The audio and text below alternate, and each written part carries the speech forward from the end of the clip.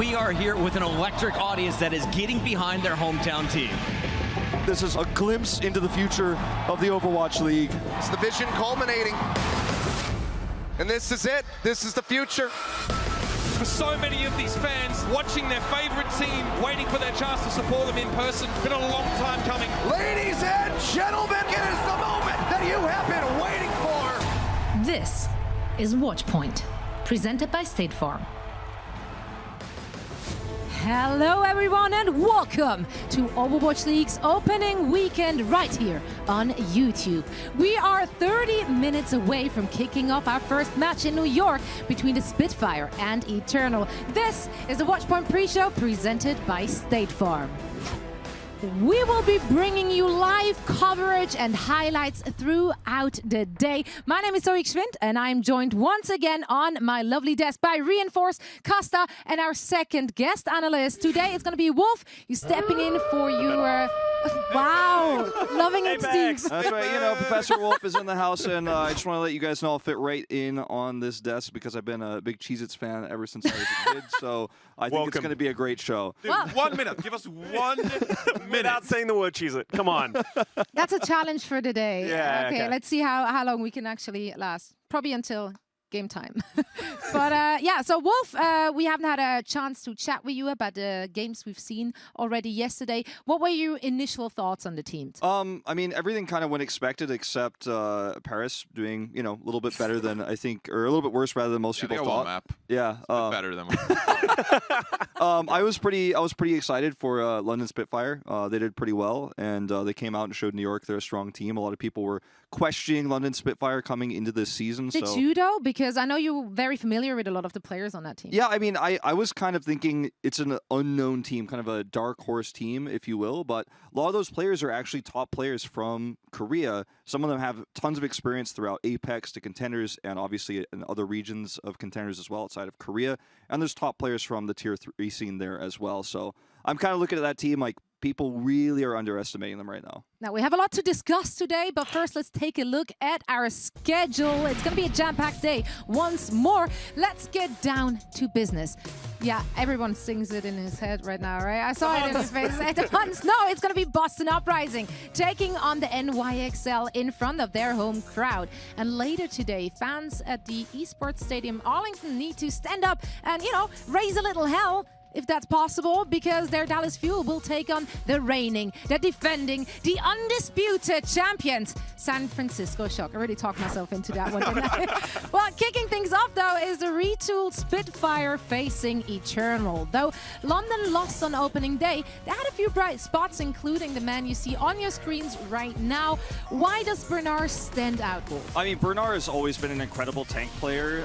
You know, people don't know this, but he's actually been playing since 2016. He played back on the team BK Stars. You guys might be familiar with the term Big Bang, where you have a Zarya grab and then you have a pulse bomb toss into it. That term was coined by basically Monty Adoa through a lot of plays he had with Bunny back in the day on BK Stars. He's been a great flex tank player in terms of his Zarya play. Now he's playing a lot of Diva. He's extremely experienced. I think a lot of people are looking at Bernard as, who is this rookie? I've never heard of this guy, but he's been around since the beginning, and I think people really need to respect that history, respect that experience that he brings to this roster, because he's one of the most experienced and oldest players that London has now. And it deserves to be mentioned that he probably should be on Philadelphia Fusion, but instead they picked up Fury. So it's like everyone rates Bernard pretty highly, but you're not quite Fury level yet. Yeah, so no, there's only one Fury. Yeah, but he deserved to be on one of those top teams for sure. So we rate Bernard very highly. Yeah, and for me, though, coming into this matchup, we have, you know, Paris playing against London. They both lost yesterday, but I want to see what both these teams bring. You know, I would say roughly they're around the same level. Probably London has a bit of the edge after how they played against NYXL. But the matchup I'm looking for is Glister versus XZ. Both of those players, hit scan specialists, they played incredibly well and probably the shining lights of these rosters. So I want to see these guys go up against each other. And you can see the stats on the screen. XZ has the edge. He definitely popped off yesterday, but I'm looking to see how Glister can do against I would say a weaker opponent. And that's despite XZ playing a lot of Widowmaker, because naturally it's harder to put in more damage when you're playing the Widowmaker. It's more about final blows, as we see him having a huge advantage, 11.7 to Glister's 7.8. So very impressed with XC so far. He was the shining bright light on Paris Eternal so far, and they don't even have Hanbin or Sparkle available yet. Which is so terrifying. This is terrifying. This team could very well pop off in the future. Now, another game we're going to see today is going to be Boston versus New York. I have been told that this is an exciting rivalry amongst these lands. I wouldn't know as a European. Apparently in sports ball, that's a thing. And especially team sports, love him. But yeah, it's going to be a especially big thing in front of the home crowd. The GM Huck has revamped this roster once again. Big surprise, taking a page out of, looks like the Patriots playbook. Uprising having a lot of new faces coming in, including Prodigy, Myeonbong. So reinforced, or rather actually, Wolf, I know you had a lot to say about this young flex support player. Do you think he can roll with the best in the league? I mean, he is definitely the biggest and best prospect Boston has. I mean, Boston likes to do this thing where they take a bunch of contenders players that aren't known and oftentimes aren't really that good, realistically speaking, or diamonds in the rough, I believe is what we're calling them. Yeah. they haven't quite reached their potential, but I think Myeonbong is really the big prospect for Boston this season. He was an incredible flex support player, and his real skill back in the O2 days, back in contenders last year, was his ability to play versus Sombra. So I think that if Boston comes up against Sombra play, his Zenyatta was quite good against that, his Ana was quite good against that. So I'm looking forward to seeing how he does on Boston. I think he's definitely the biggest pickup that they have. We're going with another Boston special of they pick up a bunch of like random players and we see how they do.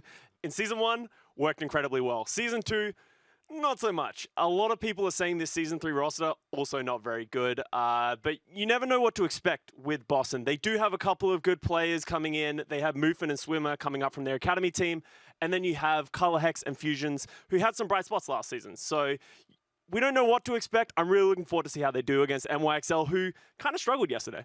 So reinforce your thoughts on Hotbar. We saw him play for the first time with a new team as well yesterday. Yeah, I'm so excited for this pickup because it really showed that New York Excelsior, they have a really versatile style now. Before, they used to be a bit more passive and methodical, but now with Hotbar in the mix, they can be a bit more aggressive and they can show different styles. So really impressed by what I saw from Hotbar yesterday. You see the stats yourselves in the lower third. So I think this is a huge pickup for New York Excelsior, especially going into the future and the playoffs. I think that he's going to be a large part of why New York Excelsior have a chance at the championship this year, because he adds so much to this team that they didn't have last year when they were playing with Mecco. I think it's also important to note that a lot of people are looking at Hoppa just because of his self-destruct kills, because that's usually what people tend to go to with D.Va, right?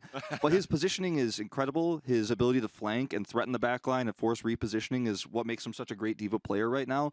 He's got a really long storied history like Bernard as well. He's been playing since the beginning, but I really like how much pressure he puts into the backline. It's not just about those big bombs, it's about making space for the rest of his team. Yeah, now you can definitely see the experience there. It's like kind of watching Choyobin, just that game sense, just knowing where to go next and what's best for your team at that moment. Is it going aggressive or defensive? Hotbar got it down, and that's just the first 2 matches today.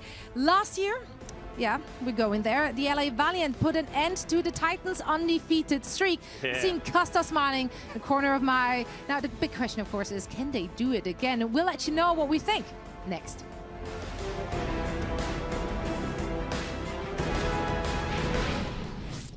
The time has finally come. We're back, Overwatch fans, and we are live from Dallas, Texas. We are live in New York City. Come on, this is carnage! It's not stopping! It's not stopping! Now we have a game. Ooh, get rocked. Maybe the Madman can do it. Oh, what is this?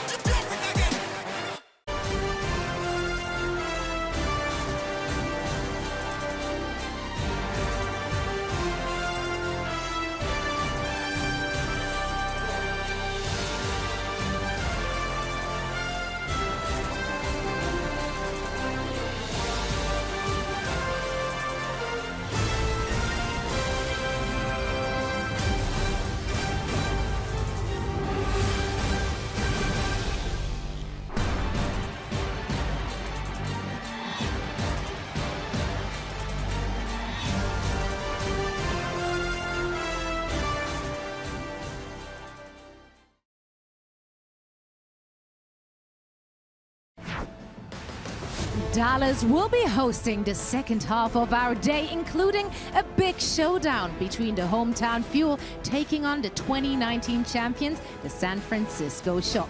So there is a big grudge match going down today as well, as Vancouver has been looking unstoppable in Season 2 until they met an LA Valiant squad. Yeah, that came as a big surprise. They put an end to their undefeated streak. Now, the Titans have a chance for, let's call it revenge today.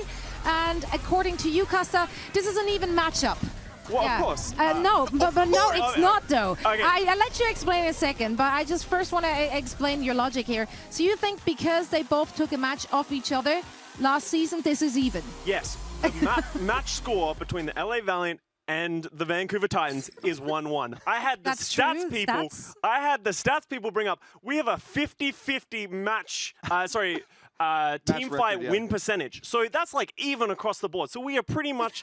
I'm just talking as last year. The same team. We should have been in the grand finals.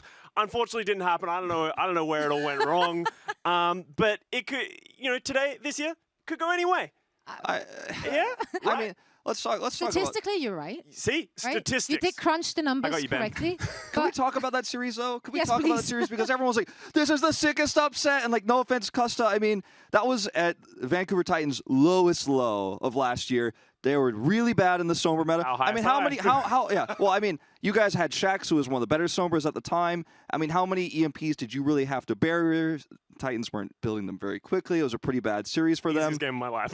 Kareem carried you a little bit. But, like, let's be real. That wasn't really a huge upset back then, Sorry, was it? low blow.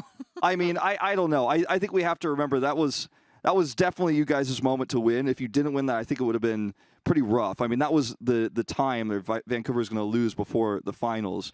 But how did you guys get it done? Like, what was your actual strategy? Honestly, it was Vancouver just didn't have a solution to our problem. We knew exactly what Vancouver was going to do. We came in, we're just going to play Sombra the whole time and hope it works. And that's what happened. So I think, you can sort of tilt off the Vancouver Titans if you really just come in with something different. But, this is a different season, different team. They're playing against the Dallas Fuel. I don't know if they can line this up. I mean, the hype was definitely real for Valiant fans that very day, at least. And the hype will also be real if we're looking at the next match coming up after that one, which is going to be Shock. They are set to defend their crown against the hosting Dallas Fuel. Now, talking about that team, Sinatra, Super, Joy, Moth, the whole squad, they got stats for days. Their CVs are literally writing themselves as we speak. They were last year's champion and the first ever to get a golden stage, which is a huge deal for all of us, really, to witness this. Now, they were also first in teamfight win rates, as you can see, with 59.5%. Wolf, do you feel like they're destined for the finals? I mean, based on what we know right now, I think the answer is yes, right? I mean, look, it's early in the season. They're about to play their first match. It's probably going to be a stomp win over the Fuel. I mean, let's be real. It's probably going to be a 3-0. It's not going to be close. We saw Fuel yesterday. But look, let's not get too excited about them yet. But based on everything we know, and their roster stayed almost exactly the same. The flexibility they have when we go into hero rotations later in the season. They have so many players that could play the entirety of their roles, be it support, be it damage. So I think this is the team to beat right now. I mean, London Spitfire had a rocky start last season, and they had that hangover season, as you call it, where they were champions, but then really struggled. I don't think that's going to happen to Shock. I don't think that's going to happen either, because this team is just so stacked, and keep in mind they have the best coach in the game, Krusty. So this is a squad that I think everyone predicted to win yet again this year, because they're just that good, and it's natural. One of the leading pillars of this team is Sinatra. He was the league MVP last year. And actually, we were predicting who the next league MVP is going to be for this year. And I don't think anyone actually picked Sinatra again to do a repeat. But I know at least two people here picked Choi. I was Choi, one yeah. of them. That's very much possible for Sinatra to do it again. He's that good. And keep in mind, I don't even really think he was unleashed last year, because he was playing a lot of Zarya in GOATs, but his real main hero is Tracer. And if he gets to show that off this year, with hero pools and a meta changing up, I think very well that Sinatra could actually repeat and become the first ever two-time league MVP. I agree. I think a lot of people didn't choose Sinatra because it kind of feels like a cop-out, right? You kind of want to do something else, like let's freshen it up a little bit. But the thing that impresses me the most about the Shock is just they don't really have a weakness. You look at their roster and it's insane. And then you look at their bench and it's insane. So it's really hard to prepare against this team and see where they're going to falter. So I would say it's not really as much, is the Shock going to get beaten or play worse? It's, can someone catch up to them?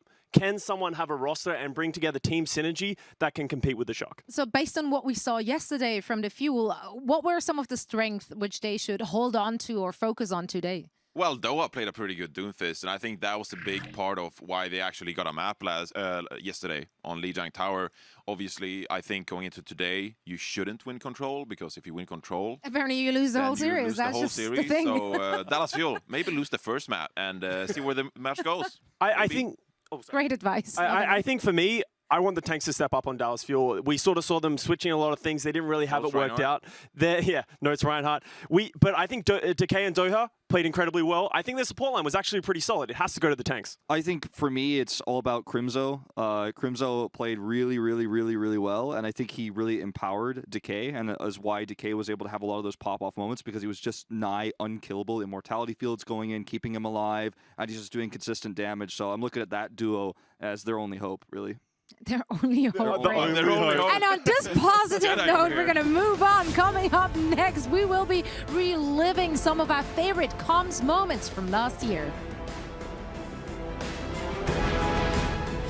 The time has finally come. We're back, Overwatch fans, and we are live from Dallas, Texas. We are live in New York City. Come on, this is carnage!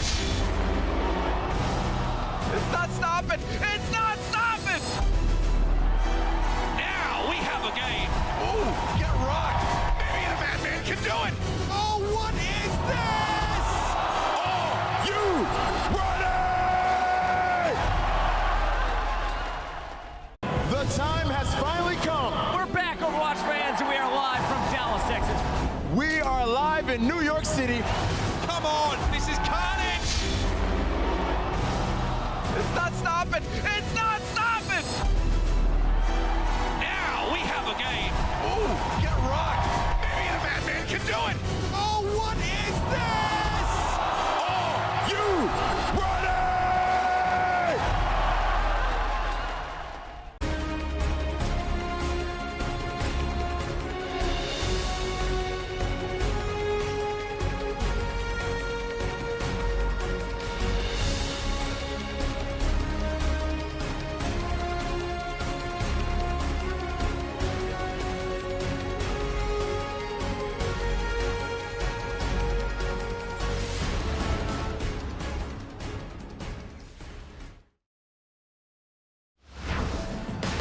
Some of our favorite moments last year occurred when our players hit the stage and put on their headsets. So here's Comms Check's greatest hits from 2019.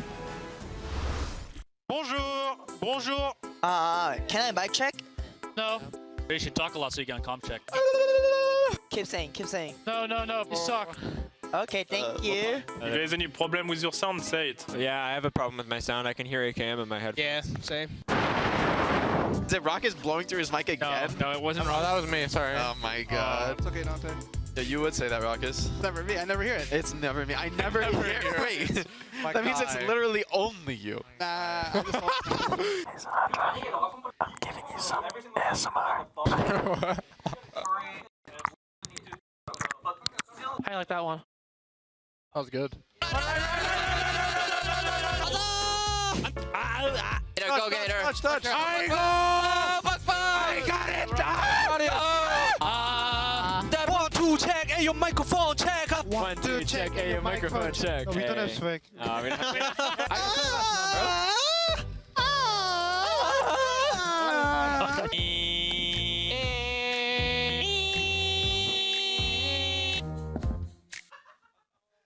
Finally. Got to have hairs. I like this hair. You like the chair? Yeah, but you're a really trash player. Yeah. You say that to me? Wow. Did you see that? I hope that was He like princess hand gestured to you.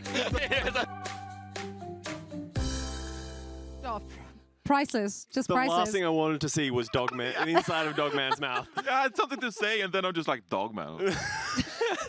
Okay, well, do you guys have any favorites? Not just in that video. I know we had a lot more than just the highlights. Ayo, check. It's a microphone That's iconic. check. Microphone Yeah, that's check. Honestly, we need a remix of that. There are a few out there. let's I go. gotta Are there, Let's go, are there a few yeah. good ones? There are a few out there. All I don't right, know how hit to me find up on them, but- Twitter. I do need to listen in on more on that. I also like the talent check, the talent com checks they did. I'm a bit biased, but A little bit, but no, I thought it was really interesting to hear what the casters talk about when they're not on screen, since we don't hear them down on the desk either, right? They're not recording us when we're not live. We don't know. That's the beauty of ComCheck. We have no idea if this is going to happen again. I mean, we don't hope so, but we do hope so. I don't know. really Not sure. everything Costa does on the desk when we're not live is just talk about LA Valiant and how good a player he was. Which is Yeah, also very all he boring, does very when he's boring. live, right? Very boring. All right, yeah, very versatile here. I love it. It's only one team Now, in the league. yeah, where was I going? Right, predictions. That is what's coming up next. We're just a few moments away from day 2 of opening weekend. And yeah, we got our predictions coming up right after this.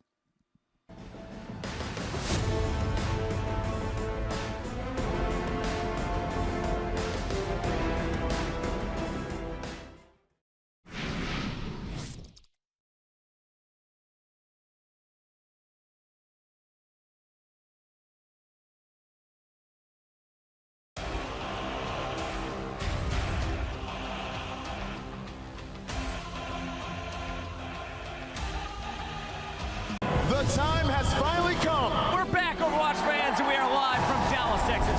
We are live in New York City. Come on, this is carnage! It's not stopping. It's not stopping. Now we have a game. Ooh, get rocked. Maybe the Madman can do it. Oh, what is this? Are you ready?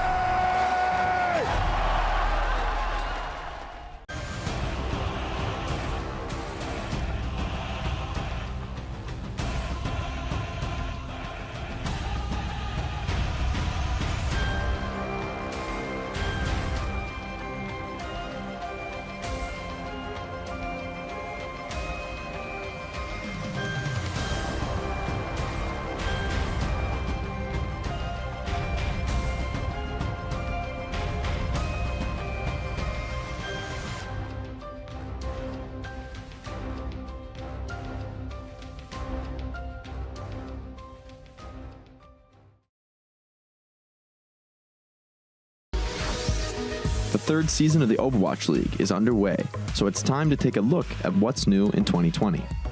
First off, the season is no longer divided into 4 stages, which means no more stage playoffs.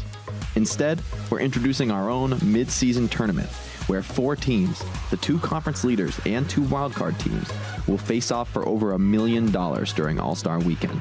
Additionally, to build up new and existing regional rivalries, the Atlantic and Pacific conferences are now broken down into 4 divisions: East and West in the Pacific, and North and South in the Atlantic. We've also moved to a first-to-3 map format, meaning once a team wins 3 maps, the match is over. To make sure all 20 teams get a fair share of map variety, we'll be rotating the map type order throughout the year as well. But the biggest change in 2020? We're hitting the road. We'll be traveling to teams' home cities throughout the entire season, bringing the Overwatch League right to your own backyard. So get ready, Overwatch League fans, because this season, we're coming home.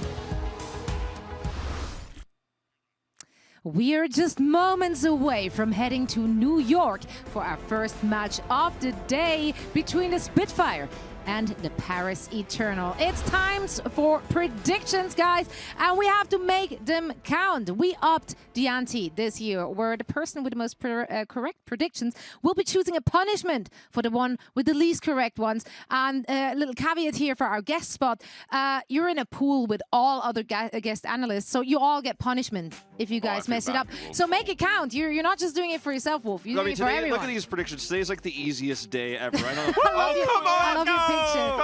Custa's taken one step towards getting the punishment. He's making it Costa, is this easier. going to be your shtick now? Sometimes Just you got to always predict Valiant? with your heart and not with your head, okay? So I believe... How often has that worked out for you? Well, I'm 3-1. You're 2-2. You're 2-2. You're 4-0, but no one cares about you, Johnny. Yeah. Wow. Hey, I'm 3-1. Hey, I'm 3-1 yesterday. I'm 4-0, baby. personally. Yeah. Personally, I'm 3-1 4-0. yesterday.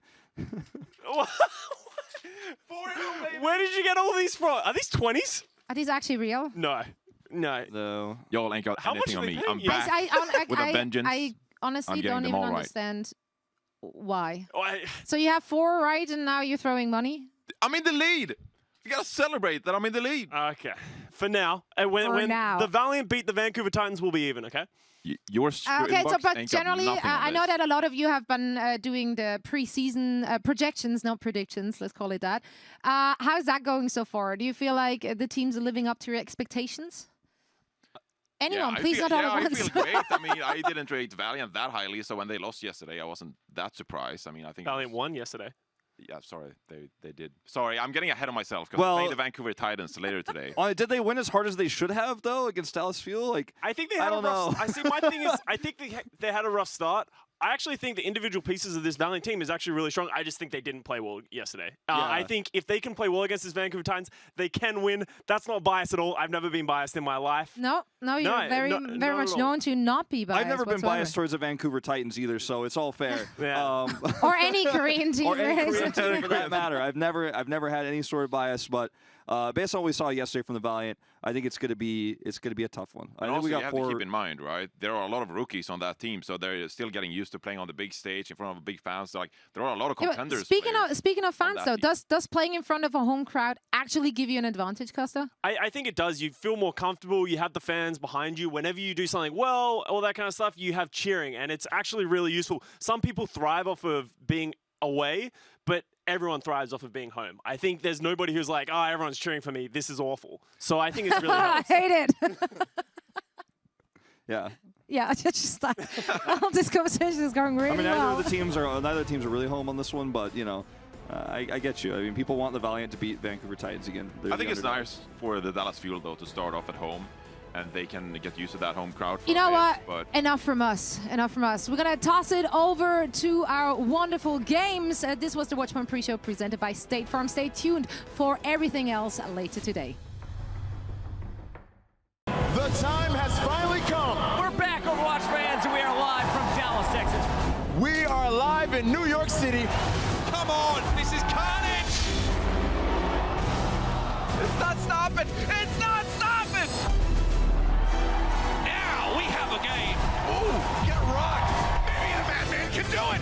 Oh, what is this? Are you ready?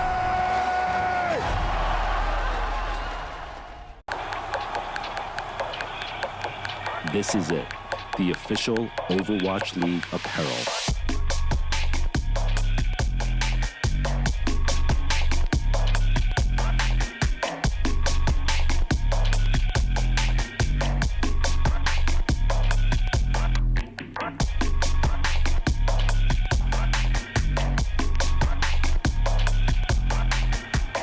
Designed by Staple, engineered for gamers. Turn up the bass.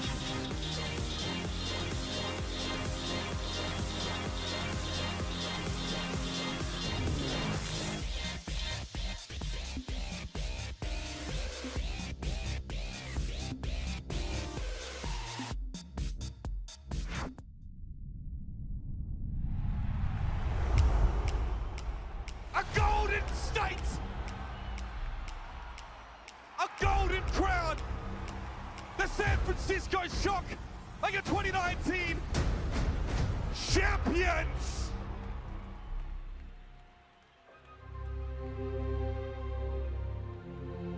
There are moments that shape us. Moments of triumph. Moments of defeat. Moments that move us. And moments that change us. But this moment defines us. What a rocket! Who's gonna stop Architect now? That's a huge shatter! This is carnage! Urster just aced it! Shax just absolutely destroys the entire team! The Shock now have one more chance. Should we go, but this must be big! San Francisco, this is huge! Unbelievable! Seoul Dynasty say thank you very much! We're going to the semis! The Vancouver Titans secure the championship in the Pacific Division. NYXL, they don't play by the rules! Millions of fans, thousands of miles traveled, hundreds of incredible moments from across the globe. 20 teams, 6 countries, the best players in the world. All with one goal. This moment, this is our moment. Welcome home. Welcome back, everybody. Day number 2 of the New York homestand. My name is Jaws, of course, joined by Hex. We got 2 cracking games coming up today.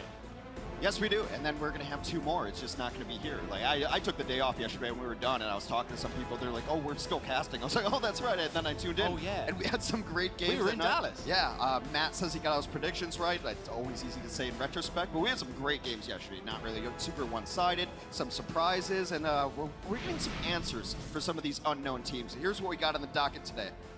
Spitfire versus Eternal. The first match up today. One of the EU home teams will end up claiming a win.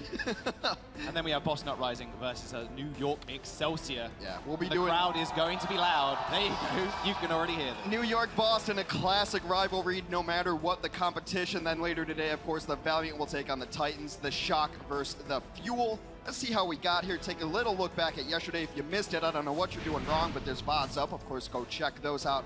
This is what happened yesterday. Toronto versus Eternal was a banger. Spitfire took an early map against NYXL. The Gladiators and Titans, another good one. And the Valiant cashed in their scrim bucks and took down the Fuel. That was a crazy day, man. Yeah. New York XL versus London 2. London came in as a complete rookie squad, basically, apart from Krillin, of course, the only returning member for London. Yeah.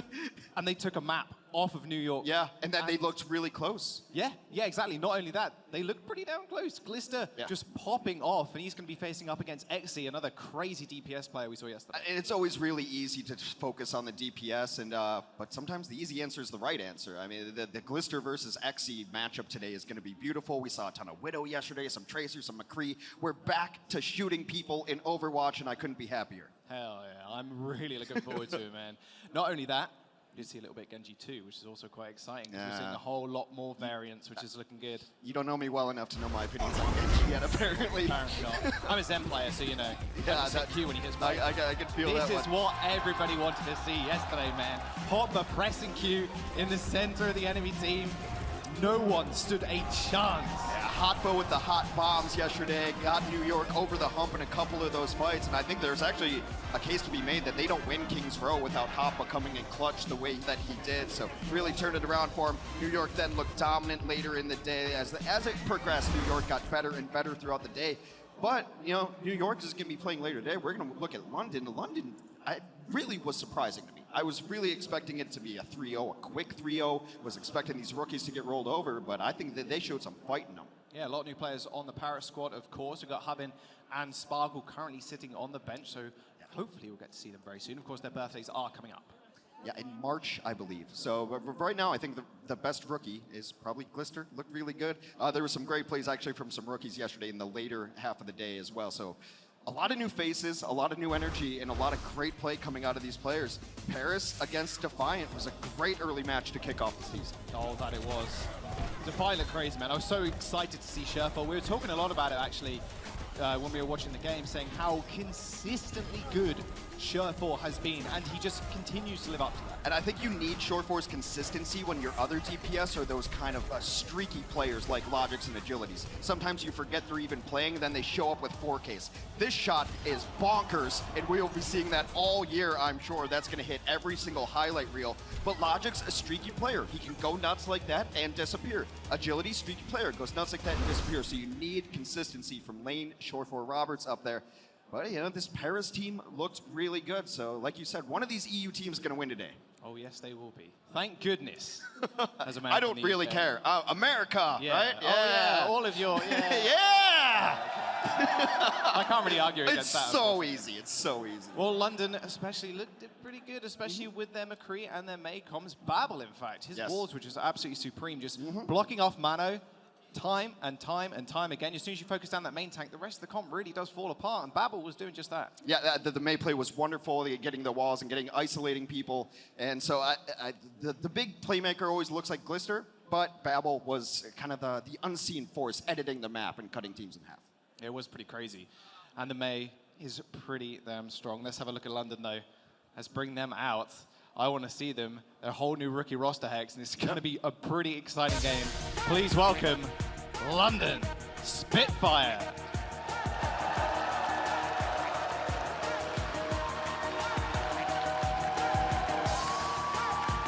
Starting 6 make their way. Of course, this is a 12-man roster, so very likely to see substitutions throughout the day. One sub yesterday as Krillin did come in for this team, but it seems like this is the starting 6 that they want to go with. It's the same starters as we had yesterday. J-Mac got a little overwhelmed when he was going against Mono. That's not really his fault, but I think he'll get a little more focus today with the healing end of things. But yeah, I think it is all about the damage used with the squad, Glister and Babel. Oh, well, 100%. Glister on your screens, of course. He's going to be facing up against XE on Paris Eternal. And we said a little bit yesterday how, you know, they're probably going to get booed as the New York crowd were in there cheering on for their home team. But Glister came out with a little cheeky smile on his face, man. It didn't seem to bother him. So there's one of two things that happen if you've never been on this stage before. It's either going to get to you nerves-wise, or you just realize, like, it doesn't matter. It don't care. So you can play super loose. You're the underdog coming in against New York. You're a rookie. No one expects you to win. You can just kind of let it fly. And that seemed to be the approach London took. No nerves there. And I think that it was a very surprising result. If you're a London fan, you're actually happy with that loss against New York. Oh yeah, I mean, you're coming in facing one of the strongest teams in the history of the Overwatch League. You're happy taking them out number 1. But hey, who are they facing up against? The Paris Eternal. Let's bring him on stage.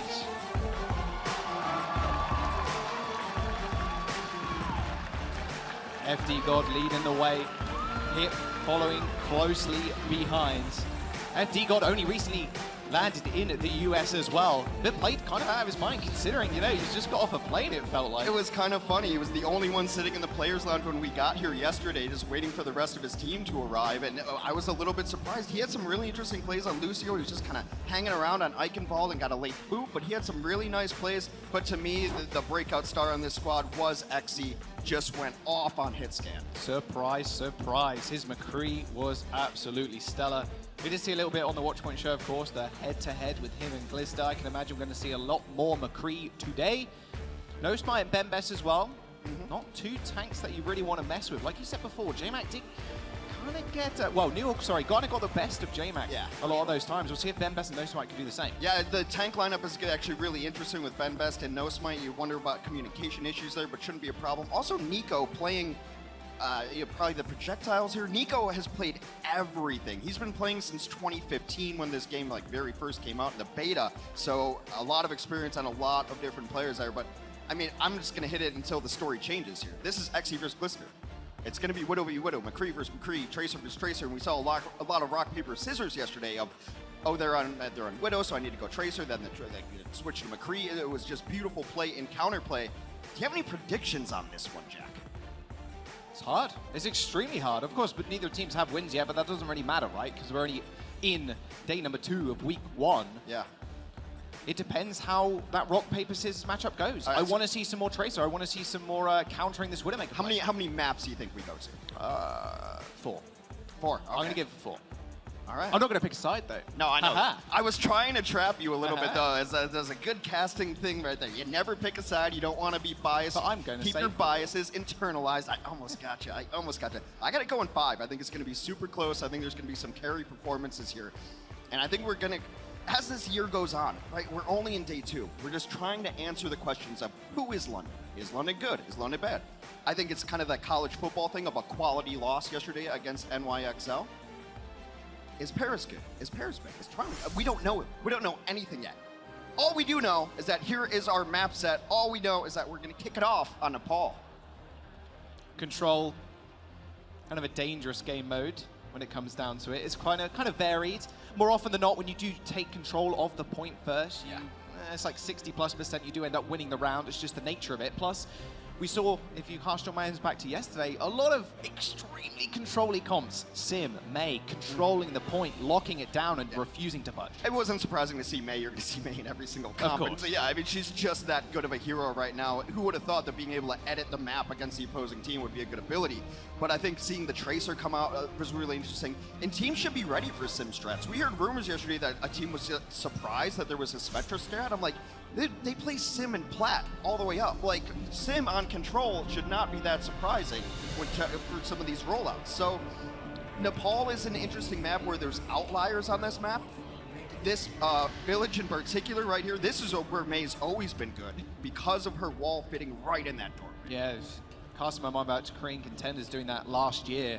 That's all the teams used to play, and especially with the Goats being meta as well, that was what was played. It was Mei Goats on this map because each one of those doorways that leads onto the point is a perfect size for a Mei. I believe in season 1 or 2 it was Shore4 on the Gladiators, who was the one who came out rocking the Mei early on, but she's always been good on this map. Looks like both teams are going to start with a Sim. Sometimes it's just to get you in.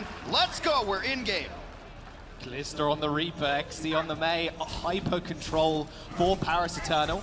Lone Spitfire have got the high ground to start off with, but Orisa and D.Va, 2 different tank combos for each team as well. D.Va's definitely going to want to look to snipe people in the backline, help with Mei isolation. Speaking of isolation, that's not very good whatsoever. Instant nade onto Ben Best, but he's going to be okay as JMac ends up going down. This doing a whole bunch of damage to the front line, but XC setting up those turrets, just beaming Glister. That's 2 lives already down for London Spitfire, and the point should be capped here by a turn. Super patient play there from Paris. They just waited for their moment to come in. And once you get control of this point and the composition that they're running, London has to figure out a way to just crack it in. You want to use things that can maybe bait out the Mei wall. Perhaps that's why they're running the D.Va. D.Va goes in, and then you put the wall up, and she can boost out, especially with these 3-second boosters, because the wall is what this is all about. You will not see Paris leave this point until they are forced off of it, or the game pauses. Unfortunate. Unlucky, some would say. Every European I know says unlucky about everything in their entire life. It's actually pronounced unlucky. Yes, I've heard. Yeah. I believe 2 O's in there. Somehow. Every Hearthstone gamer, every Overwatch gamer, everything that happens to a European player is unlucky. Unlucky. Well, that's just what it is. You go into rank, you press the play button, sometimes you just get an unlucky game. And I mean, it's not just unlucky for the players that were paused, it's a bit unlucky for us. I was just getting my rhythm, the crowd was just getting into it, like, come on, man. Yeah, it's the momentum thing as well, right? Because at the end of the day, yeah, you lost the point, but it's now resetting, like, okay, back into game. But silver lining, at least it wasn't in the middle of a fight. It was just about the setup right there. What I was saying, though, is that because of the positioning and the composition that Paris has right now, it's very unlikely that they will ever try to remove themselves from the point because they just have control. That point is one of the smaller points of capture in the entire game. Yeah, we can see, you can't, but a couple of ult charges. Yeah. XC does have wall, almost. So that Photon Barrier is going to come out and split the entire map. And hey, like you said before, what's really good at kind of disrupting a tank line? Oh, editing geometry. That basically does just that. You can't shoot through it, and you can shield dance to no end. Right. Not a whole lot to work with ultimate-wise on the other side of the town. I'm just looking at the top down right now, and I'm a little surprised of where Paris is in position right now, because they're just making me look bad, because they're off the point. And I don't understand why you'd be off the point. Maybe they want to take the fight to them.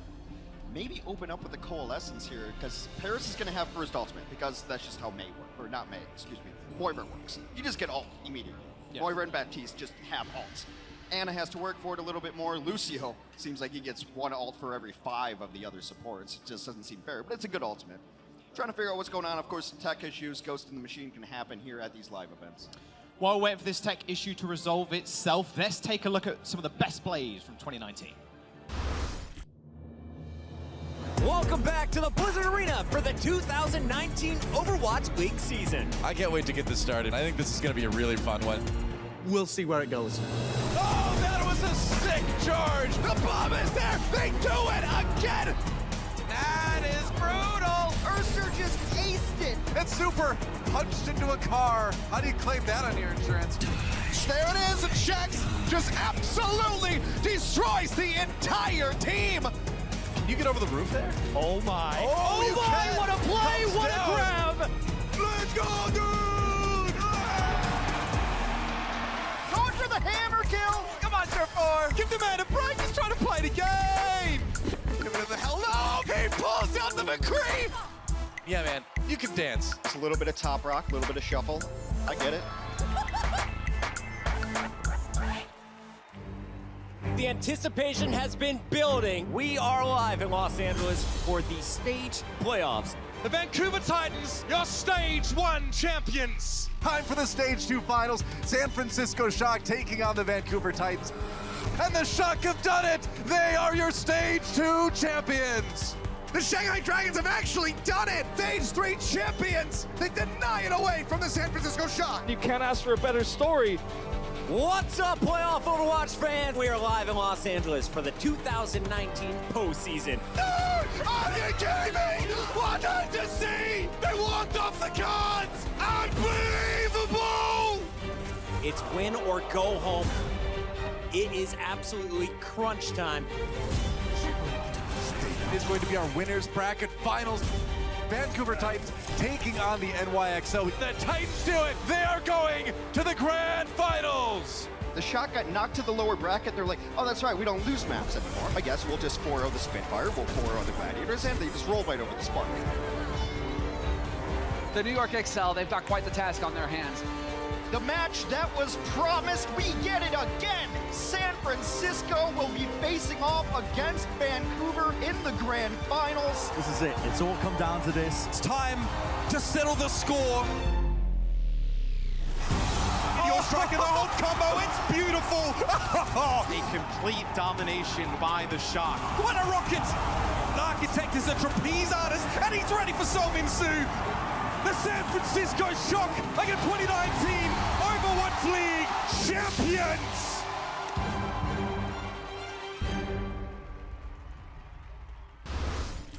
Well, ironically enough, it is Babel having audio issues. We've got our top team on it, but we're still working on it, so we're going to take a short break. We will rejoin when we're ready.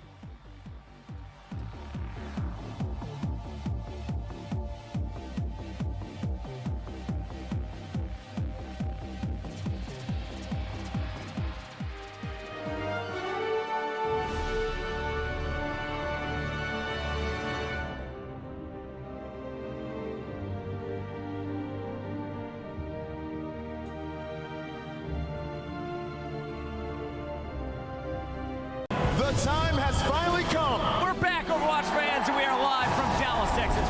We are live in New York City. Come on, this is carnage. It's not stopping. It's not stopping. Now we have a game. Ooh, get rocked. Maybe the Batman can do it. Oh, what is this? Are you ready?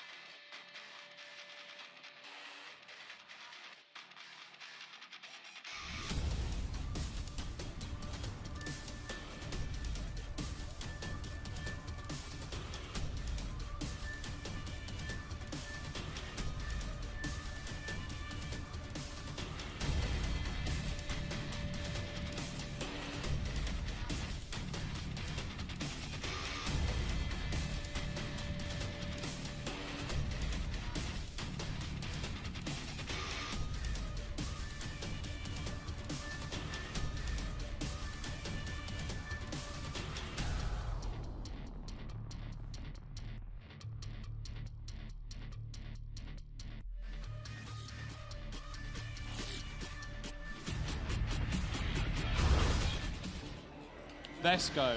Unpause.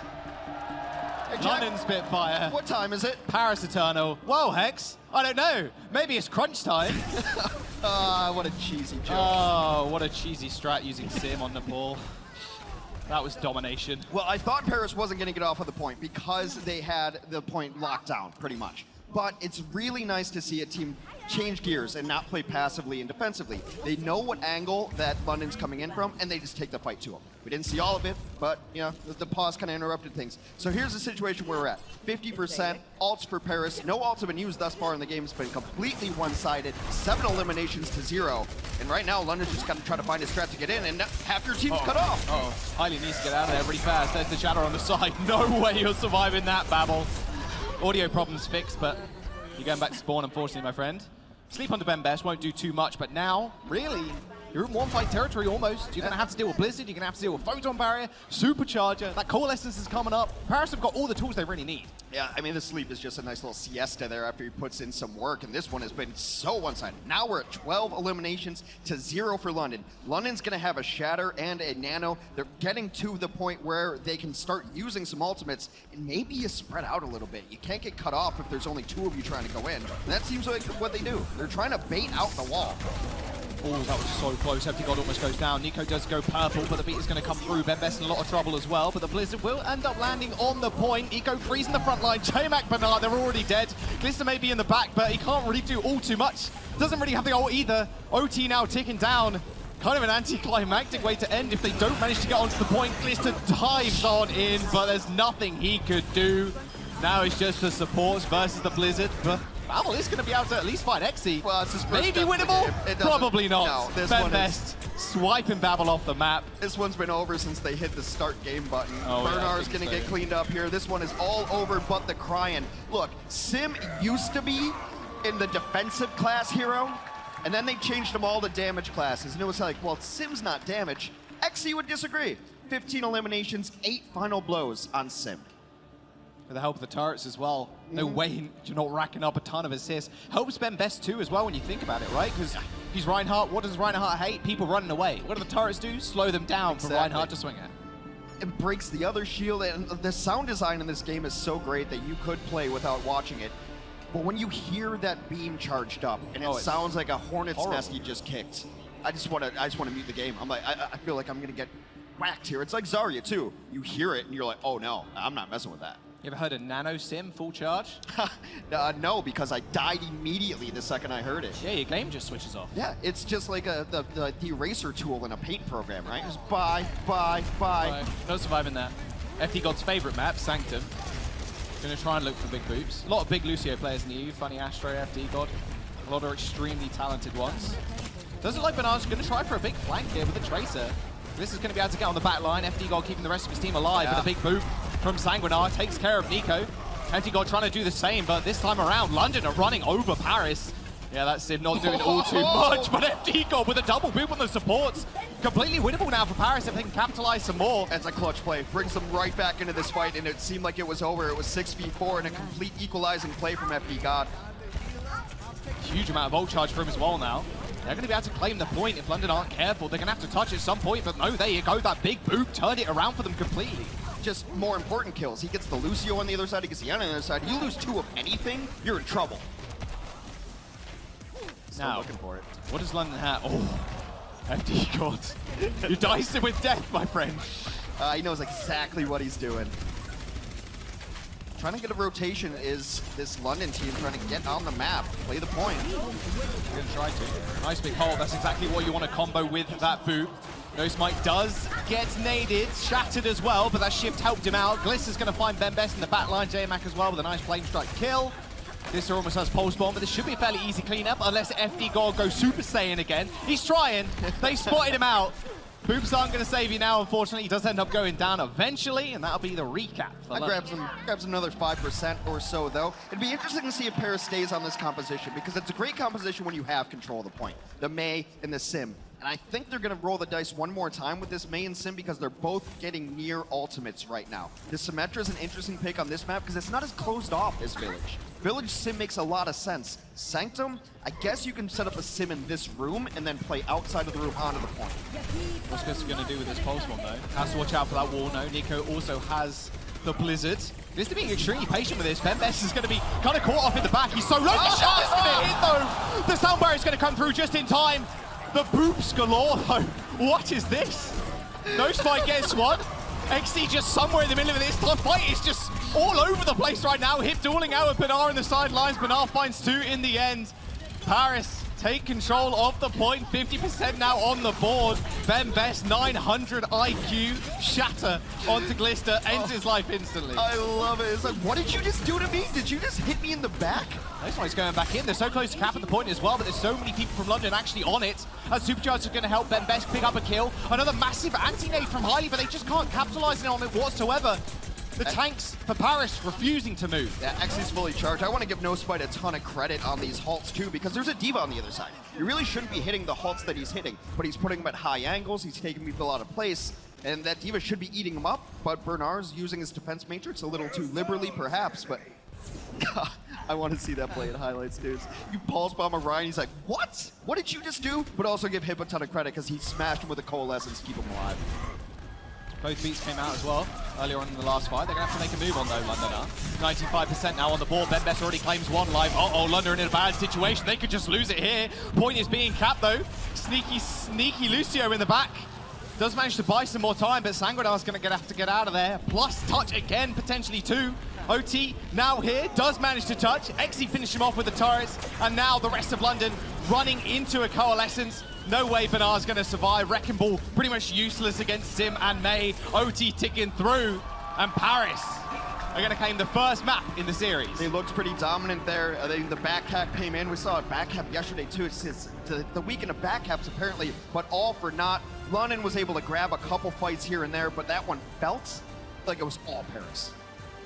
So that control, we spoke about it before. The hyper control of the point. Wrecking Ball, you can't do anything. Tracer is extremely hard to play around those turrets and the Mei. It's a tough comp to run into. Yeah, look, control is not the end-all be-all. Can be a little bit of an outlier of a map. We'll see how this set goes when we return after this break. Coca-Cola is the official refreshment of the Overwatch League.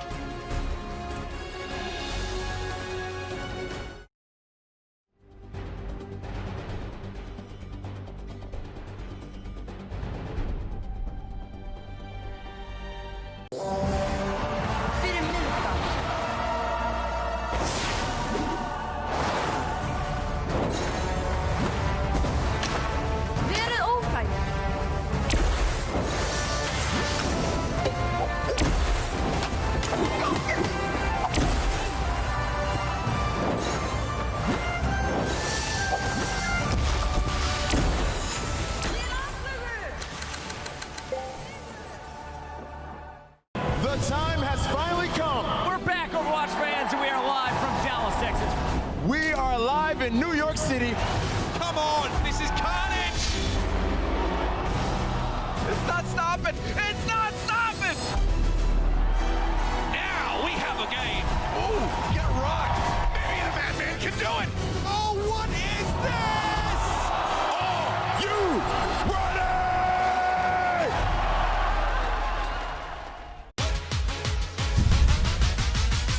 Turn up the bass.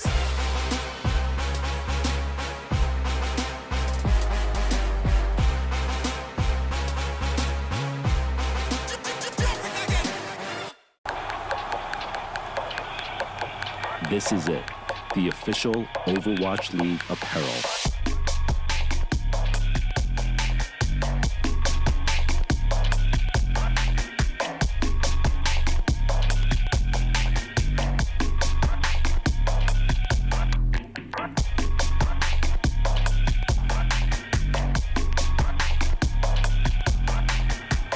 Designed by Staple, engineered for gamers.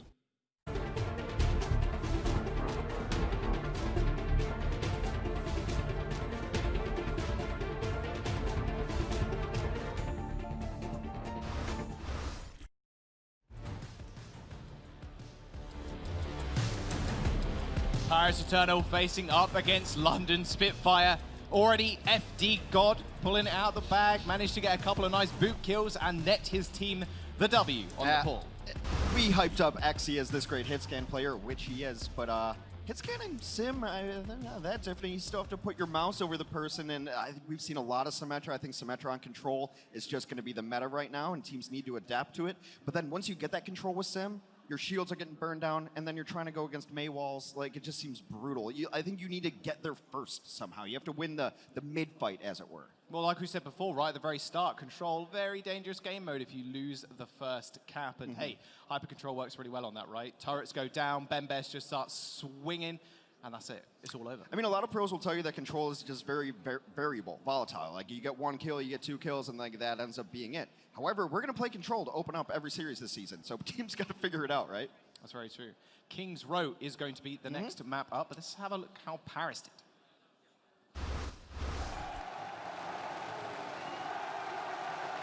Paris coming into the league.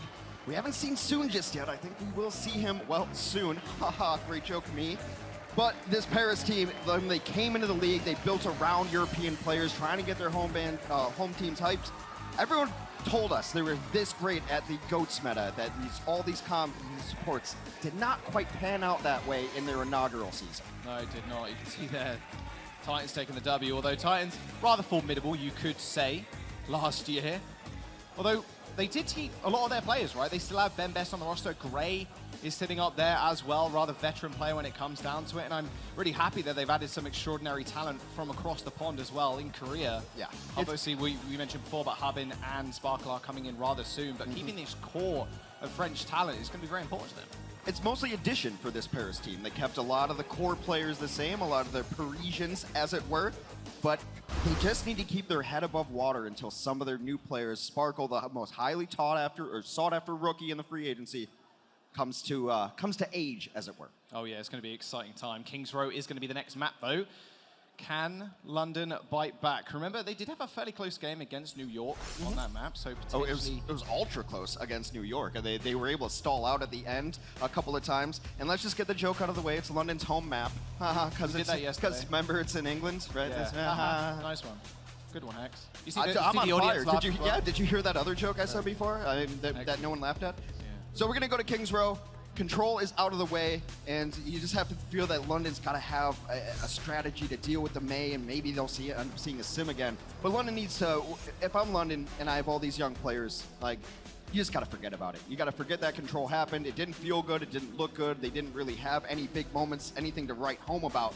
So you just forget about it. And that's a really good thing about young players, is that they're able to just have a short memory. Short memory? Is that what you... What? Is that what you think about younger people? Just short memory. No, I mean, it's like you just forget the bad things that happen and you move on, right? Yeah. Like, even in football, like if a bad play happens, you're like, that guy just forgets about it and moves on. Yeah. There's nothing you can do about it. So having a short memory is a good thing. That wasn't an insult. It's all right, mate. I have the shortest memory in the world. It's almost like a goldfish. It's kind of embarrassing sometimes, to be honest with you. But there it is. London on defense first. Paris Eternal on offense. It's like the same thing for London. They're going to run Glister on the Reaper. Now, with this map specifically, I mean, you're going to obviously get a lot of ult charges Moira, but the best thing about Moira on this map, the attack literally have to push into you. There's not really many places you can hide, and you have to almost disengage when that coal comes out first. The statue can be rather worthwhile hiding behind, but Heidi's going to make sure they chase around that, and with the help of the Lucio as well. And Sanguinar in general has just been such a beast on Lucio. You don't really give Lucio too much credit normally, because sometimes it's hard to see what Lucio actually does if you're looking at a tank POV like this, but the peel from this dude is kind of insane. You only see the environmental kills, really, otherwise it's kind of hard to catch. Using Sigma strat, they're just getting aggressive here. Yeah, there they are. Xe is going to be on the crease, and they're looking for that flashbang onto the, even to the Mei to stop the Ice Block going out, or onto the Rhine Shield to take a couple of headshots into him. Best going fairly low, but they do make themselves known on point. There's the coalescence like I was talking about. Very few places to hide, but great wall coming through from Paris, and they do manage to take out Babel as well. First blood to Paris, and now all they need to do is slowly make themselves known on the point, and make sure Nosma actually gets kept alive. That nano would definitely help. He's got himself a shatter. There's another kill. This should be as easy as that. Yeah, you can even hold the shatter now. You got to give the supports a ton of credit during that fight. We saw Bembest fall nearly on the brink of death, gets pumped in by Hip right there. Again, you see No Smite about to go down, getting throws and gets pumped full of health right there. They take that without having to use almost any ultimates. They end up using the nano boost, which is because he was healing those tanks and feeding those tanks. And Anna gets the nano boost already at 25% again. Paris is making it look easy. Oh yeah, they are. He's got Deadeye. A little bit of cover though on second point. Run into the bookshop, run into any of the streets, they should be fine. But a nice, well set up one with the Lucio might be what they need. Deadeye has been changed to try to be a little more effective, but often it is still this zoning Deadeye. There it is. He's going to get blocked up by the wall, but he does manage to find his way around it. The shadow's going to come down. Exy goes down on the floor, but that beat's going to save him for the time being. And J-Mac gets instantly frozen up. Nothing he could do, and No Smite swinging through everybody picks himself up a triple kill. The kill feed is showing all the tanks and all the kills that are coming through, but Paris is winning this on supports. The support from the Ana took him the first point, able to pump up the tanks. A beautifully timed beat from FD God. FD God even with the chase.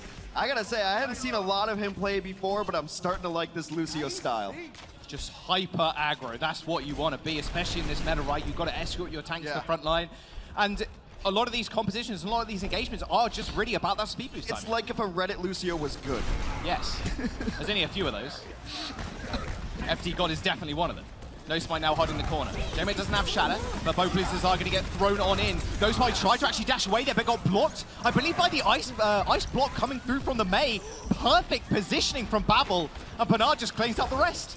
This is the fight that they needed. We talked a little bit about it yesterday, and I'm going to hit it all season on King's Row. What? If you can win this fight on defense right here, you're in a great spot. But this one's not over yet. Exy pulling back. Bernard actually stepped way too far up, and Exy, from out of nowhere, does manage to click his head a couple of times. Coalescence is going to force everybody back, though, for the time being. They should be able to stabilize now. Spawn advantage, yeah, definitely in favor of London Spitfire. There's the ult coming out from Ben Best. Doesn't really find all too much. This is sent sky high. Uses the ult. Takes out FD God. Ben Best kind of alone at this point. No speed boost to really help him out. Just gaining ult charge. However, Nano Boost is going to surge Ben Best forward. Takes out one. No Spike's going to go down. Oh my goodness. This is what you want to see. A Nano speed boost. Ryan straight into the back line. No Spike finds yet another couple of kills. That was the weirdest fight I've ever seen on King's Row second right there. I thought it was over, and I think Bernard thought it was over too. Stepped a little too far forward. It gave Paris a glimpse of hope. London had to start throwing ultimates in, but then Paris comes back swinging. No Smite, I have questions about his Orisa, but his Rhine looks on point. Oh, Nico in a very, very odd situation. The trap between two walls. Deadeye's coming through again. Actually does get pulled forward and instantly kills Bernard. Shields are not highly sought after now by the Paris Eternal. They can just hold W. They don't mind whatsoever. Exy once again showing his prowess on the Kree. Paris making this look easy right now. They got 4 minutes in the time bank. Or just under that, of course, but London, they got what? A Shadow, they got a couple of ults coming out, but everybody's gonna have to stagger themselves on the point at this, in this situation. The tanks are leading Paris in final blows as well. No they can't get out. Yeah, I don't think they can touch. That's it. The perfect walls from Paris, stopping everybody in spawn, and it looked like London just bundled out of one door. You want to split 50-50. Yeah. They had ults coming up, Hex, but they had to stagger themselves on the point. It seems like they just chose the wrong door. You know, you choose right. If you go to that other side, no one's there blocking you. You've got nothing to go in, but Paris makes the right defensive read, holds left side, and London's defense ends not with a bang, but with a whimper. Does Low going to jump to a quick break, guys? Do not go anywhere. We'll see what London can do on their attack.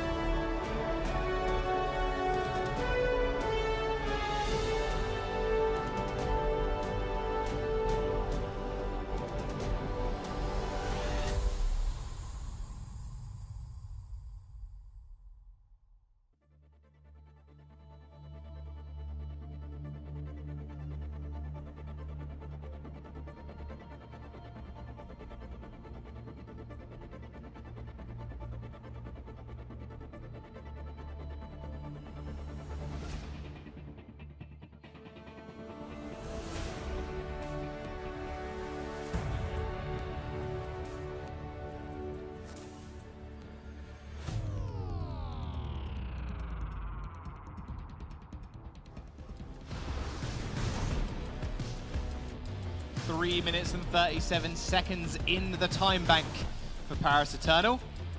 Now London get to flex their guns. That wrecking ball head, by the way. It's a lot of things at once. Unbelievable. It is cute and terrifying. It's like sleep paralysis demon in the night as he crawls up to the end of your bed. Look, it's beautifully well made, wonderful. Our crowd here is amazing, but I don't want to see that guy again. And we did not have that on camera. I like you. You can come see me, that's fine. Okay, you can bite the bullet for that one. Look, speaking of sleep paralysis, London needs to wake up right now because that was an embarrassing paper mache of defense. They got 4 kills on their defense on Kings Row. This is a long map. This is a big map. They got 4 kills. And some of that was Bernard right at the back, well, near point 2, where the blizzard was going off. Yeah. And then he kind of overstepped and XE took control.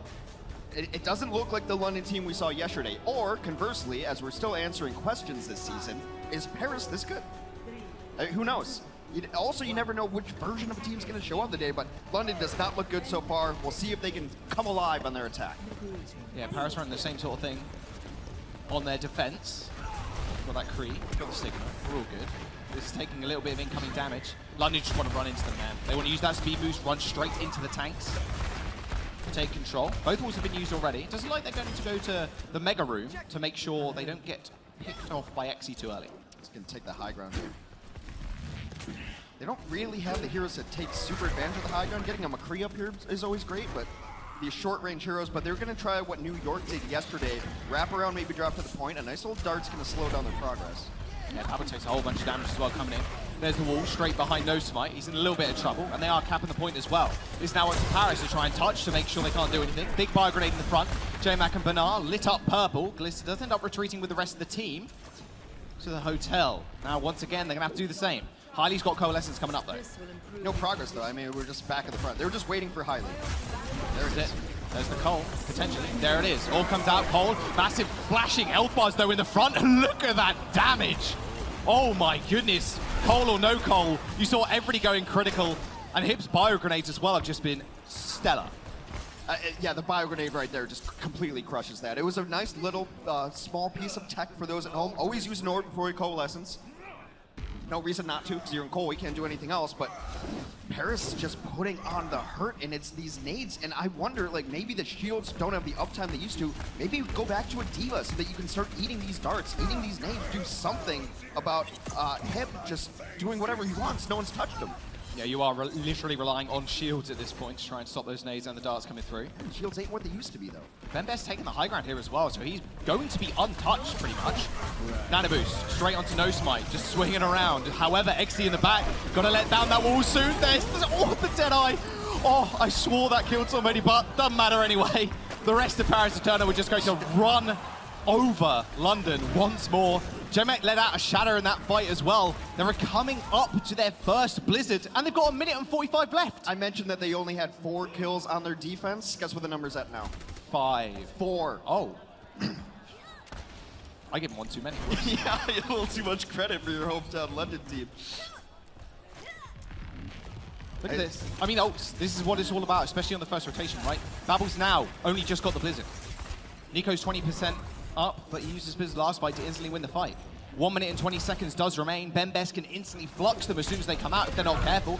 Mix it with a shatter if they so choose. Big block off. No Smite does manage to get out of the way. He is going to get frozen up, so can't quite escape the freeze.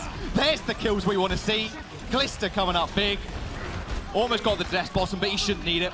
XE didn't stand a chance either. London making their mark on Kings Row. Really cool adjustment on the fly from London. They realized, look, we can't go face-to-face against these guys. We're getting rocked every single time. So they split up while they're in the hotel. They send 2 up front so that the tanks are looking that way, and then the pincer attack comes from the side. They end up hitting a really nice Blizzard. Clean it up. Hey, we're above 4. 10 total kills for London now. Let's see if they can ride this momentum. They did it. They doubled. And a little bit. Very, very aggressive start from Paris. In fact, the Shadow's going to get laid down by No Smite. Bernard's refusing to let this fight go Paris' way, using that supercharger, and Glister ascends from the heavens and uses the death bottom, gets frozen up though, and Nico with the pure outplay. I don't know, does it count as an outplay if you just get frozen in place? No, it doesn't. Oh, okay, well then. Come on, you know this. 10% away from that Blizzard though, and almost a perfect hold situation here for Paris as well. This is exactly where you want to be on the defense, though. They're right in this position. A Blizzard ready to go up, the wall right there. There's the wall, there's the Blizzard. Coalescence coming through to heal everybody up. J-Mag instantly goes down though. XC at the back. Nice little three-piece. That's what we wanted to see. Make that 4. We said it was going to be Glister versus XC, but XC is showing up tenfold. Well, XC's on a much more carry hero right now, and he's just hitting these headshots. The Blizzard comes in, that means the Ryan shield goes down. He's able to get this Deadeye in. Tries to crack the shield early on, puts in the damage on the Orisa shield. That's the one that would stay during a Blizzard. The rest of the team goes at it. He gets the Deadeye kills. A nice follow-up there, cleans up that fight. Now London in the unenviable position to push into 2 support ultimates. Good wall, though. Yeah, huge wall. If one of those pillars hit, that's exactly what he's doing. Coalescence still doing a lot of damage. You've got to be careful, though, because J-Mac has that shatter online. And Babel just getting that Blizzard too. Paris know this, though, I feel. See, they're playing back. They know he had that one tool to buy for extra time. Straight over the wall.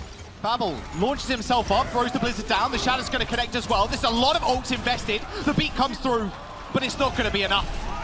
That should be it. Paris are going to go down, and London claim control of the payload once again. They're finally able to crack that defense through what I call like the 1.5 point of King's Row. You get stuck at that wall area against a Mei especially, you're in trouble. So London knows this. They know they have to invest a ton of ultimates. And actually they get a lot of ultimates out of Paris as well. And this is the switch I was talking about before, to go over to the Diva, maybe anticipating him going back to the Ana. The Ana just ran wild for this squad. Compositional changes. In my opinion, the most important place on the map to win fights. Oh, this is in the back. There's the Death Blossom. There's 1. There's 2 kills. Nico and No Spike going down. Make that a 3rd. You saw that wall instantly coming up. It's like, well, you basically set me up with a backboard there. There's nowhere that Paris could have ran. The main tanks instantly destroyed. And hey, they passed one of the most difficult stages of the map. Like you said, the archway. And now, just before that 2nd point, haven't got a wealth of time. They've got 2 minutes on this 3rd point. Yeah, already behind on the map overall here, as you see 3:37 in the time bank for the Paris Eternal. But London, seems like they've woken up. Playing a lot better, a lot more coordination. They're using ultimates instead of just banking them, and they're getting things done. They're going to go now. Glister uses Wraith form. XE is going to be able to get Deadeye off, at least kill 1 shield. Was it escorted by the Lucio? A speed boost, incredibly important for that Deadeye to make sure that McCree isn't just immobile. London's doing a really good job, or excuse me, Paris doing a really good job on their defense of holding these secondary points. Holding that archway at first, making sure that you get that one. Now holding this corner, making sure you get that one. They're not giving away the artificial 2nd points of these maps. Coalescence from highly now. All they need to do is push themselves well. That was a nice boulder toss. This is going to come through as well. Coalescence on top too. That's a lot of damage. A lot of sustain for London. J-Mate does end up going down, however, but a nice boop from Sanguinar, taking out Ben Best. 55 seconds in the bank though, and this point, especially like in all of Overwatch, is so stally. They might not even get it before OT if they're not careful. Now this one's going to be a little bit rough, but you have to applaud the play of the London Spitfire. Again, it's been the supports coming to life for them. The barriers have been there in time. The Coalescence is doing a lot of damage and distraction. London going to come in now. They do have a self-destruct and a shatter. A combo that works really well. He's setting it in over the wall, finds one. FD got down, XC on the back. Used that Deadeye super early, and the big freeze in the front line as well onto No Spike. XE using the flash to stop the Diva, assassinating him, but the rest of London just bundling themselves onto the point. 19 seconds, 17, they need to be able to get this one in. FD God's going to make his way back onto the point, and they finish with time. That's going to round up to a minute. Paris get a little bit extra as well, but that's exactly what they needed. Well, at least now they get another crack at it, and I think the switch to the Diva was a brilliant move. Let's not let XE beat us. Let's put some pressure on him at all times. It helps against the Deadeye. You saw there later that Diva's just diving XE, because you can't allow a guy like that to just have free space. At the very least, you got to put pressure on it. It was going to help against the Ana play that also brutalized them. So London, I'm actually very impressed with how they came alive and making adjustments. That first point attack I thought was beautiful, to split your team up, to give them distractions. I think they're starting to understand the strengths and weaknesses of where they are and the strengths and weaknesses of the other team. Worst look going into this round. How long did it take them to crack that defense of Paris? A long time, a lot of rotations, and basically just waiting for ults to come online. It wasn't a clean fight whatsoever. XE actually on the defensive Reaper this time around. Or is he going back? No, he is not. I think the defensive Reaper makes a little bit of sense here because you expect London to just try to barrel into you or maybe even run dive comp. This is a good read if you're playing defensive Reaper and London ends up playing the composition that they're on right now. Reaper very good against Winston. Of course, a last second switch is why you never call the offense as a caster. Never, You'd ever, think ever. I'd know by now. You'd think I'd know. It's okay. Don't worry. Thanks, man. You pick me up when I'm down. Yeah. 1 minute remains. London going to need a whole lot of picking up. Could just need to take out Nico. Again, the maze is so vital in this composition. And are already almost isolated. That's exactly what happened. They used their wall early. Half the Paris Eternal were already behind it. So it didn't really matter whatsoever. Babel's wall's not looking as hot as they did yesterday. You just reset right now. I mean, there's no reason to try to go in. With under a minute, if that happens to you that quickly, you just go back. Yeah. You're going to have one attack here. You would have liked to have everyone stay alive and take damage because you're kind of banking on highly getting Coalescence and having that be your push. It's a race between the Moiras right now, and they're both going to get Coal at the same time if we even get there. They should get there. 15 seconds, someone needs to touch. Very early Wolf and Babel there to escort his team through Hotel. 10 seconds now remains. They need to be able to touch the point. They're not too far away, but accidents do happen. There you go. The first assault with a new wall being set up. A whole lot of shields in front of Ben Best, but he's just swinging on through them. Early shift from Bernard. Stops Ben Best from moving in, but straight to the side. Hits the shatter. Damage is done. OT depleted. And Paris are going to be able to defend. London don't get any ticks. Well, Paris made the adjustment there against London's adjustment. You fool me once with this Hotel strat, shame on me. Fool me twice, I don't know how the rest of it goes. Anyway, 4 of them come through, 5 of them come through in the Hotel, but it's Glister tries to wrap around on the Reaper, and he is met with a welcoming party. Then they get the slam in, so just really smart play, knowing that that's the only thing that London's offense had the first time. They'll probably try it again. Someone watched the back end of the Hotel. Glister got nothing done. No, it's Nico there. He kind of set, obviously, you're setting your tanks up for success, right? He put a wall straight up behind the Orisa, but I was like, oh god, I need to get out, I need to get out. There's a shield in front of me, but it's going to die. I need to hit shift and run away. That's perfect, because then Ben Best basically just walks forward. You haven't got your Fortify left, but just so happens there were 2 nice targets right next to him who went onto the flank to try and help Bernard. Yeah. Bernard's running one way, 2 DPS are running the other, instant shatter. The damage was already there because you got Reaper on your team, and the rest is history. So Paris cannot lose this map. They can only draw, playing with house money as the expression goes. Already up 1-0 in the series. And you know, this has to mean a little something for the European pride. I mean, it's not, I wouldn't say it's a grudge match necessarily. London a brand new squad, Paris a new squad, but it could be the start of a great rivalry. 4 minutes and 20 seconds, that's a heck of a time bank for to, Paris. To only get 33%. Like, honestly, if Paris doesn't get this is a huge failure on their end. Was someone hiding in the bottom there? I believe, yes, they are. Glister, very, very cheeky, hiding below them. Trying to get some initial damage down. That's what you need. Just one pick, and you should be fine. Early resets for Paris if they do lose somebody. What was that flick? Okay. Just the tippy taps of Moira's feet on the side, instantly killing her off. However, the pin did land onto J-Mac, and he ends up going down. So this is actually a big, big win for London. It's a ton of healing gone, though. Hip should be able to get back in here. Someone's got to pay attention to Glister. Of course, it's FD God. Gotta be careful. Babel's actually now forced out his block. Same with Nico. They're both gonna have to be very careful now. FD got assassinating Glister in the backside. There we go. Xe finds 1 kill as well. That shatter came down from Ben Best. That should end it all. London Spitfire wiped off the map. They only needed 1 minute. Paris Eternal taking the map. 2-0 in the series as well. Match point for them. They're feeling pretty good. I love that more than once. You gotta imagine the call is someone deal with Reaper, and FD God's like, got it, I'm on it. Just goes over there as Lucio and takes him out. He did it on Sanctum. He does it on King's Row. Paris looking clean. Looking pretty good. Xe continues to dominate on the Reaper, dominates on the McCree. Does like we're going to LA though for our game break. The Overwatch League is brought to you by T-Mobile. Rank up with America's first and only nationwide 5G network. And by State Farm. For auto, home, or renters insurance. Like a good neighbor, State Farm is there.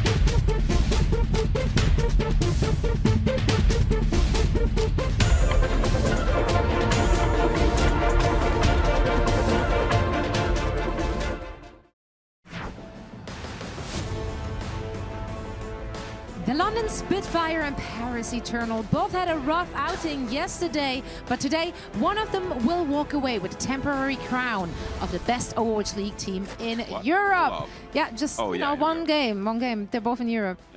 I got ahead of myself. I was like, what? Johnny's having flashbacks to the On Rogue this days. note, He I was want to like, welcome everyone back. This is the Overwatch League studio, in fact, here in Los Angeles, as you can see in the background. Yeah, this is all real, of course. And it's time for a game break presented by Cheesy Grooves. And in case you missed it in our Watchpoint pre-show, I am once again joined by Jonathan, Larson, Reinforce, also. Heard her like Yang. Okay, I don't know what that was, but yeah, Costa, and of course our guest analyst Wolf. So I would say we heading straight into the action. Currently, we have the Paris Eternal being up 2-0, and they came out of the gates on control once again with the same strategy we already saw from them yesterday, which was Symmetra. And so far, it just seems like the teams haven't really found an answer to that yet. If you guys had to like come up with a plan, what would you actually play into this? I don't know. For me, it's pretty surprising that London just sort of tried to run the same thing into it. We saw them play the May Reaper on Village, and then we go to Sanctum, and they try and adapt to Tracer. It's just not enough. The reason Symmetra to me is so strong is that the longer the fight goes, the more damage she does. So if you don't kill her in the first like 5 to 10 seconds, you're gonna lose the fight. Yeah, and that's also why the Reaper doesn't work as well, because the Reaper primarily is good at beating down the Reinhardt and the Orisa. But if you focus on killing the tanks, the Symmetra is just going to get so much stuff done, so you'll end up losing the fight anyway. I would have liked to see a Doomfist actually. We were talking backstage and you said a McCree could have worked, but I think on Nepal specifically, that's a map where it's very close range, and I don't think as a McCree you would have gained enough room to actually take advantage of that. So I would have liked to see a Doomfist come out, but we didn't from Glister. Come on, dude. You're hyped up. You're supposed to be a great player.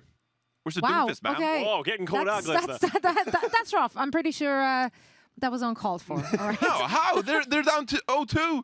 Okay, that's fair. That's fair. They are now. They weren't at the time. Yeah. All right. It's true. Let's talk about the second map. Afterwards, we saw still no real adaptation coming out from London, at least when it came to their composition. I do feel like that after their A take on their offense, they did make slight positional adaptations. They took team fight and engagements a little bit differently, but it just wasn't enough to edge out on top. What would you guys have liked to see from the Spitfire? I mean, I'm kind of looking at the situation here with the Spitfire is just better adaptation, better preparation. We're seeing the Paris Eternal run what they've already run yesterday, going into King's Row. You know, they end up losing a lot of these mirror matches, but also we're seeing adaptation. Ben Best is running this Sigma. I think a lot of this is because he's kind of flexing in for Hanbin, who's obviously not eligible to play just yet. But I'm just disappointed that London is not reacting to these compositions quickly. I know a lot of these players are new to the Overwatch League, but they're not new to competitive Overwatch, and it's, you know, you've got to really flex on the fly.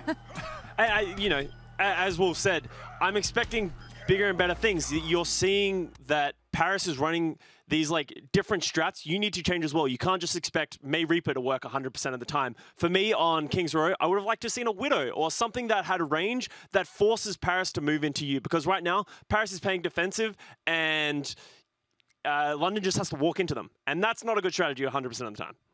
Not 100% of the time. Some of the time. But that does imply that sometimes it might work. However, now it is time for Crunch Time, presented by Cheesy Grooves. Reinforce, who got the job done for the Paris Eternal? Well, there's one specific cruncher I keep my eye on, and it's XE. I think he's really impressed so far. The Symmetra, I'm not going to give him too much credit on the Symmetra, because London, I think they should have dealt with that. I mean, it's a cheese hero, okay? If you play Symmetra in ranked, I'm sorry, I'm ashamed. But on King's Row, his McCree was insane, and he's making an early case, literally like second day of the broadcast, for Rookie of the Year.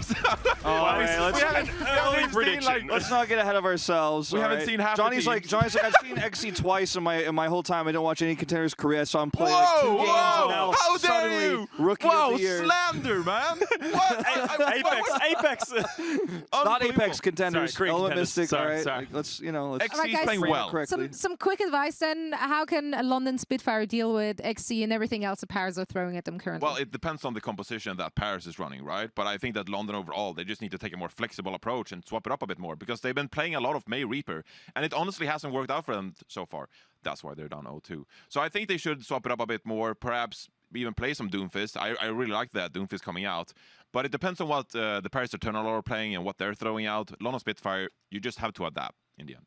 There we go. It's that simple. Just, you know, play better, forehead, and adapt. Let's get back to the rest of the games. That's kind of what you said. I was paraphrasing. Anyway, the games are over in New York at the Hammerstein Ballroom, and we will be back right after the match for the Watch Point reset. See you then.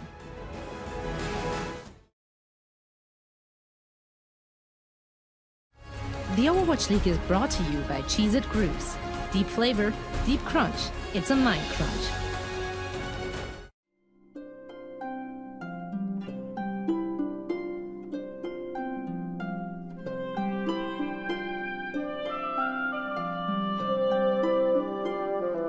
The time has finally come. We're back, Overwatch fans, and we are live from Dallas, Texas. We are live in New York City. Come on, this is carnage. It's not stopping. It's not stopping. Now we have a game. Ooh, get rocked. Maybe the Madman can do it. Oh, what is this? Oh, you ready?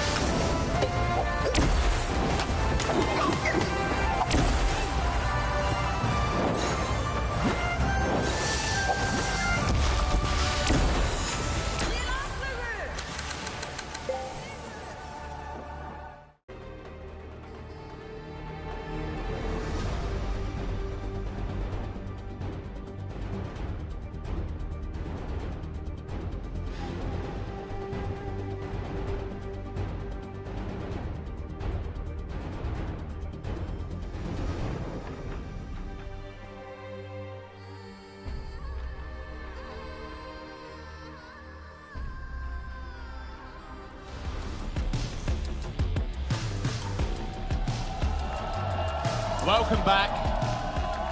Paris Eternal facing up against London Spitfire. Right now, it's all Paris' game. London looked a little better on Kings Row than they did on Control, but it might be too little too late. This Paris Eternal squad is looking clean. They are making plays. The support line looks really, really strong. I don't know, this Paris team, it's really early in the season, right? But on paper, we had a lot of questions. Are they legit? And again, Paris just needs to kind of keep their heads above water, do well in their division, and then they're going to get Sparkle into this mix as well. That's scary. Yeah. For literally the entire I think league. no one had Sparkle going to Paris in the offseason. It was like one of the biggest surprises. They made a huge splash in getting them. They still got Soon on the bench, this team. Like, there's a lot of talent on this squad. They're pretty stacked, both on and off the bench. But, you know, England and Paris, well, England and France even, have a few other little rivalries as well. Oh, yeah? I must say, yeah. Do they have a history together or something? I think they have a small history together. French versus the English in the football. Funnily enough, I don't actually follow the football a whole bunch, but I gotta say England's better, right? Oh, soccer! Oh, yes. You meant soccer. Yes. All right. Soccer hex. You know, the rest of the world calls it football. Okay. Which it should be. All right, so which one wins Which here? one's cuter? A French Bulldog? They're both good boys. They're both pretty good boys. I think they're both the best boys. I'm not going to pick a winner of these dogs. I'm going to have to side with the French Bulldog in this one, though. He looking hella cute. England looks a little rough. All right. Okay. Okay. I don't know if that's a fair representation of an English No back way is that a fair representation. Also, fun fact, try to buy Heinz baked bees in the US. $4 a can. You can get them for 99p for 4 cans in the UK. What's P? Is that the money you use?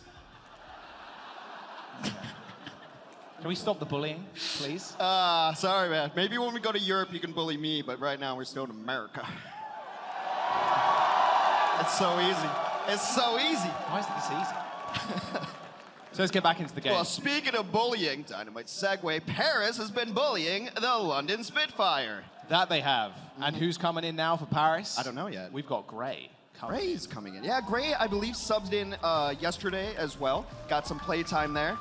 And he will be coming in for Hip. Hip had played really, really well. Gray had some moments, ups and downs in his first season, but, you know, pretty good player for this squad. Absolute animal. There's been a couple of times where I've duo queue with him a little bit when he's playing on his Smurfs, you know, like low 4K. I'm like, okay, you know, you're going to play DPS, you play Widowmaker, you pop off. And I'm like, I'll just play support, man. I mean, you're way better at DPS than I am. Yeah, I mean, his support is insane. His hit scan is insane. Zen is probably one of his best heroes in the game currently. There is absolutely no way we're not going to see that. Hanamura especially. That's what I was going to say. I always remember his Zen, very good player on the Zenyatta. I always love seeing Zen play. You know, it's a DPS, and then they're just like, maybe heal on occasion. Yeah, that's why I like playing Zen, honestly. Yeah. So I was like, I'm never ever going to lock in DPS. I could just lock in Zen, do damage, and then sometimes use Harmony Orb. I was like, oh, the tank queue looks real quick. I'll play Roadhog, I guess. So we're the ones ruining ladder for everybody, is what we're saying here. 100%. We're going to go to the beautiful map of Hanamura. Not my favorite map to play, to be dead honest with you, but my favorite map to look at. Absolutely gorgeous design here as we go into our assault variation of the game. Grab one control, move on, grab the second control. And one of the reasons that I think Hanamura is so difficult is this second point can just be brutal just to try to get in, especially with Mei. Maybe might not even get to that point. But we've seen Mei in the meta.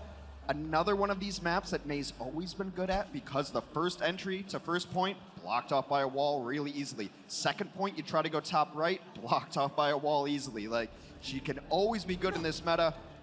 Defense coming out with that Mei. Babel had a great performance yesterday. They're gonna need Babel and Glister to show up a little bigger here if London wants to get back into this series. Another big hero that you can bring out as well, Doomfist on the second point on the defense, can be so treacherous to go up against him and the Mei. Parasol on the attack first. Looks like they're going for the Sim and the Mei once again, teleporting topside. Could do a little bit of surfing straight off the roof. Gonna rotate onto the point rather fast. Gonna start capping as well. London have to be able to touch. They're so close to getting that 33% instantly. Nico straight into the ice block. Did get naded to start off with, but Ben Best isolated on the sidelines. Does get taken out, and now haven't really got too many shields to work around as Glister takes the head off of No Smite as well. Well, I told you that I was going to have to be Babel and Glister to show up, and who's the two in the kill feed? It's Babel and Glister. Now they're just going to try to get some exit kills here. Wait for the DPS to come back in. Yeah, this is a horrible situation to be in right now if you're Paris. Yeah, there you go. Couple of easy kills. They do try and reset real fast. You see FD God being a rather slippery Lucio. Did almost manage to get out in time. Gray's going to get chosen down as well. Had to eat the orb if you're Banar. Nice couple of kills for him too. Great defense, great stagger, lock him in the room and get those 4 kills super late. Those are super late kills that they're able to pull off there. Now Paris back to the drawing board. Nice little Lucio taxi service. Now, what have London really got here? They got Shadow, they got Nano. They haven't got a Blizzard just yet, but they could just isolate them on the wall. Beautiful flame strike. Paris actually do end up just ascending to the heavens straight on top of Glister as he goes down to FD God. There's another beautiful Pyro Grenade from Hylie, but they just can't capitalize on it whatsoever, and the wall is down. There is so much London now have to deal with. The Shadow hit the ground. Ben Beska's instantly killed, though, as that Nano onto J-Mac ended his life so fast. FD God still managing to pick up a kill somehow, though, in the backline. Hylie does end up falling, but it shouldn't really matter all too much. He went to deal with the Ana, who was just sitting up top there. Look, I know it's not what it's called or what it should be called, the teleport onto Hanamura. All of the Lucios. Oh no! FD God. Unbelievable. They call him a god for a reason. I will always associate the Sim on the first point as the Matt Morello strategy. Mr. X, I was playing with one night. He's like, oh, dude, just teleport on the point. It'll be all good. And then we did, and then we won. He's like, I see you, told you, man. Just the Q strat, though. And that's exactly what they're going to do. That's a lot of missile damage straight onto the teleport, though, and instantly you can see their Gray. Yeah. Does get taken out by Banar. FD God has got the beat, doesn't really want to use it just yet.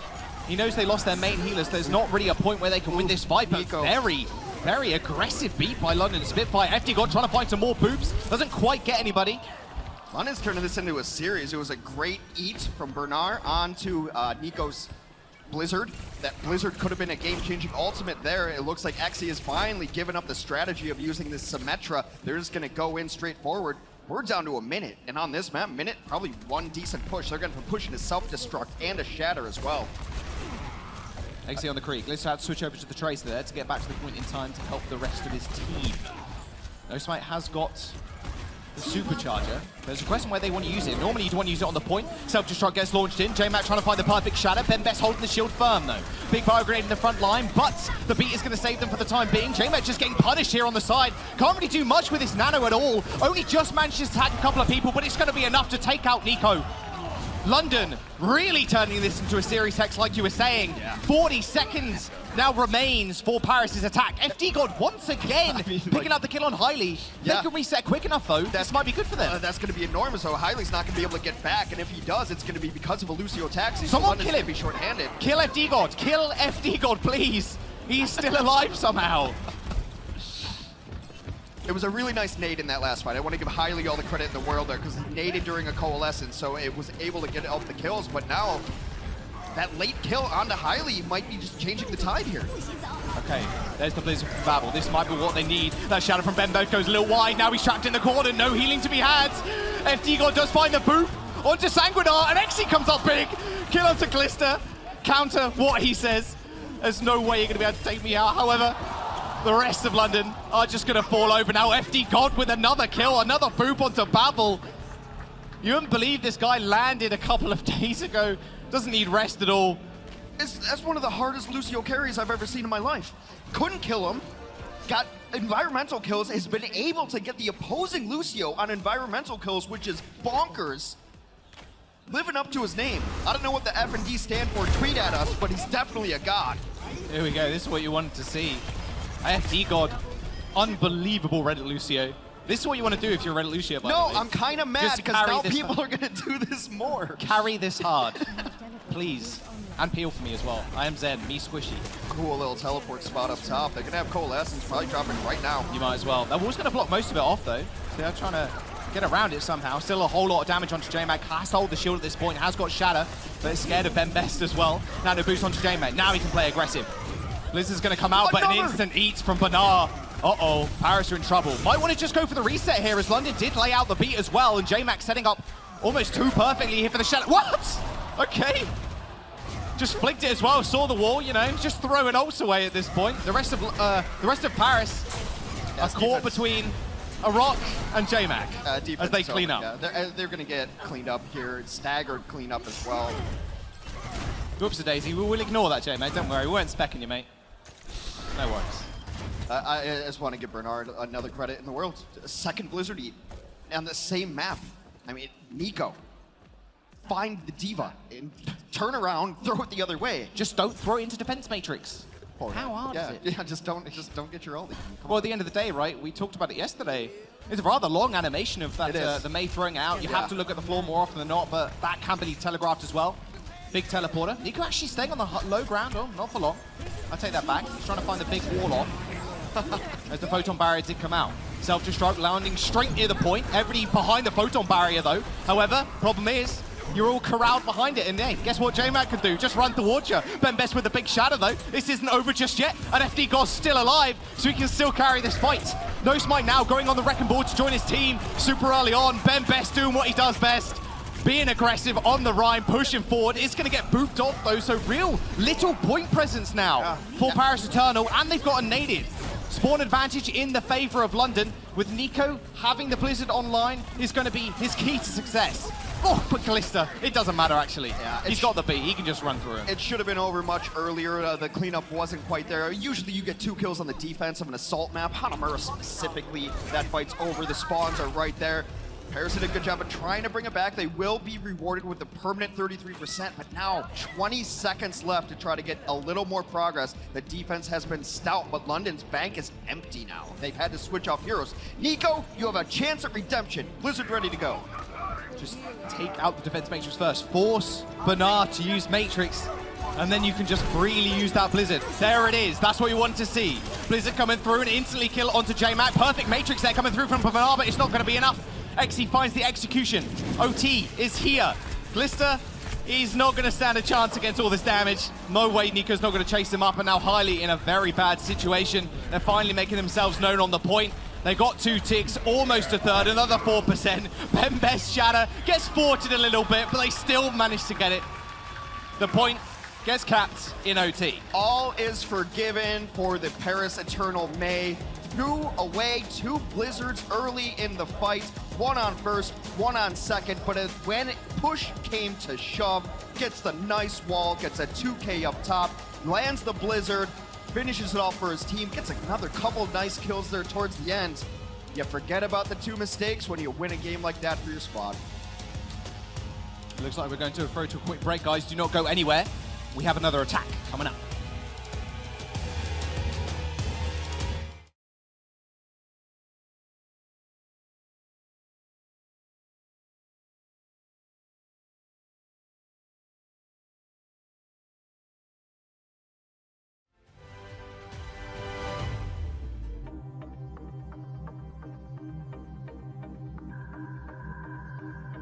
The time has finally come. We're back, Overwatch fans, and we are live from Dallas, Texas. We are live in New York City. Come on, this is carnage! It's not stopping! It's not stopping! Now we have a game. Ooh, get rocked. Maybe the Madman can do it. Oh, what is this? Oh, you ready?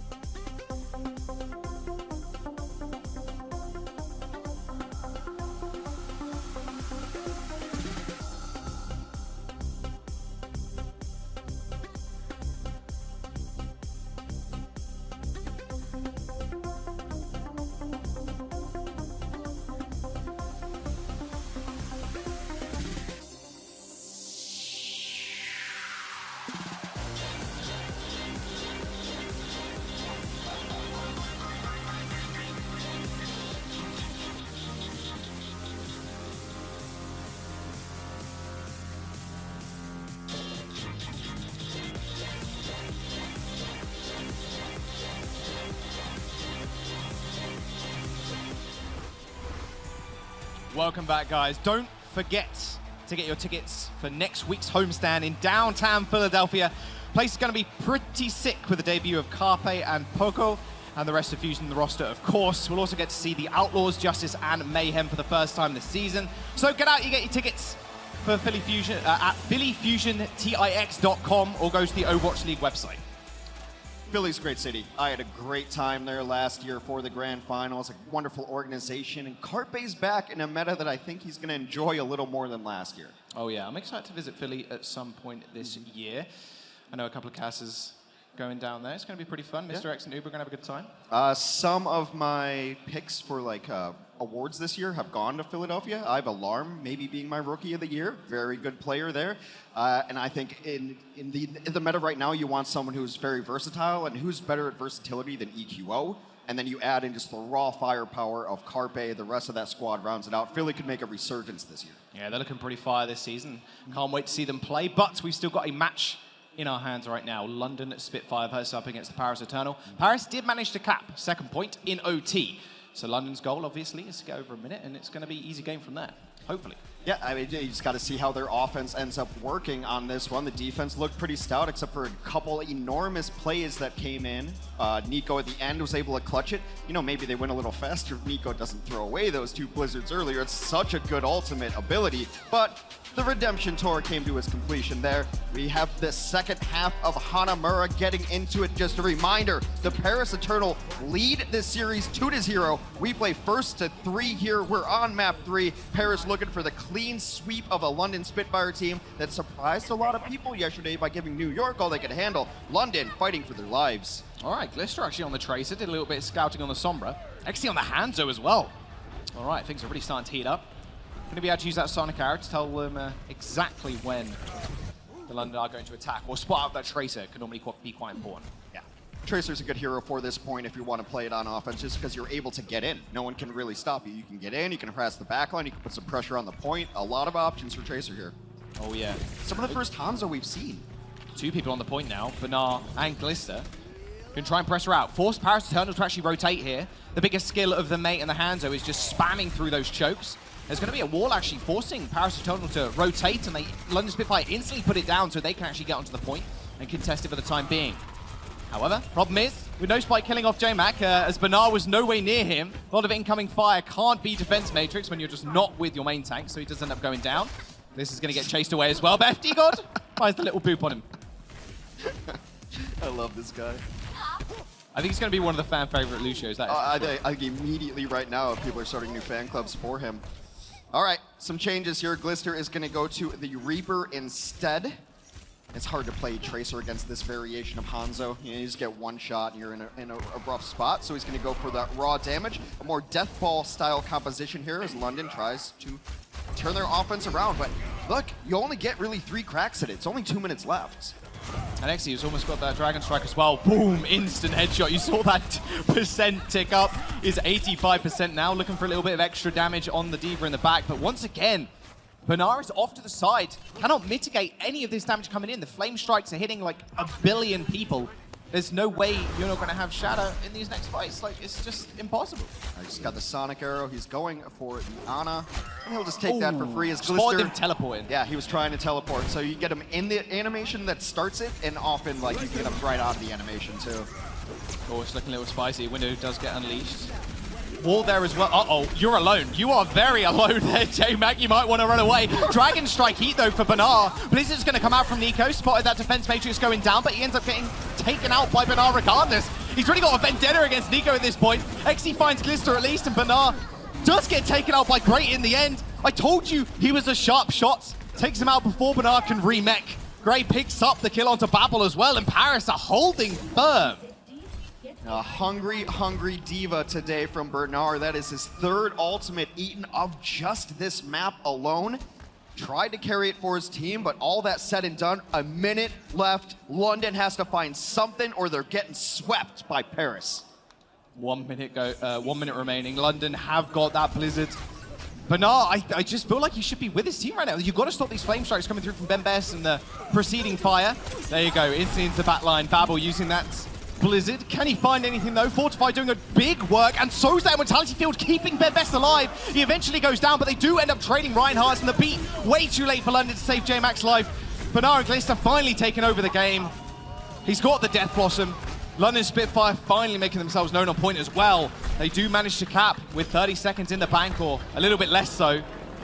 But Paris have got tools to work with for the preceding fight on second. No Smite did his best there as the Orisa. You saw it, you're wondering why is that horse going into the Blizzard. He uses Fortify to body block a lot of that damage. Almost was able to save his tank counterpart. Not able to quite pull it off though. The London offense can come in here with a nano boosted Reaper, a little shade of the old Beyblade meta. Paris on the defense might just want to zone out. If they see him coming left, that Dragon should come through. As the wall, Reaper almost instantly kills each pillar though, but a perfect pin for Ben Best straight onto Babel, and Bernard once again eating up these ults left, right, and center. FD God finds himself a kill as well. London going back to spawn. 4 ultimates negated from Bernard. He's just on it. At this point, you got to think like, you got to wait for that Matrix, man. You got to force it out. As soon as you see it go down, it has got a small cooldown, and then you can fire the ult out. However, a long animation time for the Arrow Dragon Strike as well. It can be fairly hard to place, right? Right, sure. Mistakes on one end, but Bernard definitely showing up. Look, I get all your points that they're long animations, but not every D.Va is eating 4 in a map. That's true. He's showing up, man, like I said. No Death Blossom either available now for London Spitfire. Highly still has that nano. But Blizzard, they've got Shadow, Paris Eternal, they're stacked in this next round. Yeah, see, this is why I like the Sim strat a little bit better, because the second verse same as the first. You're going to try to go top right, and the wall's just going to come in. Did you see that wall instantly die? J-Mac swinging through the whole thing. Those pillars going down pretty quickly. That was a cheeky flame strike, didn't end up quite landing. That nano doing almost nothing. And now, the attack coming through from Paris Eternal, the re-engage, self-destruct on top as well. They're slapped! No, wait, what? No way, I thought that was easily a couple of kills. Apparently not. I think that was a ice block potentially blocking the sightline of the Rhine. I want to replay on that one, not gonna lie. I need a replay on that one. I'll let you guess at it, but I didn't see exactly what was happening. Still Paris though, look at this. So many ults still online. Yeah, they're in a great position here right now. Nico doesn't have it. Let's see this replay. Self-destruct does get launched up, he sees them. Yeah, Blizzard comes through, and he does get knocked down, but that block! Unbelievable! Nico! Body blocks right on top of him. What a play. Dragon Strike being used really early, and now London Spitfire forced to reset on 1.5 fights, potentially, if they can get back quick enough. Sanguinar, of course, is Lucio, so he's going to be able to get back rather quickly, but... This is where Hanamaru can just be brutal. The best way to get in without a Symmetra is top right. but top right is also a great spot for a Mei, right? You're just hoping that they mess up the wall somehow, or that you have the throughput to go in. You're hoping for a nano to get in. The wall does kind of mess up. They're in. They're in. That's step one. I love these early ultimates coming through from Paris. They'd use that supercharger and the coalescence there to shatter. That's big. There we go. Ben Best doesn't care about the Nano Reaper in front of him. Almost finds the pin kill onto him, actually. It doesn't matter because No Smite and everybody else is cleaning up. London have got 15 seconds to keep themselves in this series. Whoa, barely gets out, but of course, FD God, you're not going anywhere, buddy. Someone needs to touch.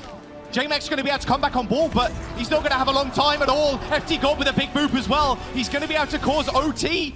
But this is going to be it. London Spitfire now changing onto fast heroes. Glister onto the Tracer. FD God still has beat as well. If worst comes to worst, Sanguinar ends up going down, but this might just be it.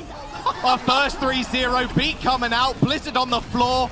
London have no tools in the bank left. It's just vanilla abilities. Glister finds the kill onto Nico, but is it actually going to be enough? Look, these stalls have been really good, and knocking people down is great, but you'd like to get a couple of kills here. Overtime, last fight.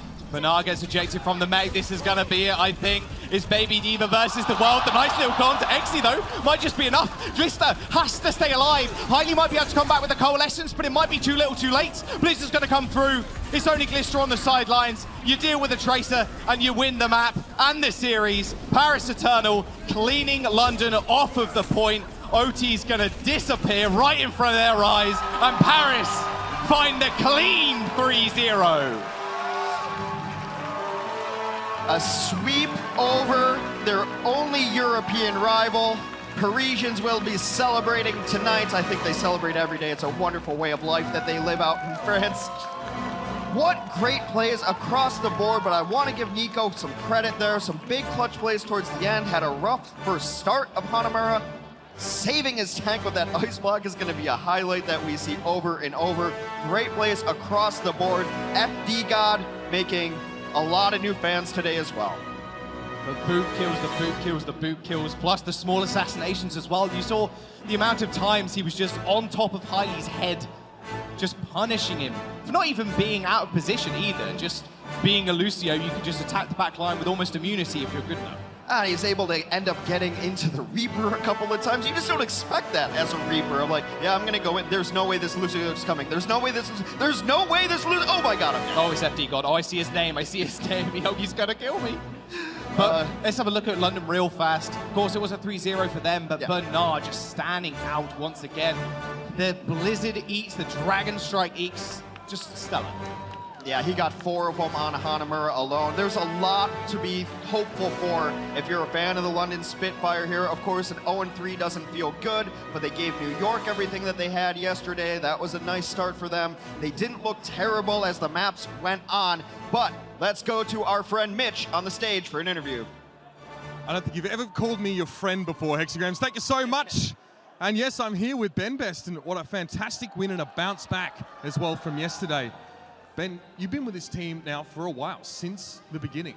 Last year probably wasn't Paris Eternal's year. It was a tough one for you guys. What do you think you sort of had to work on in the off-season to come into 2020 as a potential top squad?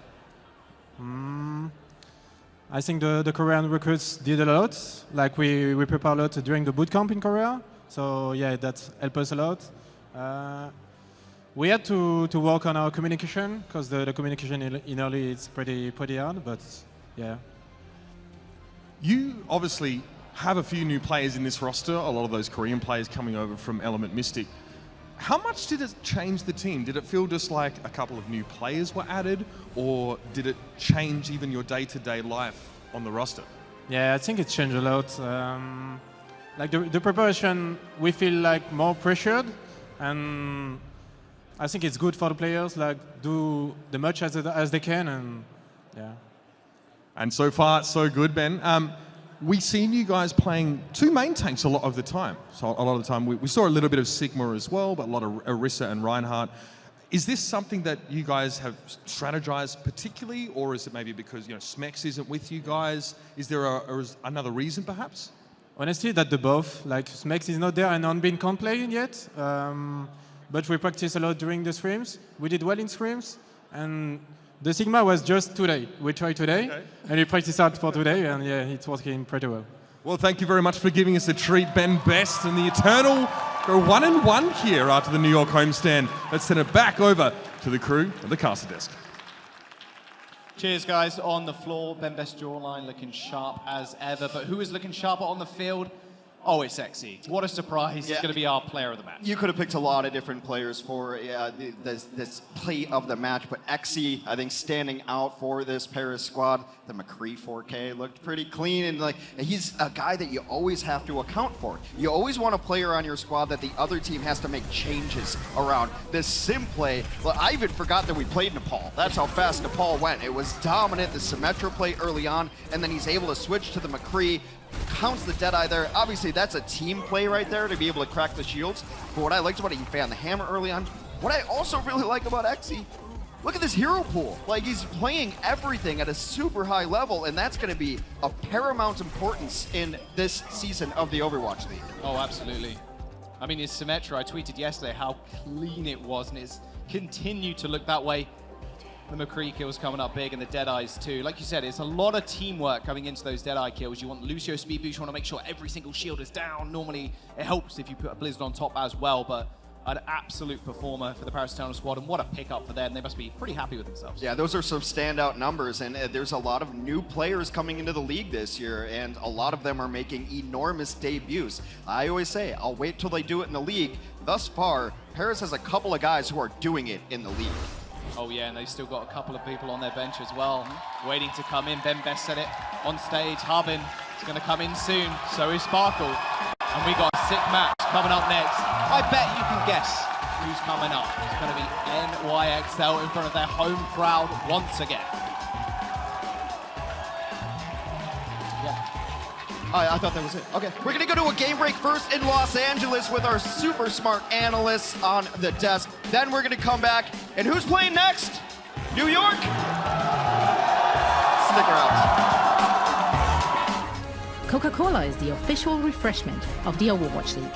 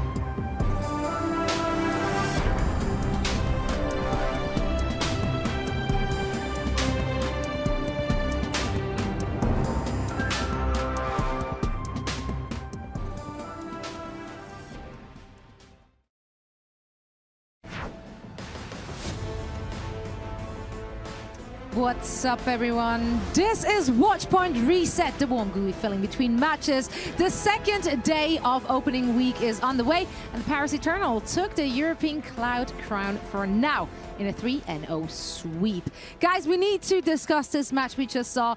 They did lose their first game yesterday, and you weren't super impressed with them either, watching you backstage. Has your opinion changed of the Paris Eternal since? I mean, I think Paris is kind of getting carried by their first part that came from Element Mystic. They've got the coaching staff, obviously, as well. XY's doing really, really well. But for me, I'm looking at Nico as a really impressive Mei player. We saw yesterday he was able to do a lot of impressive stuff despite the match loss with the Mei hero in general.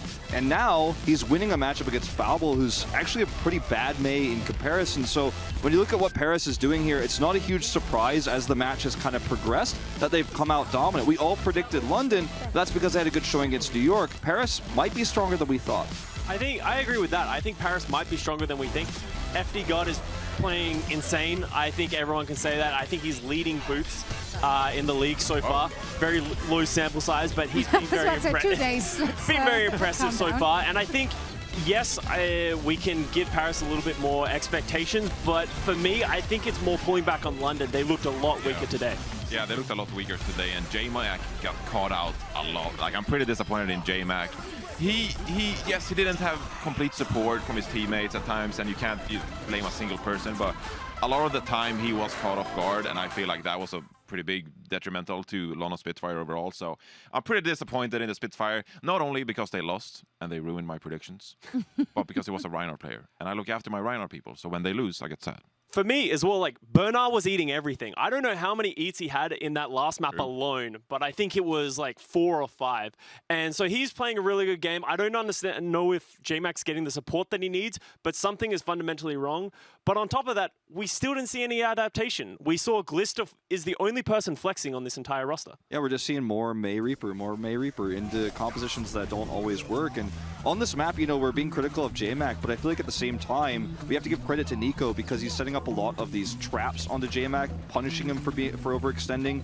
We also saw, you know, Bernard get really unlucky with that really nice bomb setup there when Nico was able to ice block it there, intentional or not. You know, it's one of those moments where you're like, I almost had the play. Yeah. So if we have to like point a finger here, particularly looking at the London Spitfire squad, do you feel like this can lead back to maybe a lack of experience in terms of preparation for a match as such? I would actually say experience quite a lot, because the past couple of years we relied on a lot of metas like Goats, for example, or Double Shield. We actually don't have to swap up a lot of picks, but back when me and Custa were relevant, you actually had to swap out a lot to heroes, and you had to adapt all the time. Right? Sure. Can we point fingers at Pavani? Don't hit me like that. I was making a point, you want. and Go you ahead. just hit me hard. Like, can we point fingers at Pavani potentially here as well? Because he's one of those coaches that really likes to say, "This is the way it's going to be. This is the way." The very a top-down kind of leadership. Yeah, and perhaps he just said, "For this weekend, we're playing Mei Reaper, and I want you guys to only play Mei Reaper. And no matter what you hit, you're playing Mei Reaper. So the adaptation there is perhaps like restricted. It's hard to say, but you know, for New York, they very rarely change their compositions. They almost said, this is the best way to play. This is what we've perfected for this week of matches. We're not going to change it up at all. And maybe you could feel some of that coaching style coming through.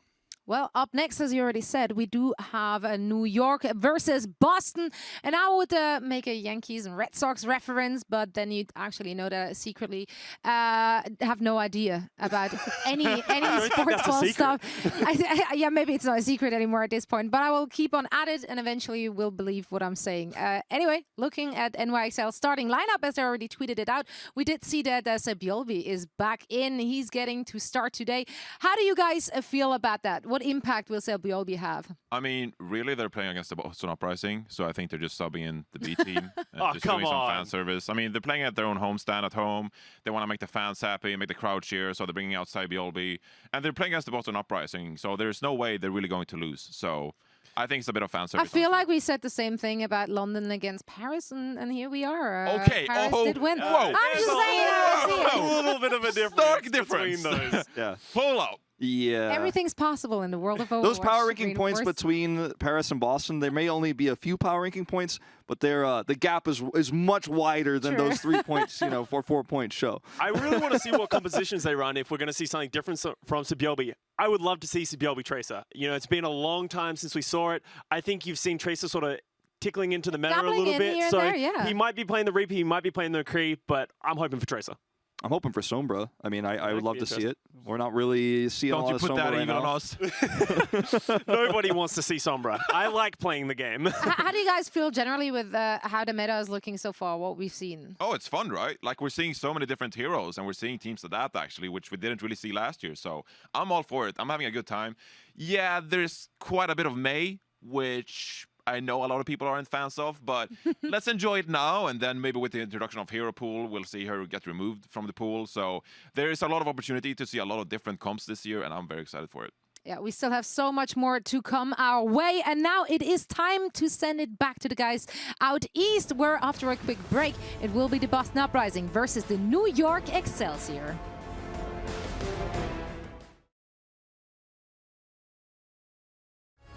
The Overwatch League is brought to you by ZipChair Gaming, the official chair supplier of the Overwatch League, and by TeamSpeak, the official voice supplier of the Overwatch League.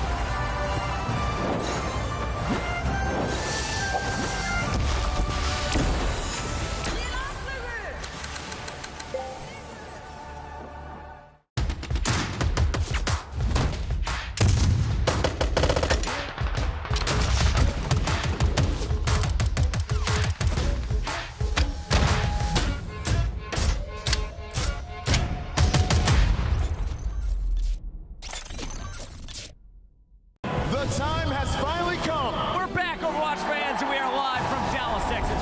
We are live in New York City. Come on, this is carnage! It's not stopping. It's not stopping. Now we have a game. Ooh, get rocked. Maybe the Madman can do it. Oh, what is this? Oh, you ready?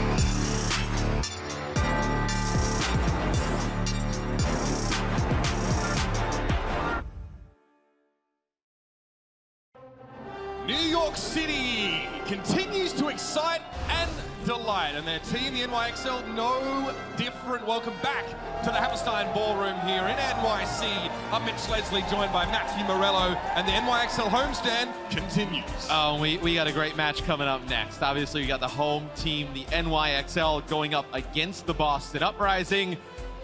This is going to be a tough one for Boston, right? It's their first game of the season. The home crowd here heavily in favor of New York. Man, I'm not even laughing at Boston. I just caught a look of myself in the preview monitor down here. I look like a 13-year-old going to high school. I didn't even want to acknowledge what you're wearing. Oh, yeah. It's a thing. It's a mood, baby. One person cheered for your outfit. That's right. Yeah. Just one person?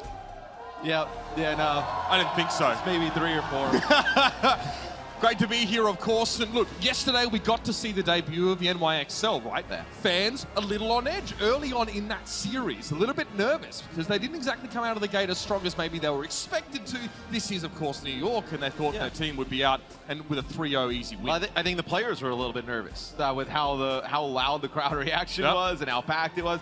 I know the post-game when I was interviewing Mono, he's like, yeah, we came out, we were a little bit of jitters, right? But we kind of steered the ship the right way. We ended up getting the win. I think today they're going to have a much better idea of like the environment they're going to be playing in. I definitely think you're going to see a New York clicking on all cylinders right from the start. But it was one of the new additions to the team, not to the league though. The veteran Hotbar turned up and made quite the statement for the NYXL. Saw him on that off-tank role. The Diva play looked good. Not everybody, Matt, is playing Diva right now. Some teams are opting to go away from that for more main tank heaviness, but Hotbar, he brought the heat.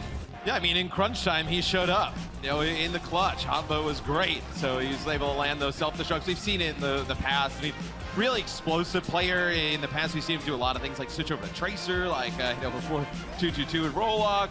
But on the Diva, I mean, big self-destructs that was able to get New York a win. And of course, he made it public on Twitter, his aspirations. Looks like there's a change of leadership in the family.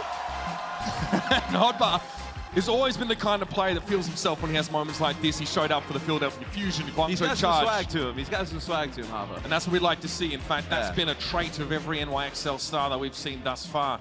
But their opponents, we're yet to see this season. And something tells me there's a certain tension in the room, maybe a little bit of a rivalry. Yeah, Boston's, I mean, you ain't got to know much about sports to understand Boston versus New York, right? But the Uprising, this will be their first match of the season. They make a ton of changes coming into the season, like a lot of other teams that struggled in years past. So they do have some familiar faces that you're used to seeing on this roster. But you kind of look back through the Overwatch League, just its history thus far, and Boston in the first season, they were tremendous, right? Striker was absolutely insane on the Tracer, like up there in terms of like MVP considerations, and they make a run, like right in the playoffs, and they're just falling a little bit short. And then last season, it was a little bit all over the place in terms of results. They looked very unsettled. It's often feast or famine with the Boston Uprising, and much more of the latter for them in 2019. They made a lot of new additions. They shuffled the roster midway through the season. Pressure on their captain Infusions, who definitely felt the pain of many of these losses. Results that Boston weren't looking for, but they've kept the same approach to building this team map. Boston has always been a roster that doesn't necessarily go for these huge names with huge price tags attached to them. They look to build up that talent sort of from the ground up and leverage their coaching staff as much as they can. I got to speak to them earlier on about this new team. You can see a ton of new additions. The Uprising Academy system as well, producing some players now to Tier 1. Yeah, and you see a lot of the offseason departures are names that you would have recognized from this Boston Uprising team, right? Blase, Aim God, Kellex, RCK, Stellar, a lot of these players, move on to some of the other teams in the league. And then now you look at all of the people they brought in. Really, Munchkin, he has Overwatch League experience with Seoul Dynasty. You can bring him into the lineup, very good hit scan player. Outside of that, you're bringing a lot of talented players up from contenders. Yeah, Myunbong got talked up a fair bit on the desk this morning, especially about how he plays around enemy Sombras. So if you're wanting to deal with flankers, Boston looks like they have the tools. Brusson was very impressive, I think, at the World Cup. He really showed up for his team. I think the Netherlands look great in general. So he's someone we want to be keeping our eye on as much as possible. Yeah, Movement as well, down at the bottom, off-tank player, very strong. Thought he could have been on Team Canada for the World Cup. Note ended up getting those honors, but you bring him in. He can play a lot of the off-tanks, Divas specifically. All right, well, it's time to get this party started. Let's head down to the floor now to the biggest party animal I know. It's Christopher Buckets. Thank you so much, gentlemen. Give it up for Uber and Mr. X. Now, New York City, before we can bring out your hometown crew, we've got to meet their opponent. After driving all the way down I-95 to get here, let's hear it from the boys from Beantown, your Boston Uprising.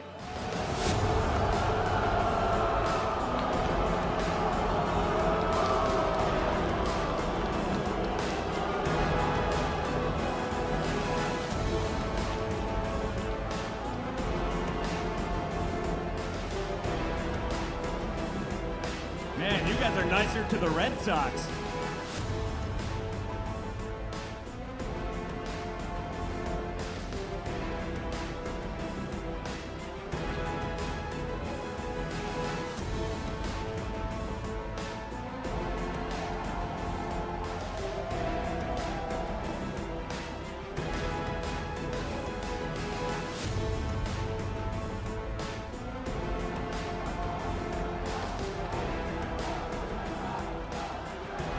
Hammerstein Ballroom, it's time to get loud.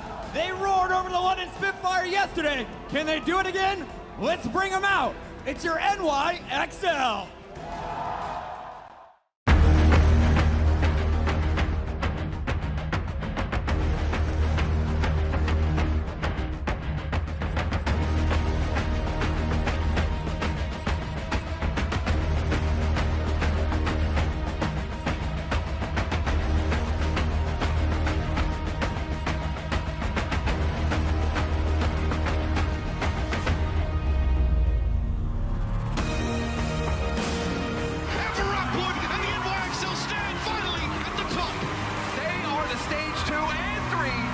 Champions of the Overwatch League.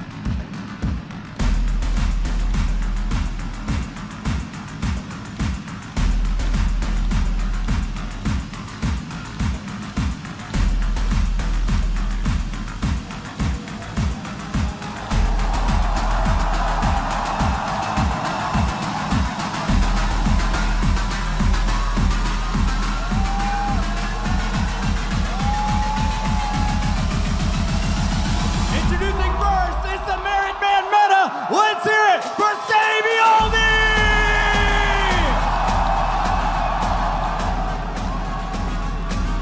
Master of the Shatter, let's hear it for Mono!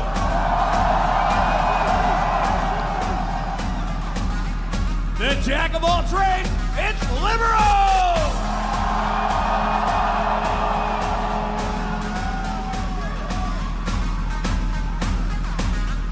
The hit scan king, give it up for Danae!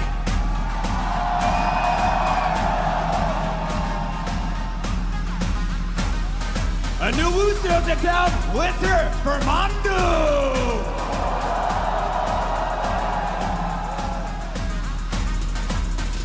And Bianca!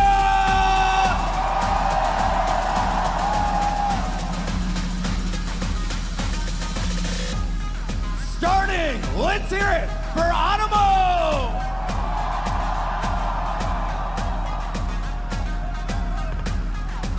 And the newest big boss, show some love for Hanbo!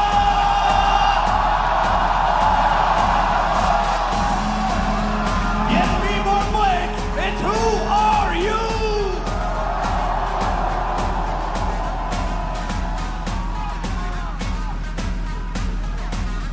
And the new King of New York, show some love to Jonas!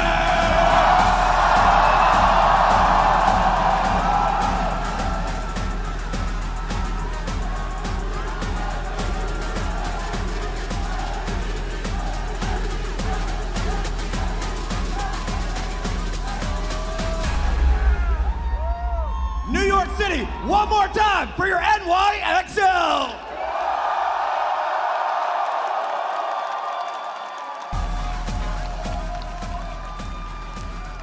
The match is ready.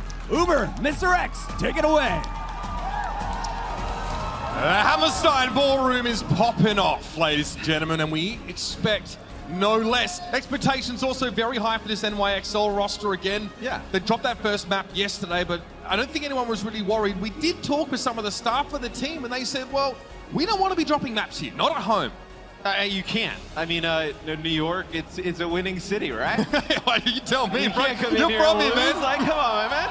Like, so you gotta come out strong if you're New York. Who is that on the left? So you're gonna have Saviol be in the starting lineup today, which I love.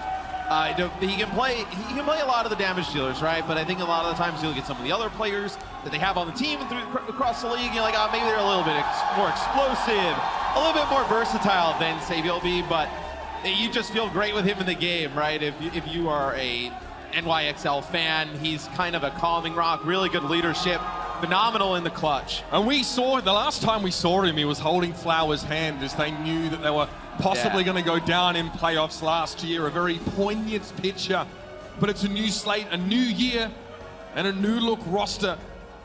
On the other side of the Boston Uprising, very much the same for them, Matthew. They have... Yeah, they get a good New York welcome. And then it's funny, I'm watching Boston on the stage as the walkout's coming out, and like, Fusions is clapping along like, with the music. Colorhex is loving it. Yeah, I mean, he's they're Kiwi. loving it. He's from New Zealander, so he's used to getting booed, especially by people in that vicinity of the world. Yeah, but I still think there's a lot of pressure on Boston, right? You come in here, hostile environment, first game of the season.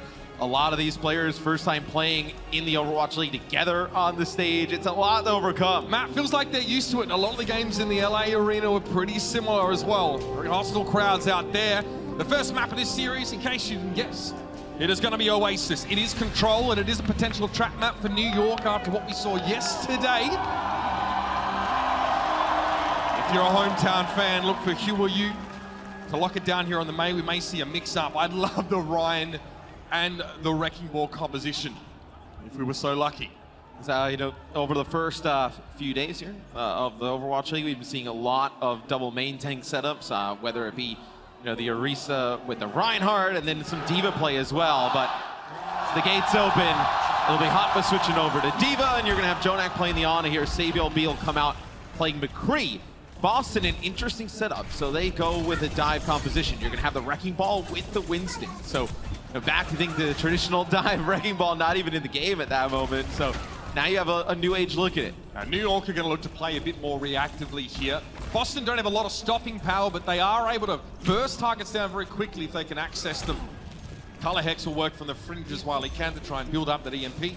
But New York, in theory, should be able to move comfortably onto the point. Flashbang in midair. Axiom couldn't drop down. Then he's frozen up. Every form of CC's been leveraged at him, and he's headed out to play in traffic before he returns.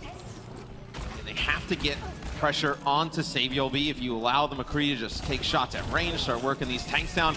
The issue is Boston starts to dive in. You have the May there for the freeze, but it'll be 2 kills that go in favor of Boston early on. Saviol B knocked out of position. Swimmer there, a part of getting him out of the core of that lineup, and no one was able to capture the point during that fight. So Boston wait for New York to set up, then they pounce. And here on Oasis, it's very difficult to get the point back. This point is so open, you can just kind of contest it for so long, just having players trickle in.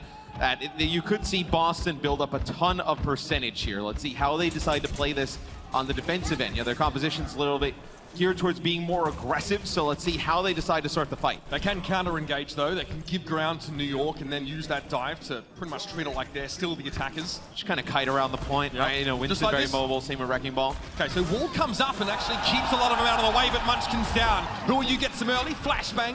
He's going to catch on to Artemo. Swimmer, should I say, and it's Colorhex gets involved. Saviol falls early again.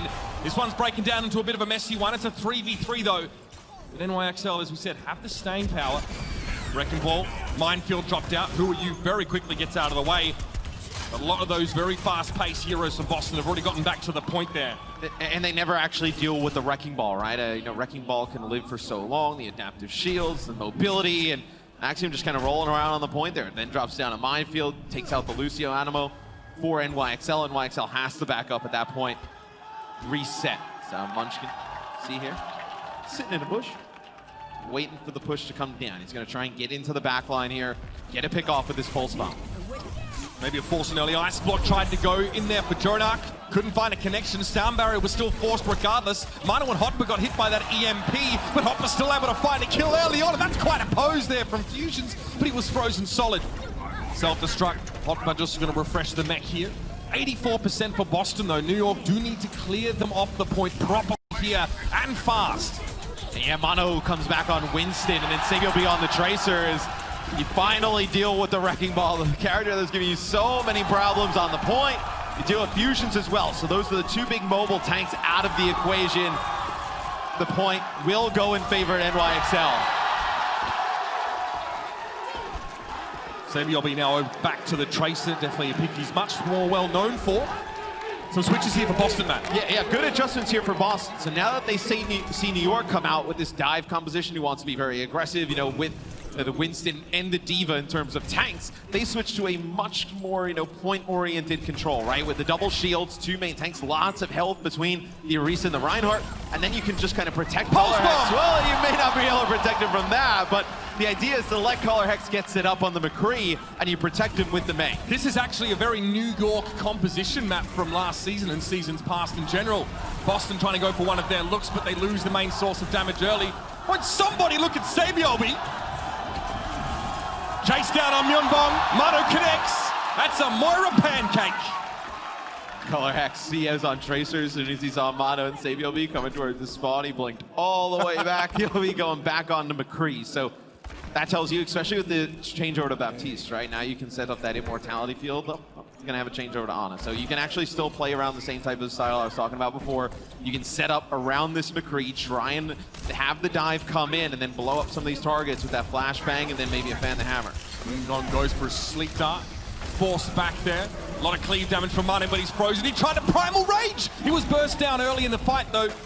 Boston will move fairly ponderously towards the point while trying to wrap the McCree around the left-hand side. And Huayua is going down. This is not good news for New York. They can't afford to give this point back at all, but they may not have a choice. Munchkin has a Blizzard. Even if they step up and try and challenge him here, it could be dangerous for NYXL. They've got to go now at 99%. Here's your overtime.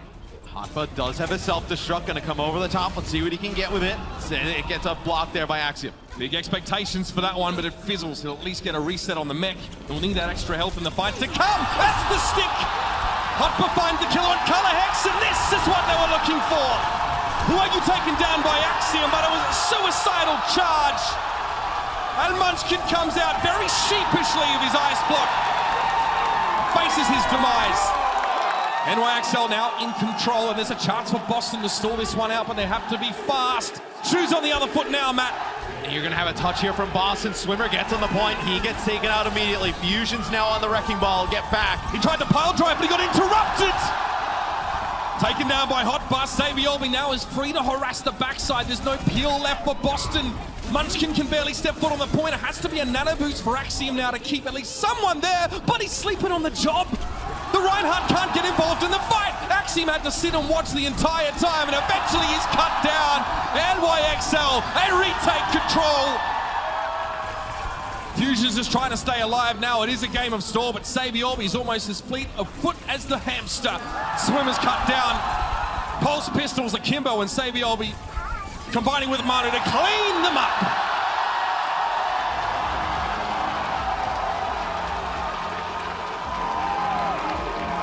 That'll be round one to NYXL.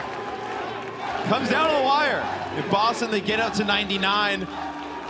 New York opens it up. It's a self-destruct over the top by Hotba, kind of forces the positioning over towards the jump pad staircase.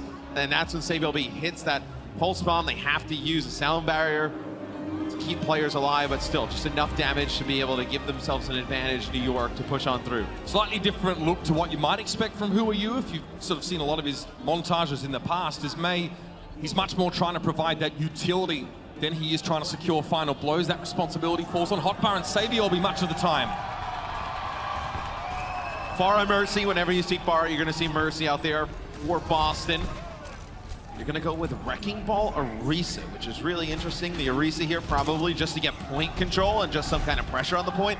You'd have no kind of standing power on the point if you didn't have the Orisa, and because of the high ground, if they're going to run the McCree, you would have played some of those dive heroes. If they get knocked down with whether it be a Lucio Boop or whatnot, they would have been just sitting ducks for SabiLB on the point. So you get the Orisa on the point behind the shield, you play around that, some poke damage here from the Pharah, trying to deter New York from getting on the point. Yeah, New York have much more presence on the ground. It's up to Colorhex to really open this fight up early on, but it's Axiom taking the brunt of the early damage trades. He will retreat behind Fusions. His barrier now, and Mano gets a bite grenade from Jonak, keeps him in the fight. I mean, you get a hack on Amano. That's about SabiLB taking out the Pharah in the sky. It'll get rezzed on up, but still, he might be able to create enough pressure off of this. Dangerous. He does see Colorhex take back to the skies, though, when he needs to shift his focus away from the Batiste he was trying to cut down. Colorhex playing extremely safe. You see SabiLB, by the way, nano boosted. You'll have to see it. Mano takes down Munchkin, so he gets the charge. Very aggressive switch from Mano, but Colorhex is still looking for some action. He gets rid of Jonak, but he'd already deployed the bite grenade. And that was Hotbuff blocking that rocket. But Jonak is a lot of the healing for NYXL on the Ana Lucio combination, so can you just window players down their health bars with the Pharah from range and be able to take it back? As Colorhex above the NYXL right now with that rocket barrage. Barrage in, Colorhex trying to cut any entrance to this high level away. Ice Block had to immediately be used by Who Are You to avoid the barrage. D-suited Diva here. Colorhex doesn't quite chase that one up though. He's looking elsewhere over the map. Blizzard, Axiom is the only one caught inside of it, but it didn't last long enough to freeze him. He got hacked there.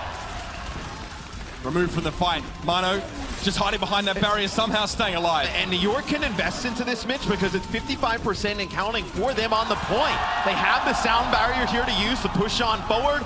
Mano comes back on the Winston, gets 3, SabiLB with a cleanup on the Fusions, and after that really prolonged first fight, New York gets that first fight win and 70%. See how that one went down again from Mano's perspective after switching off of the Reinhardt, and again, he was the one to pull the trigger and go forward. And Boston were not ready for it at all. You're Boston, you're almost you have to use ultimates here. That is a cheeky spot there as Boston, they panic, they back up a bit. Oh, Munchkin! Not a snowball's chance in hell there. It's a 1-for-1 trade though. Mano went in and it was a fantastic immortality field from Yunbong, otherwise that would have been 6 players immediately dispatched by the body grenade and follow up. 99% though, Boston have the touch, Swimmer gets there, but only for a brief time. Axiom moves up to the point, it was a hold to pull SabiLB out into line of sight. Overtime is getting low though, and Boston now need to fully commit to the point. Immortality field, look in the back, that's already been used here just to keep the supports alive. It can't be used now for Colorhex, who may need it more. Jonak. It's going to be difficult to take this back now without Mano in play. You see how low the players on NYXL are getting. Colorhex on the high ground on McCree. Don't really have anything to answer this at this moment in time. So Boston in the clutch will be able to flip it back in their favor in terms of ultimates when they got to work with. They'll probably have a sound barrier in the next fight, and then they have that Deadeye. So see where they try and position Colorhex. If they want to go towards that high ground, use it just to buy some time. You're dealing with Reinhardt Shield, Defense Matrix, and NYXL, who will probably try and position low ground here or take the high for themselves. Not a lot of sight lines for a big Deadeye. Munchkin scouting, sees Mano and crew come up, and Boston give this high ground away.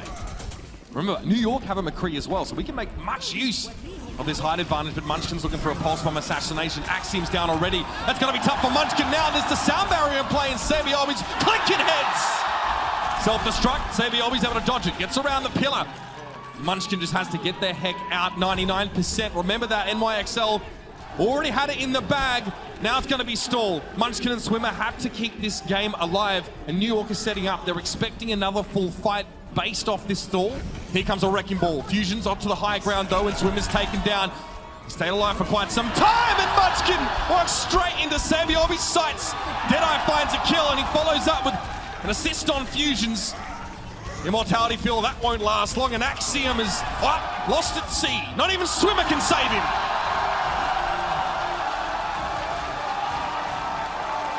Much cleaner map 1 today from NYXL than yesterday. Once they were able to get the high ground, the biggest thing for New York about getting control of that high ground, forcing Boston down, they were able to get a much better use of their nano boost. If Boston would have held that high ground, it would have been a really difficult spot. They could have kited all that damage from SabiLB, but as soon as they give up the high ground, they nano SabiLB, they use a Blizzard, they push him on in with the McCree. Sable put down a ton of damage, but flips the point to New York at the end. Big variety from Mano, especially in that main tank role. New York showing us some different looks. We'll see what map 2 looks like just around the corner.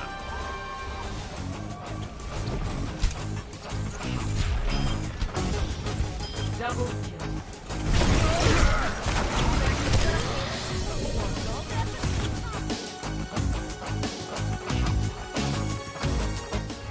Coca-Cola is the official refreshment of the Overwatch League.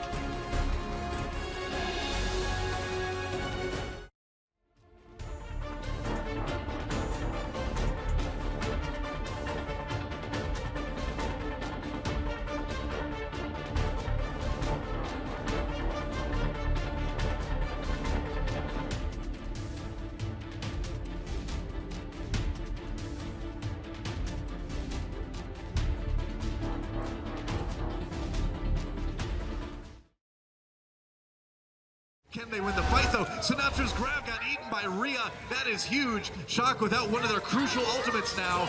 And everyone's gonna take a ride. Huge move for IDK. He gets 2 with it.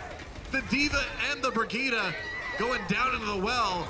And they are not coming out again. Exactly, they looked at statistics instead, and now we're starting to see, this was sick, look at this. They stunned Envy out of the EMP. Again, these highly mechanical plays by New York, they're so class on every single roll. Yeah, they do. They back off a little bit more here. Oh, Roy's in the corner. He's right behind them, Shadow! Oh, it's nasty! That's a 6-man Shadow!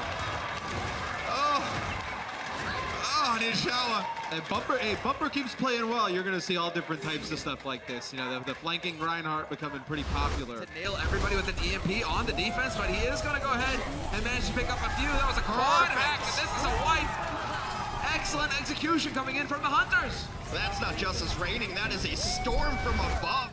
What is this? What are they doing right now? That is interesting. That is a really... Can you get over the roof there? Oh my. Oh my, what a play, what a grab! Tosses in the grab, they're gonna make it work. And Cruz taken out by the ensuing self-destruct. Atlanta Rain breaking through that in the most stylish way I've ever seen.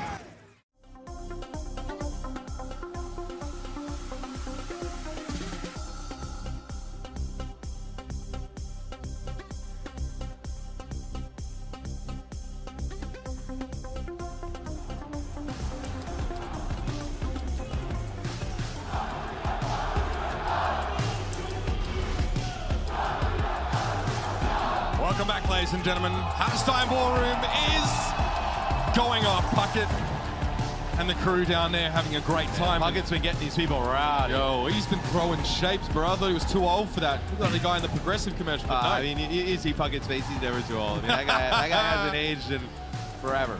They're still trying to live the frat days, I'm quite sure about it. New York, though, I mean, they're giving their fans a reason to celebrate.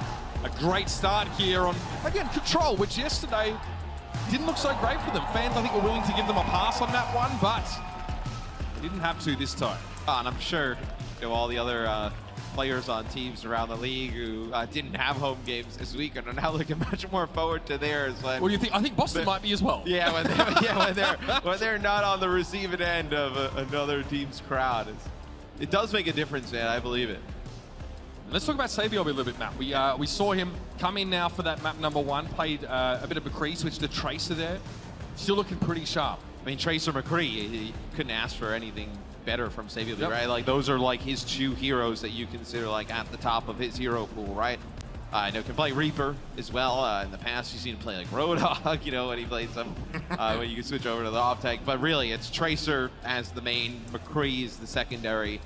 And I think he makes a ton of sense being in the lineup all the time. Savior being Mono for me are like the rocks of this team, right? Jonax, the MVP, the explosive Zenyatta player, flex support. But in the crunch time, you want to see Mono in there. You want to see Savior be in there. And especially when you can get them on like the Winston Tracer combination together, they start putting in that work.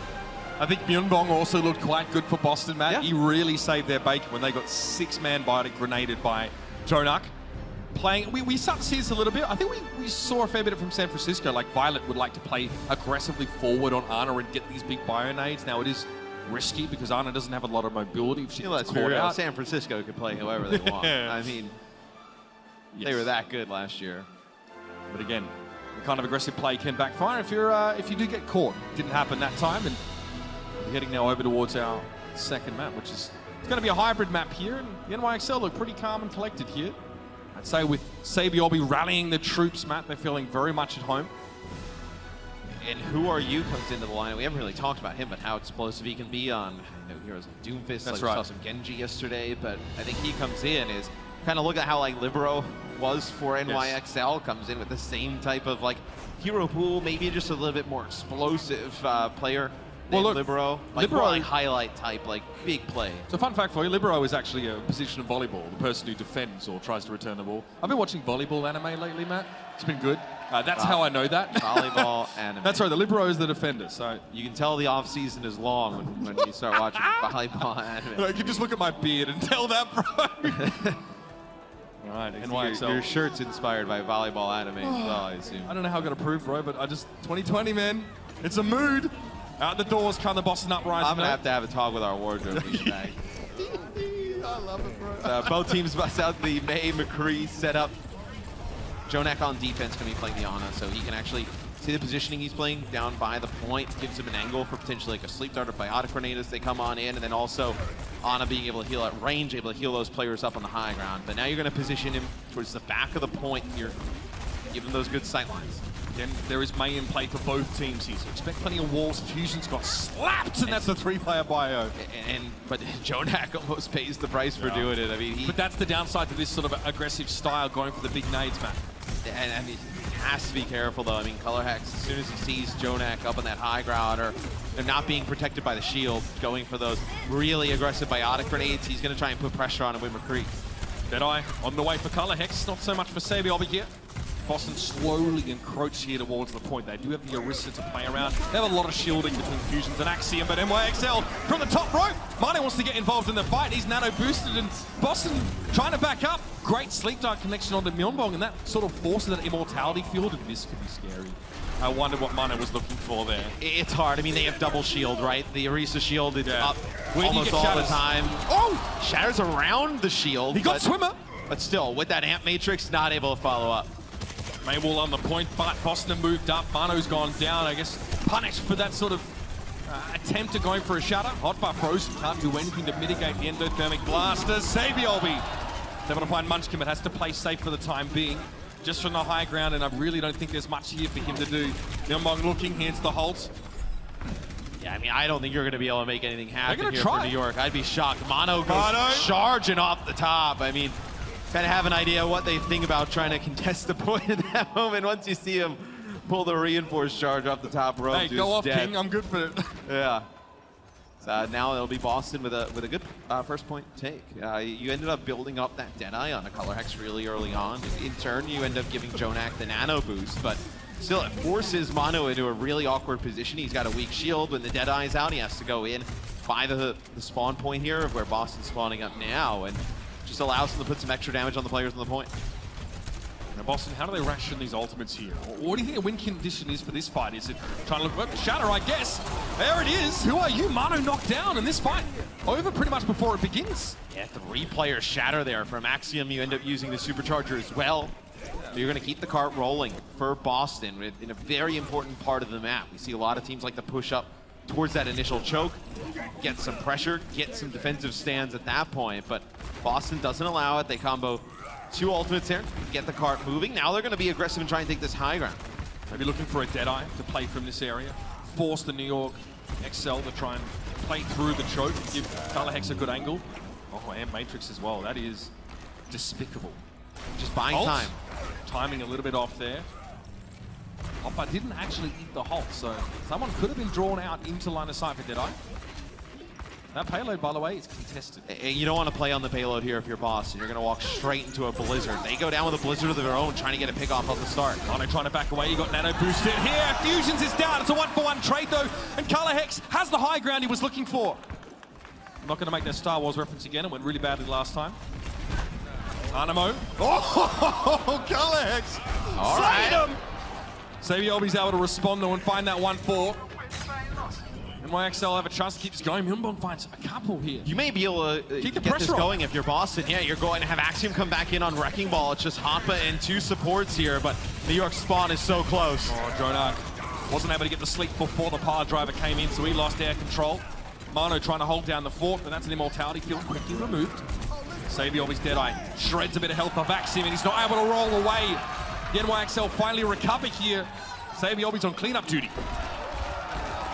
And now does Axiom have to switch off of this? Is Saviobi cleaning up Color Hex with the headshot there at the end, as Axiom will go back to Reinhardt, so more of the double shield composition for Boston. Who are you? Back over to me. This will be another difficult point of the map to get the cart over the line to get that second checkpoint. May in this close quarter area, that's why you see them keep accessing the high ground. They don't want to play under that bridge with that May. Saviobi doesn't want to give it up to Color Hex, and let the McCree just sort of rain from above. And Deadeye again, second in a row to Color Hex. Can't find much from the wall, gives New York enough time to get Honestly, away. though, you don't really want to give up the high ground a lot, but if you're New York here, you don't mind it. I mean, look at how many areas there are on this map for them to hide from the pressure from the high ground, which then just forces Boston down to the low ground, which is exactly what they want, to play around the May more. You have the Diva anyway, as NYXL, so you can mess with the McCree, and oh dear, someone's in trouble. Axiom gets caught up with the rest of his team. Mano tries to finish him off with the fire strike, but Fusion steps up, tries to save Axiom with that fortify. Mano has to respect the damage there. Boston, 1 minute left. They're regrouping here. They're going to go for a fight. But Color Hex, he reveals himself to Flash, who are you, and gets his head taken off as a result. Wall up. Boston wants some privacy. And Boston's not going to get a full reset here. They keep extending this, and players coming back from the spawn. Color Hex switches to Widow. Yeah, you were even for a little bit in terms of the players up, but New York just spawned so much closer. That is a silly cross-map Jonak on the Munchkin. So you have to wait for him to get up, but Color Hex on the Widowmaker. This tells you they know this is final fight territory. They just need a pick at the start. Again, Hotba's tracking him though. Hotba will chase him to the ends of the earth. Color Hex playing. This is a very passive angle. He doesn't have exactly many sight lines, but it's safer. Who are you taken down by? Munchkin. Here's a Deadeye. Everybody on Boston just backing up. Saviobi will hold this for as long as he has to and buy some more time. They need Who Are You back in the fight. He won't be taxied in though. Animo does not have the bandwidth to bring him back here. Hotba does have a self-destruct, and he's behind the enemy right now. Let's see if it comes in big. 8 seconds to the skies goes Hotba, looking for a bomb. It's good. He'll get Axiom. That's one shield taken out of the mix, and Saviobi gets rid of Munchkin. Who are you standing tall on the payload? And just like that, the NYXL snatched the point away. But Boston is able to make some progress, right? They capture that first point. They almost make it to checkpoint B. But New York's defense, very strong at that moment of the map. You know, they never got in a situation where Boston had like a 2-player advantage. Really, the only time was when they had both supports on the point, and they were waiting for Axiom to come back on the wrecking ball. But take a look from Saviobi's perspective at the end. This has to be fun to see for the NYXL fans. Listen, I know Orisa looks like a horse, Saviobi. You cannot ride it. All right, we're going to be back with a little bit more Blizzard World right after the break.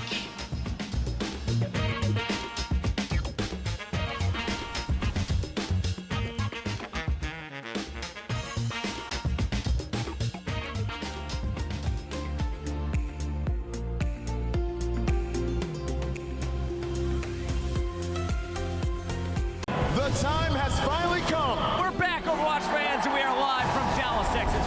We are live in New York City. Come on, this is carnage. It's not stopping. It's not stopping. Now we have a game. Ooh, get rocked. Maybe the Madman can do it. Oh, what is this? Are you ready? The time has finally come. We're back, Overwatch fans, and we are live from Dallas, Texas. We are live in New York City. Come on, this is carnage. It's not stopping. It's not stopping. Now we have a game. Ooh, get rocked. Maybe the Madman can do it. Oh, what is this? Are you ready?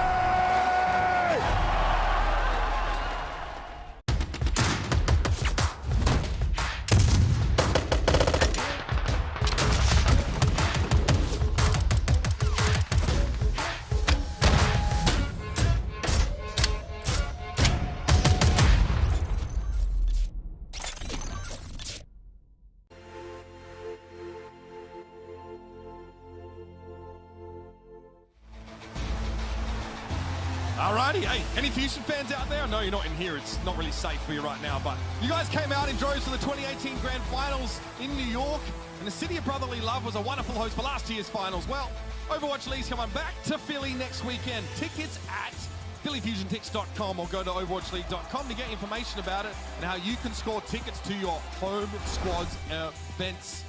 But right now we're in New York. We're focusing on the here and now, man. I got my Lion shirt on. I'm ready to roll. And New York is looking great. They're able to stop Boston from completing that second checkpoint. Hopper's like, on their man, offense. Haven't got enough multi-kill bombs yet today. You know, it's Hotpa, we've talked a little bit about him, right? A lot of talk in the offseason. You know, Mecco leaves this NYXL squad, goes to the Houston Outlaws.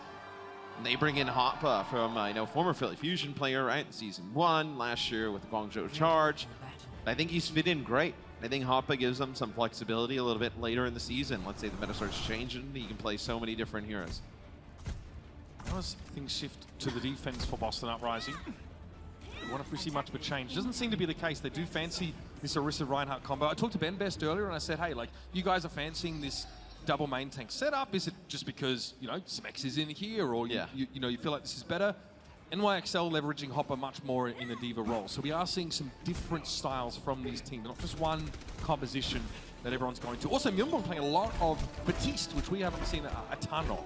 No, we've seen a lot of Ana in that Batiste role. So on offense for New York, it looks like they're pretty much the standard what we've seen from them so far, right? Reinhardt with the diva, McCree and May.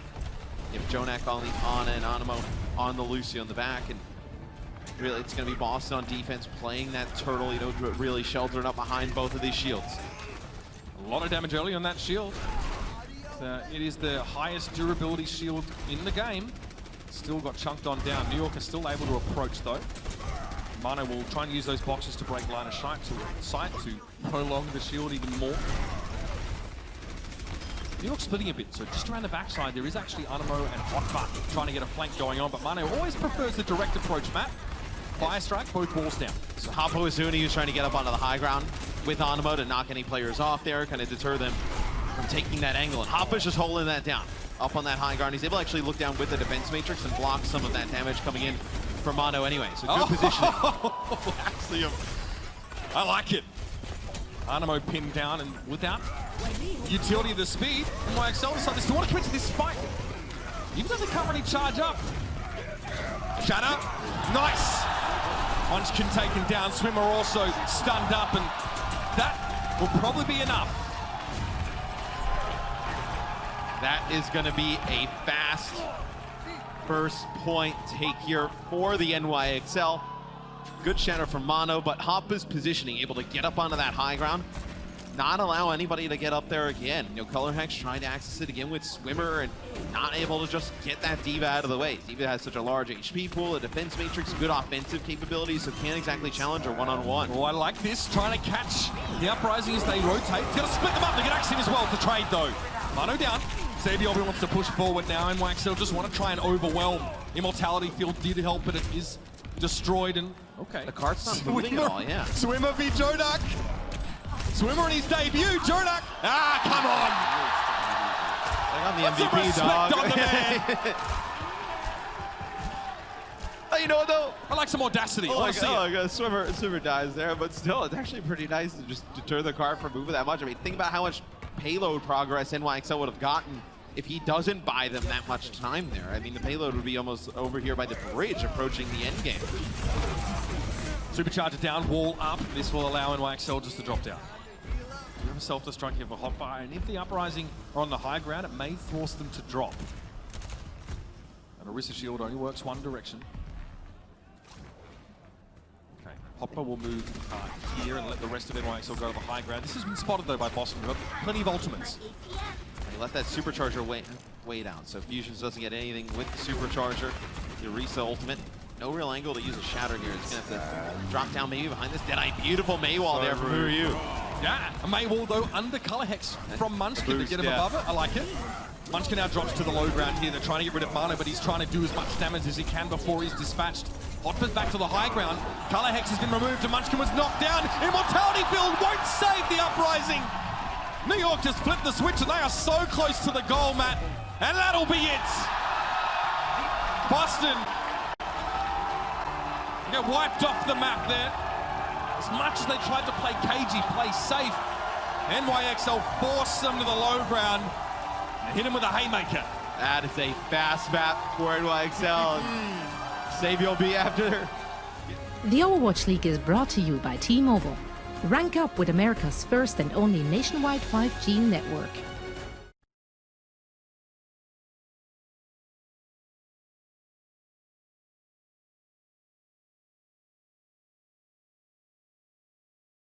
The break. Who are you, by the way? 23 eliminations, 70% kill participation. Let's now head over to our friends back in LA at the desk for our game break. The Overwatch League is brought to you by T-Mobile. Rank up with America's first and only nationwide 5G network.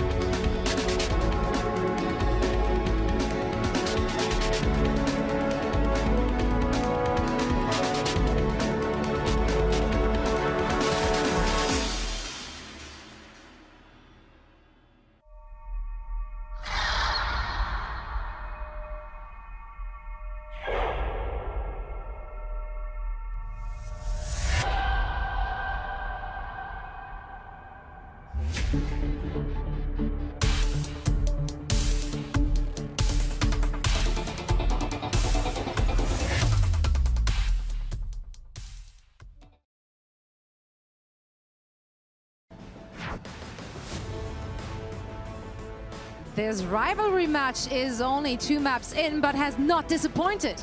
If you're a New Yorker at least, welcome back to the Overwatch League studio in LA. This game break is presented by Cheese Grooves, and we're back here on the desk once more with Reinforced Costa and our wonderful guest analyst. That was a long sentence. That was a long sentence. Like, wait, she didn't forget my name, right? We worked together for a long time. We worked together since StarCraft. I don't know. I would never forget your name. Since your time with Wolves, how would I ever forget your name? Look that one up. That is a throwback. Now, let's dissect this very first map. Actually, starting with you, Costa. Looking at the team compositions we saw there, Boston is kind of going for some dive variations. However, even though NYXL did do swaps, didn't work out for Boston. Yeah, Boston seems to be coming out with these really interesting compositions and strategies, trying to throw New York off, which I respect. When I think you're the weaker team, you got to come with something that's gonna like win you the game. Unfortunately, didn't work at all. They came out on full dive on the first map, and then New York were like, we can play dive, and then they just got owned. And then they tried to go to bunker, it didn't work. And then you go to the second map, and they tried to play Farah, and NYXL just shut it down. Boston made 17 different hero swaps, which to me shows that they don't really know what they're doing or what the answer is right now. I think the idea is New York is a team that works well in solved metas. They work well when they're playing the same heroes the other team is playing, mirror matchups, etc. They don't do well in chaos. They don't thrive in unsolved metas. So I think the idea here, generally speaking, is, hey, let's throw them some curveballs and see how they respond. The reality is, though, New York is just so mechanically skilled that it doesn't work on paper. It's a good idea on paper, but in practice, not so much. And it's interesting that you bring it up that way, because this is something we saw all throughout last season. Boston always coming in with the game plan, but then if it didn't work out, like that was just kind of it, right? Like, you had a good run, boys. Pack it up. Exactly. Now, if we're looking at that second map, though, they did switch it up a little bit. They went away from their dive compositions. Reinforce, what did you see and did you like it? I like the composition they came out with on map 2 a lot better. I think it suits them better to play a bit more of a low-risk composition, and that's what we saw when they were playing the McCree and the Baptiste. They took their time. It took a long time to cap point A, but they did it methodically. It was low risk, and New York Excelsior, they couldn't really abuse the mistakes that Boston Uprising did. So I like that a lot better from Boston Uprising. Unfortunately, on the second point, New York Excelsior, they just decided to mirror Boston Uprising. And at that point, on paper, New York Excelsior, they're just a better team, right? So the golden rule to swapping heroes, rule number 1, okay, is you always have to be one step ahead. And for a large part of these maps, Boston Uprising, they were actually one step ahead in terms of composition. They had the better composition. And you could credit the coaching staff for that. But in the game, the players just didn't make the right swaps on the move when they needed to do it before the maps were over. So when you're mirroring compositions on Blizzard World on point 2, I would love to see ColorX swap to Widowmaker a lot faster, because then you have a distance advantage. And so even though New York Excelsior, they are playing the McCree, you can play the Widowmaker and kite further away, and eventually you're going to win that matchup because you have the better composition. So Boston Uprising, I love what they were doing with their compositions, but you have to be one step ahead and take it even further. Well, guys, my imaginary clock says it's crunch time, presented by Cheesy Grooves. So, Costa, who came in clutch in the first half? Season 1 MVP, Jonak, doing something. We got a 5-man purple here. Yeah, 5. I was trying to make sure it wasn't 6. And it's pretty much a free fight win. You don't see this happen very often these days, but hiding with a counter nade, that gives them a free engagement. They pretty much win the fight for free and just secure everything because they don't have to use any ultimates to win that fight. Now, Wolf? I mean, I don't really have that much more to add on that. It's just those kinds of moves are really risky, but when you have full knowledge of where the enemy team is and how they're approaching, it gets a lot easier to kind of set up these big plays. You know, you see Bumper do these shatters and things like that. It's not something you want to try like in your ladder games unless you're on a really Good coordinated disclaimer team. here. Yeah. Please don't, is what you're saying. But especially, I think it's really convenient for Jonak to go for those as well, because Boston Uprising, they weren't playing Diva, right? They're playing with 2 main tanks. So you have no Diva, you have no defense matrix to actually eat that biotic grenade. So I think it was great from Jonak to go for that play. It won't really work if you're playing against a good Diva, because they will check their corners and they will use the defense matrix. But great play coming out for Jonak. There was a reason he was MVP. Yeah, you can't drop shields and react to that in that moment. There's just no way you can block that. This doesn't. You don't have time. It Unless you're as good as me. Well, you know what, guys? I think it is time to get back to the rest of the match to see if there can be an uprising in New York. Yes, bet counts never get old. We will be back afterwards.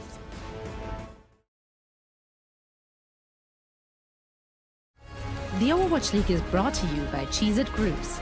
Deep flavor, deep crunch. It's a mind crunch.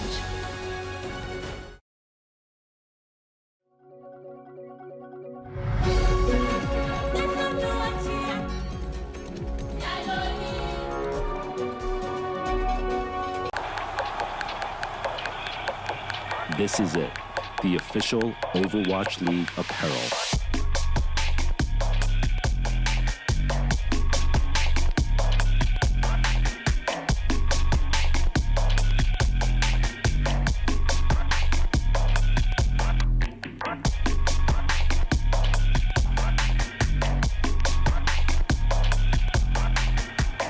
Designed by Staple, engineered for gamers.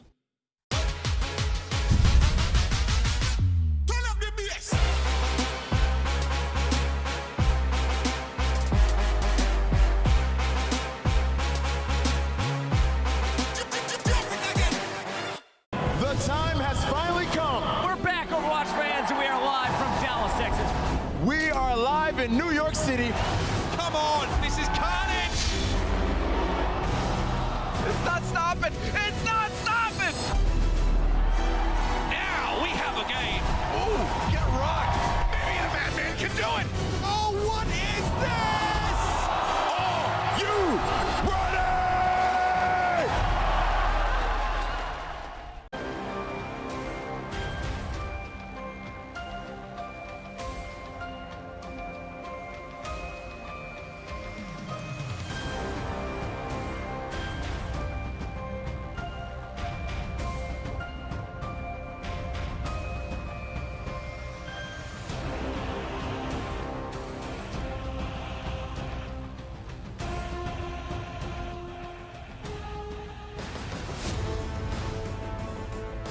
Welcome back, ladies and gentlemen, to the Hammerstein Ballroom in NYC. It's been fantastic games over this weekend so far, and if you're watching yesterday, you would have seen us transition from here in New York over to Dallas, where last year's finalists, Vancouver Titans, managed to take a win out against the LA Gladiators. Now, they aren't the only team in Dallas that featured in that finals match at all, of course. Let's have a look back before we jump into this second half at that epic grand final matchup in 2019. These two teams have been head-to-head and neck and neck. The Titans have just put on an absolute show for us. They've proven that a new team could come in, absolutely dominate the league. San Francisco Shock look dominant on paper and in-game. This is it. It's all come down to this. The two best teams in the league right now. This is going to be incredible. They've been at the head of the pack. They've been defining how the game is supposed to be played in a number of ways, adapting to certain metas. Their teamwork is better than any team we've ever seen before in Overwatch. I really believe that.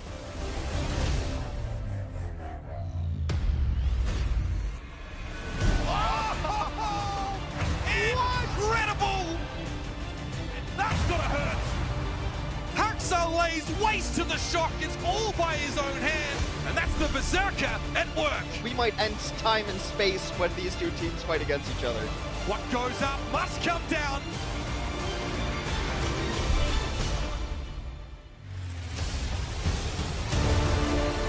These two teams have been head-to-head and neck in so many metrics. To fall here for the Titans, it's a long way from their expectation. They come out of nowhere. They bring no ultimates into this fight, yet it still seems to be enough to get the job done against the Titans of all teams. That is ridiculous.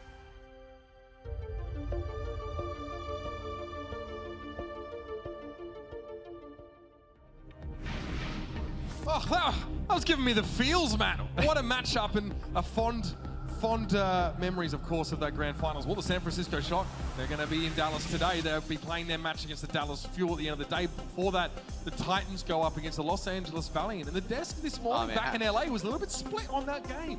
Yeah, I mean, you know, I think the Valiant are going to be a team that surprises people early on. Sure. I think that when I was doing my predictions this morning, that was like the toughest game that I had problem with the whole day of Valiant Titans. I think it's going to be a very close matchup.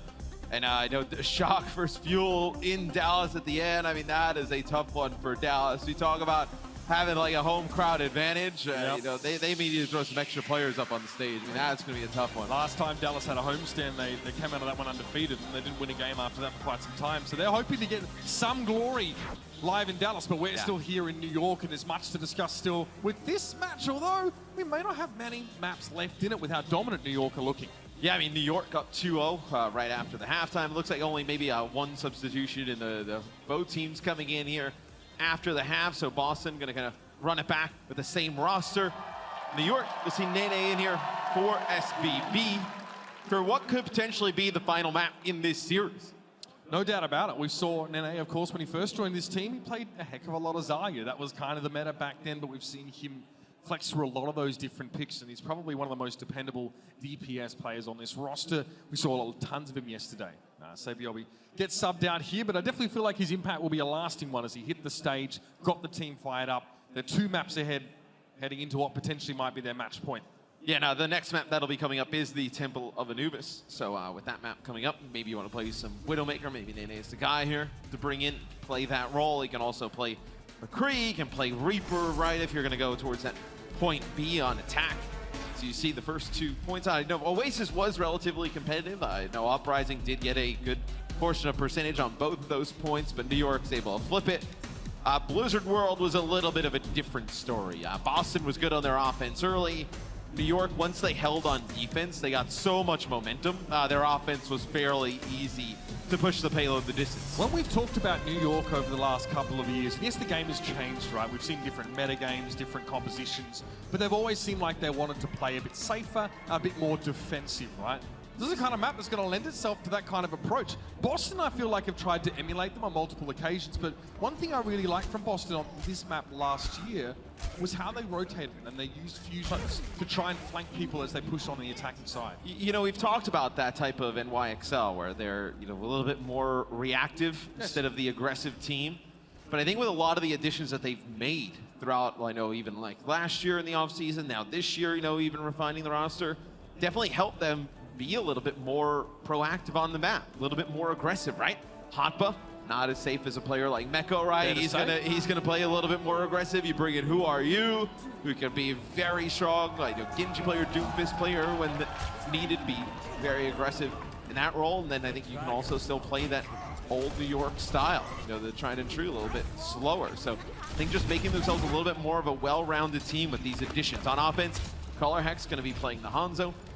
Hanzo really good at bursting down these shields, long range, medium to long range pickoffs. You don't see a Widowmaker on the other side. You're pretty safe to play the Hanzo here in answer to McCree. Now, but New York have only been playing with one shield so far, so Color Hex will be looking for some picks as well. Try and work Mono down or get around him as much as possible. Swimmer just dives in here, perhaps hoping to knock some New York players off this high ground. He's done just that. New York will probably have to cede this territory over to Boston now. Boston have a chance to set up, but much depends on the Hanzo. And if Color Hex can't find those opening picks, Boston don't get anywhere. Now Boston's going to be trapped for a little bit. We'll see what they decide to do, how they get out of this situation. How they get out of it, maybe by going all the way back to the spawn. And then his Peacekeepers, he's able to take out 2. If you're Boston, right, you want to push through that choke, you want to get control of that bridge. Allow the Hanzo to start getting some pickoffs. Buy him some space, but you have Hotpub playing up on the high ground. He actually goes over towards those windows over by the Mega Health Pack, plays up in the high ground, just being a nuisance. It's very difficult to hold the break. That wall's designed to allow Boston to get into position without taking too much poke damage, but New York don't want to give them this space, man. Look at them push them. Color Hex is in no position to find picks right now because Hotbar is hot on his heels. Despite this, though, Axim and Munchkin gets dumped. You're kidding me, that could be filthy. The shields were ready, though. New York didn't have enough players to distract Boston's attention away from the big old bomb. That one's a little bit of a Hail Mary. I mean, you throw it in there, 2 shields and made. Not really a great shot. Jonak in an odd position here. Is he going to be able to live through this? Say 2, they keep alive with a sound barrier. Immortality field here from Yunbong as Boston are caught off guard a little bit by this. Hotbar is going to get desuited and taken down. How much time can New York buy now? Nene's looking for a little bit, but the shield was in the way. He may have taken it very low, but he needs to find kills, and so far the healing for Boston has been good enough to keep them up. Boston should be able to take this point. I mean, you just have Mono alive and Animo is where the Hanzo becomes pretty effective, right? Bursting large HP targets out, the one-shots at like that medium to long range. See what New York decides to do. I don't think they're going to come back and contest this. They have a lot of players that are very far away, but Hotba making his way towards the point. They may want to fight this with the switch over to Tracer as well. Oh, Munchkin! They may try and force another fight at least. They're going to have a go. Amplification Matrix is thrown down. Mano hits the ground. It's pretty hard, to be honest. Boston was already prepared to deal with him.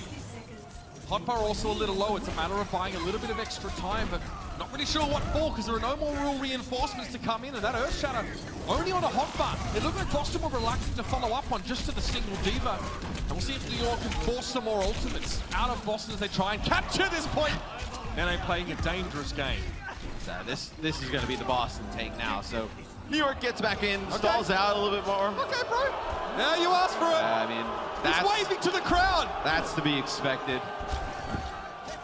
But hey, if you're going to get booed, you may as well get booed a lot. What's the difference between being booed a little bit and booed a lot? At least have some fun with it. I mean, there are a few key differences, but we won't have time to go over them. Dragon Strike for Color Hex here. Wants to try and get New York grouped on the point. Crowd are furious. Yeah, the crowd now is displaying what they think about Boston as a team. It's a Color Hex, though. May not like him, but he takes out Hoppa and Nene. He is showing up now. He loves it. Color Hex living to be the villain. Boston get one tick here on the point. Who are you? He tried to go for a Blizzard. I think he lost it. He must have been taken down before he could release it. And that is really bad for New York. That was the ultimate they needed on this fight. Who are you has to switch to the Doomfist now, which might be a bit of a change of pace for them, but so far New York trickling in one by one and finding very little for their troubles. That's the self-destruct. Hotbar can't find anything, and Who Are You shut down. Color Hex, I'm not gonna lie, this is actually gross. Color Hex is dominating on this Hanzo. Yeah, but you know what, though? Jonak had rotated all the way around to the choke. Now they finally know where he is. Doesn't matter, though. The retake is there. That shouldn't have happened at all. Well, Jonak, for what felt like, you know, seeing on the map, maybe like 30 seconds, is playing from the offensive choke, just healing the players as they come out. Big biotic grenade, sleeps onto the point, and they were not able to make any progress, Boston. They get 2 ticks, but towards the end, right, the progress had stalled out. They were not able to complete the map. Matt, Colorhex is no longer waving at the crowd. I think he's getting a bit serious now. 1 minute 40 left in the round. There's an Earth Shatter here. Munchkin, he had Blizzard. He's out of the picture already. Axiom just has to run away. There's no chance for Boston now in this fight. Mano very aggressive, but he's looking to get value out of the nano boost and build another Earth Shatter if he can. And this is a full-scale rout. You know what it is. Colorhex picking up some kills, having some fun. The rest of his teammates are looking at him like, see what you started, man? Why'd you do this? Why'd you do that? But NYXL, they don't have any ultimates here coming in the fight, Mitch. I mean, Amp Matrix, Sound Barrier, Shatter, Blizzard, really good chance for Boston to get that final tick. Matt, you feel like if Boston want to stay in the series, it has to be here, but they turn it up to 11. They start with the Amplification Matrix, but an Ice Wall will block that for the most part. So they'll have to wait. Jonak, that's a big biotic grenade, Matt, onto 4 players. Immortality Field, though, had to be there by Mumwop. Shatter, no real connection at all. The Ice Block immediately used by Who Are You, but they've lost Jonak. A lot of their healing, and there's a lot of their utility. Crowd control now is going to be missing. Remember, just the 1 tick, that's all that Boston needed to get this one done, and they do! They snatched it away from New York. And 2 checkpoints is going to make a big difference for them as this game continues. The Hotba went to go touch, and Swimmer boops him off the point. Then Animo not able to make it back on. That's how Boston's able to get that second checkpoint. Finish with 27 seconds in the time bank. Oh, we see you, Boston fan. All right, we'll be back with a little bit more Temple of Anubis and see if Boston can hang in there right after this. Or maybe will this guy make it out alive? I don't know yet.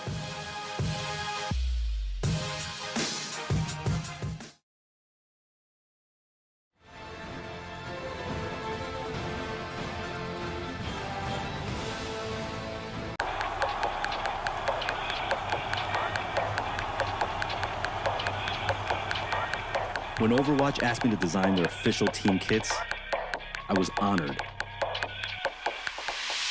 This was an opportunity to create gear that for the first time brings together the best of the streetwear world and the esports world. This is technical apparel designed with specs to provide the highest caliber athletes in the esports world with the performance and comfort that they demand. And just so you know, her armband is clipped, but it says LOVE, so don't worry about that. Designed to highlight each team's uniqueness, yet resonate with players and fans in the US, China, Korea, France, and all over the world. And of course, gear that needs to look as dope as it performs, both inside and outside the arena. This is it, the official Overwatch League kit. Designed by Staple, engineered for gamers. The time has finally come. We're back, Overwatch fans, and we are live from Dallas, Texas. We are live in New York City. Come on, this is carnage! It's not stopping! It's not stopping! Now we have a game. Ooh, get rocked! Maybe the Madman can do it! Oh, what is this? Are you ready?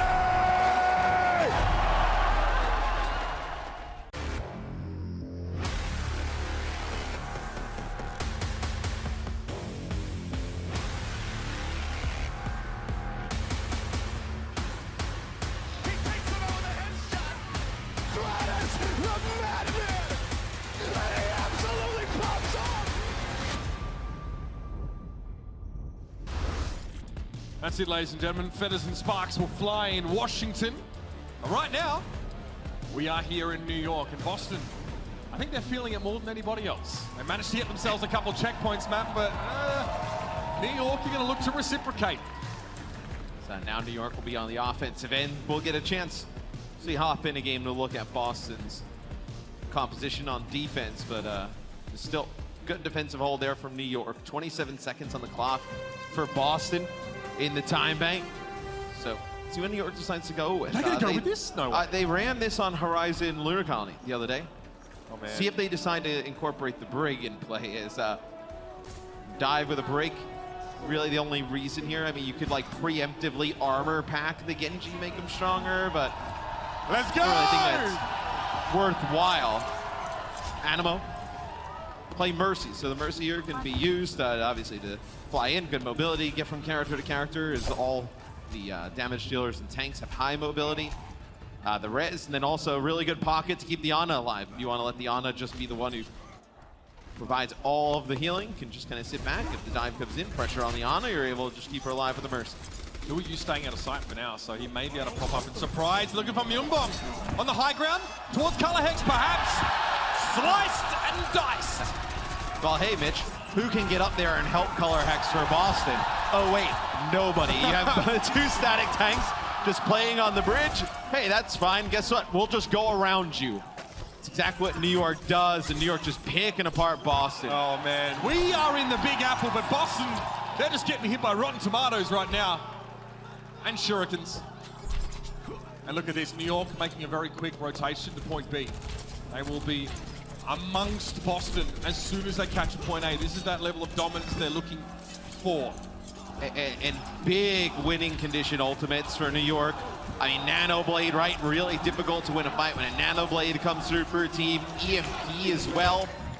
All these ultimates gonna come on really quickly.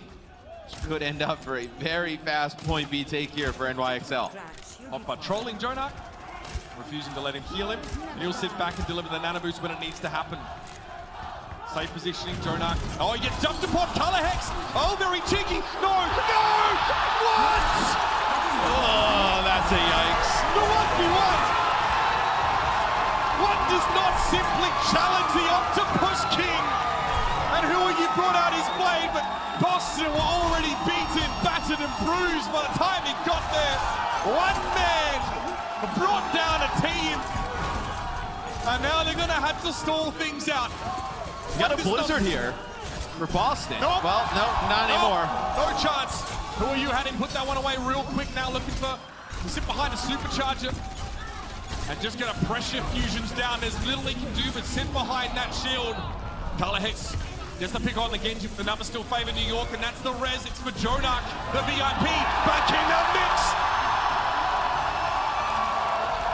What a massacre!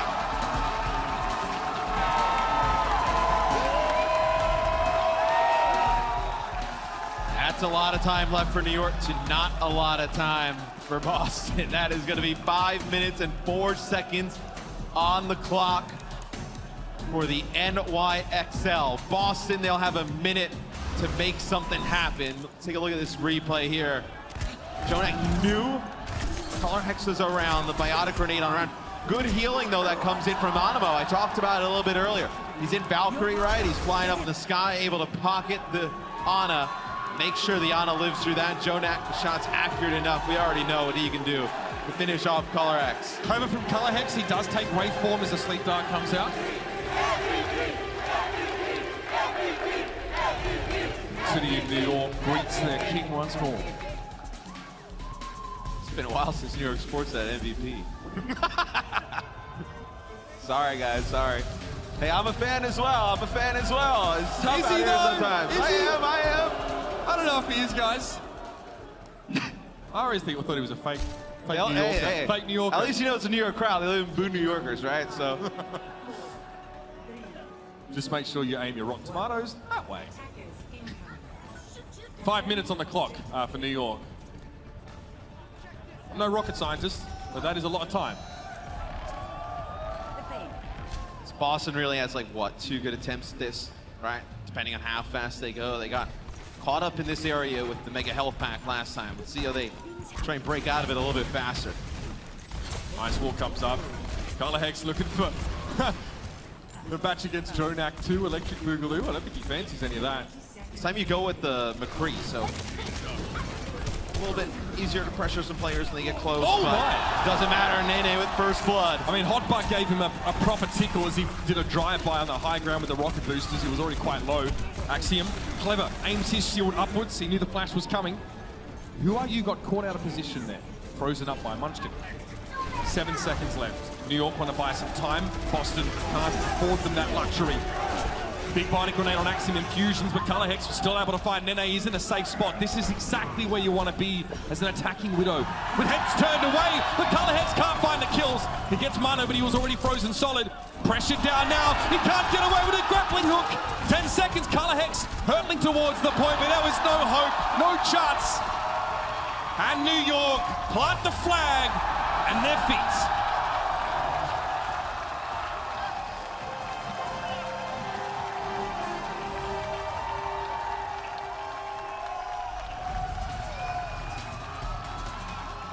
New York can smell a win here.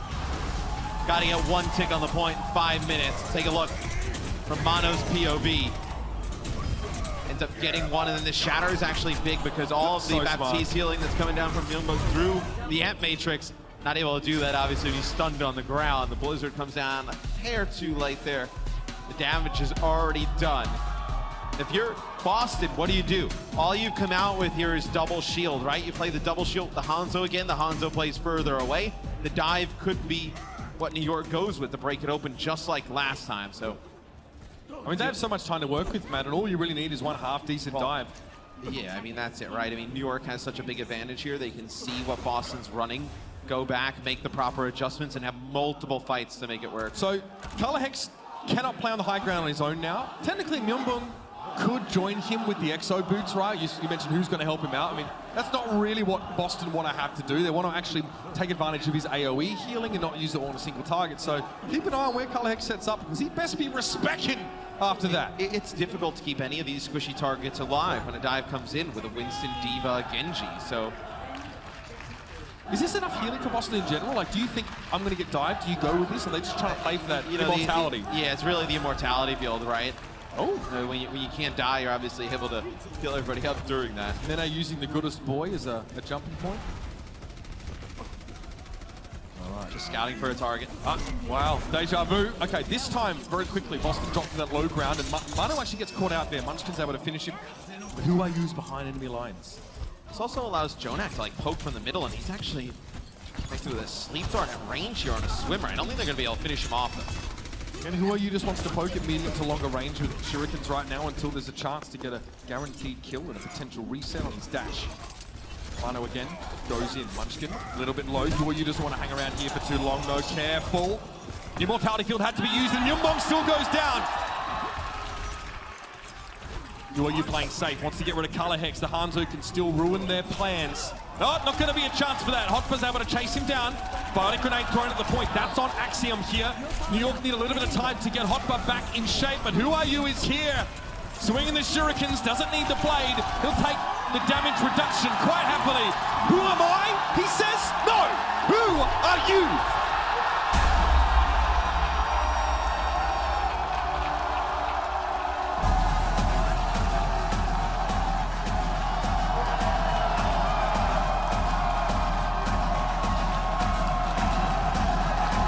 New York gets a 2-0 start to their season. A win yesterday, a win today against Boston. And they look strong today. A quick 3-0. And we've seen this plenty from this New York franchise. But we all knew it was very important for them to come to their home city to make a big statement off the bat and set a precedent of excellence this year like they've done since 2018. You expected New York to be one of the stronger teams in the league as well. Just looking up and down their roster, the history of work from year 1 to year 2. Just can this team keep it going the whole season? Can they finally be there at the end? I think that's the question. It is a marathon, more this year than ever before for our teams in the Overwatch League. Let's see if NYXL can go all the way. So far, so good, looking pretty fine. I know who else is looking pretty fine. It's my boy Hexagram's on stage with an interview with SPV. We're here on stage, obviously. You know, Sabiobi. I'm here with player manager Steven. Sabiobi, you played a lot of McCree today. Please tell me you're still a Tracer main at heart.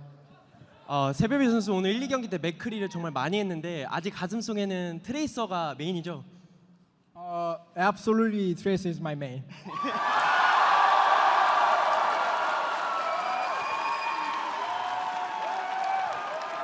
All right, you got a new roster this year. What makes this team? Is this the team that finally brings a championship to New York? 이번 시즌에 저희 새로운 로스터로 뉴욕이 시즌을 시작했잖아요. 이제 드디어 팬들을 위해서 이번 시즌 이 멤버로 우승할 수 있는지 한 말씀 해주세요. 일단은 진짜 너무 잘하는 팀원들이 왔고 원래 팀원들도 되게 잘하고 해서 경기를 이제 우승할 수 있는 적기가 온 것 같아요, 진짜. 세별비 is saying this is the year. We're the New York gonna win this year. We have such a good member right behind you guys.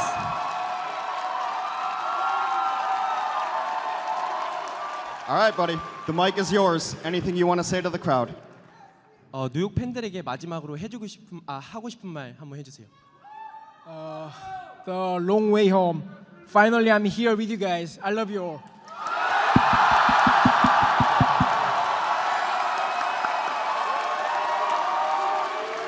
All right, New York, let's give it up one last time for your NYXL!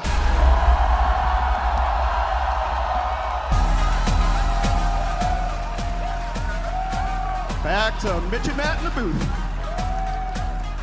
Superstar player, captain, and now show stealer. That's the Saviolbi we know and love, and this city is so glad to have him. It's been a pleasure to be here. What a vibe this whole homestand has been so far. We've still got a little bit more to talk about, Matt, including our player of the match. There are a few top candidates, though, on the NYXL side today. Yeah, I think, though, if you watched map 1, 2, I think Saviolbi was tremendous, right? I think he had a huge impact on the game, just the arena, right? Like through the walkthroughs, like everybody wanted to see him play. For me, I mean, I think it was easy today. I mean, he really looked very tight with the team in those first couple maps, and New York essentially tightened up that control map play quite a lot. Saviolbi was in there. He wasn't playing overly aggressive, but you could see the threat that he was generating. A lot of the time, New York were able to punish Boston, especially with their more divey comps they started with, for trying to get to Saviolbi. Yeah. Played safe, hit shots, made the critical kills. Yeah, and I think you look at their play yesterday, right, in the early map, the one that they lose. I think you kind of take a lot of what Mono said to be truth, right? They came out a little bit jittery, didn't know how the crowd was going to react, a little bit bigger pop than they expected. But like I mentioned, Saviolbi, your player of the match today for map 1 and 2, the McCree, he was special, man. And of course, with only 16 minutes and 43 seconds playtime, is still an excellent final blow per 10 score. And that's what you need to see from McCree, especially when you're combining it with a May, who's not always going to be tasked with completing those kills and producing that burst damage. It's setting up those kills for the rest of the team. That's why someone like Hotbar, a more aggressive diva, works in this team. Follow up, I guess, on the groundwork that was laid by Who Are You in many of those games. And pleased as punch, this NYXL squad are, and couldn't have asked for a better start, a launching pad into the rest of 2020. No, and I think it's important that they keep the momentum from this weekend to the next city, to the next game. It's going to be a very long season. A lot of the depth on the roster is going to pay off at some moment. I think this season more than any, you're going to have to be ready at any time if you're a sub on the bench for one of these teams to jump in and play. No doubt about it. Of course, we're far from done for the day, though, ladies and gentlemen, especially if you want to see some more Overwatch action down in the south. Dallas will continue. First up with Los Angeles versus the Vancouver Titans, which is a grudge match. As we've discussed, Los Angeles, the only team to take that, or the first team to take the victory off Vancouver last year. And then the shock, first look at them since becoming 2019 champions, Matt. Yeah, we'll see. You know, the Shock, they had a long offseason, no real roster additions to the Shock, just one more addition to the roster, you know, Widowmaker Specialist. I think it's going to be very interesting how they motivate themselves to get through this year, right? The clear-cut favorites, at least in my opinion, in the league. It's going to be a tough road for Dallas at the start. Ladies and gentlemen, one more time, make some noise for your NYXL. It won't be the last time that we're here in New York this year. But for now, that's going to be all. Thank you so much to the fans who turned out, the city of New York, for showing us a fantastic time. Where the Overwatch action will continue in Dallas. But for now, from New York, good night and good game.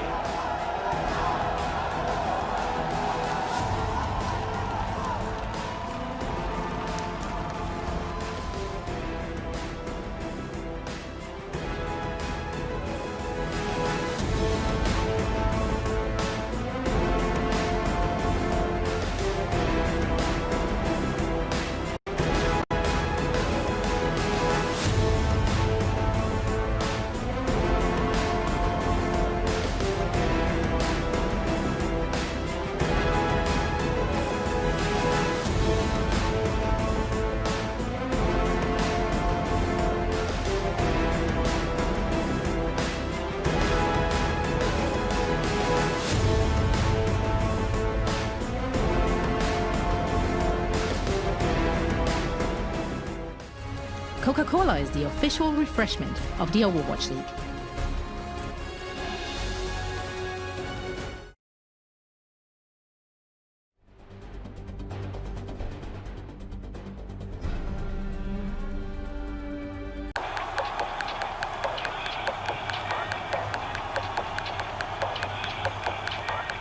When Overwatch asked me to design their official team kits, I was honored. This was an opportunity to create gear that for the first time brings together the best of the streetwear world and the esports world. This is technical apparel designed with specs to provide the highest caliber athletes in the esports world with the performance and comfort that they demand. And just so you know, her armband is clipped, but it says LOVE, so you don't worry about. Designed to highlight each team's uniqueness, yet resonate with players and fans in the US, China, Korea, France, and all over the world. And of course, gear that needs to look as dope as it performs, both inside and outside the arena. This is it, the official Overwatch League kit. Designed by Staple, engineered for gamers.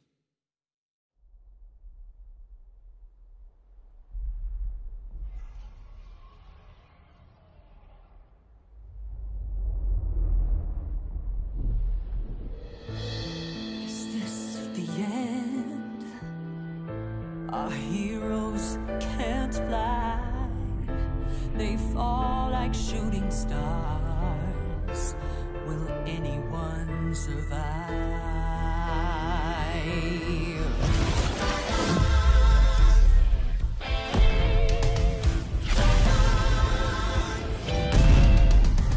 Dragons take flight above the ice and snow. High in the sky where the cold wind blows. Wings feet down as the feedback falls. Flaming hot fire over frozen bones. Good unites against people they oppose. They ride or die as the legends grow. We must go to sense through the heroes. There are no silence in this combat zone. Beats mid-air, yeah, it's a chiller.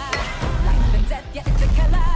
They go round and round as the beat down pounds. Aerial thrills, yeah, it's a thriller. The sky's filled with trauma and all of this drama. Pretending and impending end. Crash down. It's dragons and dragons descend.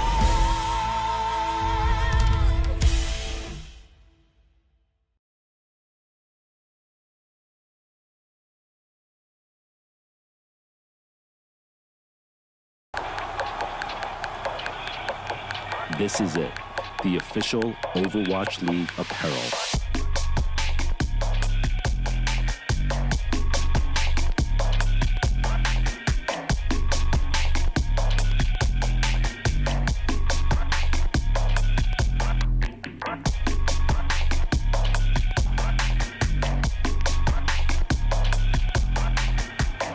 Designed by Staple, engineered for gamers.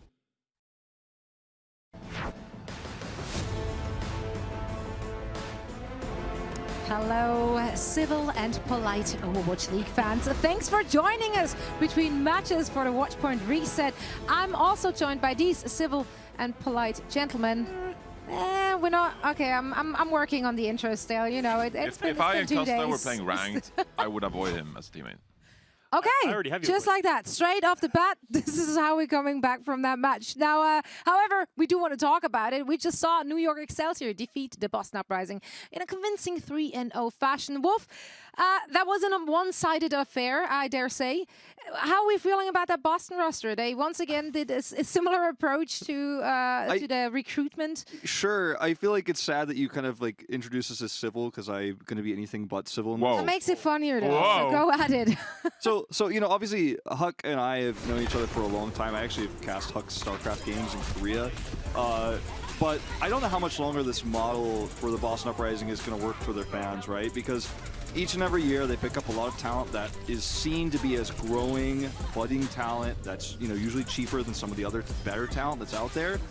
And you have to wonder, like, is this going to be another year where Boston is just at the bottom and farming up that same talent?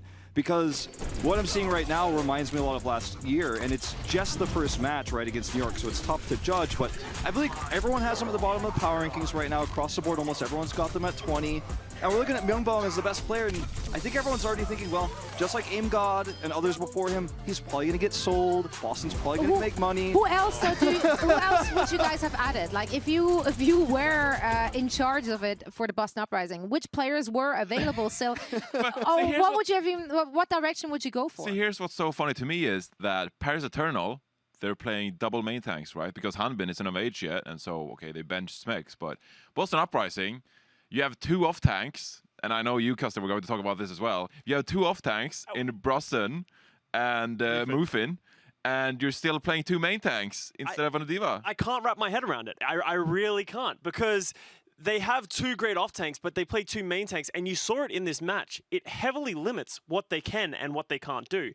When you can't switch to a Diva, because I don't think either of those players have Diva in their hero pool, you just, what do you do? So you saw at times they're just sort of double main tank, they just get behind, they're like, well, now we can't do anything, now we just lose. So I would like to see them bring in Mufin or Bruston in the future, just sort of give them an opportunity, because right now we're not seeing it. Yeah, and similar to Dallas Fuel yesterday when they were fielding Gamsu and Trill as well, I'm like, okay, well, Trill is obviously the better Reinhardt, but then you go to other maps and you really need the capability of stopping to a Diva, because not only does it limit your play, it makes it a lot easier for the opponents to actually figure out what you are going to do. So you just sit there on the enemy side and you're like, well, they're just going to play Reinhardt and Orisa because they have 2 main tanks. You've already shown your hand. Yeah. You're like playing with you're holding your hand of cards backwards, showing it to everybody. I mean, that's how I play. And I'm talking about the up-and-coming talent. You know, we didn't even get to see that in this match at all. We got to see the talent from last year. Yeah. Color Hex, you know, certainly had his moments, but he also had his shortcomings in that 3-map series. But I think we already kind of know what to expect with the Boston Uprising roster that we saw today. And I do believe, though, that the team, the players, the coaching staff, they will have a lot to take away from this very first weekend. So let's see what adaptations they can make within the time they have to practice for the next homestand, which I, on the top of my head, do not know which one it might be. I don't know. I even set it up that way. Anyway, I want to... Okay, thanks. There we go. That's what we have you on the desk here. Let's go on a more positive side, which is, of course, the side of the New York Excelsior. Went well for them once again. They had a great showing yesterday already and continued that today. So let's take a look at some of their highlights, and also let's talk about the players we saw. We saw some switches in their DPS lineup. We had SBB in. Who Are You had his debut in the Overwatch League and he did not disappoint. There's just so much personality on this team. Like, if I was an Overwatch League fan from a casual standpoint, I would not blame people for being a New York Excelsior fan, because they're just so entertaining to watch. You have Sabiolby, right, who's just popping off. You have Jonak, who's incredible, one of the most solid main tanks in mono. And now you add Who Are You to the mix, and he's just incredible to watch. Libero, you know, he's good. He's well-rounded, can play a lot of different heroes, and he's really good at it. But Who Are You adds a different level of explosiveness that we haven't really seen from the New York Excelsior in the past. So this is such an entertaining team to just watch, and I'm just amazed looking at them. Yeah, we've seen Who Are You over the last 2 days, and I don't know about you, but it's been awesome. I haven't seen him for a while, and he's just been popping off on the Genji. We saw it on Anubis just a second ago. I remember like the moment of he's walking up, Jonak has the nano, he kills Color Hex on the Reaper, and you're like, oh, this is going to be good. And he's not disappointing anyone right now. I mean, when he was on Lunatic High, and then we're going to go back in time. Apex! There you go. When he got when he got MVP for the Season 2 finals against Runaway, that's when a lot of people are saying, okay, this guy is better than NYXL. He is definitively the best Genji in the world. He got benched in Season 3, and then he was inactive for a really long time. When he came back, he was playing mostly Brigitte. So it's been basically 3 years. Like, think about that. 3 years since he's been able to play Genji on a big stage like this. Like, the last time was really at that finals. And he's here killing it. You know, 3 years later, he's a young, talented player. I don't think we've seen his peak yet, necessarily. Oh, yeah. I that's exciting. I want to see him go against a top-tier team. I want to see him just destroy the best. I want to see the NYXL play the Shock next, because I want to see what happens when you have a team that shuts him down. Well, I'm sorry, but they're going to play the Fuel next. San Francisco Shock. So you're not getting it quite yet. We'll get there at a later date, but for now, it's Dallas Fuel against San Francisco Shock later today. I just can't. his IFB keeps on. Yeah, we like having fun. I have a weird shaped ear. You know? I can tell. And I'm the only one He's that says. been in a world of pain and struggle. I'm the only one that says. Keeps on flopping. I don't have. Mine's not actually molded to my ear like everyone else's is, so it's just kind of. My I'm favorite the odd part man of this out. was that production told me in my ear for you to fix your IFB, which you wouldn't hear because your ear Well, was thin. yeah, and I'm trying to get it out. It's just my new. He's working on it. It's my new style. accessory. Okay. I like it. I think it's a statement. It's a statement piece, and I'm all about that. Anyway, let's take a look at the upcoming match. It was a good day for both the Valiant and the Titans yesterday, who looked stronger in their opener than what we initially expected, or at least some of us expected. You, of course, Costa, always believed in the Valiant. Firm believer in the Valiant pretty much throughout this whole thing. I think they showed a lot of talent within their roster. A lot of these guys individually showed up. I was very impressed with Rain getting the backline last row with a lot of great sleeps, and we had KSP just clicking heads. So it's been awesome to see. I just think they need to get their teamwork together, and the person I really want to step up is Gig. I think he really struggled yesterday, got caught out a couple of times. If he can step up, I think they can take it to the Titans. He looked a bit explosive, as I would put it. You know, he looked a bit like fact fiction in my eyes. Either he hit him or he didn't. You know that thing on Windows where if you press Shift 5 times, it turns on sticky keys? I feel like sticky keys was on for Gig. He was charging on cooldown. But it did work sometimes, right? And that's what matters. If you can get those to hit 100% of the time, we're having a good time. Okay, so if both those teams did their homework, which I just gonna assume they did, what was the biggest takeaway for the Valiant looking at what the Titans played in their first match? Well, I think Valiant should play a bit more McCree, because it seemed like the Vancouver Titans, they were playing a lot of Genji and relying on NYXL to execute properly with the Nano Boost and the Dragon Blade. But we talked about this yesterday. That makes you a pretty monotone team if you just rely on the Dragon Blade all the time. So if I was the LA Valiant, I would actually have KSP just play the McCree and then peel for him appropriately with a Baptiste, maybe with a Reinhardt and a Risa composition, although we've been harsh on that composition in the past. But it works, right? If you're peeling for a McCree. So I think KSP on the McCree could be really good against Vancouver. I think because KSP is so talented, obviously, as well. I mean, I think with, if you just give any McCree the opportunity to try to duel NYXL, you're going to have a bad time. You're going to get stuck, caught out in a lot of these fights. But KSP, I think he might be able to be the guy who can shut him down. That's a storyline. Young KSP against the mighty NYXL. I'm not just saying like KSP is the one. He's the only one who can challenge NYXL. I'm just saying if you gave me a lot of other McCrees in the league without naming names, I'd say, well, probably not a good move. Drop it. No, drop the names. I'm not going to do it. Okay, that's reasonable. This is disappointing. I don't want to be that mean. Now, on the flip side here, what do you guys think the Titans saw from the Valiant? Were there any holes in the armor, Costa? I think there were a lot of holes yesterday, and it's on Valiant to fix those, and I think Vancouver Titans just need to come out and play their game. I think they are a strong team. They are one of the top 5 after seeing them yesterday. I think if they down. Vancouver are top 5. Vancouver are top 5. Oh, okay, I'm sorry, okay. coming back. That might have been confusing. I think if they can keep Fisher alive better than they did yesterday, they're going to be incredibly strong. So if they can reel Fisher in and get that team play going, which makes them famous, I think they'll take it to the Valiant. Fisher is the big question mark for me, because we know that he's an incredibly good main tank, but he needs some more time to fit in with this roster, because this runaway core, Apex, has played together for so long that they just have incredible team synergy. But it's going to take some time for Fisher to figure out how much resources he has to play with, how aggressive he can be when he gets the backup from Janu, for example. So I think it's going to take some time for Fisher to really fit into this system, and that is what Valiant has to expose in this next matchup. If they want to win against the Vancouver Titans, who are an incredibly formidable team, they actually have to expose Fisher a bit on the main team. And I think a lot of that can come down to May play. I mean, we saw that earlier with London, with JMac having a lot of problems as a main tank because he kept getting cut off nonstop by Nico. I think playing like that and kind of trapping him and basically abusing the fact that he's such an aggressive tank is perhaps one of the ways they could go about that. Yeah, comparing JMac and Fisher. But yeah, I get your point. Well, I mean, I want to see how much dive Vancouver play. We saw it a little bit from them yesterday. We saw the pocket picks. Are we going to see Jaehong in the lineup again today? It'll be really interesting to see how Valiant adapts to that, because yesterday we saw a lot of the meta with the McCree, the Mei, and the D.Va and all that. But I want to see if Vancouver can push Valiant to play something different. One thing I really noticed yesterday was, as you just criticized Fisher a little bit at least, was that I think towards the end, I think it was on the last map they played, he was pretty behind at the beginning of the map, but for some reason he has that skill where he just turns it up.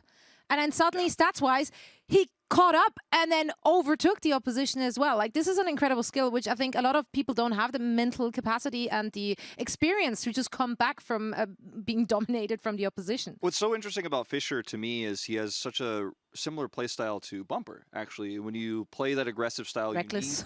you need... Is that what we're going for? You need your supports to be in line with you, and I feel like we're just not there yet. I don't know if it's because perhaps Fischer doesn't communicate as much, or perhaps it's a time thing where eventually... And perhaps because it was their first match on the big stage. Sure. I mean, he's been with the team for a while now, right? Yeah. You'd expect that there's been a lot of scrimming going on, and some of that synergy is pre-built.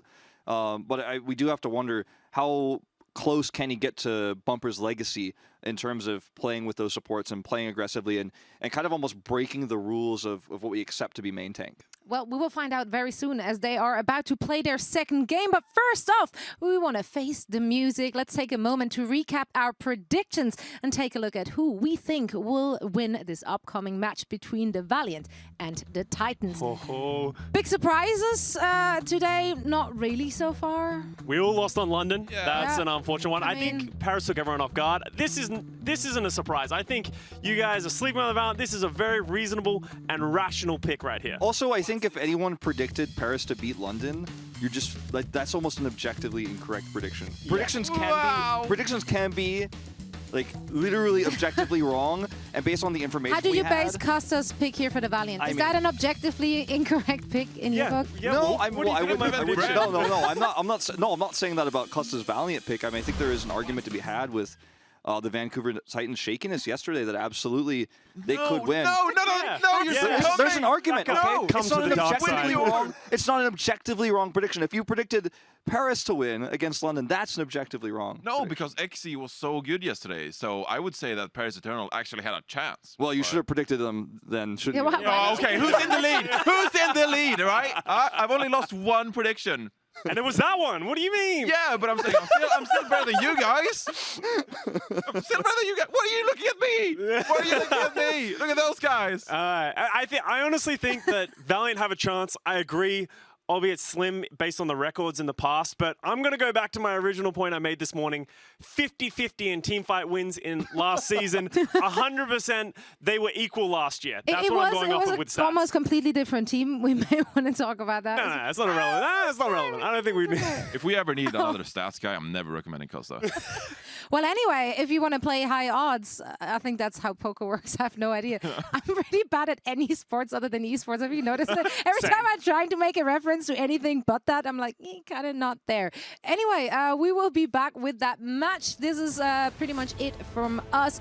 We will be seeing you later once again when we're in the game break. For now, we're heading over to Dallas at the stadium in Arlington, and this is our Watchpoint crew here in LA, ready for you for more action, more breakdowns, more analysis. More Overwatch. More Overwatch anytime soon. See you there.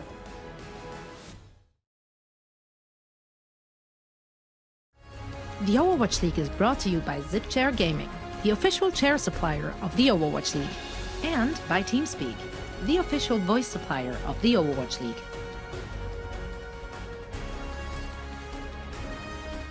Bonjour. Can I mic check? No. You should talk a lot so you can comp check. Keep saying. No, please talk. Okay, thank you. If there's any problem with your sound, say it. Yeah, I have a problem with my sound. I can hear AKM in my headphones. Yeah, same. Is it Rockets blowing through his mic again? No, it wasn't Oh, that was me, sorry. Oh my god. It's okay, Dante.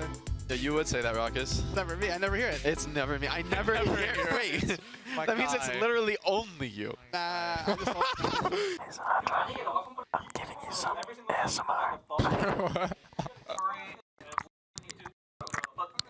I like that one. That was good. Go, Gator. Touch. I got it. 1, 2, check. Hey, your microphone check. 1, 2, check. Hey, your microphone check. No, we don't have swag. No, we don't have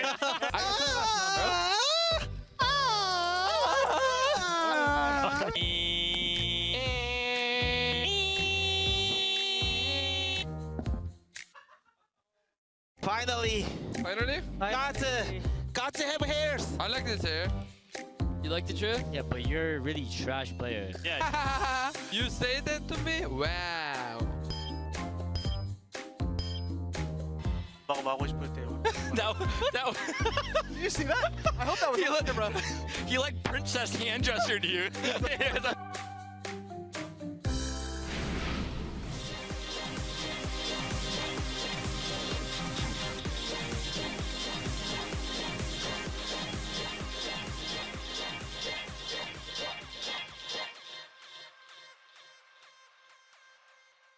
You just gotta keep moving forward.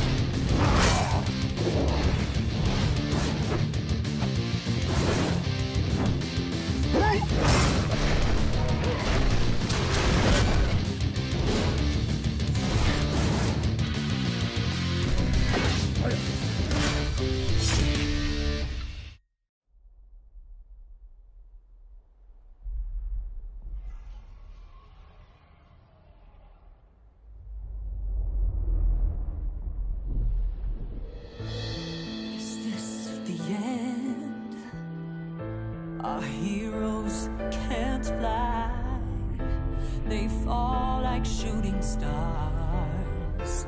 Will anyone survive?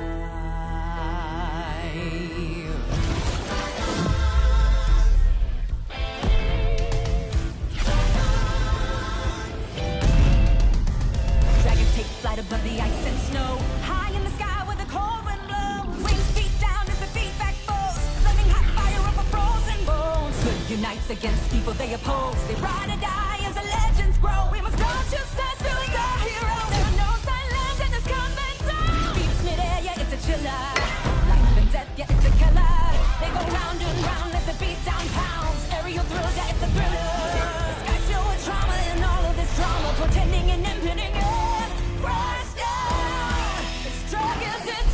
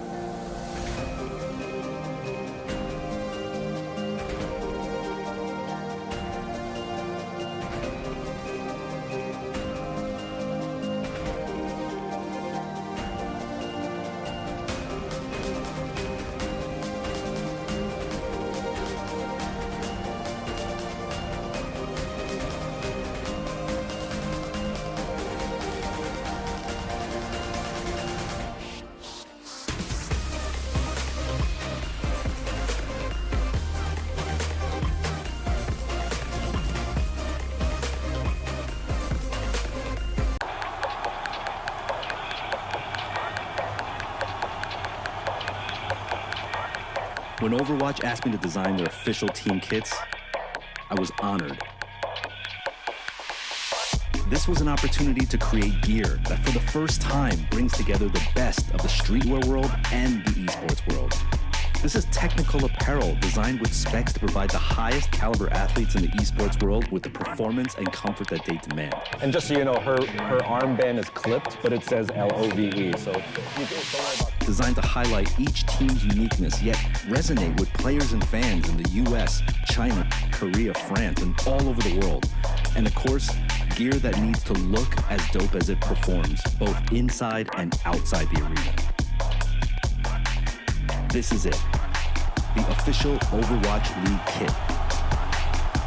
Designed by Staple, engineered for gamers. The time has finally come. We're back, Overwatch fans, and we are live from Dallas, Texas. We are live in New York City.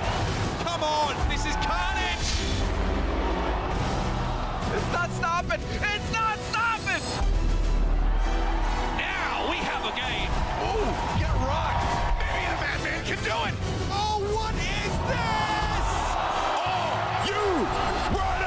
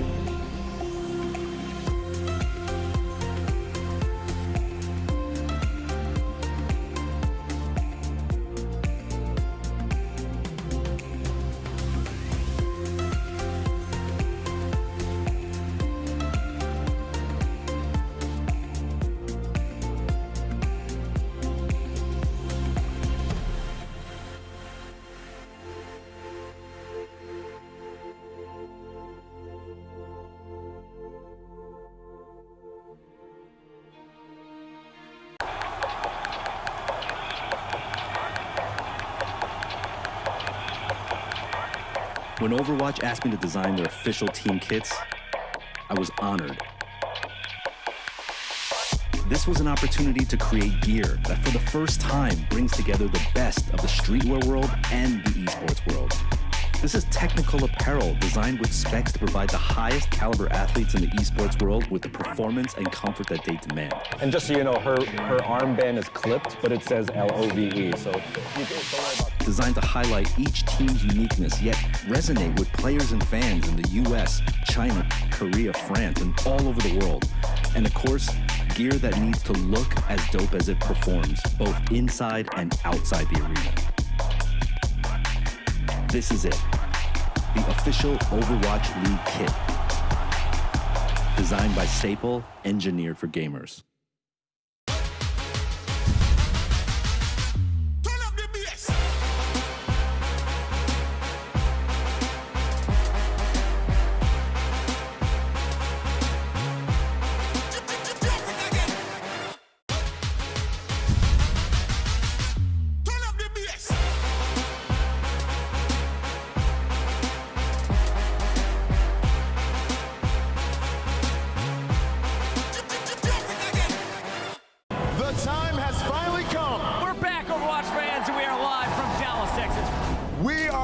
in New York City.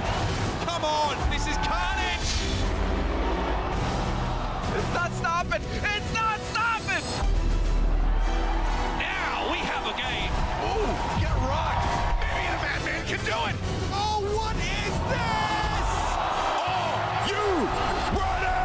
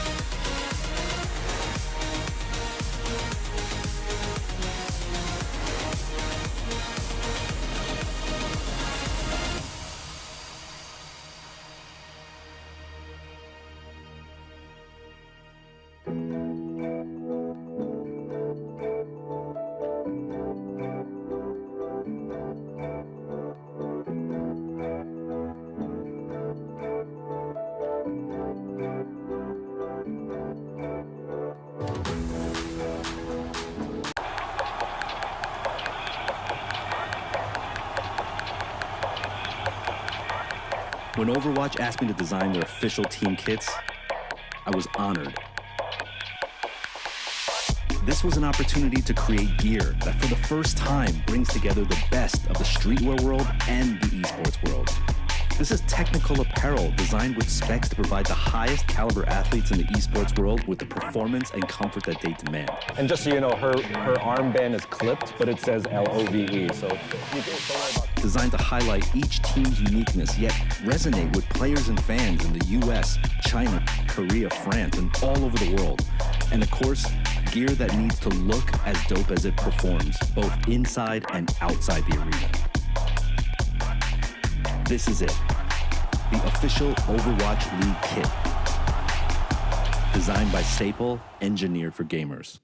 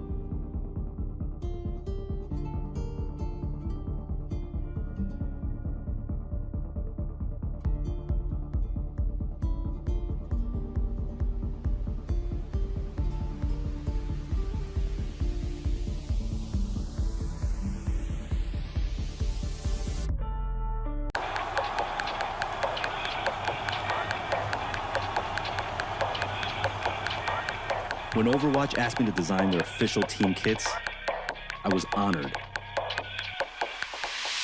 This was an opportunity to create gear that for the first time brings together the best of the streetwear world and the esports world.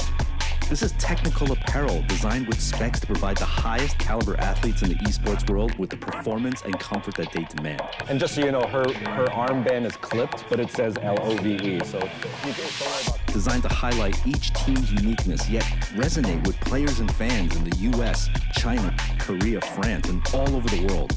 And of course, gear that needs to look as dope as it performs, both inside and outside the arena. This is it, the official Overwatch League kit. Designed by Staple, engineered for gamers.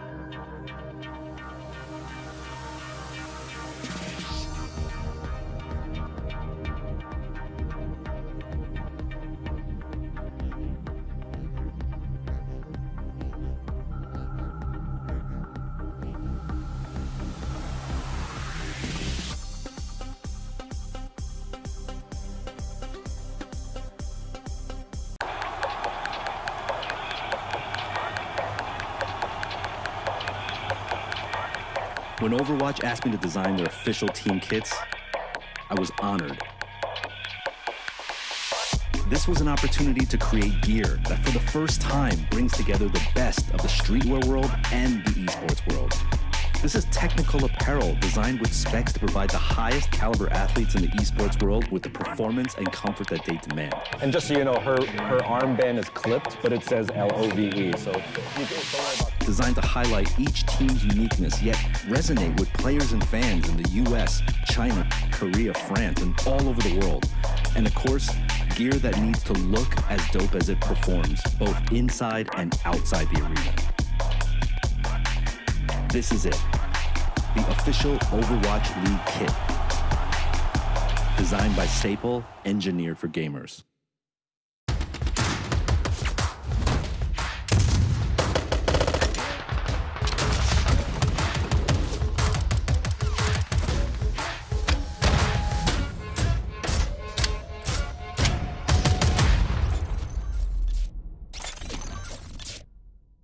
The time has finally come. We're back, Overwatch fans, and we are live from Dallas, Texas.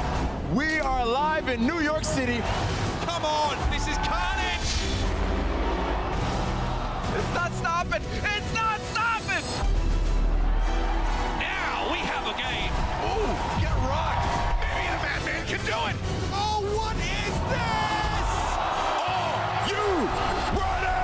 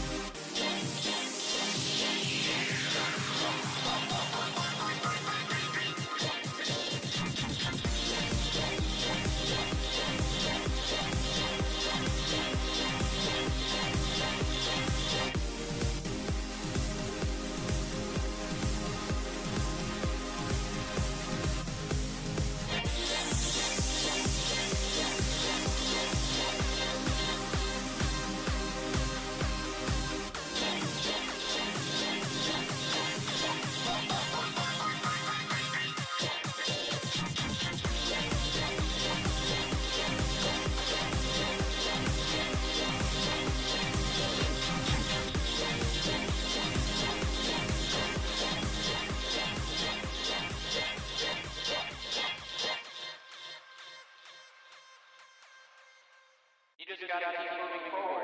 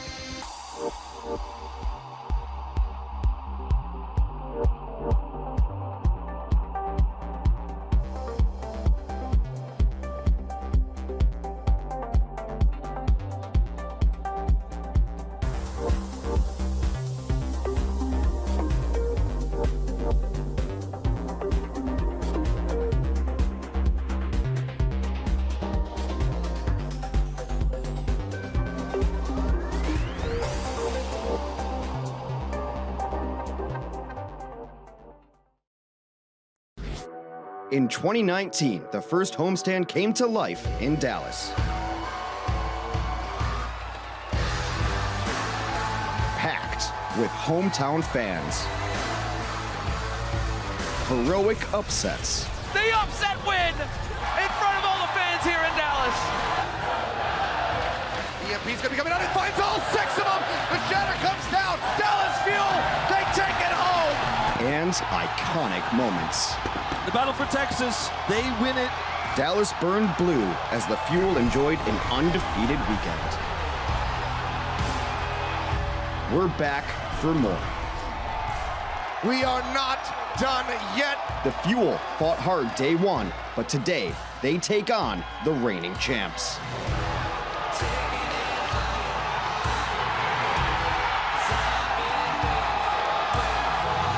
MVP Sinatra and the Shock start their title defense in hostile territory.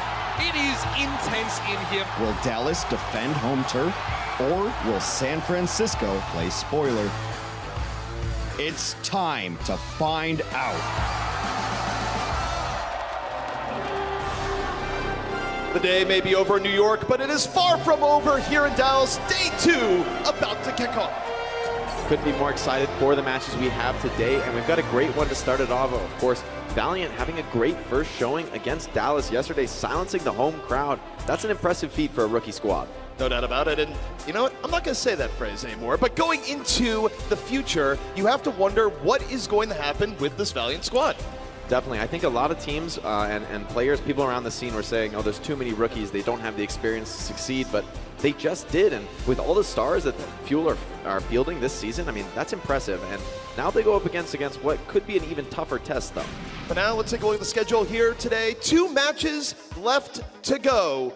That's right, it's the Los Angeles Valiant taking on the Titans to kick off the start here in Dallas. Moving on to the Shock versus the Fuel. Definitely going to be a tough matchup for the hometown team. Yeah, especially going down 0-1, but it'll be interesting to see if they can rally. But first, our match is the Valiant versus the Titans. Valiant fielding a beautiful new roster here. I think a lot of these players are coming in unexpected, but now I'm looking at it again with fresh eyes, and I see Lastro, Rain, huge on the support line, McGravy coming up big on the tank, and the DPS as well with KSF and KSP. And KSP has to be the storyline there, where we saw KSP simply exert his will upon the Dallas Fuel yesterday, and what more can you say? Incredible hit scan play. Definitely some dominant performances coming out from KSP. Oh, and this Widowmaker was so sharp on Horizon. It just felt like the Fuel couldn't answer this. I mean, they have to stop him somehow, but when he's this precise, how can you do that? It's very, very difficult, and we saw a moment where Gamsu decided to go up and say, no one else is stopping you. I'm just going to roll up and solo Earth Shatter you. And from our perspective, that was the right move because someone had to do something. Absolutely love that one from KSP. Gamsu saying, just stop. I'm taking you out with my life on the line. It's going to cost me an ultimate, but I have to get it done. And that's just respect there from a veteran player.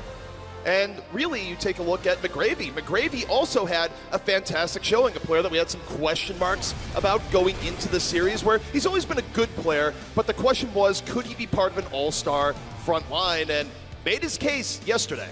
Love that clip as well. Everyone on the Valiant coming together to push them into the corner and letting McGravy succeed. And here we see him on the flank as well, showing diversity in his playstyle. He's not limited to just one way of playing. He can attack the flank, he can play with the core team. Valiant looking so strong, and McGravy, what a key part of that. McGravy definitely adding to his resume, and look, it's a great day 1 for the Valiant, but now this next test coming up going to be very difficult because, of course, the Titans, for a large part of last season, they were the team to beat. They looked very strong yesterday against the Gladiators, and this will be a big test of whether or not Valiant is for real. But speaking of the Titans, you take a look at their new addition, Fisher, back in play.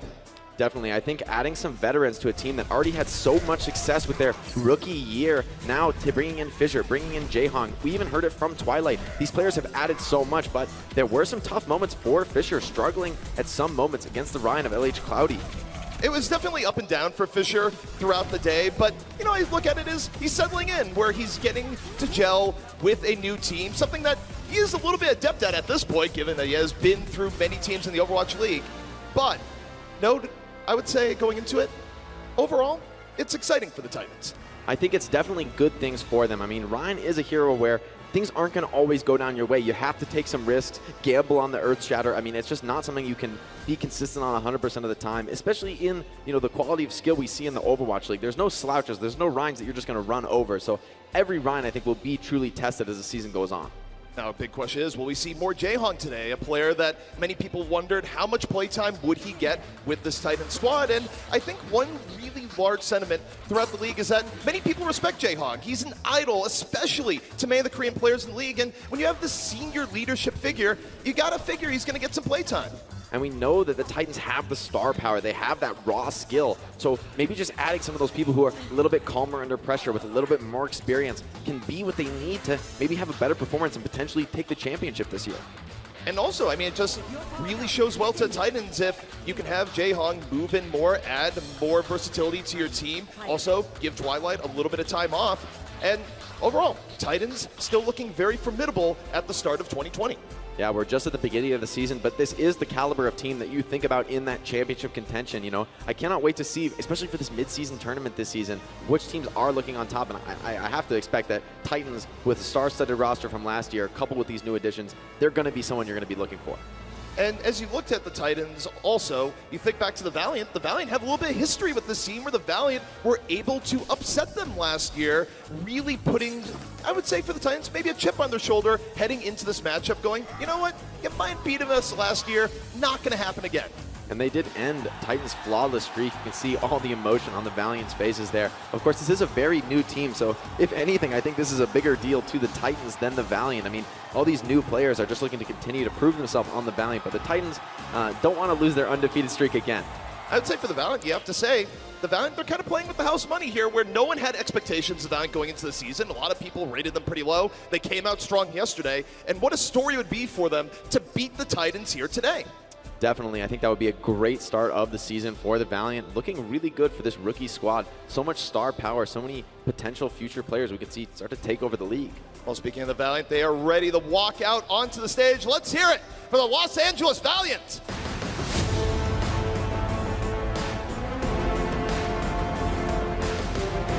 Of course, they might not be the most popular team right now here in Dallas, given the events of yesterday, but this is a team where they enjoy the crowd energy, whether it be boos directed at them or not.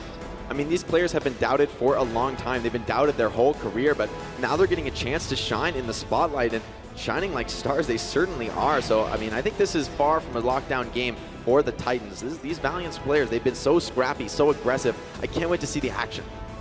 It's going to be exciting, and it could be something that really sets the tone for the rest of the season, where people now, they kind of wonder, where do you place the Valiant because of how good they looked yesterday, and if they can put up a strong showing against the Titans, even if they lose, it says a lot. Definitely. I think this is going to be one of the best matches of the day. I'm certainly expecting it to be close. Both teams, heavy hitters on both sides, lots of roles as well. Well, of course, the opposition, they are ready. Let's hear it for the Vancouver Titans.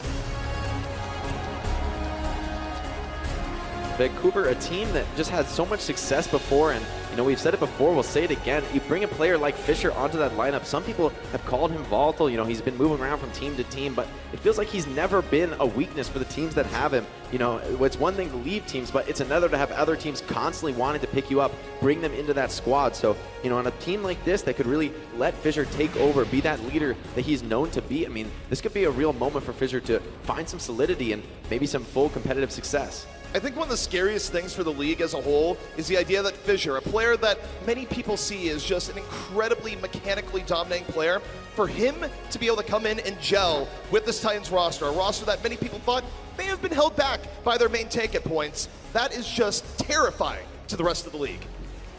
Definitely a lot of things to be excited about if you're a fan of the Vancouver Titans.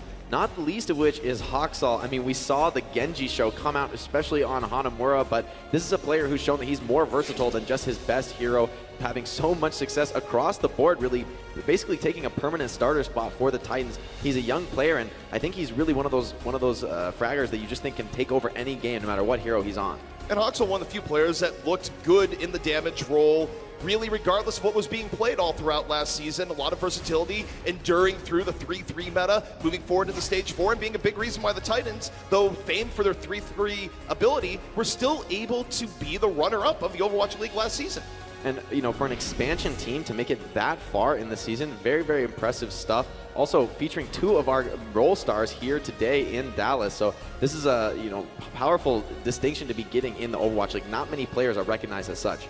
And of course, they're going up against quite a bit of star power on the Shock side at the same time, where the Shock, they are stacked, and it's for good reason. When people looked at the Shock, people were wondering, are they going to be as good this year? And there's no reason to think otherwise. Yeah, I can't wait for our next match as well. So many role stars here in Dallas. We've got a great roster of games today, but can't be more excited. I mean, I guess the question for the Valiant is, you know, can some of these players be the future role stars? Can they be trying to earn that distinction for themselves? And I know for certain that these players are hungry. They want that.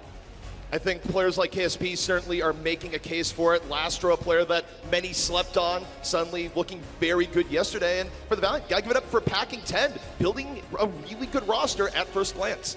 The coaching staff is what is constantly referenced when we talk about the Los Angeles Valiant, and for good reason. I mean, these were a lot of players that, you know, other teams didn't see the value and didn't see the potential in, but I mean, it seems like packing 10 has been validated. I mean, after a great result against the Fuel, the question is, can they keep that running? Was this just a lucky start? I think the Valiant have a little bit more to offer, but we'll see if they can handle the Titans. Well, now we'll see what battlefields we're going to be on here. The map list coming right up. And of course, maps do play a big role in Overwatch as to how the teams decide to go about things. And especially in this meta where a map can really result in a completely different set of heroes for a team. As well, I love to see McGravy constantly talking right now. It's so important that everyone on the team be on the same page, be ready for that first team fight. Sometimes that first moment, crossing mid on control, you know, that can decide an entire match. You know, every map counts. And even though yesterday the team that won control ended up losing, that doesn't mean you don't want to take that win, especially if we go into those overtime maps, pushing the set further and further. It's all control at that point. So dominating that first map makes a big difference in momentum for the rest of the series.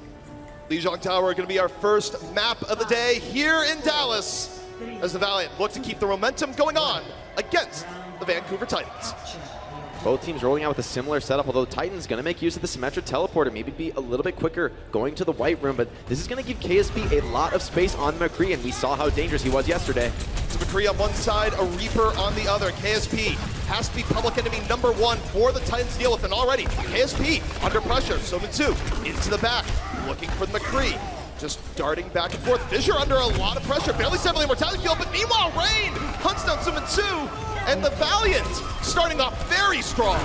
Gig dropping low and taken down, but definitely a great fight from the LA Valiant. I love that little play by Sumitsu though, coming in on the flank on KSP, even getting a perfect dodge on the flashbang, but it's just not enough, and with KSP living the entire fight, he's just farming up to this Deadeye. I also think, especially right now, Reaper has never necessarily been the best hero versus McCree. McCree is one of the few damage heroes that can shut a Reaper down. Yeah, I would think that McCree kind of dominating that matchup, so it'll be up to other players, most notably Janu on this Diva to shut down KSP, but Lastro has the nano boost, so you expect to see Gig coming in swinging here. Lastro holding back, getting ready to throw the nano, very likely on the Gig. Wall gonna block his line of sight. Titans trying to move in using the Ant Matrix. The Valiant not too scared here just yet, but Craving gets the mech, wasn't able to get away. NYXL now moving forward, but on the same note, the Valiant looking around, Gig with 2, and KSP the backup. NYXL still fighting on point, but Gig swinging back in from behind. What a great flank from him. He actually pinned across the gap with the nano boost, flank to the backline. That's not what you see every day from a Reinhardt, but totally paying off here for Gig. That's a great play. This is an incredible showing for the Valiant so far. They come out this strong here on control against a team as lauded as the Titans. And for your Titans, what do they have to do to stop KSP? Someone needs to stop KSF this fight, though. He's got the Blizzard ready, and if Jano doesn't eat that, this could be an open and shut for the Los Angeles Valiant. KSF holding on to Blizzard, chasing down the Titans. The Titans finding themselves thrown into the side building. KSF just biding his time, waiting. Doesn't want to throw the Blizzard into the waiting Lava Diva. Gonna drop the wall under a lot of pressure, and the Titans, they know he's looking for the Blizzard at the same time, but here come the Valiant. They drop the beat. They force the beat out of the Titans. Both sides, back and forth. The KSF has yet to find opportunity, but doesn't need it. McGravy, the bomb in the back. Love the patience from KSF, not rushing, but Fissure with the pin finds his counterpart now. KSP's high noon. They're all trying to keep him up as he battles back. Everyone's trying to dive KSP. Someone's got to stake him down, but Twilight with a triple kill here. The Titans just out sustaining Twilight, a very big part of that, a great coalescence to keep the fight in the Titans' favor at the end. But look at the Valiant, it's 99-4. They have plenty of time, and that is a Doomfist onto the field. Very interesting to bring out the Doomfist gear, but I like this decision. You have a lot of time to get back into this fight, which means that's a lot of openings for Doomfist to find some pickups, and especially if a Nano Boost can come online, that can be a huge enabler. So Minsu does have that Death Blossom, so no, KSF's going to go back to the Mei. Maybe just wanted to recontest on the Doomfist, not getting there in time. But it looks like Valiant, they're able to slip across the bridge. That's a great entry into mid. Vancouver Titans gonna let him have that one. Slime, though, already striking. Just boops Lastro aside. Sumitsu moving forward, and this is an easy cleanup situation for the Titans. Titans still going to commit that self-destruct, not feeling entirely confident in the fight after the boop on Lastro, but looking clean, though, as they hold on to the point. Valiant not really able to get much ult charge at all out of that one, so Titans, they've got another Coalescence, they've got the Blizzarded. Fissure with almost the Shatter ready. Valiant, they need to find some better fights than that. I mean, even if they're not winning these fights, they need to be charging their ults a little more quickly. Vancouver has a ton of control over how this next fight goes. On the same note, you want to try and drain Mordo out of Vancouver at the same point, which wasn't really done in the last fight. Vancouver sitting pretty, they've made up a lot. They were at 0, now at 62. And Valiant, they're just taking a lot of time to move in here on this gauge. Now moving forward onto the point, Huxel holding on to Blizzard. Slime takes down Rain, and already free fight for the Titans. Very inventive way to cross the gap there with the Maywall from KSF, boosting his team over the gap, but it's just not enough, and Slime manages to boop another support off the map. This is very, very dangerous now for the Los Angeles Knights. They've got to get something going, but Vancouver's holding onto their ults so well here, just doling them out one at a time. Valiant can't find an opening. For the Valiant, it's been a bit of a whimper the last few team fights. Vancouver, they've made it look easy. They've just got a pick off or two to start the fight, and that's been it. But now, here we go. Fissure dropping the hammer. Putting the Ryan onto the ground. Nano gonna save him now. Going the other way. Fissure under pressure. Fissure about to get Focus Fire down, but the Titans have made enough space. Astro Gig already out of the fight. The Titans still in a very good spot. Janu holding on to self-destruct. KSP gone. And the Titans, easy cleanup towards the end against the Valiant. Titans, what a great comeback this map is. They're able to take the first round of control after going down to 99%, showing that you just can't give up and you can't underestimate this squad. I mean, once they have point control, they started playing so well, just perfectly, I would say, one ult at a time, winning fights as efficiently as possible, relying on those cooldowns instead of the ultimates. This is textbook control Overwatch, and Titans showing why they made it so far last season. And it just wasn't even flashy towards the very end. It was just calculated, and the Valiant, after a great start, they simply could not find their footing. Maybe just a little bit flashy by Slime, though. Those boops on supports are so crucial, and when you boop an enemy Lucio off the map, you know something went terribly wrong because you have to really send him flying to get that environmental kill. So, taking a look at what the Valiant might have to do into the next round, what were some of the key trends you saw there as the Titans brought that back? For me, it was all about the positional control. I mean, when Valiant did get into the fight, it was always under less than perfect circumstances. They're always pressured. You know, that was a nice play to Maywall across the gap and try and boost over, but even then, almost losing players to the boop, and by the time they made it to the fight, again, you're using your Maywall to do that, so you lose that key offensive utility. So I think for the Valiant, they need to have a little bit of a better way to put the Valiant, or put the Titans on the back foot. With that Reaper Mei, they're always going to be aggressing into your backline, always going to be charging you, and once KSP didn't have that much space to work with, it kind of felt like he fell flat. There wasn't much he could really get done. You hit on one of the points I wanted to bring up there, which is that a key difference between the two teams, you had KSP on the McCree, meanwhile you had Sumitsu over on the Reaper, and when you're running a Reaper composition, you tend to get more in the opposition's face, whereas McCree, as you say, wants a little bit more space. Do you think that was the situation where maybe Valiant, as good as KSP is on the McCree, should have considered switching to something different? Yeah, I think potentially it would have been smart to bring out a Reaper of your own. I mean, one of the key utilities that Reaper does bring on a map like Gardens, where the Maywall can cut off an entire choke, is that if you just leave your Reaper with the backline, he can always bust down that door, break through the Maywall, and save a Reinhardt or a D.Va that's potentially caught on the other side. So it gives you a little bit more flexibility and denies the enemy Mei some of that dominance that she might otherwise assert. Now, if you're a casual fan of the game, and maybe you tuned in later yesterday and you saw KSP just going insane on Widow, why wasn't Widow necessarily a great choice there? Well, it's just a map where the ranges are not what you're hoping for on Widow. I mean, the Reaper, the teleport, I mean, he's just going to be right behind you, and you won't really be able to see that coming. You won't really be able to prepare. So McCree offers you a better middle ground where you're still able to defend yourself from the Reaper, but you output that dangerous hit scan DPS that, you know, Widowmaker can offer, but as well, playing against a Reaper Mei, the Infrasight's really not adding so much to your team. I mean, the enemy team doesn't care if you know where they are. They're going to stay as 6 and dive you. It actually plays a lot like Goat's composition that we saw so much of last season. So, you know, that Infrasight is not adding as much as it might against a team that fields more flankers. It's control. You know where we're at. We're at the point. Yeah, exactly. And with May Reaper, it's not about subterfuge. It's not about, you know, getting some huge solo flank off. It's more about swarming with your whole team, focusing those targets down, and Fissure potentially showing some of this veteran experience as he brings his team into that sort of strategic composition that focuses on focus fire. Now, you talked about the idea of needing more space to get value out of McCree. Now we're heading into the control center, and KSP is still on that McCree. Yeah, once again on the McCree, so I'd expect to see the Valiant going straight out onto the point while Titans want to fight in this white room. They want to get close range. I'd expect to see Titans making a rush play very soon, but KSF starts off on Twilight. That's very early.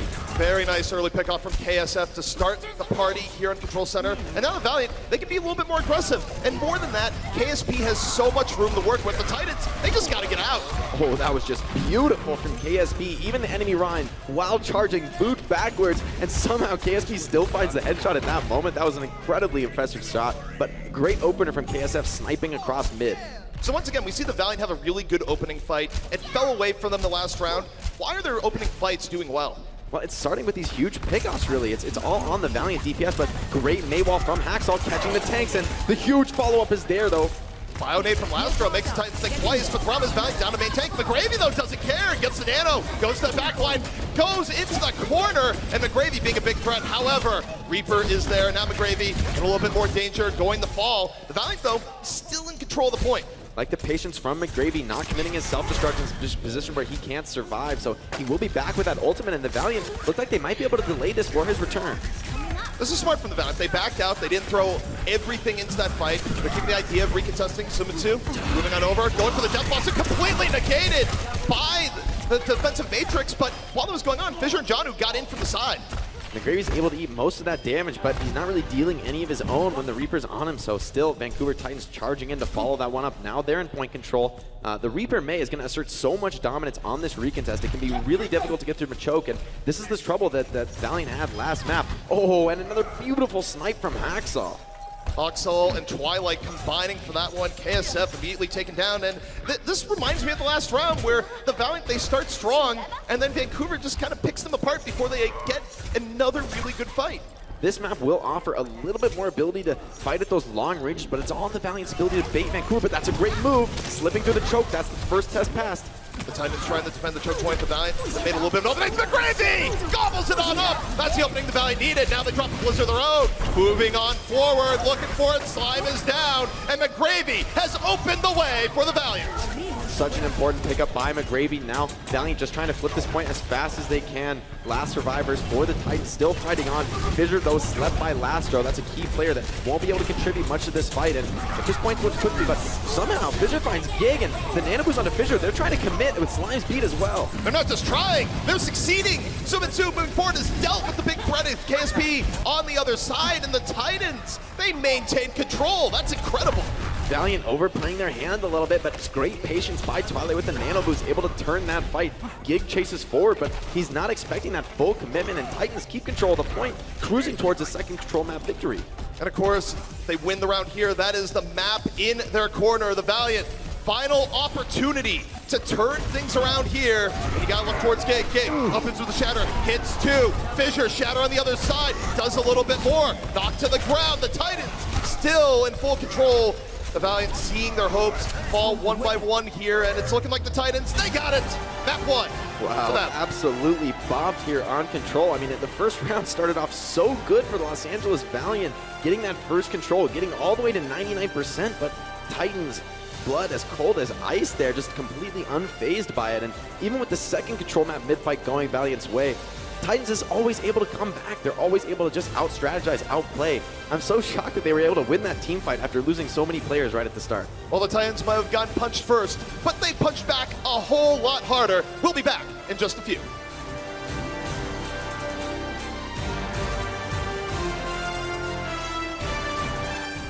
Coca-Cola is the official refreshment of the Overwatch League.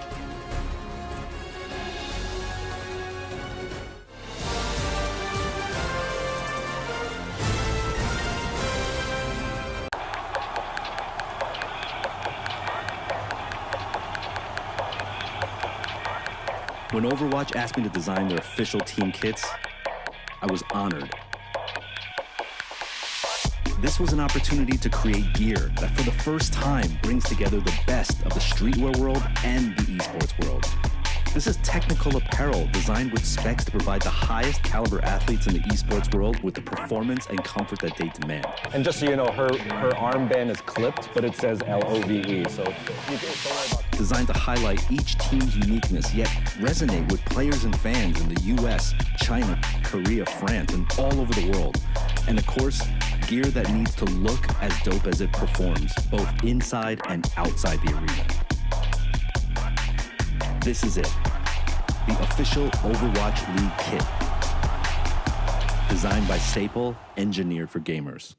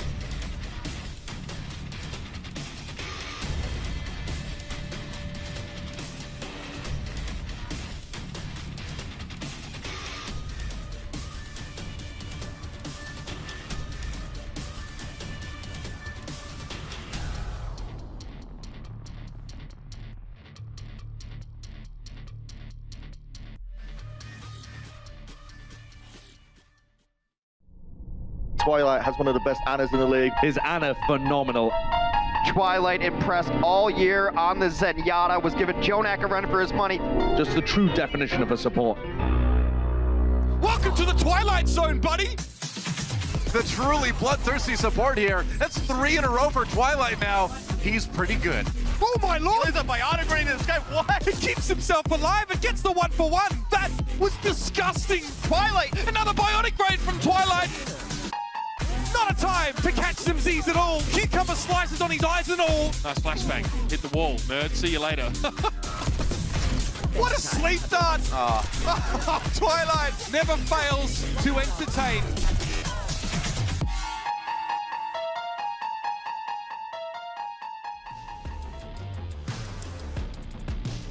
Twilight is phenomenal, and I gotta say, that is a great video. Yeah, I absolutely love that, playing into Twilight. I mean, a player with such swagger and confidence in himself. I love hearing that from him in the interview, just saying, we are the best team. He knows that. It's not a question of I think, maybe we could, no, we are the best team. And there's a big difference when that comes to that on stage, on server. And we saw a little bit of that in the last map, where you've looked at how the Titans were just able to take fights directly against the Valiant. You're not able to really rush that team with that sort of confidence without a really good backline.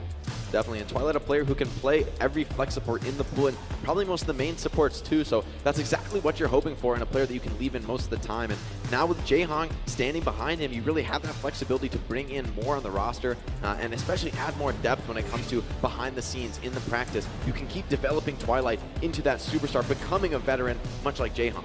Well, we do have a substitution here. We have Stitch coming in for Suman2, and you've known the Titans for quite a while here. Why would you bring in Stitch in this situation? They're players with similar hero pools, and both obviously extremely confident, having a lot of success in the Overwatch League. But Stitch is a player, when I think Stitch, I'm thinking a little bit more in the flanking direction. I'm thinking a little bit more chaos, a little bit more solo plays. Suman2 known for those classic team plays, classic synergy, but Stitch just adds a little bit more chaos. And on a map like Blizzard World, brings in the Widowmaker, brings in the McCree, brings in potentially some Tracer. We've even seen some Genji as well. So, those are the types of heroes that potentially on Blizzard World with its, significant point diversity, you want to have those flexibility picks available. It kind of lends me to the idea that maybe this is where we'll see the Titans go with something along the lines of more double hit scan at points, which is super viable, especially now that McCree has just become the beater of worlds. Definitely. I mean, I think certainly both players competent on a lot of heroes, but Stitch known so well for his hit scan performance in particular. And on Blizzard World, I think the Reaper loses a bit of his teeth. I mean, it's just a little bit more difficult to get into those close range situations, with the exception potentially of third point. The first 2 points of the map, which, by the way, we've seen a lot of full holds on second point of this map, so you really want to focus on getting it done there. That's where your McCrees and your Widowmakers are really going to dominate. And you take a look at the two teams where Valiant, I feel like initiation has not always been their strong suit. Like maybe at the very beginning of the map, where they started the last map out very strong in both rounds, but then as things progress, it feels like teams do adapt to them a bit, and certainly from the Titans just a map ago, the Titans sort of downloaded them.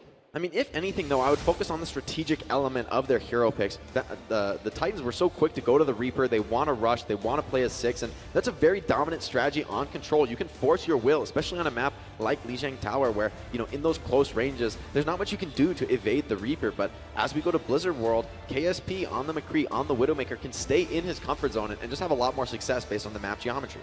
We still got to heat things up here on the stage. We'll be back in just a few minutes.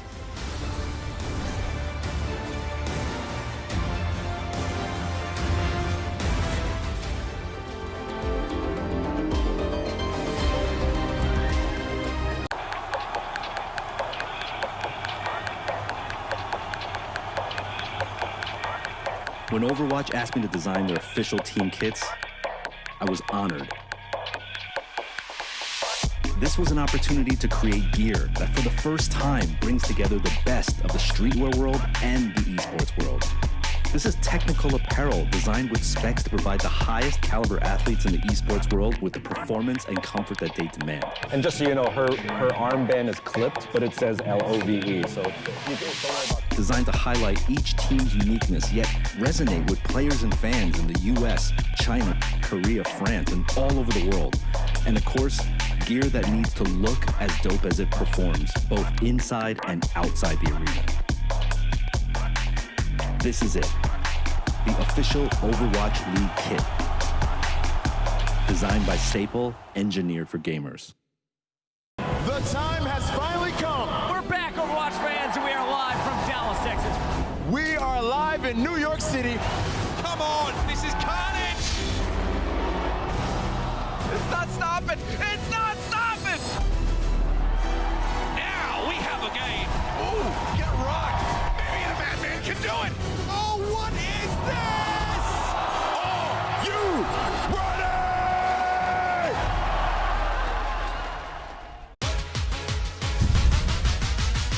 Turn up the BS.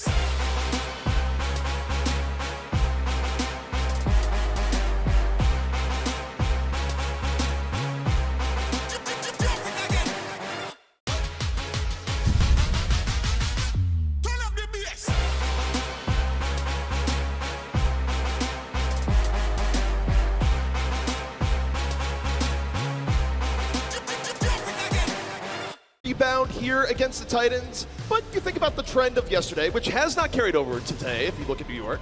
Maybe losing the first map, not so bad in the end, as long as you can pick yourself up and really focus on the next 3. The LA Valiant in particular looked great on this second map as we go to Blizzard World, so I couldn't be more excited to see KSP on that Widow, on that McCree, on a map that I think gives him a little bit more range to work with. It felt like, for me and the Titans, that first map, they're just so great at leveraging the Reaper, at swarming in. As soon as they have positional control of the fight, they're just dominating it. But as we go to the second map, the hybrid Blizzard World, KSP is going to have the space to get some shots off, and it's going to be up to Stitch, I think, to some extent, to duel him, shut him down, but so far no one's really been able to stand toe-to-toe with KSP.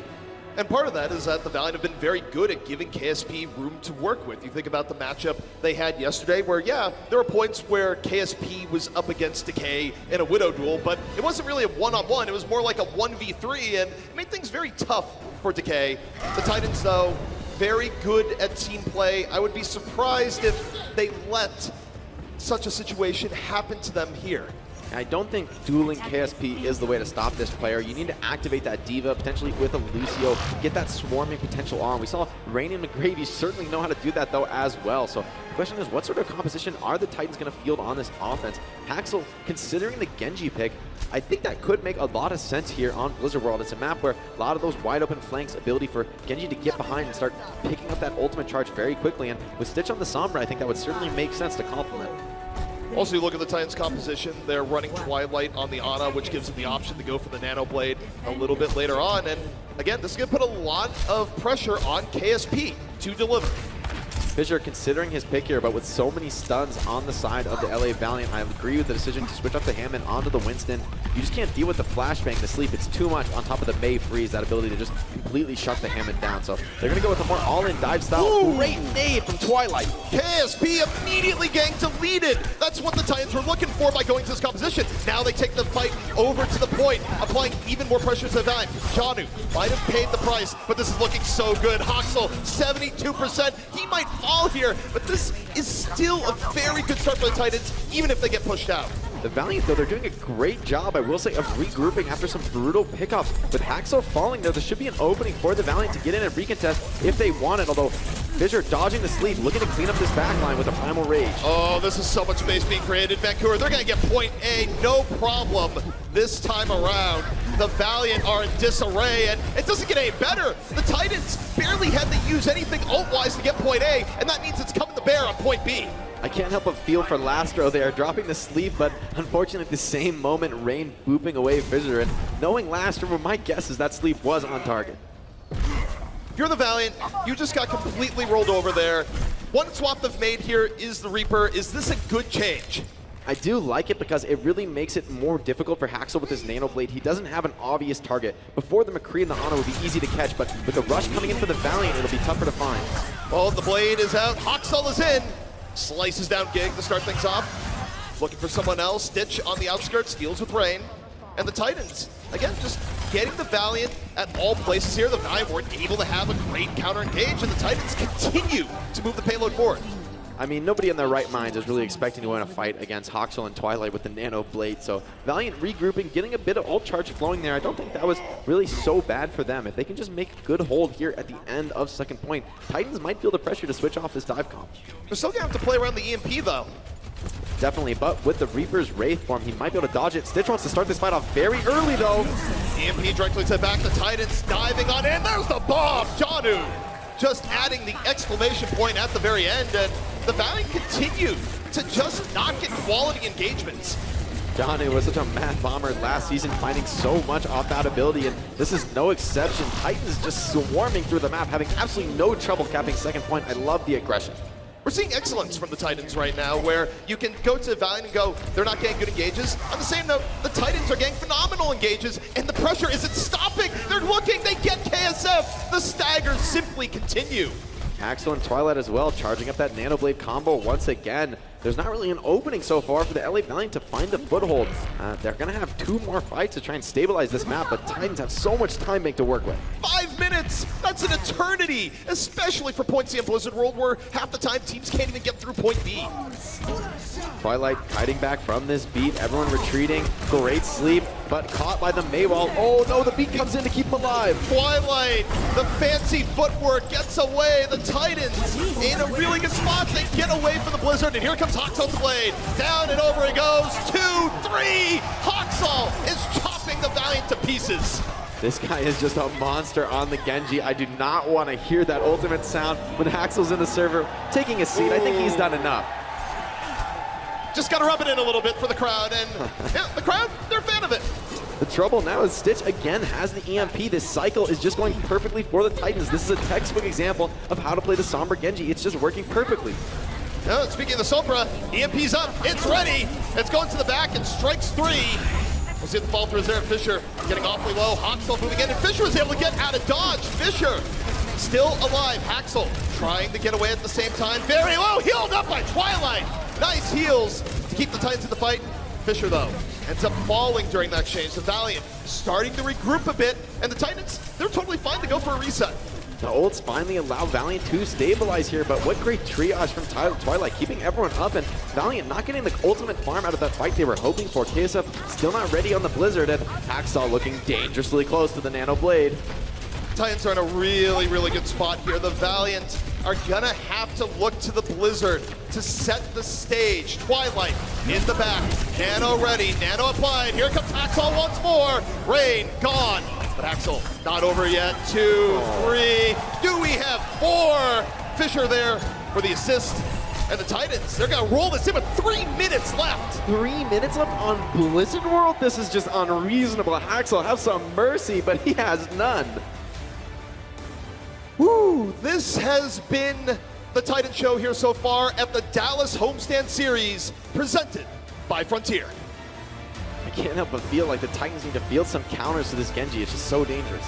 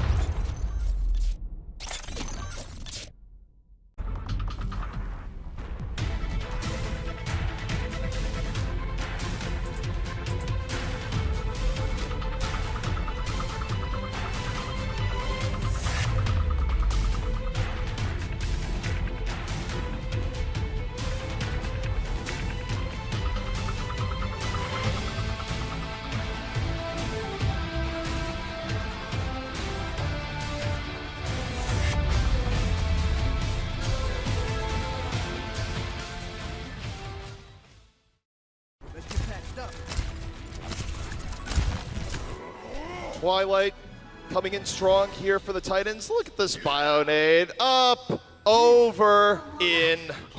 Goodbye, KSP. Absolute max range, skirting the Diva Matrix. That's great performances from Twilight. What a superstar for this team. And I love that one fight when Lastra charged in with a Cole. Somehow Twilight kept everybody up. It looked like everyone was critical. This is the mark of just an insanely talented Ana player. And you think about what that play was there, where, okay, the Bionade was the cherry on top, but you just dealt with KSP, the player that the Valiant are relying on most in what was just a very well-executed opening dive. And you want to talk about dive. NYXL has been playing out of his mind. There's a freak of nature on the Genji, really swarming along with his whole team. Sometimes he just doesn't know when to stop, but it seems like he stops when he gets to the end of the map, when he has full control, because this guy's just unstoppable on Genji. I'm glad you said the word control, because that's what defines the Titans to me right now. They've been in control pretty much the entire series so far, and they haven't really looked stressed at all. Definitely not. KSP on the McCree, and this time Stitch standing toe-to-toe. It's a full mirror match here on Blizzard World. We'll see if the Valiant can sort of break this open. Someone's going to have to find an opening pickoff. Just push the Titans off this high ground, but looks like they'll retreat and take the fight on point instead. Good old high news showdown here on Blizzard World, and the Titans, they don't even want to open up the possibility of getting overwhelmed in the beginning. They're going to retreat back to a more favorable position. It's a full rotation from Valiant. They want to wrap around onto this high ground, take control, but Titans wants to fight them in the choke. Maywell, though, not cutting Valiant in half. They will be able to seize control of the high ground and get Stitch in the process. KSP, a little bit of revenge for Valiant. Looking a bit stronger here. KSP with 2 already. He's down, but it's still pretty good for the Valiant. Now you look to KSF and McGravy. Going on the other side, the Titans running out of players, and this is looking like a very quick point A take.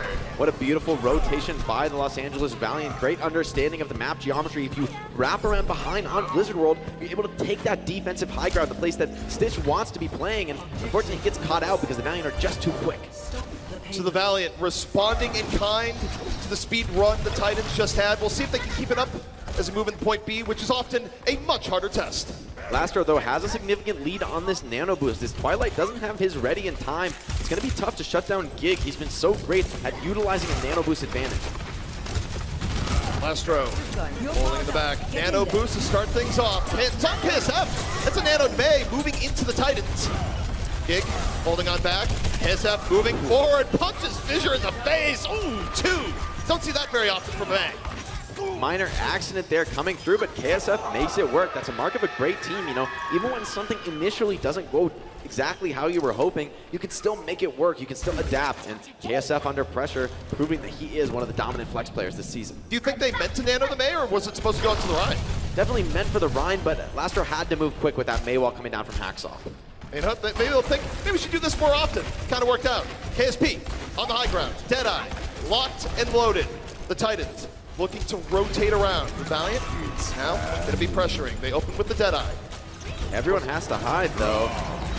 Was looking for one there, doesn't quite get it, but it sets up the bomb! Twilight caught by McGravy at the very end, and this is really nice momentum coming out for the Valiant. That was just such a beautiful team fight from the LA Valiant. First, I was so focused on the high noon, but then KSF comes in from one side with the Blizzard, McGravy with the self-destruct on the other. Everyone's caught in the corner by the high noon. There's just nowhere to go for the Titans. So the Titans, they were speed running around to go. Now the Valiant give them a taste of their own medicine, and they're not over yet. Twilight caught. The Titans getting staggered. The Valiant looking every bit as bloodthirsty as KSP gets to work. Nice triple kill from KSP, just clean up frags, and now Titans gonna have to go back to their spawn once again. This is all just free payload push time. Boy, the LA Valiant, they're looking like they want to compete with that blistering pace Titans said in the last round. Oh, that would be ridiculous if they finished with the time quicker than 3 minutes, because you don't see it very often at all, let alone twice in the same game. In our last real team fight, Valiant committed so many ults, but they're already back online. Stitch with the high noon, but looks completely zoned. The shadow comes down from Fisher, doesn't do anything. The Valiant now ready to go on their own. They drop the nano on the gig. McGravy eats the Blizzard and finished off Voxel. A hero play from McGravy. Stitch takes out his counterpart, but the Valiants are still looking really good. They have the beat dropped on them. The Titans must give them space. They can't compete with this level of health as the Valiant just continue to swarm the payload. Valiant looking so calm under pressure. After that insane time, you would have thought maybe they'd be doubting themselves, maybe they'd be less confident, but they just won that fight with only 2 ults. That's insane. Vancouver committing everything, and now it's only Twilight's nano boost standing in the way of Valiant's quick cap. KSF looking for it, drop the Blizzard. It moves down successfully. The Titans are forced out. Fisher can't get away. Flipped by the Deadeye. The shatter from Gig. Even bigger to the back. And McGravy drops the bomb for good measure. That is a faster time for the Valiant. I'm not sure what we're watching here. I mean, Blizzard World's a map where you don't even expect both teams to be able to cap blast, much left with 3-minute time banks on both sides. This is essentially a full reset round. We very rarely see this on a map like Blizzard World. That was an anime-esque just comeback we saw from the Valiant. They just unveiled their true form. I mean, and not only do the Los Angeles Valiant get a better time, but they do so playing the classic mirror match of the meta, this McCree, May, Ryan Diva, Ana Lucio. Both teams not shying away from the mirror, but here it's Valiant coming out dominantly on top. Titans snowballed with the Sombra Genji. I mean, they played it very, very well, but that's a comp that relies on the snowball. It's desperate to snowball, desperate to cycle ults, whereas the McCree May has so much stability, you can sort of force it all day long, so Valiant might be finding a way back into this series. Well, I think part of it might be maybe KSP is just getting warmed up, where the first round here in Blizzard World wasn't very good in the sense that KSP just got nuked immediately. It was a well-coordinated dive from the Titans, but if KSP can avoid that fate this time around, maybe we see a better defense come out from the Valiant as we move into extra rounds. Titans looking at playing this comp again, but it's part of the utility of a Sombra Genji dive. Is it surprise? Is that utility if you're not expecting it? I feel that McGravy is going to be more ready for the biotic grenade this time, and if Valiant can just survive that initial dive, things can go wrong very, very quickly for the aggressors. Valiant hoping that this defense goes a little bit better. Both teams really hoping their defenses go better given what just transpired. We'll see if it's the case. Pretty much equal time banks there, and I like this from the Valiant, preemptively backing off. They don't want to be caught out on that high ground where they're so exposed to the dive. They're going to split up, keep map control as well. This is so important against a dive comp. You can't allow them to get us around. KSP hanging out in the back, and this is a smart adjustment. Design holding a little bit further back. Now they're looking to punch Hawks on. They do! Gig and KSP working on that one. And the really good counter engage from the Valiant here, not really flinching as the Titans moved in. Love that little movement from KSP. He's sitting on the high ground, but he's just baiting the dive up there and rolls off. Looks like his team pre-planned that. They were ready, controlling the location on the low ground for KSP to drop in. And after that initial dive fails, Haxel only has 22% Dragon Blade, and with 1/3 of the time bank remaining, he's going to need to pick up the pace. Same for Stitch, where Stitch really didn't build much as a Sombra. You need, for these two heroes in particular, to build your ultimates quicker. Definitely, although neither team really getting too much out of that fight. It's really just on the Valiant to just hold strong, but the question is, how can Titans break this hold? It looks like Valiant have great understanding of the map position here. Fisher looking for a way in, looking to dive directly in, move back immediately. McGravy, a little bit of extra space being made. Valiant holding back, but ooh, getting caught. Gig was going in for Slime, ends up getting punished instead. The Titans with 2, and now the Valiant in real danger. You look towards KSP, if there's anything to do, and oh, he slumped! The sleep from Twilight puts him out of his misery there. Woken back up, but that's gonna be it. Slime finishes off, and the Titans get in on point A. You gotta appreciate the subtle adjustment in that second fight. Instead of going for the all-in dive behind the Genji, Titans played a little bit slower there. They poke in, they trade out, and it's actually Gig who goes down first, trying to hold on to that point. So Valiant maybe underestimating the Titans' dive skills, not always targeting the same character. You have to keep things interesting, keep things evasive for the defending team, but now it's another Nano Blade up for NYXL and Twilight. Do the Valiant have any answers to this? I don't think they have any answers. I just think the question is, can the Titans get away spending as little as possible? You don't want to spend everything here in this fight, even though you are highly favored. We'll see how it goes. NYXL moves in. They get KSP early off the EMP. Now they're going to try and save the rest. Oh, this is so bad for the LA Valiant. NYXL holding onto the Dragon Blade. Twilight holding onto that Nano. A first clean pickoff, and only the Primal Rage and EMP needing to be coming out here for the Titans. That's massive. Although Rain, though, does have this sound barrier available to counter the Nano Blade potentially. That was really what the Titans were looking for, Jake. They got to save so much. They want to cap this second point, a place where many teams have fallen before, but KSF does have Blizzard, could help them on points. Now looks at NYXL. Danu down immediately off the Deadeye. Puts the bomb. Still hit the back. 5-on-5. Here comes the outblade. NYXL frozen, stuck in the Blizzard. Is that going to be enough? It gets from KSP, KSF. The Valiant might hold. KSF, what an absolutely massive Blizzard, freezing everyone, including the Nano Blade. You can't ask for more than that. I thought the Blizzard would help control the point, but I didn't expect that much value. That's great timing from KSF right when the Dragon Blade comes out. Genji's not quite ready to dive, and just a little bit too slow. That's uncharacteristic from NYXL.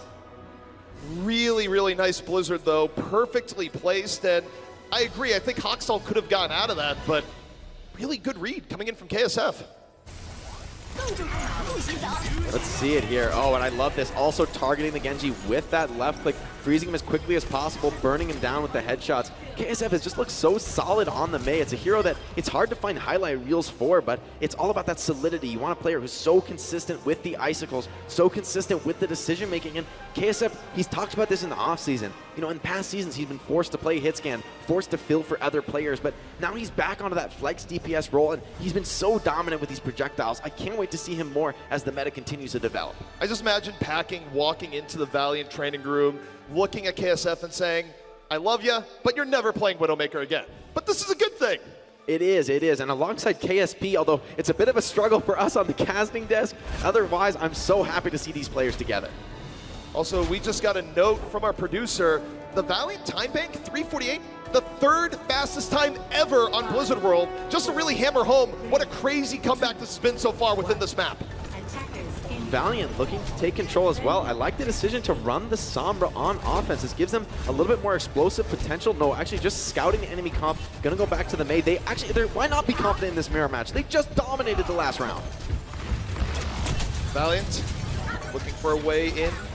The Titans right now hoping to have a much stronger point A defense than they did before.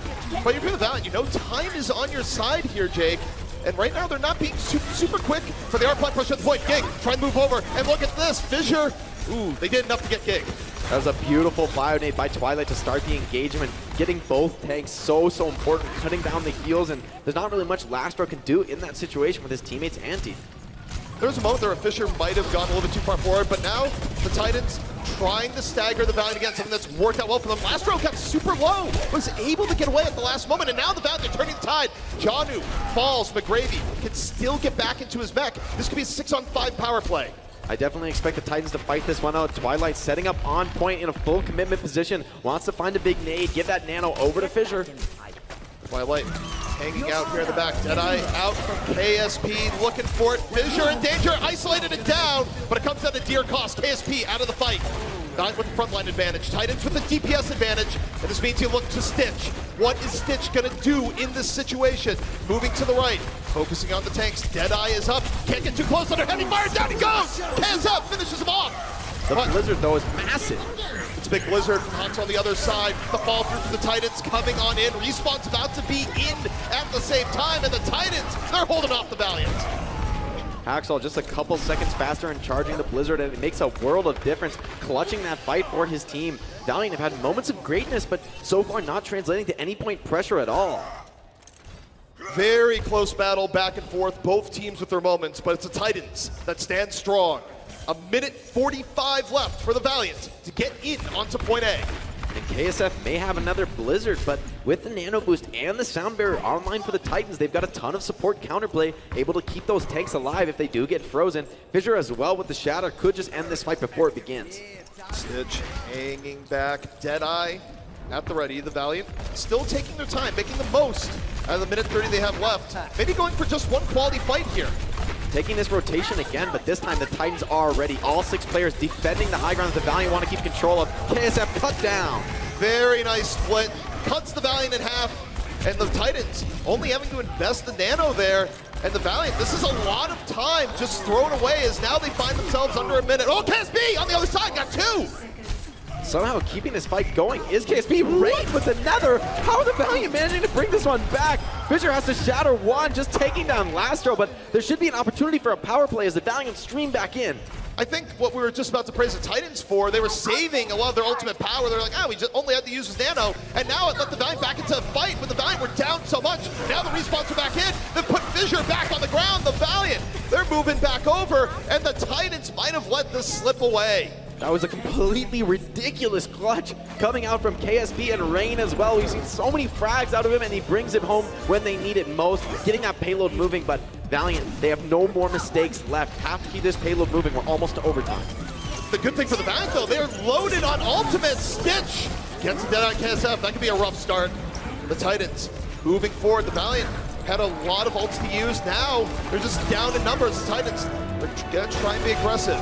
Move on to this now. Overtime in progress. Stitch working the outskirts, finds KSP. Pick from the Titans, Gig dropping the Shatter, knocks Twilight to the ground, and ooh, Stitch deals with Rain, and he's still coming in off the flank. The Valiant, they're almost done. Beautiful plays coming out from Titans, holding strong, looking to secure the map victory as they go up 2-0 in the series. It's all Titans on the payload. Overtime ticking down, and the Titans turn it back on Blizzard World. Up now 2-0. Insane stuff from both teams. I can't help but feel that KSF wasn't ready for that Deadeye. Didn't realize it was channeling on him, and losing your maze so early in the fight, you lose that crucial utility to be able to slow down the enemy Rhine, prevent him from swinging. And without KSF, he's been such a bright spot for this team. It all falls apart from there. The Valiant getting challenged and more, even when they get momentum. The Titans manage to steal it away. Will anything change as we look to map 3? We'll be back very soon.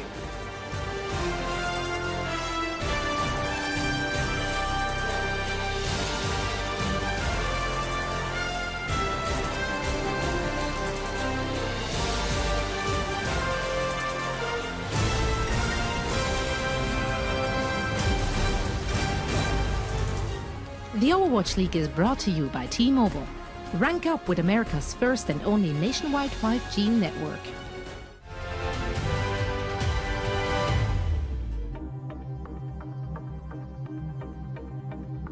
The time has finally come. We're back, Overwatch fans, and we are live from Dallas, Texas. We are live in New York City. Come on, this is carnage. It's not stopping. It's not stopping. Now we have a game. Ooh, get rocked. Maybe the Madman can do it. Oh, what is this? Are you ready?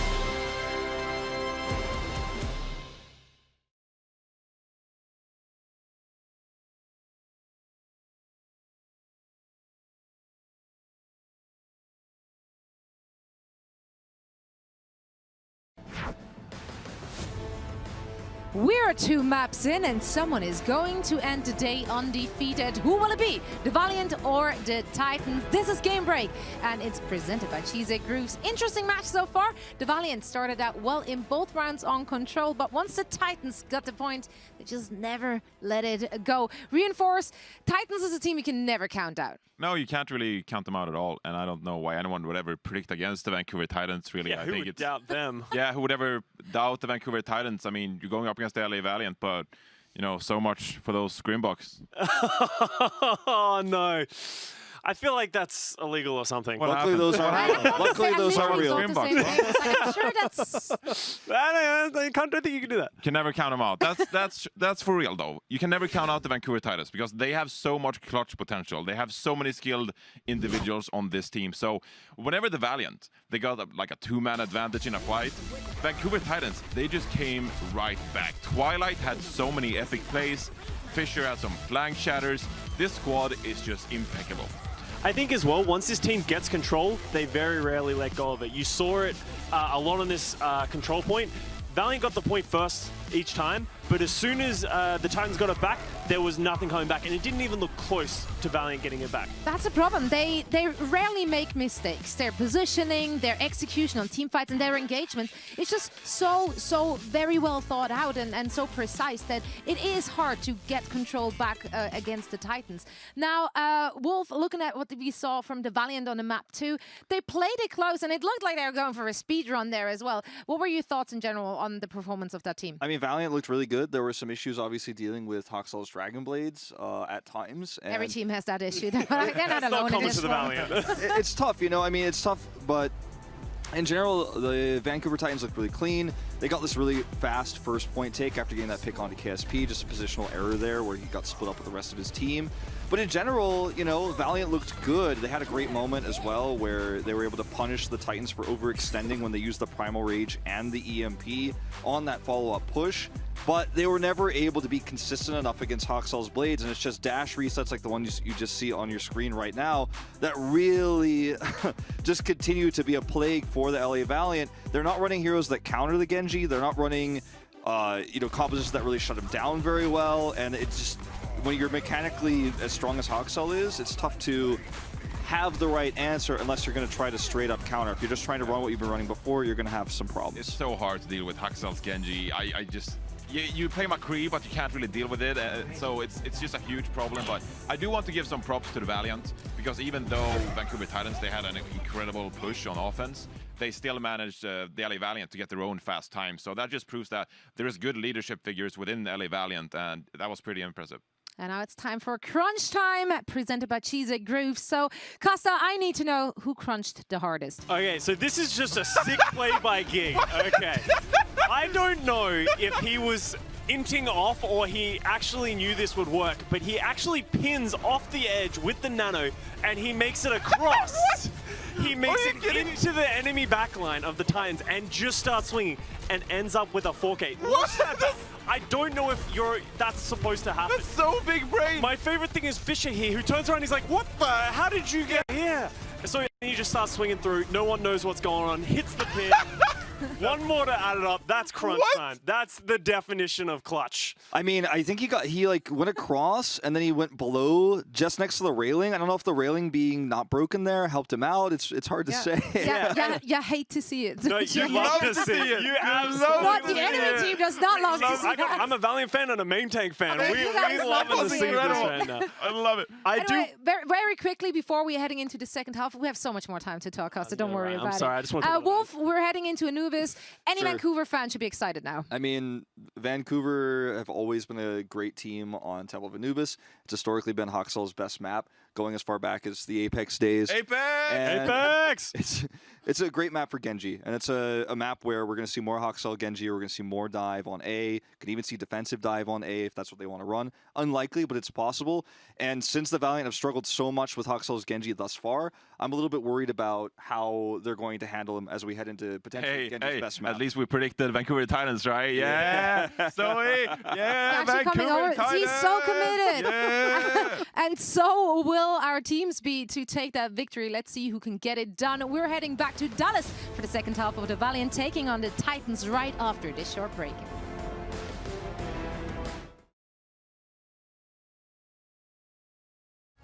The Overwatch League is brought to you by Cheez-It Groups. Deep flavor, deep crunch. It's a mind crunch.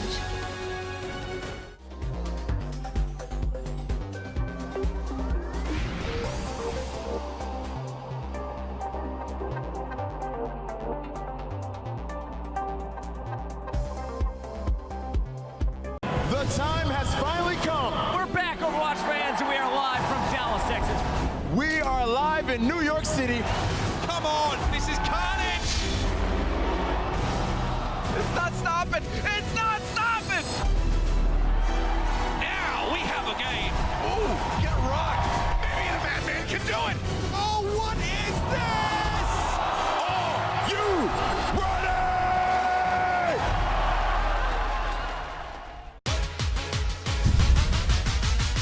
Turn up the bass.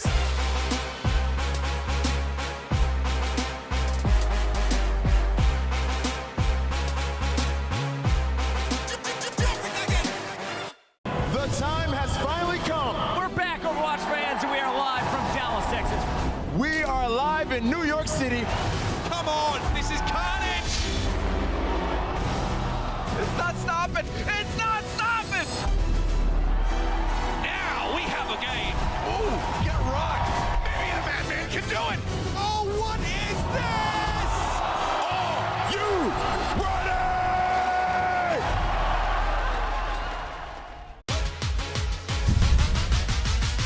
Turn up the bass.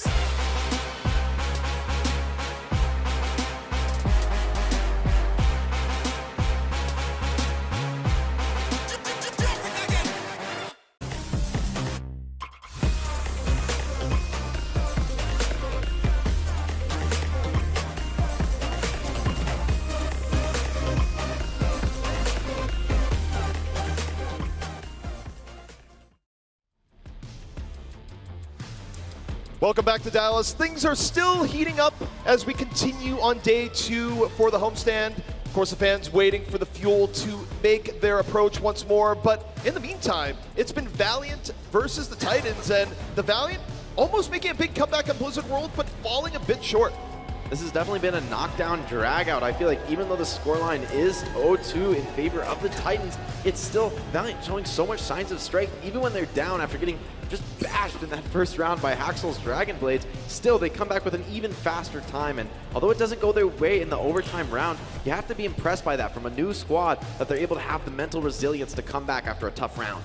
And again, for the Valiant, this is a team that we've said repeatedly, they're developing. They have a bunch of new players with potential. The fact that they've been able to have moments where they have been looking better than the Titans at points in the series is phenomenal. So even if they lose a series, might be able to see it as a mark of pride.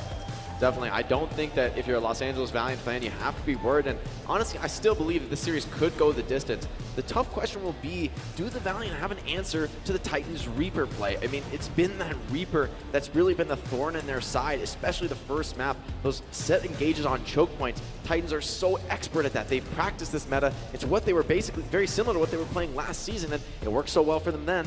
Well, speaking of Reaper play, Soman 2 coming in for Stitch, and you talked a little bit during the break while we were waiting for things to start back up that we're going to Temple of Anubis. And Temple of Anubis, a map where closed in play can be very, very powerful. So this swap makes all the sense in the world. Definitely. I don't expect the Titans to switch off Reaper at all, but if they need to, I mean, obviously Somunsu does have the depth, but I think that's what they want to force going into this next map. That Reaper can be devastating. Even some small potential to bring out the Doomfist, I think, on this map. I think when you look at the Valiant here, is part of their victory perhaps in having a better first point hold where things are a little bit more long range? For me, I mean, KSP has just been a total superstar. I mean, everyone of the Valiant have been having good games. KSF with the walls as well, but it's been KSP coming back from fights that just look completely unwinnable. How about that one fight capping first on Blizzard World? I thought that was just completely done. I think the Titans had 3 kills at least, but KSP just strikes back with 2 in a row. I mean, that's what you're hoping for out of your hitscan player, but not many can deliver. It's rare for something like that to surprise us. We're going, okay, the fight's, wait, it's not over, KSP. And even though it was still an overwhelming advantage for the Titans that they ended up taking the fight, they still made the Titans burn resources, which was a heroic final effort, really, coming in from KSP. definitely keeping the Valiant in this as we go to the third map. Even if the Titans manage a 3-0, I mean, I'm not complaining if I'm a fan of Los Angeles Valiant. They're putting the runner-up from last year very, very, very close to the edge. Well, as we said, the next map, it's going to be Temple of Anubis, and it is the final opportunity for the Valiant to turn the series around. That's right, we are in reverse sweep territory now. We'll see if they're able to achieve the first reverse sweep of the season, and if anyone can do it, I mean, it might be the Los Angeles Valiant. They've shown the mental resilience and had so many bright moments, even in losing maps. This is a team that has very high highs right now, but they have to do something to improve their consistency, smooth out some of the lows. I still think if you're a fan of the Valiant, you're very excited by what you've seen here today. I am very excited by what we see here today. Oh. This is some Soldier 76 on the high ground, absolutely loving it. Rain as well on the Brigida, potentially looking to shut down NYXL's Genji preemptively. This comp is totally crazy from the LA Valiant, but it makes sense to me. You've got the Brig to potentially counter some Genji action, and the Soldier just delivering the DPS from range. I always love Soldier. What's one of his key abilities? Oh, he can use his legs to run. Fantastic. The legs man indeed coming in huge. We'll see if KSF can make it work here, but Axel's Dragon Blade could be a real thorn in his side if he's trying to play the high ground. So far, McGravy trading very well on the flank, though. For the Valiant, if you're going to be running a Soldier, you need to be winning the poke battle. That is something that Soldier is incredible at. Also, pretty good at sustain to an extent, so NYXL might dive on him, but the biofield he can put down, pretty decent. Sominsu heading in on the flank, the Titans biding their time. A little bit of sneakiness here, but they're waiting a bit. Sominsu setting up as the hammer, and Fissure wants to be that anvil, diving in deep. This backline is just completely running for the Valiant, and they're losing tanks on point. Titans starting to take control of the map, and NYXL and Twilight very close to the Nanoblade. McGravy getting isolated is quite bad. When you're running Soldier 76, you need room to work with. The Titans just getting one pick off after the other. It's not even a full team fight. It's just one pick followed. And that's going to be the Titans with a very quick point A. I'm sad, ZP. Yeah. I wanted the Soldier to work so badly. He's about to swap. Look at it. Here he is, going. Is it gone? Whoa, what? Keeping it, thinking. Now it's gone. Ah, well, it was nice knowing you, Captain Jack. We'll see you next patch. I feel like he waited there just to spite us, ruin our timing. Challenge here, though, is Nanoblade is ready, and NYXL has had no failures so far on that one. So, besides KSF's Blizzard, to be fair, on Blizzard World, he's got it again. Can he make it happen a second time? Fissure moving in, gets stuck with the bio name, mid-pro right, actually getting focused down quite a bit. Meanwhile, NYXL to the back. Dragon Blade moving over. KSP deals with John, who NYXL having to play around the Blizzard, about to get frozen out and take it down. KSP making good use of the room provided. KSP staying in the back line. The flashbang shuts down NYXL, and now he's just picking away at these Titans players, staying at range, takes the Bionade, but I don't think there's any follow-up here. Well, they have the bomb making room on the point. The Titans. Oh, Sominsu got to the back. Oh, the Valiant respawns were coming in, and Sominsu just knocked them all down. That's it. All right, that's a complete caster's curse from me. Sorry, LA Valiant. The follow-up was there. Death Blossom Sound Barrier just running through them in the dark room. Nowhere to run at that range. Yeah, I don't know if we ever gave you a briefing that you need to be responsible with that power. Well, that's a really fast time for the Titans. I mean, Valiant, we saw them recover from a blistering offense on the last map, but that was even worse, I feel. I mean, just absolutely nothing to be happy about for the LA Valiant. A couple of those fights started to look okay, but just not enough. Titans slamming it home. Well, we are going to take a look at what just happened there, how the Reaper got to the back line. And here the Valiant were about to recover, where, okay, the Bionade was done, respawns are back in, and he just walks forward and presses Q. That's it. I mean, Sound Barrier just keeps him up, and everyone is still so low there for the backline of the LA Valiant. This Reaper Genji dive is a formulation we haven't seen in past metas, but really working out now with that quick Reaper TP. He's able to assist the Genji get on the backline in a way that just wasn't possible before. The Valiant, they are on their final life. Can they rally? Find out after this.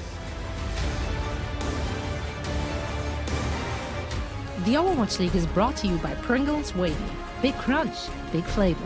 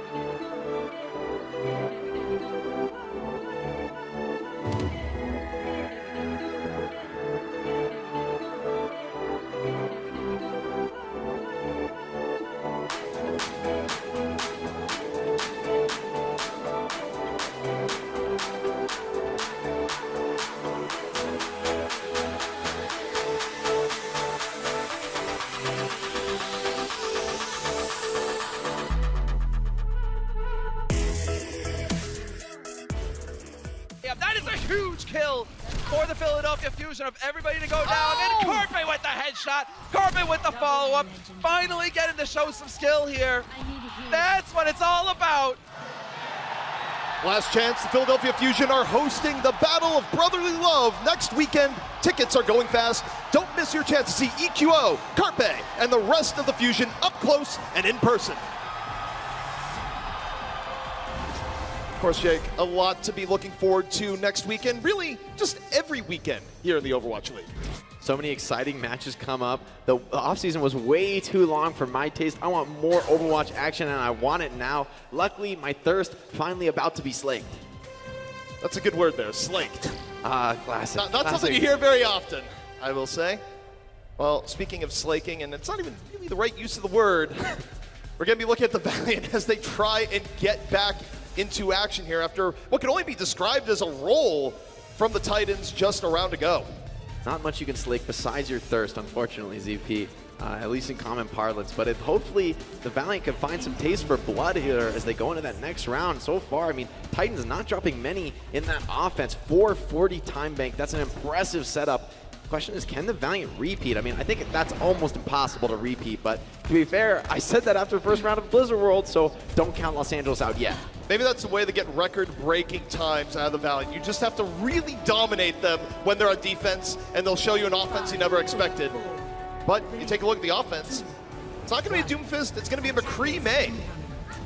McCree, KSP has had a lot of success on this hero, but if we remember back to Li Jiang, it was Somansu's Reaper just diving in with the rest of his squad, getting so much value before. The question is, where can he find the space? This is such an enclosed environment where Reaper should dominate.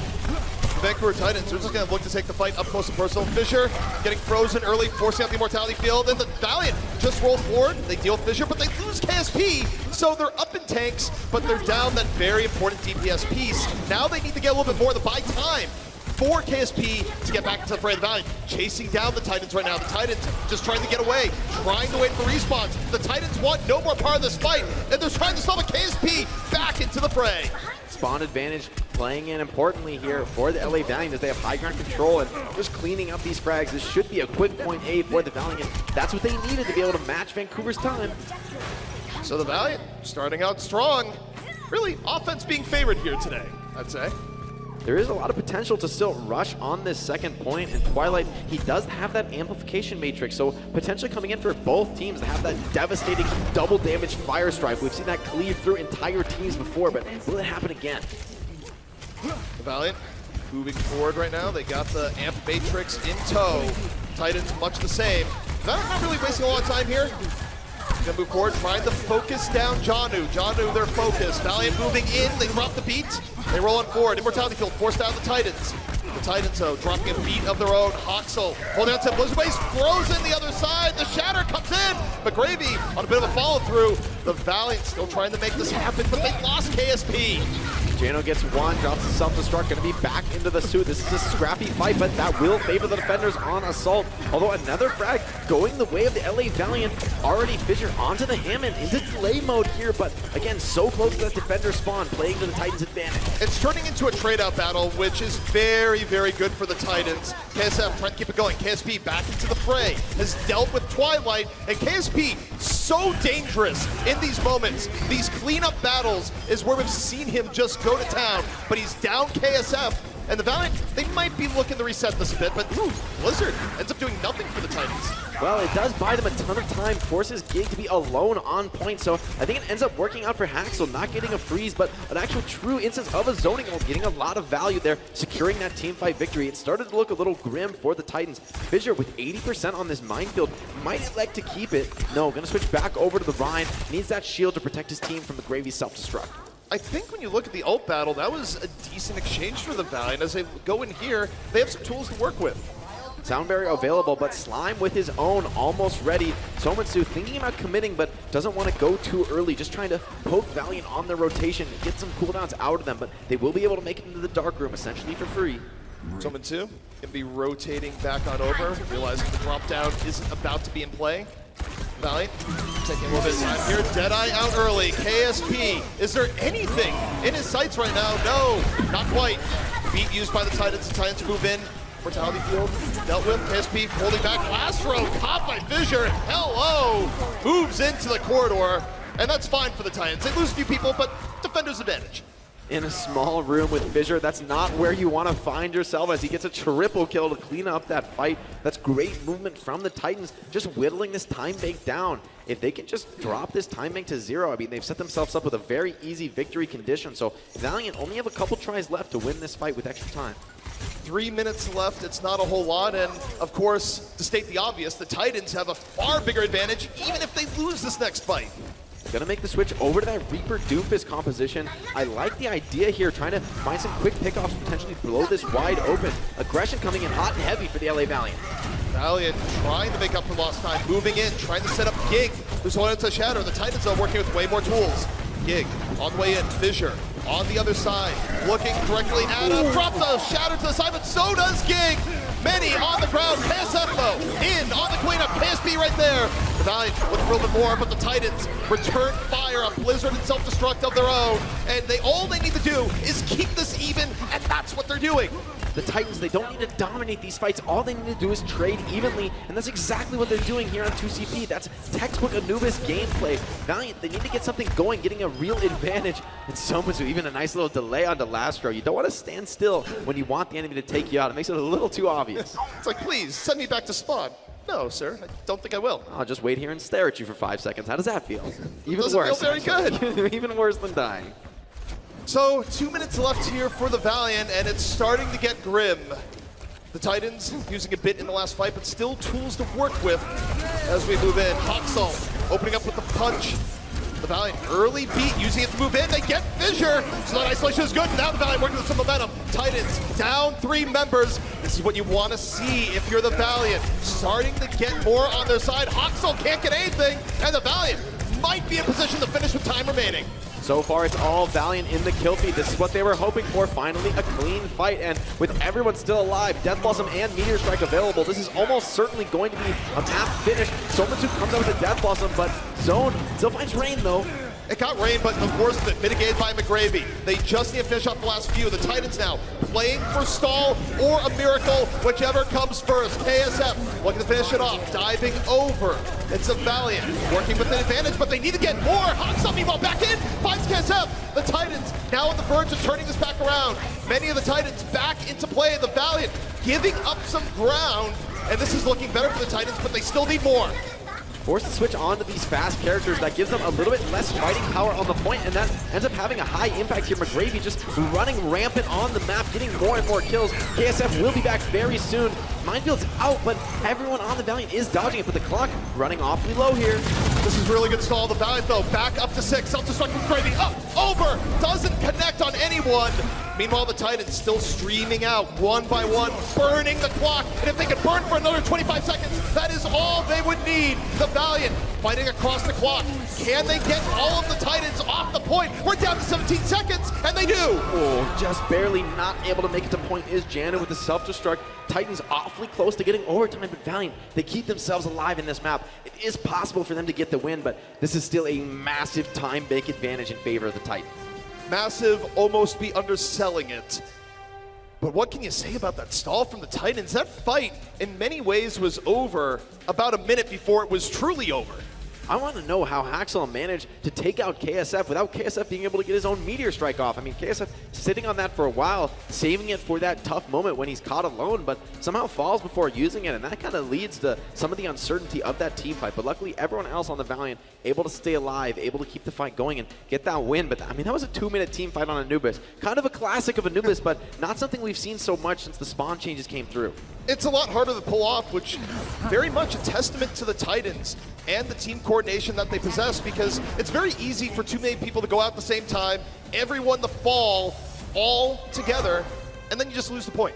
Got to appreciate Fissure on the Hammond as well, doing a great job of contesting the point, but not overplaying his hands, staying alive, sometimes going back to spawn, sometimes picking up health packs, just eking out his resources over time, not falling early, and that enables him to get the minefield, which keeps buying more and more time. But the question is, what can Valiant do with just 1 minute on the clock on the attack? Well, they have to do everything right. that's the end of the answer to that question. But right now, looks like they're going to be changing it up. They're going to be throwing KSP onto the Reaper, something that he hasn't really liked to be on the series. I love to see this. They need this in these close-range engagements. Last time, Somersu took him out very quickly. Valiant still winning that fight, so with KSP on the Reaper, maybe it'll be different. That looks like a deadly choke point. Takes waiting on either side. Oh, and KSP locked out to start things off. But the counter wall in, the Immortality Field going to keep Gig alive. Mortality Field goes down, the Titans look to move in. John, though, might have gone a little bit deep, gets demeched for his troubles.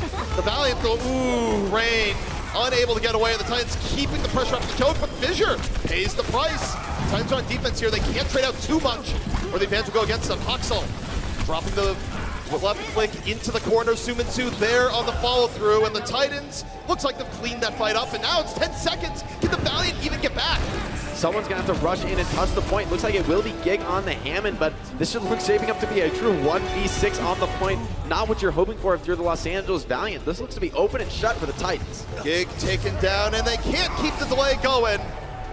Now, this is a tough spot for the Valiant. No problem, ZP. Just survive 7 Haxel Nanoblades. Like, yeah, like that's easy. No problem, right? So, to break down where we're at, the Valiant are not done yet in the series, but only in a technicality. Going into this next round, they're going to have to hold perfectly on point A for about 5.5 minutes. I don't know if that would be a record in the Overwatch League, but it'd certainly be top 5. It's a true tough test of any team. The mental fortitude that it would take to make this hold, for me, would cement Valiant as one of the strongest teams this season if they can just win this map, much less come back in this series. Haxel, I mean, how many Dragon Blades have gone wrong for him? 1 against a Blizzard? That's it. I mean, this guy is a monster, and you're going to give him 2 to 3 chances at the absolute minimum to slice and dice on the LA Valiant. Nothing less than perfection is demanded from Los Angeles. And I think the saddest part here for the Valiant is that even if they're able to just have the fairy tale hold, if they're able to bring this back, they don't win the map, they get a draw. They have to win 3 more maps after this, so backs against the wall is the understatement of the year here. KSP on the Reaper. I mean, I like the decision from the Valiant. You have to play a comp that functions against basically everything because Titans has time to throw everything at you. They can swap their entire lineup a good 4 times and still have plenty of time to try and get onto the point. Valiant, what's it going to be? Do you lose the series or do you show us perfection? Let's find out.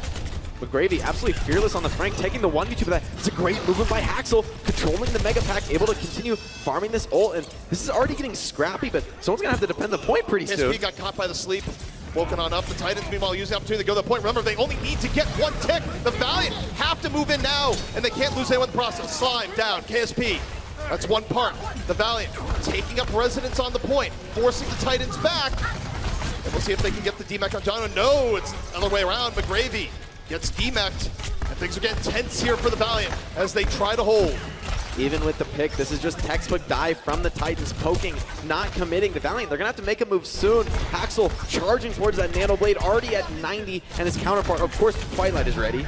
Well, Doom is gonna be on the way, and I don't mean Doomfist. Here comes the Nano, and here comes Huxel, the Blade out!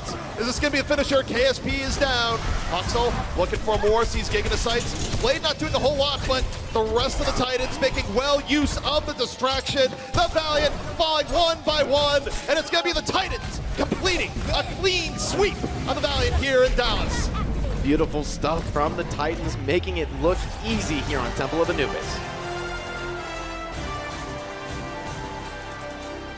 It was a tough task of the Valiant to ask them to hold for 5.5 minutes there, but it's only a testament to just how incredibly strong the Titans were in the series, particularly on attack.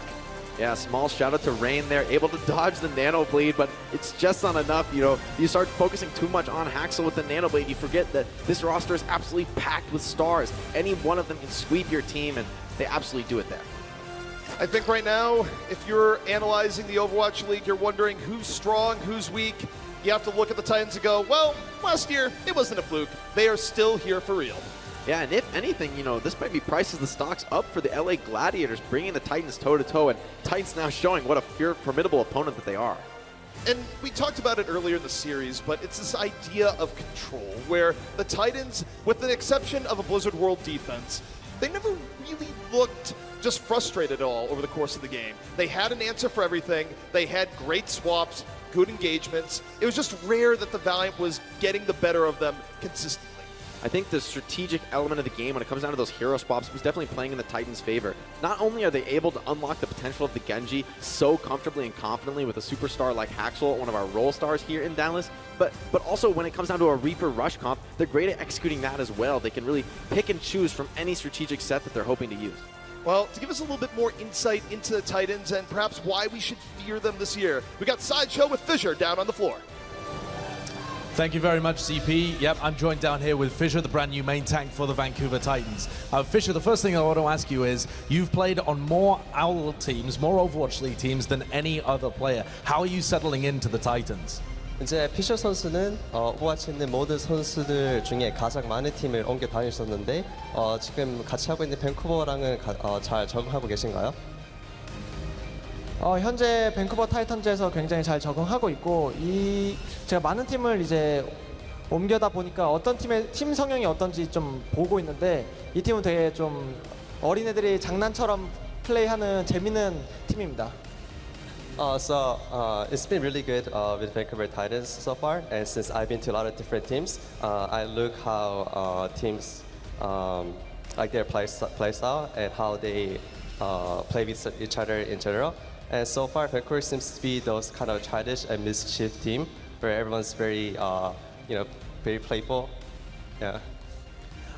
The Titans made it to the grand finals last year, but they just fell short. So what is your team and yourself going to do to ensure that you make it all the way this time? 밴쿠버 타이탄즈는 저번 시즌에 아쉽게 그랜드 파이널까지 갔지만 준우승에 그쳤는데 이번 시즌에 우승하기 위해서 특별히 하는 거나 좀 다른 마음가짐이 있나요? 제가 지금 가장 중요하게 생각하고 있는 마음가짐은 1년 동안 팀을 옮기지 않기를 기도하면서 열심히 하고 있는 게 가장 중요하다고 생각합니다. So the biggest thing that's in my mind right now is making sure I don't move to different team for an entire year.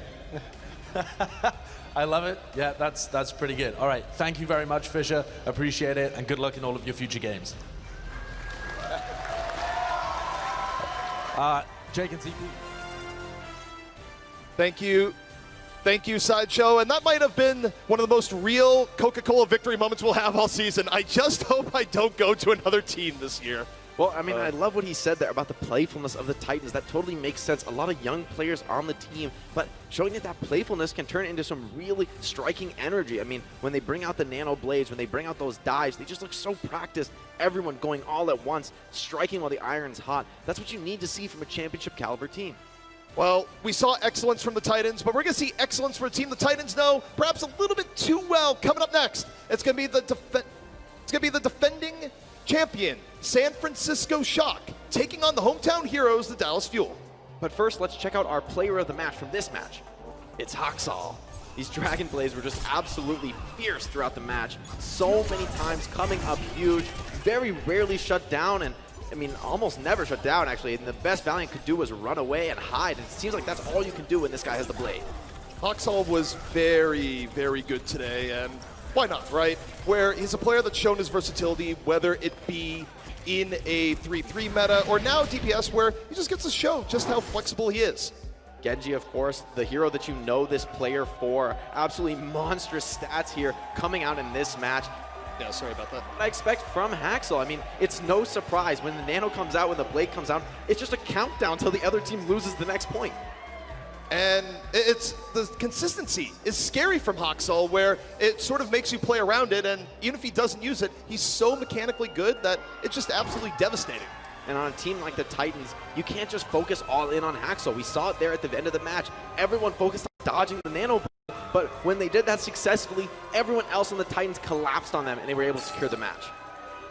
Well, coming up next, it is going to be the Shock, the defending champions, taking on the Dallas Fuel. Will the Fuel be able to rebound here in front of the hometown crowd? We're going to find out soon.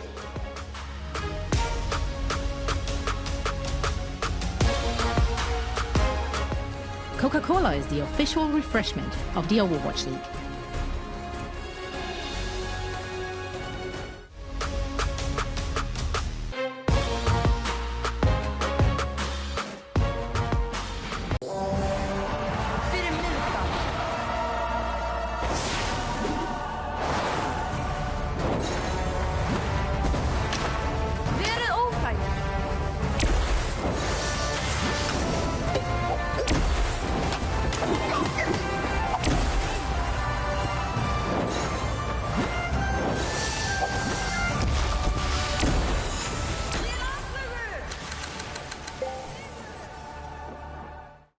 time has finally come. We're back, Overwatch fans, and we are live from Dallas, Texas.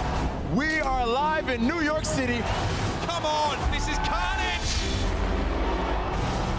It's not stopping. It's not stopping. Now we have a game. Ooh, get rocked. Maybe the Madman can do it.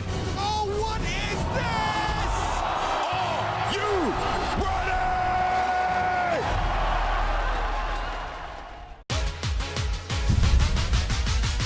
Turn up the bass.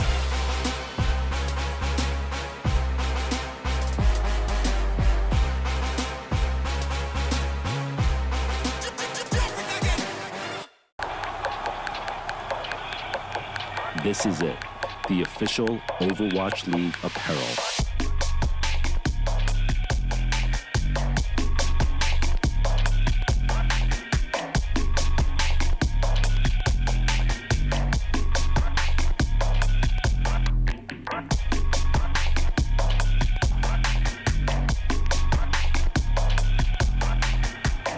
Designed by Staple, engineered for gamers.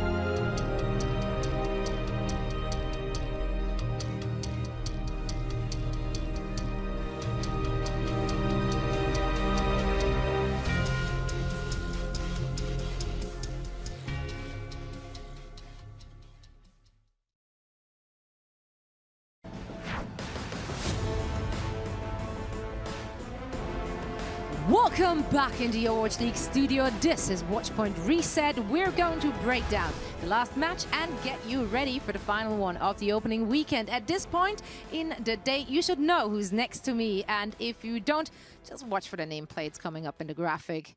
Yeah, I'm not even going to bother. It's me! Those guys! Well, so the Valiant, yeah, they came up short, and the Titans, they did look just as good as what we know from them from the 2019 season. How do you feel now overall after having seen them playing their first few matches? Oh, they're still a championship contender. They're so good. I know I've been hyping this team up a lot, but there were signs of hope in this match. I think Vancouver is looking incredibly strong, but individually and mechanically, they are looking pretty solid. I think where they're falling down is their team fight sort of cohesion, and just individually just making a couple of really dumb mistakes that just I don't think these players would usually make. And I'm going to attribute that to nerves. Obviously, as we go further in the weeks, that's no longer an excuse. So they did take it to Vancouver at times, and I think the scoreline doesn't really show how close it was. But at the end of the day, it's Vancouver, it's Huxall and Genji. It's hard to take that down. I just want to say as well that this is a lot more than what we originally expected from the LA Valiant. So coming back from this homestand, I don't think you can be disappointed in your team, the LA Valiant, from this homestand. Sure.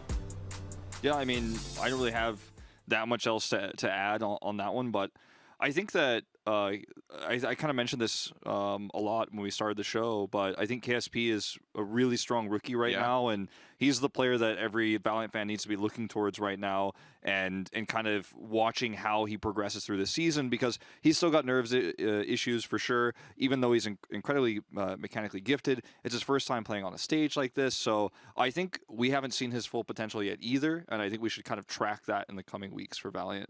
If you're looking at all the teams which are about to face the Titans, any hope for them to take them down, or will they go on an undefeated streak again? I think they can go on a bit of an undefeated streak for sure, yeah, because they're just rock solid. Like, they're across the board, they're just so good. Twilight had so many good sleep darts and bio grenades. Just did Twilight stuff. He was in the Twilight zone.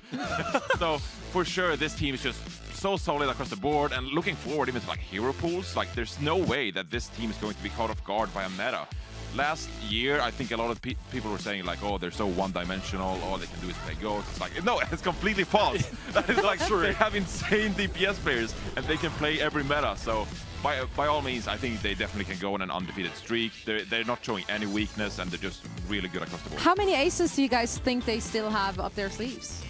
I think they have so many. We've seen them switching Somin, Su, and Stitch around here and there, but I just think these guys are so flexible across the board.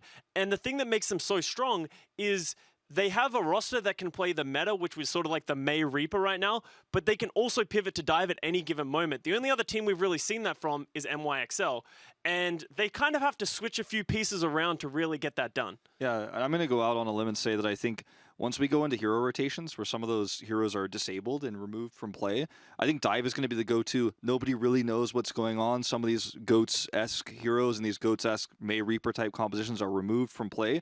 I think that's where we're going to see dive make a comeback because there's so many different ways to play dive. There's so many dive heroes now with Wrecking Ball in play. D.Va is really viable right now, so that's a really terrifying thing as we go into future metas that we can't obviously know yet because we don't know which heroes are going to be removed. But I think that's going to make Titans even scarier going into the middle parts and then the later parts of the season. We have such an exciting season ahead of us. And here's just a quick reminder. This is your last chance. The Philadelphia Fusion are hosting the Battle of Brotherly Love next weekend. And the tickets are going fast. So you don't want to miss your chance to see Ikyo, Carpe, and a whole squad close up and in person. Just head on over to the URL you're seeing right now, phillyfusiontix.com, and secure your seats. Bring a friend. It's going to be fun. Watching the homestand so far has been absolutely amazing. I love the energy we've seen so far from Dallas and New York. And the booing, fantastic. the booing. I love the booing. You gotta, more of the booing, I right? love Come on, Color Overwatch Hex. fans. Color Hex teabagging the home team and then just getting booed like crazy, and he's waving them off and that kind of stuff. I love that. That energy fuels a lot of players, and I think we're going to see more of that. Yeah, but it's in Boston, dude. Like, oh, so guys, we need to set up the next game for today, though. We're getting ahead of ourselves. Do we need to talk about Shock versus Dallas? I mean, I don't know. Wolf, you tell me. Is there any hope for Fuel fans out there? Maybe with the power of friendship and yada yada yada. I don't know if the is it happening? I don't know if the power control? of friendship is going to be enough here, Zoe. I think the thing that fans need to really think about right now and realize for this matchup is this is basically an unwinnable matchup for Dallas. They had a tough loss yesterday, and it's really unfortunate timing that these two tough matches hit back-to-back during their homestand. Gamsu dropped a tweet yesterday saying, "I'm sorry we weren't able to take a win today. Please keep cheering for us, and I promise we're working hard to improve and become a great team." And I think Gamsu is one of those leaders who can, as you were alluding to, provide the power of friendship. I mean, he's obviously been a great and strong leader throughout his time on Boston Uprising, then at Shanghai Dragons last year. One of my big candidates for taking the award, Custis ended up taking at the end the Havelka Award. But he's a great guy. He's going to, I think, be a great leader for this team, and he's someone they so desperately need. But I don't know if that leadership alone is going to save them in this matchup, and I don't think anyone should expect anything more than a 3-0 from the San Francisco Shock heading in. All right, for me, I think if you're Dallas Fuel, you need to come into this match and be positive, right? You got to try and see what works for your team, go up against one of the best teams and see where you stand. Really try and push the boundaries and get a positive note out of this match because it's definitely going to be a tough one. Well, tough or not, they have to play it out. This match is about to happen. So without any further ado, we're going to head into a very quick break. And then afterwards, it is the defending Overwatch League champions, the San Francisco Shock, in their first match of the 2020 season, going up against the Dallas Fuel in front of their home crowd. Don't touch your browser. We'll be right back.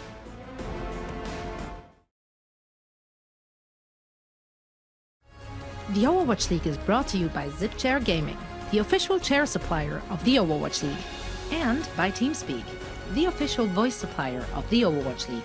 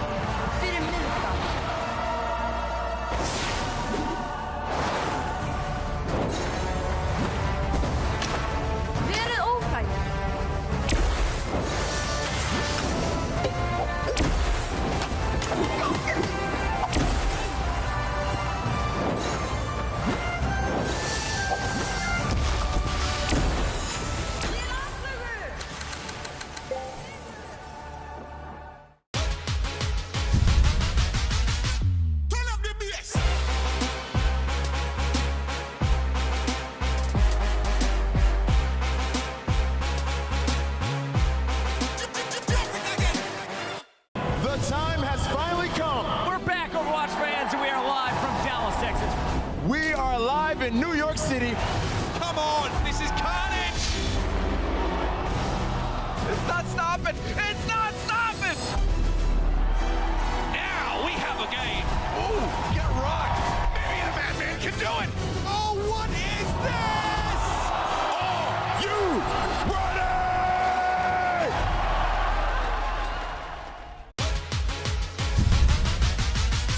Turn up the bass.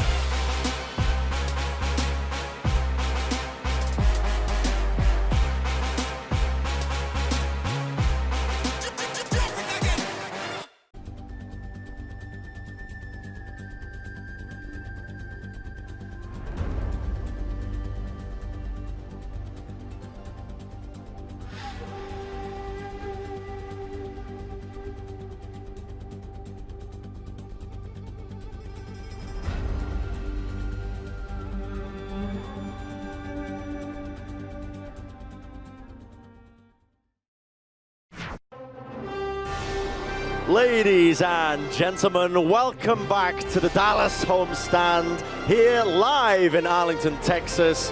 And my word, we've had some games today, haven't we, Josh? We certainly have. We've just got to see the Vancouver Titans do incredibly well over there, and we've got another doozy of a match coming right up. It's time to see whether the Dallas Fuel can get a win in front of their hometown audience. Do you believe in Dallas? I do. You can't put me on the spot. I want to bet you a little bit here. Of course I believe in Dallas. They're playing at home. They have the home field advantage.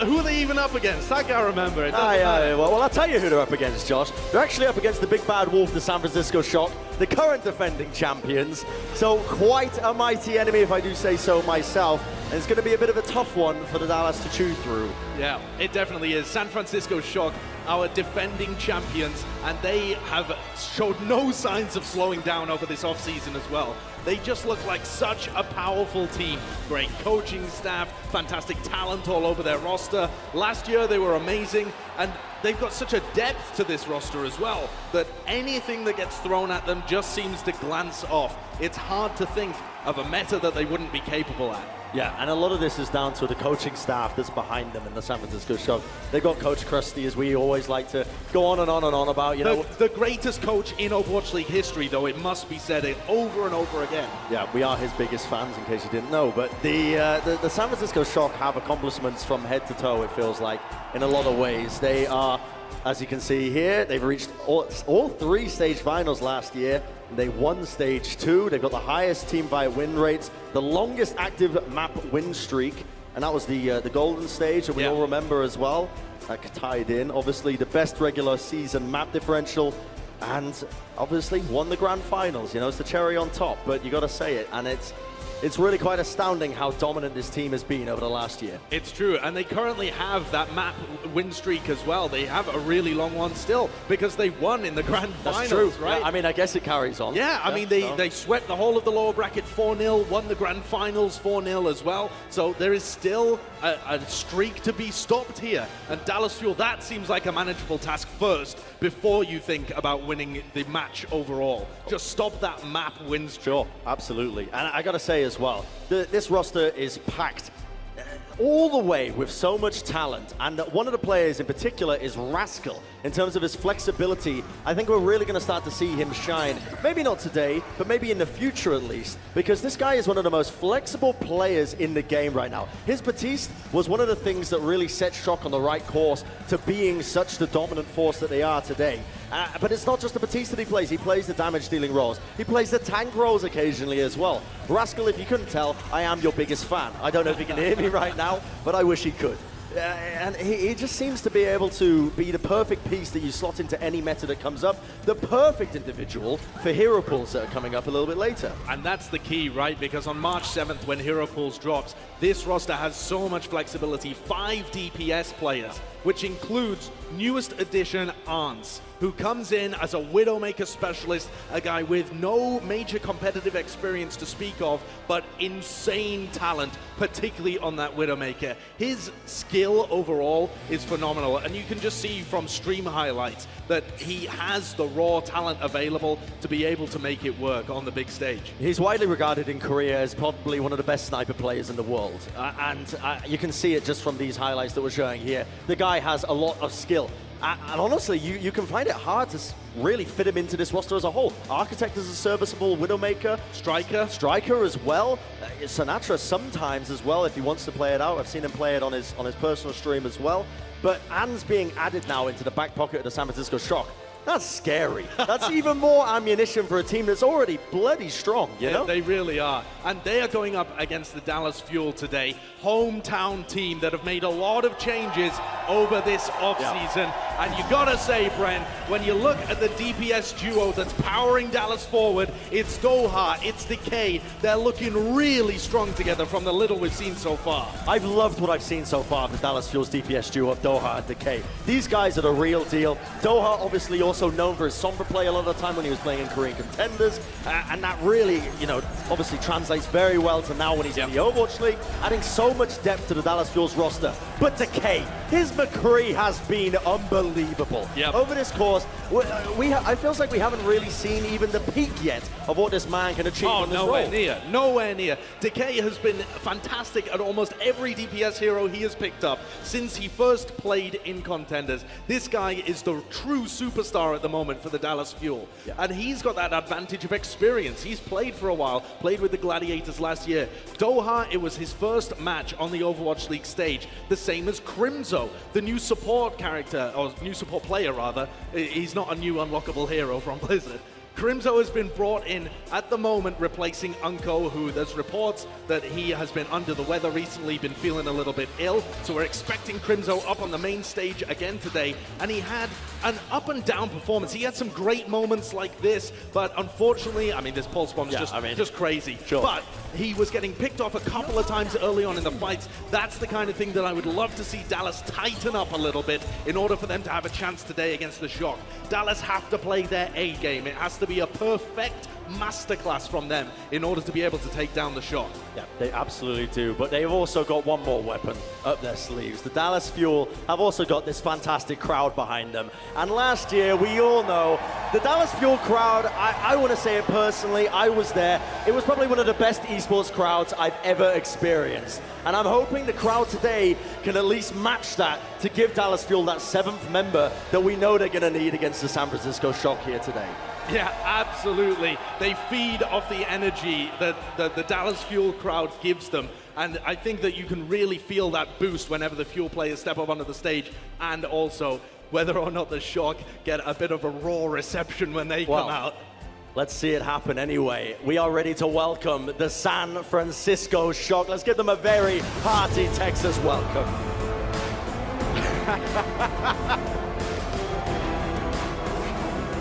Well, you love to see it. I love the booing. It's a personal favorite of mine. Oh yeah, absolutely, and you can see there Sinatra just hamming it up as well. Super Sinatra, these are the kind of guys that feed off that energy. It motivates them even further. They've got raw villain energy. The San Francisco Shock know that they are the champions of the league at the moment, and they want to keep that going. But look at this starting roster as well, because this is really interesting. Architect is going to be playing on the support role instead. You'd normally expect Violet to be there. This is very intriguing to me. I was speaking to Jacob a little bit about it as well. He seemed to theorize that they might be playing a bit of Brigitte on Architect. I'm thinking it might be switching over, maybe over to the Ana as well. Architect, he's got phenomenal mechanical abilities. He can definitely flex over to that role. But it's very unusual to be seeing these kind of changes so early on. It definitely is. We've seen Architect play the Ana in the past before, only a small amount of time, but he's going to be partnered up with Moth. That's going to be their backline, at least for that starting map. But this roster is so stacked, no matter what they do with it, who they field, it's still a scary, scary lineup. Yeah, it absolutely is. You can see Choi Hyobin here. One of the, I believe, role stars as well from last year. Yep, arguably the greatest off-tank that we have in the game. This roster just fantastic from head to toe. Striker, you're expecting him to come out on the McCree as well and deliver incredible stuff. But enough about the San Francisco Shock, because this crowd right here, there's only one team they want to see. So everybody, please welcome the Dallas Fuel.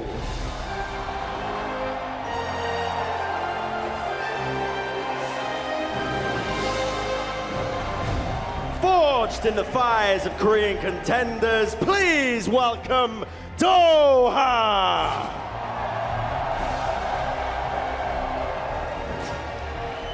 Dallas's newest superstar with an unreal McCree. Please make some noise for Decay.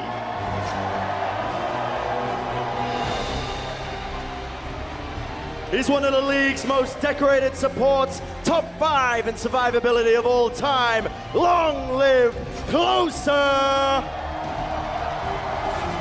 From Team Envy to the Tier 1 roster, Dallas get loud for Crimzo!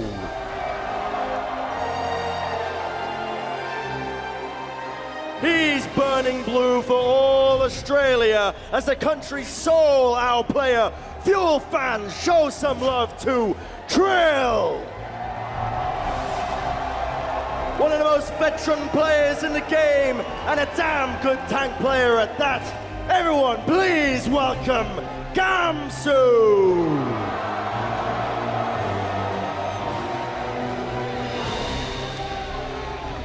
This roster has a lot of expectations in 2020. It wasn't the greatest start to the year for them, but they have so much room to be able to blossom, improve, and come together as a team. It's a tough task for them today, but Dallas Fuel are up to it. They are the kind of team that will thrive in front of this hometown crowd, and they've got talent on the roster.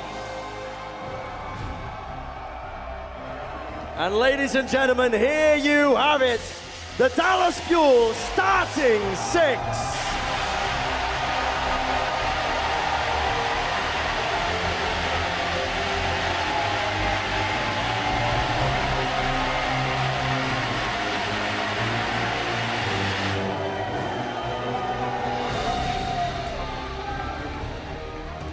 Well, it is no question that these guys have a tough task ahead of them, but this is the roster that the Dallas Fuel coaching staff has put together. Gamsu and Trill were expecting that Reinhardt-Orisa composition that we saw from them yesterday, but it's Doha and Decay that are the real special superstar players in my mind. That's who gets me fired up. I want to see these guys be able to execute the flanks, evade the San Francisco Shock players, and deliver us the star performances we know they're capable of. They're absolutely capable of it, and there's so much potential locked away, but they're going to be going up against the one and only Sinatra. This guy is a grand champion. He was the MVP of last year, and he is going to be making it tough for this Dallas squad here today. He's going to be seeing some play time, at least in the opening match here.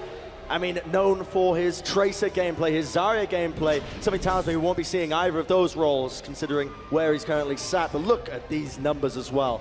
First when it comes to hero damage done, second in eliminations, and tied for 5th when it comes to the final blows. A real superstar player. He absolutely is. I got a chance to catch up with Sinatra a little bit before the game as well, and he told me that expect something different from him in this match. It's his role now to be more of a leadership figure for this team. He's not all about playing those pop-off heroes that have the high impact. He's going out there to try and deliver. He's going to expect it to play a lot of Mei for this team, with Striker on the McCree, on the Reaper, these kind of heroes that have more of that pop-off potential. But do not fear. Sinatra is the backbone of this team in terms of his leadership, his personal skills. You see him there just hyping up his team. That is his role on this San Francisco Shock roster, to be the hype man, to be the emotional leader for the team in-game. Well, let's take a look at the map set as well, as we are about to jump into this game. The first one is going to be Oasis. We're going to be seeing a little bit of a control map action. Coming up after that will be obviously Eichenwald and Horizon, but for now, Oasis, an interesting map. It has a variety of different stages where you see a lot of different compositions, sometimes, at least, when it comes to the university section, at least, you know, it's very narrow chokeholds. See a lot of Reinhardt compositions, not that we haven't been seeing them to begin with anyway.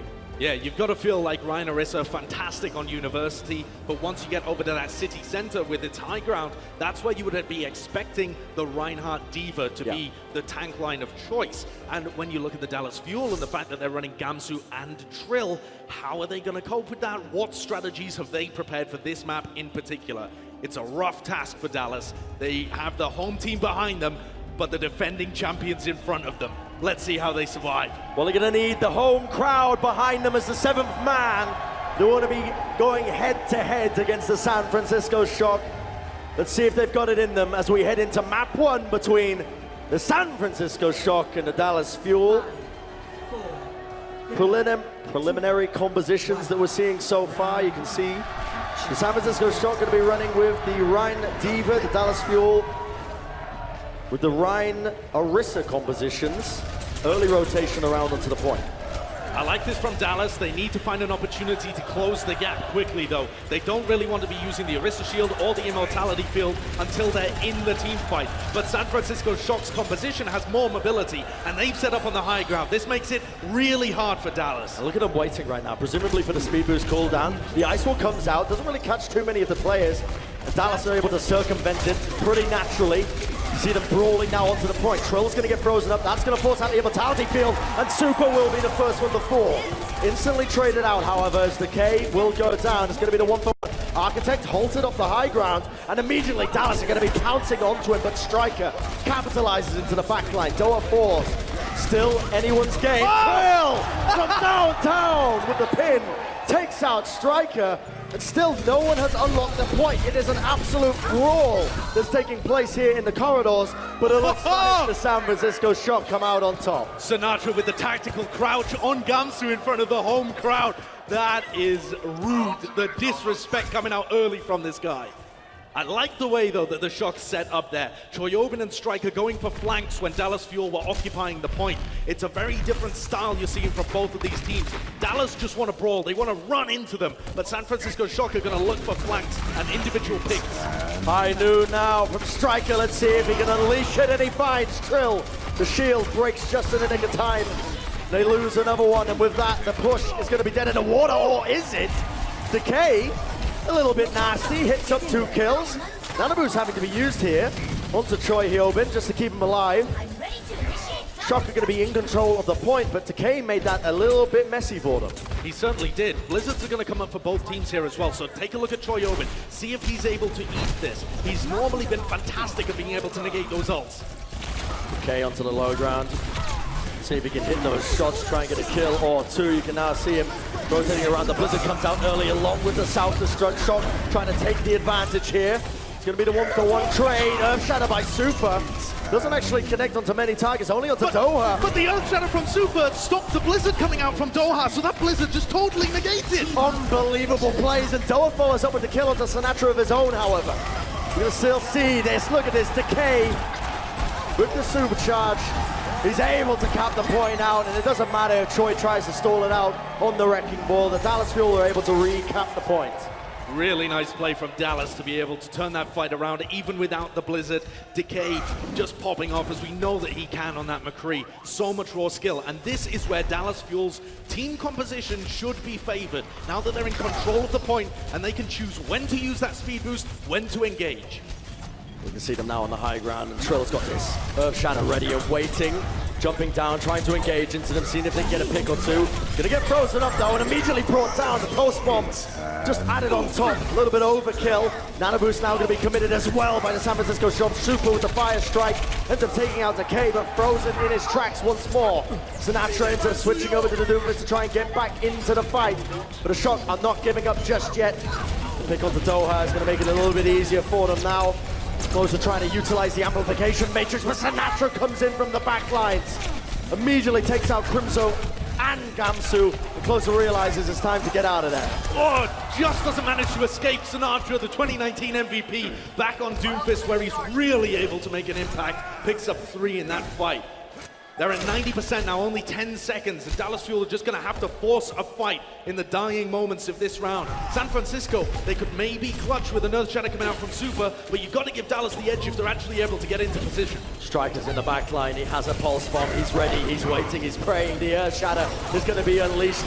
Super still holding on to his. We'll see it, but it looks like the Shock are absolutely decimating. Striker with 2 kills, and that is going to seal the deal for round number 1 in Oasis.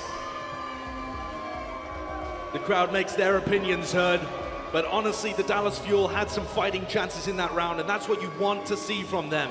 The San Francisco Shock are such a formidable opponent that if Dallas can just slowly get into this match, get their teeth in, they might be able to find some kind of advantage. But you start slow, you win a couple team fights, you try and take a map, you try and take a round on Oasis to start with, and they're by no means out of it yet.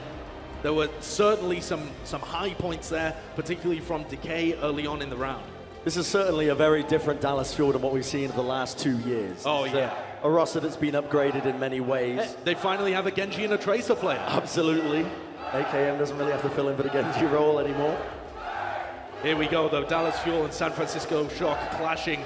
And this is where you would want the Reinhardt Orisa composition from Dallas. They take the high ground. Oh, we'll see what they can do now. San Francisco Shock wanting to just take the point down. Super going to be getting some value out of that Fire Strike. Connecting onto 2 targets. Waiting for the Dallas Fuel to try and initiate. Remember, the point's going to unlock, and now it's go time. The Dallas Fuel, they press the button, immediately initiating, trying to find a singular target. Decay caught out of position, but the Immortality Field will keep him alive. Now just waiting, seeing if they can find an opportunity to try and pick off one of these players. But it looks like the Shock have realized they caught Decay out of position. They bring him down. It's a brawl in the pits of Oasis. Right now could be anyone's game. But Dallas Fuel have managed to turn it. They baited people in. They baited them in onto Decay and then crushed them with the tank line. Beautiful play from Dallas Fuel to start out strong on University. Those are the kind of plays we want to see from the Dallas Fuel. It looked like Decay was just being left high and dry, but they managed to absolutely destroy whatever the Shock were trying to do. And now the crowd's getting into it. You can hear the chants. They are behind them. We'll see if Dallas now have got what it takes to hold on to this point. They have an amplification matrix. Crimzo unleashes it. Sinatra absolutely destroyed immediately. The burst damage far too much. And the Shock are wiped clean off of the point. Few stragglers remain, but they're going to be hightailing it back to the spawn room. And that's great stuff from Dallas. They win that just off a single ultimate coming out from Crimzo and that very early pick onto Sinatra. Decay's in a position where he might be able to get a little bit of value out of the Deadeye. But they've got to be a little bit concerned about this Earth Shatter from Striker. Oh! Takes the initiative. He uses the Earth Shatter Decay, using the Deadeye from the sidelines. Trying to see if he can pick up a target, and there you go. Super goes down. You lose one of your main tanks. The fight is as good as dead. Troy's going to try and use the defense matrix to peel away for his teammates, but the Shock right now have not been able to get a foot in. But now they're going to be going against Sinatra using the Blizzard.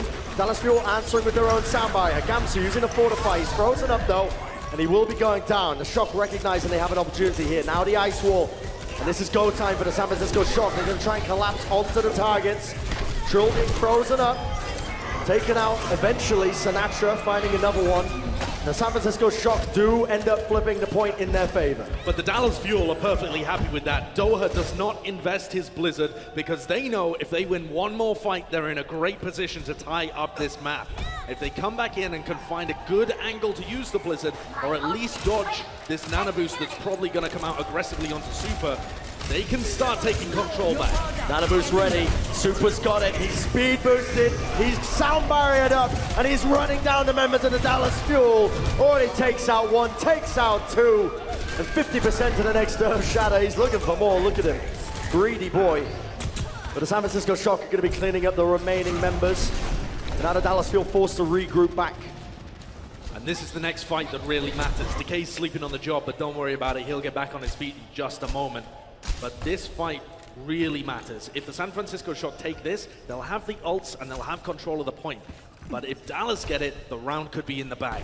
All comes down to how they use this Blizzard. Noah has the Blizzard. He's trying to get the freeze onto Troy Homer. And it's a free Blizzard onto the decks. The Ice Wall goes up. He trapped them in with them. They've already got the picks. The Dallas Fuel absolutely destroy the San Francisco Shock. And they're going to get the recap with 81% and counting. That was the fight they needed to win. Now Gamsu has his ultimate. The supercharger is going to come online with only 10 seconds left. San Francisco Shock are going to be forced to attack here into the excess damage coming out from Dallas. They need to find early damage though. They can't just sit passively. Well, the supercharger goes down. That's a lot of extra damage, but it goes down almost as quickly as it was put down. The Blizzard by Sinatra doesn't find too many targets. Decay and Gamsu going to be frozen up. Striker looking for opportunities on the sideline. I don't believe what I've just seen. The San Francisco Shock have just clutched this. The San Francisco Shock, they're insanely decisive and got big value out of the Blizzard, plus the big Diva Bomb coming out from Chryobin. I really wish the Dallas Fuel had taken a bit more initiative with that. Gone forwards, played aggressive, tried to trap them in the choke point. Now they only have one more opportunity to tie this up. Otherwise, San Francisco take the map. Super's Earth Shatter. He's holding onto it. He's ready and waiting. He's looking for an opportunity to use it now. The Nano Boost being used as well. He's laying in the damage to charge. He wants to be all the way in the back line. Earth Shatter gets blocked up by Trill here. Opportunity for Dallas to counter-attack. See if they can do it, and Trill hits the Earth Shatter. Super down, Architect down. Dallas Fuel have turned this fight into their favor. And with that recap, this should be their round to win as long as they clean up the remaining players. Great showing by Dallas Fuel, taking the initiative, playing a very reactionary style towards the end.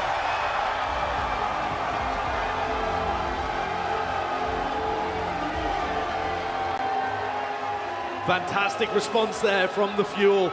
The crowd in here is just elated that they've been able to take a round away from the San Francisco Shock, because it proves that this team is capable of so much more than they managed to achieve in 2018 and 2019. They can go toe-to-toe with some of the best in the league, at least in the short term. Let's see if the Fuel can manage to pull that forwards into a third round and secure the first map, break that map win streak from the San Francisco Shock. I gotta say, I'm so impressed with Trill as an individual as well. This guy, he comes from the Oceanic region, a region where they don't see much playtime. From Australia, it's hard to get noticed out there, but he comes up into the Overwatch League and he's been hitting those fatty shatties. He's really been shining. We'll see now as the team start to brawl up onto the point, onto the jump pad. The flashbang Decay from on high. Striker did not know what hit him. And this is what we love to see. Decay's McCree has been absolutely phenomenal. Oh! This guy is unbelievable. Brand new superstar for the Dallas Fuel. There is so much talent on this roster now. They get the initial cap. It's a very, very good sign. The Dallas Fuel, with the composition they're running, they want to be able to hold on to this with the Orisa, with the Reinhardt, with the Batiste. You have a lot of staying power with this kind of composition. You can see them on the high ground now. The Shock are going to try and answer this by rotating their positioning, playing quite cautiously, trying to play outside of the line of sight. And now they start to contest the point, which forces the Dallas Fuel onto the low ground. We'll see if they can do anything else though. Doa just searching for a stray shot, forced to use his ice block defensively. Somebody needs to drop down here and help Gamsu. He needs the rest of his team with him, but Trill has been slipped. Decay on the flank though, Flashbang comes out, hits off one shot. Can he hit up the second one? He can! Finds two, but meanwhile, the San Francisco Shock were absolutely clearing up the rest of the point. I want to give Architect great credit for that. He slept Trill, I believe, just as he was about to drop down from the high ground to help Gamsu, and that's a player that we do not expect to be playing the Ana for the San Francisco Shock. He's normally a DPS player, and he's come in and he's already positioned very well, hitting these big sleep darts. We'll see how it progresses throughout the match, but so far, very impressed. Architect with a nano boost, ready and waiting. Super most likely going to be the recipient of it. Dallas going to be, again, taking the long approach, just trying to play around this line of sight. Fortify used up, and now we see it being used. Sinatra actually going to be getting the nano boost here. He's in the back lines, trying to shred them a little bit, but he gets taken out by the car. Oh my word! Try and clean that off your windshield. You'll have a hard time of it. Decay ends up opting to use the dead eye here. The Earth Shatter being committed as well by Dallas. This is an opening for them. Charges being exchanged. And this looks like Dallas are going to be able to take this round. Troy Hogan going to be claiming the post-mortem kill there. He will be going down. But Dallas Fuel, a very good sign for them. A very good sign for them. Great boot by Closer to just shove that nano-boosted Tracer straight into the environmental kill. Incredibly unexpected. Was not anticipating Architect to even use the nano boost onto Sinatra there. It felt like there were so many better options once they had started the team fight, but they're confident in the individual skill of Sinatra. It would usually work out, but not that time. A lot of ultimates now for the Dallas to defend this one. They have two support notes almost. Coalescence almost up. We'll see it. Just a minute. That's what they're waiting for here. Self-destruct going to be used now by Choi. Doesn't find any targets, and that's going to force out the Coalescence now, and the Dallas are still holding strong. Crimzo washing down the players of the San Francisco Shock, and they are still in control at this point. I think at this point, the San Francisco Shock should be thinking about making a roster, not a roster change, a composition change. Sinatra on the Tracer hasn't been able to get much done, and the Dallas Fuel are just upping the tempo, playing aggressive, and smashing into the front line before he can do much. With the pulse bomb available though, there is still opportunity to clutch. Potentially last fight territory right now. Toa with the Blizzard, the soundbite used to initiate. Dallas wants to end this right here, right now. The Shock forced to use their soundbite. Now comes out the Blizzard. It frees up Super. Unable to take him out. The defense matrix from Choi is perfect. But eventually a couple of quick punches will do it. And the Dallas Fuel are so close to taking map 1 against the San Francisco Shock. Decay now on the flank, but Striker. A quick 90-degree slow by one. He's done it again. I don't believe this. Striker finds 2 kills out of nowhere with the nano boost. Crimzo desperately trying to hold on to it with the coalescence. I thought they were done. The crowd thought they were done. Dallas Fuel, they were so close. But the San Francisco Shock are a clutch team like no other. And at the moment, they're making Dallas Fuel pay for every single inch of this capture time. I don't believe what I've just witnessed. In that scenario, to choose to use the nano boost on the Striker, to hit the headshot just off on the flank. That immediately turned the fight around. That's the kind of play that keeps San Francisco at the top. Even when all looks lost, they're straight back in it. But do not forget, Dallas Fuel are 1 fight away from winning this first map. Doa moves over to a role that he's very confident on, but they know it. They pre-fired a corner. Choi, a little bit too smart for it. He knows the angles of which he's going to be playing. Trill, he has the Earth Shatter. Gonna try and get value out of it. He's gonna try and force them. Sinatra ends up winning the 1v1 against Doa. He hunts him down. Now he's got eyes. Huge Earth Shatter from Super. My God. And the Dallas Fuel have absolutely crumbled. The San Francisco Shock are gonna take map number 1 in the blink of an eye. It's a heartbreaker for any Dallas Fuel fan. Inches away. Inches away, but the San Francisco Shock is too clutch. What do you do when Striker and Sinatra are playing like that on their DPS heroes of choice? Unbelievable. Here's the replay that we just want to see here of the shatter coming out from Super. Unbelievable stuff. And I gotta say, the San Francisco Shock, it feels like they haven't taken a day off. It really doesn't.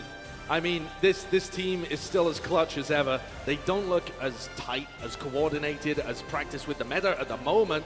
But if you're the Dallas Fuel, you take a silver line in here. You were so close to taking that first map. Well, with that being said, we've got more Overwatch coming up. Can the Dallas Fuel take away another map from the San Francisco Shock? We will see you on the other side.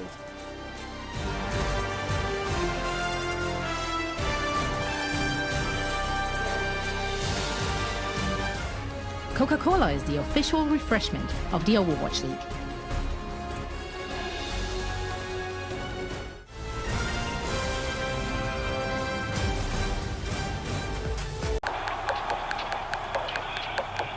This is it, the official Overwatch League apparel.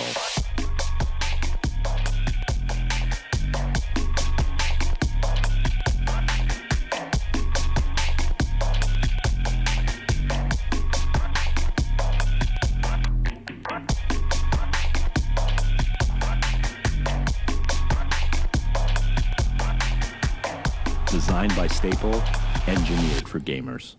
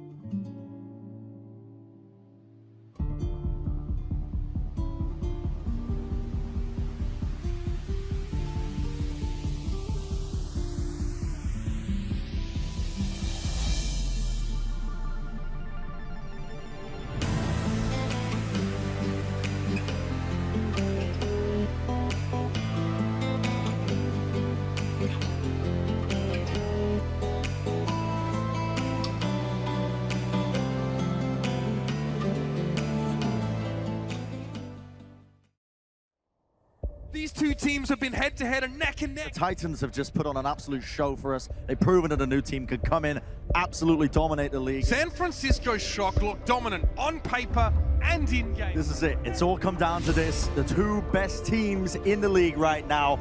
This is going to be incredible. They've been at the head of the pack. They've been defining how the game is supposed to be played in a number of ways, adapting to certain metas. Their teamwork is better than any team we've ever seen before in Overwatch. I really believe that.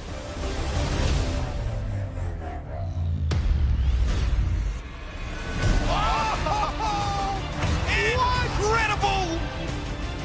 That's gonna hurt.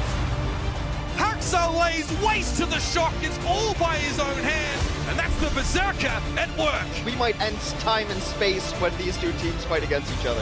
What goes up must come down.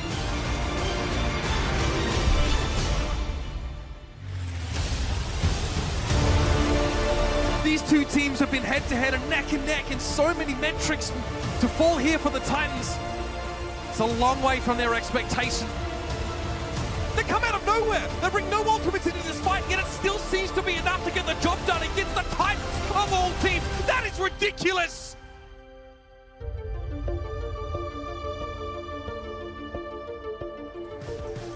Gives me chills every time. Welcome back, everybody, to the San Francisco Shock versus the Dallas Fuel. We're here. Currently, the San Francisco Shock are leading in one match, but it's up to this home crowd to see if they can boost up the Dallas Fuel and help them take back a match or two and try and win this series overall. Yeah, I don't think that the Dallas Fuel should be feeling bad about that whatsoever. From what we've been hearing behind the scenes, the San Francisco Shock are still absolutely at the top in terms of scrim results and how people have been practicing in the off-season. The San Francisco Shock are still considered the de facto #1 team, and the Dallas Fuel nearly took. They were inches away from nearly taking that first map away from them. So that is food for thought. Yeah, the Dallas Fuel have got enough talent here to be able to take down the Shock. As Aero, the head coach of the Fuel, keeps telling me, any given Sunday, on any day, if the Fuel have a little bit of an overperformance, they could beat the best in the league. And I certainly believe it after seeing that. And one of the big things to consider now with the Dallas Fuel is how are they going to pick themselves up after this. But we are going to be going to Eichenwald as the next map. Personal favorite of mine. Eichenwald. Can't really say it too much in a German accent, but I try. You shouldn't even bother, otherwise you'll offend all the Germans. What's true? All these Germans in Texas. You know? Eichenwald's a really interesting map. It's something where we've seen a lot of different team compositions being played over the years. We've seen quite a bit of the brawly kind of style, but also Farah has been played a lot historically. Not expecting to see that come out here though. A lot of the Mei and a lot of the McCree. Now, you might think that a Trill move over to substitute in a Diva player to bring in Note might have been on the table. Instead, they've stuck with that tank line. We'll see now what the Dallas have got up their sleeves as the San Francisco Shock are going to start to roll out here.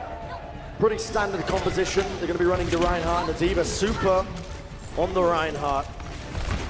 We'll see them immediately. They're going to sleep from Architect, and that sets them up to take out Trill. That may have just cracked open this point straight away. Dallas Fuel forced to back off immediately away from the point. They have to play passive. What a crazy play from Architect to just open that up immediately. He cracked it open without any kind of effort. Oh my word, and it's all gone wrong right now for Dallas. They tried to re-engage, but Moth was there with the boop. He just pushed them all back. And Gamsu just a little bit too late with a fortify, couldn't actually get onto the point. And that is a very rapid takeover for the San Francisco Shock. There's nothing to take away there from the Fuel as well. No mistakes that you can try and change. It's just take it out of your mind and go to the next one. Take a look at Moth here. Look at Moth. Great boot from him from the low ground, keeps everyone off the point. Just two clutch plays coming out from the San Francisco Shock support line, the best in the league. And that's it, point A. Well, Trill drops down to try and engage here. Sinatra's on the high ground behind, and Striker is causing havoc on the flank here. Decay looks to try and see if he can take a move of his own right now, waiting for Sinatra to use his recall here, but the Shock have absolutely rolled over the front line. Dallas Fuel didn't know what hit them, and they go edging ever closer right now to the finish line, it feels like. Well, Dallas has got some ultimates up now, though. They can start working towards this. They've changed over their support line. Crimzo and Closer are nowhere near their ultimates, but at least the other people are starting to take up. The San Francisco Shock, though, 4 ults on the board and Moth getting close to his.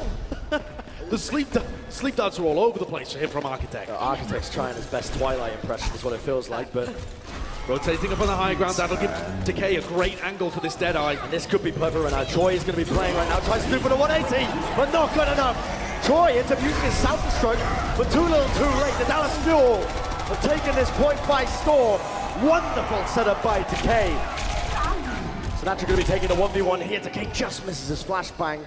But it doesn't matter anyway, because the Dallas Fuel are going to be happy with just retaking and stopping the cart there. I want to give great credit to Closer there, because he booped back Choyobin and stopped Choyobin getting in the face of Decay. That boop, so crucial, because it stops Choyobin being able to smother the Deadeye, and Decay gets off the kill on Striker and the DMEC on Choyobin.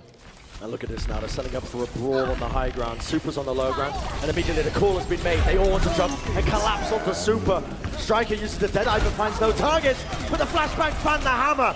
No one expects that, no one at all. Let's see if he can try and win the 1v1 now against Close. It's so close, but not quite good enough for the Dallas Fuel here, despite the fact that they end up winning that one. The San Francisco Shock are going to be able to finish this one all the way into the second checkpoint.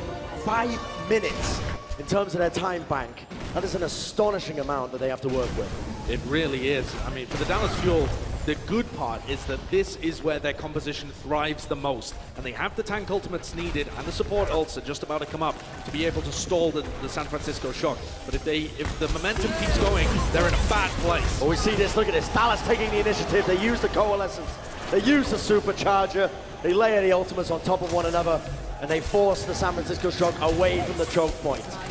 Much needed aggression. Yeah, this is a lot of aggression, though. Dallas rightly backing up here. They don't want to overextend. Sinatra has now made the swap over to the Doomfist, trying to play a hero that has a lot of carry potential, clutch potential. See if he can get a pick with it early on. Trill now waiting with the Earth Shatter. The Ice Walls is going to separate a lot of the San Francisco Shock here. No kill potential as of yet, though, but Sinatra falls and Super follows suit. They don't really need to use or expend any ultimates here. If they can get a couple of straggler kills, it'll be beautiful for the Dallas. Yeah, they've managed to delay a lot, and I love the way that Dallas are playing this. Play aggressive in the choke point, use the walls to isolate people, and get Trill right up in their face. They're using the Moira so they don't have that nano boost, which you would normally expect to see come out. Doha, another sleep from Architect. Yeah, Doha sleeping on the job, gets woken up. And now we see the nano being used here. Sinatra in the background. Look at this, he dodges the Earth Strike. Doesn't quite find too many other targets, but that's okay because the San Francisco Shock are there to clean them up. And look at the damage that's being pumped into them. Doha's just trying to stagger and stall out this point for as long as he can, but unfortunately there's not much he can do against the Rocket Punch. It's quite literally a fist made out of metal. Especially when it's nano boosted, that is a scary combo. But Dallas have still got time. This very small enclosed area is going to give them a lot of value for Doha. And the San Francisco Shock do not have a Lucio to speed boost away. So Dallas should be able to get a bit more value. Both teams now swapping over to Brigitte, not valuing that speed boost at all.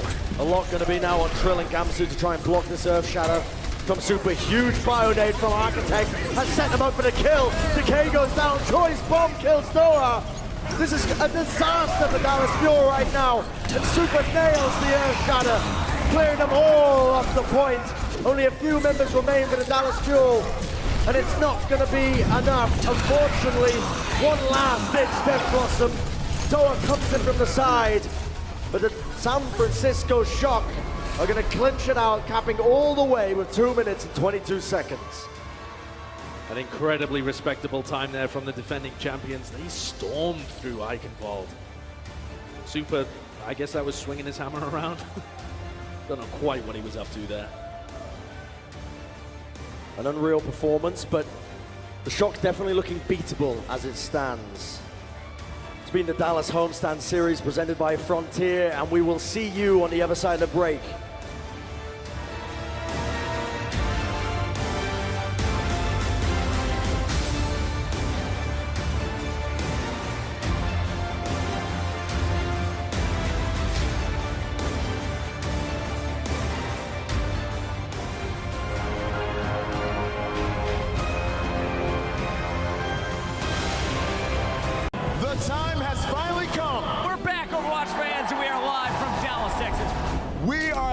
in New York City.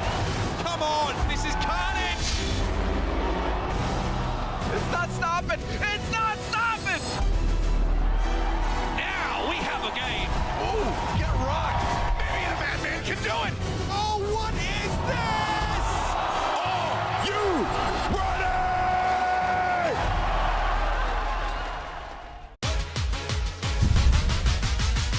Turn up the bass! Turn up the bass!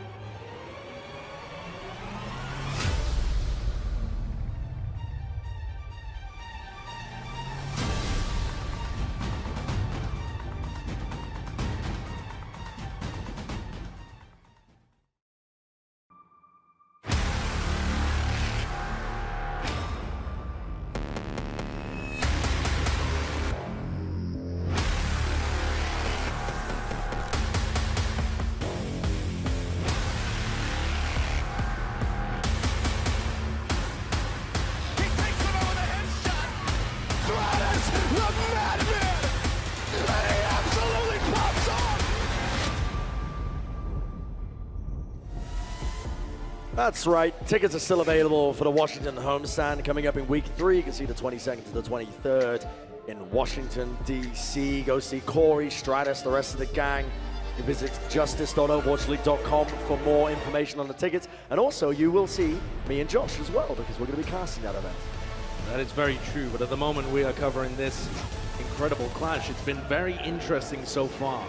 That attack round on Eichenwald from the San Francisco Shock was majorly in part to a lot of individual skill. If you think about it, Architect comes out with a big play at the beginning and sleeps Trill, and then closer with the Boo. 2 big plays from their supports, open up point A. They muscle it through with Striker and Sinatra all the way through point B. And then Sinatra just clutches with a ridiculous nano-boosted Doomfist at the end. Yeah. They're really riding a lot of that individual talent and pop-off moments in order to succeed. It is a bit of a different look for the Shock. This team last year was very much about phenomenal teamwork, a great understanding of the meta. Now they're flexing a little bit. They've always had it there. It's always been hidden behind the teamwork, if you will. They've never really needed to flex the individual mechanics because they've always had the teamwork. It's always been there for them. But now it's time for the Dallas Fuel to flex and see if they can match or potentially get a better time than the San Francisco Shock here. Hey, we saw it in the Valiant versus Vancouver game. One lightning-fast offense deserves another. Well, early Bionade is going to force Dallas to come to a stop for the time being. Another sleep dart to Gamsu. He takes damage, though. He's going to end up waking up. Architect has been nailing these sleeps, and Takei is going to be searching for an off angle. See if he can get a kill or 2 right now. And there's the go button. The aggression being pressed. The speed boost used now by the Dallas Fuel. To see if he can pick off any players whatsoever. There you go. Takei finds the opening. He finds a second. And now he's going to be looking for the 3rd. But he's got the rest of the Dallas Fuel to help him out with that one. The Hulk just yoinking them back to the point. And the Dallas Fuel with a speedy capture of this first point. Textbook play of how to play that Ryan Orisa composition. They managed to get in without too much damage being taken. Trill goes aggressive with Gamsu, takes that immortality field so that he doesn't die, and Doha with the perfect ice wall to separate the Shock. Sinatra again going over to a hero he can clutch with instead of the Mei. The K now has a bit to work with, so does Crypto, but look at this, Sinatra's in the back line already. They force out the immortality field and the amplification matrix. The K using his Deadeye, and he just catches Super. Right on the flank, the flashbang from Takei. Just about catches the foot of Moth, pumping in a ton of damage. Striker, though, moves his way into the back line, but a bit of a, I guess, a worthwhile attempt, I guess. He knew the fight was over, to try and get another pick towards the tail end, but beautiful stuff from Dallas so far, I've got to say. The fact that they're taking the initiative, using the ults while Bit of a mistake from the San Francisco Shock as well. Super peeking around the corner. Yep, definitely peeking into the Deadeye, not how you would like to see him play.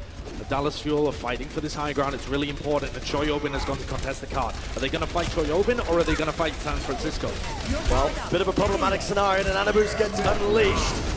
Let's see what they can do with it. The San Francisco Shock. Sinatra going to be using the Meteor Strike in close quarters, but stunned up immediately. The 1-for-1 trade. Architect going to end up taking down Decay with a biotic grenade. Dallas still holding in this little cubby hole. And now they're opting to push out. They want to use the supercharger, play a bit aggressive, and Architect will fall. This is beautiful so far. Let's see what else they can do. Soundbire committed by the Shock. They want to try and fight this. They feel like they can clutch this, but Superforce so low. But as this was happening, Sinatra was absolutely ripping apart the back line. Still anyone's game, but it feels like the Shock have the edge so far. It really is anybody's game. It's going to come down to both of these McCree players, I feel. Choyobin's getting slowly pressured out, backing out with Striker. The San Francisco Shock, they're going to retreat, give a little bit of room and see if Sinatra coming behind. Goes for a cheeky play, but is forced to retreat again. The mechanics from that. No time to react when the seismic slam comes down from the high ground. Great block from Trill. Wonderful block from Trill. The Earth Shatter gets no value, and he answers back. The Fire Strike takes down Striker. Decay up in the flank. Choyobin tries to peel for him, but he's no match for the Peacekeeper. The Dallas are going to keep pushing this cart all the way into the second checkpoint. If they get a kill at the Super, it's even better. Another wonderful stagger kill. Yeah, that's fantastic. The San Francisco Shock now have no opportunity to recontest this. They're still going to go for it, but surely the Deadeye, the Blizzard, the Dallas Fuel are just going to be able to pick up these kills. Troy immediately goes down. He's demeched. Decay is obliterating from afar. This bridge is his territory, but another sleep dart from Architect will take him out of the action, at least temporarily, while the rest of the Dallas Fuel are able to clean up the stragglers that remain on the point. And the Dallas Fuel, look at this, 4 minutes on the clock. One lightning-fast offense seems to deserve another. The attacking teams are so favored at the moment. Hello, Sinatra, going for a cheeky play, but forced to back off as Trill scouts it out.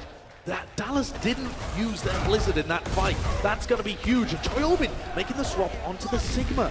Is he hoping to eat the Blizzard, apply poke? What is this change? Very interesting, though. We'll see what happens now. As you can see, Crimzo uses the Coalescence to try to keep the rest of the Dallas Fuel up, trying to sustain them. Sinatra forced to use his Meteor Strike to back off, try and survive a little bit. Remember, the San Francisco Shock, they have the superior spawn advantage. The longer this fight goes, the better it is for them. And this is going to be the exit button right now for the Dallas Fuel. They realize the jig is up, we've got to get out of here, reset, recoup our losses. Yeah, Doha really didn't get anything out of the Blizzard, unfortunately. San Francisco, you can see how good they are. The top team experience coming through when they face big ultimates like that. It hits an area, but Shock know it's coming and have already positioned themselves to avoid it. It's rare that you see multiple people get caught in a Blizzard. Architect off on the angles right now. Nanoboost comes out. Sinatra, the collapse is happening. The charge from Super. The San Francisco Shock gonna handedly win this fight, only using a single ultimate in the process. Architect has been impressing me so much with the way he's able to take these angles, hit big bionates at the same time as utilizing the nanoboost on the perfect target.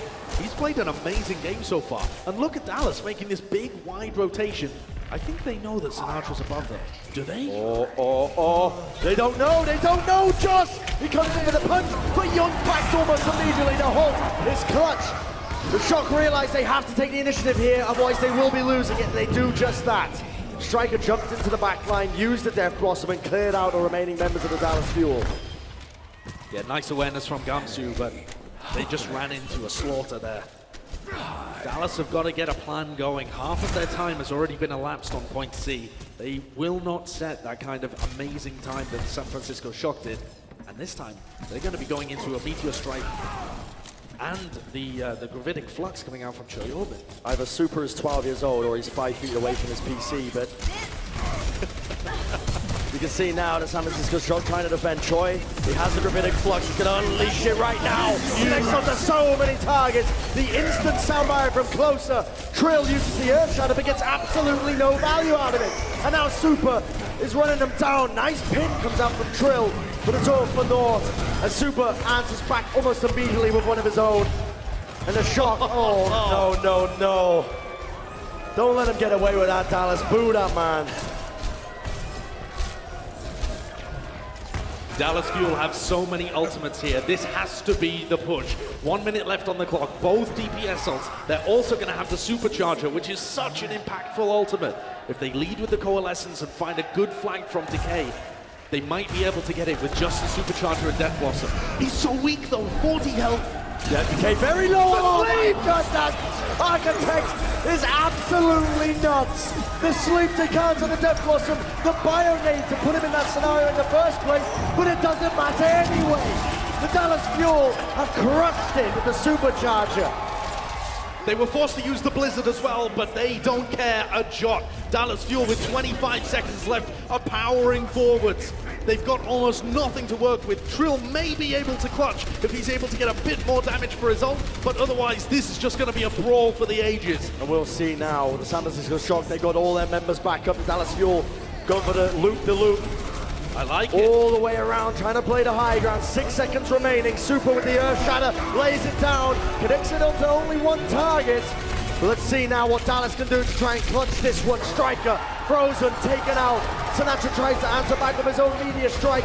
We'll see if he can get the value down. The Icewood does not save him, instead delivers him to a quicker defeat. And the San Francisco Shock look like they have successfully defended, and they will be taking map number 2 in this series.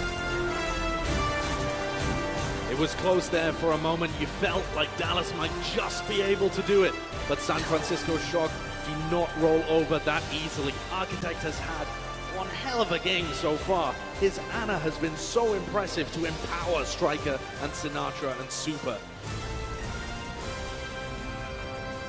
You definitely feel that these players are the current defending grand champions, but we'll see whether Dallas can bring it back after the break.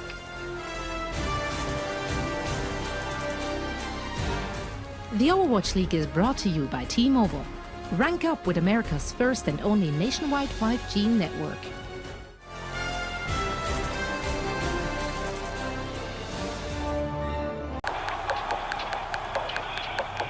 This is it, the official Overwatch League apparel.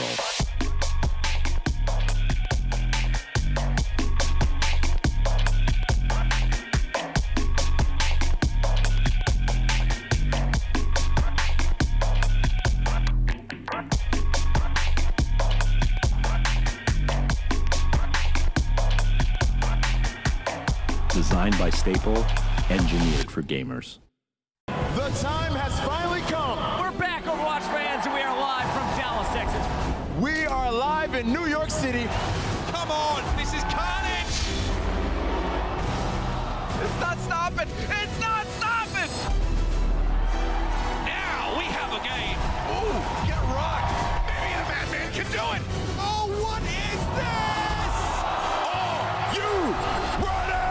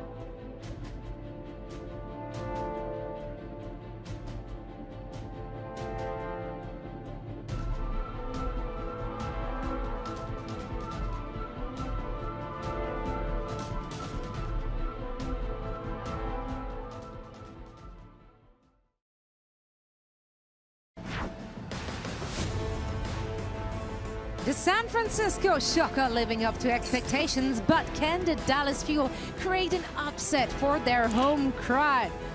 All right, it's time for a game break presented by Cheesy Grooves, and the Shock started Architect over Violet in both of the maps. So what do you guys think is the reasoning behind this move? It's kind of hard to know because obviously Violet's a very adept Ana. We've seen him play it plenty of times before. With that said, Architect's a god.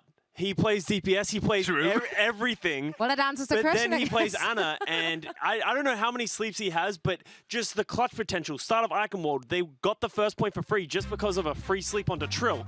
And he's just been playing incredibly well, and he's been clutch throughout this entire series so far. Is this their go-to Ana now, though, considering how often we might actually see Ana? Will Violet see playtime? I think Violet will definitely see a lot of playtime this season. I think it's an Ana exclusive composition that the Shock are running for these maps right now, and I think that's the reason why we're seeing Architect. He's been a great Ana player when they needed him exclusively on Ana in the past, including in triple support compositions that came in before the 2-2 roll lock. And I think Krusty's even gone on the record to say, in terms of Ana alone, that he thinks Architect is the better support player there. So I'm kind of thinking, yeah, we're going to see a lot of Violet this season because it's not going to be all Ana all the time. But for right now, I like it. Well, Architect and the Shock looking dominant, but we gotta give it to the Dallas Fuel. They were clutch, not just in the first map, but also on the second. How did it come so close to almost turning it? So there's no easy way of putting this. Sometimes when you analyze Overwatch, it's just purely subjective. And it reminds me of this gif of Zach Galifianakis. I tried. Galifianakis? I don't know. Galifianakis. Either you're a genius, or you're a madman, or you're a crazy alchemist. I just have this theory that I think that the reason San Francisco struggled is because they can't deal with, obviously, the case McCree. But the reason is because Choi Hobin can't get to him. And that's because Doha is doing such a great job on the Mei. So the transition we saw on map 2 was that Sinatra decided to play dive heroes. They decided to play Tracer and then Doomfist. And the Doomfist really unlocked it for San Francisco Shock, in my opinion, because that allowed them to dive onto Decay better, but also dive Doha better, because when San Francisco Shock, when they were playing the McCree, why are you guys laughing? Because you're walking down We're going down the rabbit hole right now. We're going down the rabbit hole. We're going down the rabbit hole, okay? It's just happening. No, I like it, but though. when San Francisco, when they were playing their own Mei McCree composition, they couldn't deal with Decay because Dallas were playing the Orisa and the Reinhardt. And so Striker on San Francisco, he's not getting the angles to actually kill Doha or Decay because there are so many shields, right? And so Choyobin... You know the Zach Galifianakis meme? Yeah, of the math going on in the background? That's what's happening. I follow. So, because... You're not done yet. No, it keeps going. Okay, it keeps going. So because San Francisco, they're playing the Diva and they're playing the Reinhardt, they need to help Choyobin dive Decay because Doha is countering him. And so that's why Sinatra's playing the Doomfist to help Choyobin, and then they force Dallas onto May Reaper, and now San Francisco is winning because they took away the star potential of Decay on the McCree. Okay, can you explain this to me as if I'm 5? That would actually help. No, don't say that in 5. Okay, no, actually, Overwatch is not for 5-year-olds. We gotta get crunching, guys. It is time for Crunch Time, presented by Cheez-It Grooves. Wolf, who you got for us? All right, let's talk about this moment where Striker comes in, headshots Decay, kills Gamsu, grabs another kill here on the Doha, then uses his ultimate, Deadeye, to reload and grab another kill. 3 HP. He was at 3 HP. He has this incredible timing, by the way. This is partially Architect as well. It's not just Striker. Architect sees an opening here and gives Striker the opportunity to, if he clutches, save this point. And this one play alone by Architect to set Striker up is what led to them actually capping this point and winning the first map. Without Striker's clutch potential here, this would have been game 1 going to Dallas. That shot onto Decay, insane. You're at 3 health. I usually take my hands off the keyboard at that point. Like, it's over. Well, you also can't aim. Yeah, I can't aim as well. I couldn't have hit that shot at all. So, but just super clutch by a Striker. Props to him. All right. Any last thoughts, Reinforced, before we're heading into the second half? It's going to be rough for Dallas Fuel because Rhino Risa really restricts them. So I feel like they have to rely on May Reaper going to the second half, but I don't think it's going to work. Sorry. Well, I guess we'll find out. That is the only way. So let's return to the action at the Esports Stadium in Arlington, Texas for the second half of the Shock and the Dallas Fuel. And make sure to stick around because afterwards for the Watchpoint post-show, we'll be right here to dissect the game you just watched. So y'all come back now. You hear?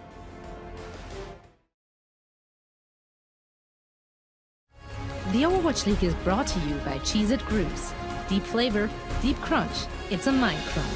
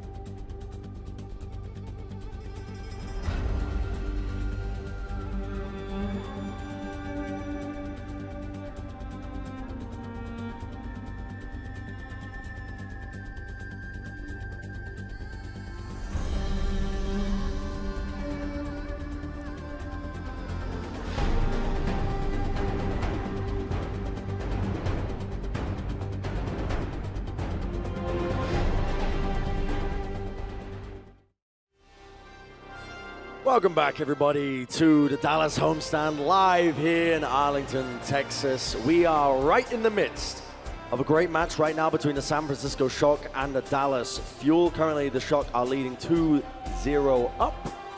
Is it time for the Dallas Fuel to swing it around? I mean, this crowd's going to have to get behind it if that's going to be the case. I think this crowd is already behind them. They have felt every rise and fall of the potential for Dallas Fuel to win these maps so far.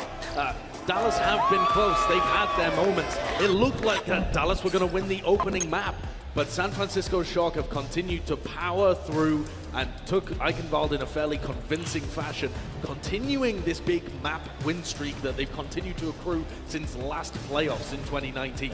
Nobody has taken a map from them since they lost to Atlanta. Actually astonishing, really, considering the fact as well, Architect over onto the Ana as well as a role. Presumably they've been practicing it for a while. Architect also no stranger to Ana as well, playing that hero in the past, as Wolf was saying on the analyst desk back in LA.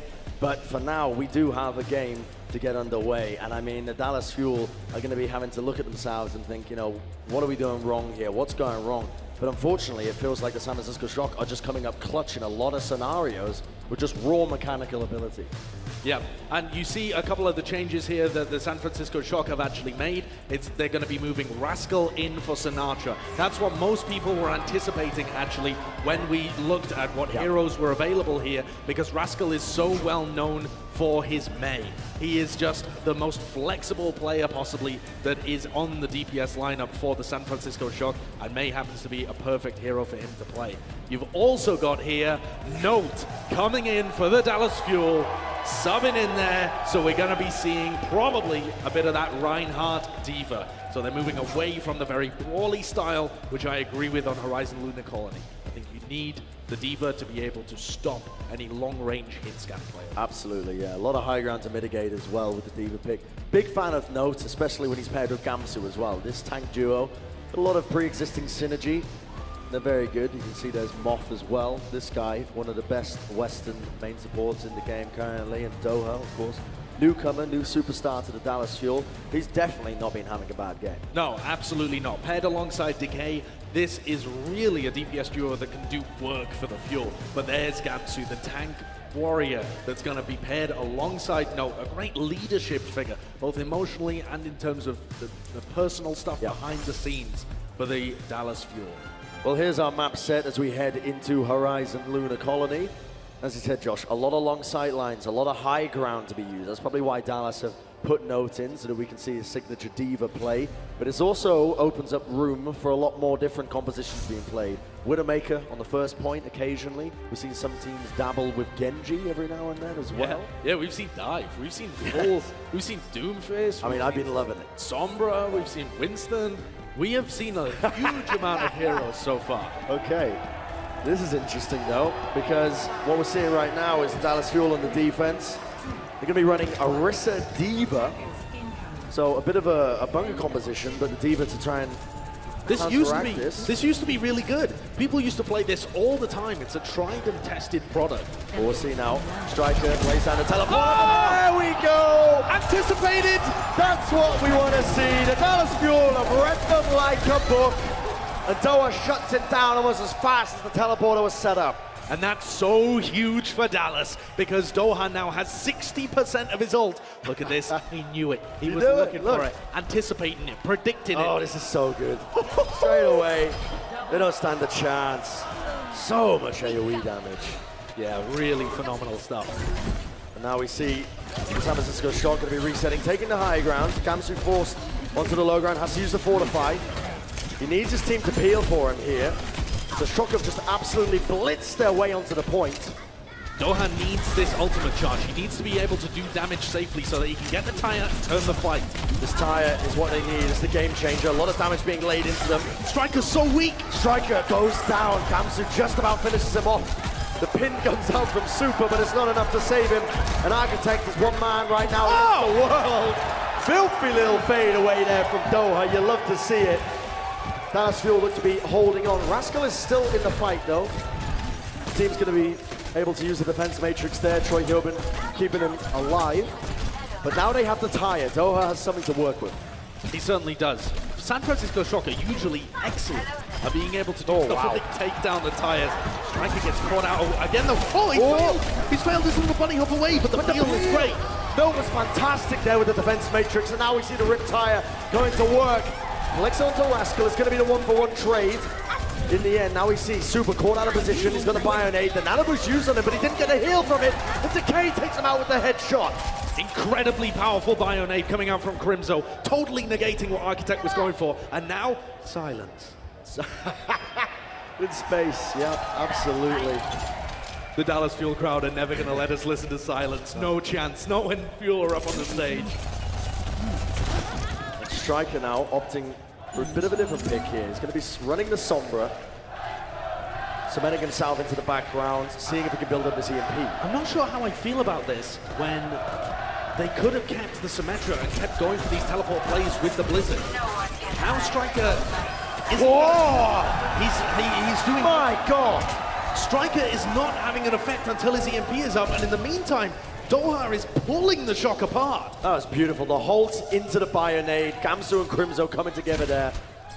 Destroying the San Francisco Shock. But the Shock are now in a position. Half of their team at least is in position, and Rascal can get big value out of this Blizzard.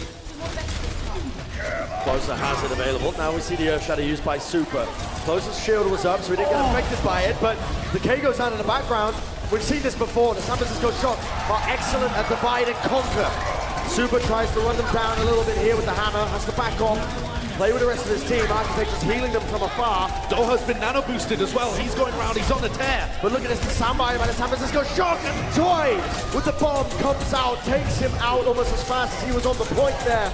Super just tries to get any sort of value he can out of the nano boost. He's falling very, very low though. Decay back in the Blizzard. They might be able to clutch this one out. Decay comes out. Collects the kill on the Striker. That's exactly what they needed. They get this D-Mech as well. It's so good having a Dallas Fuel roster with this kind of firepower on it. They've never really had a player like Decay who can save them from these moments. Now with less than 10 seconds left, Dallas Fuel can still win. Doha's still got his tire. It's Doha guy right now with a San Francisco Shock.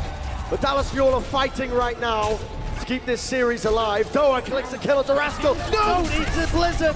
Unbelievable play so far from the Dallas Fuel. Striker desperately trying to clutch it out. Doha comes in with the tire though, into the back line trying to find a target. Desperately searching, he can't find anyone.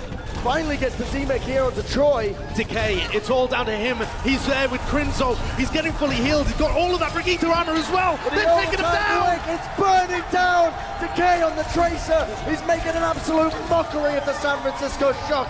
And the Dallas Fuel will get the full hold. And the crowd are on their feet.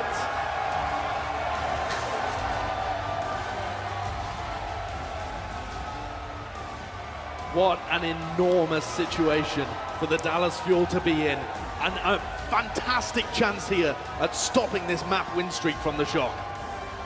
Well, we will see. Will the Dallas Fuel be able to capture just that little bit of capture point?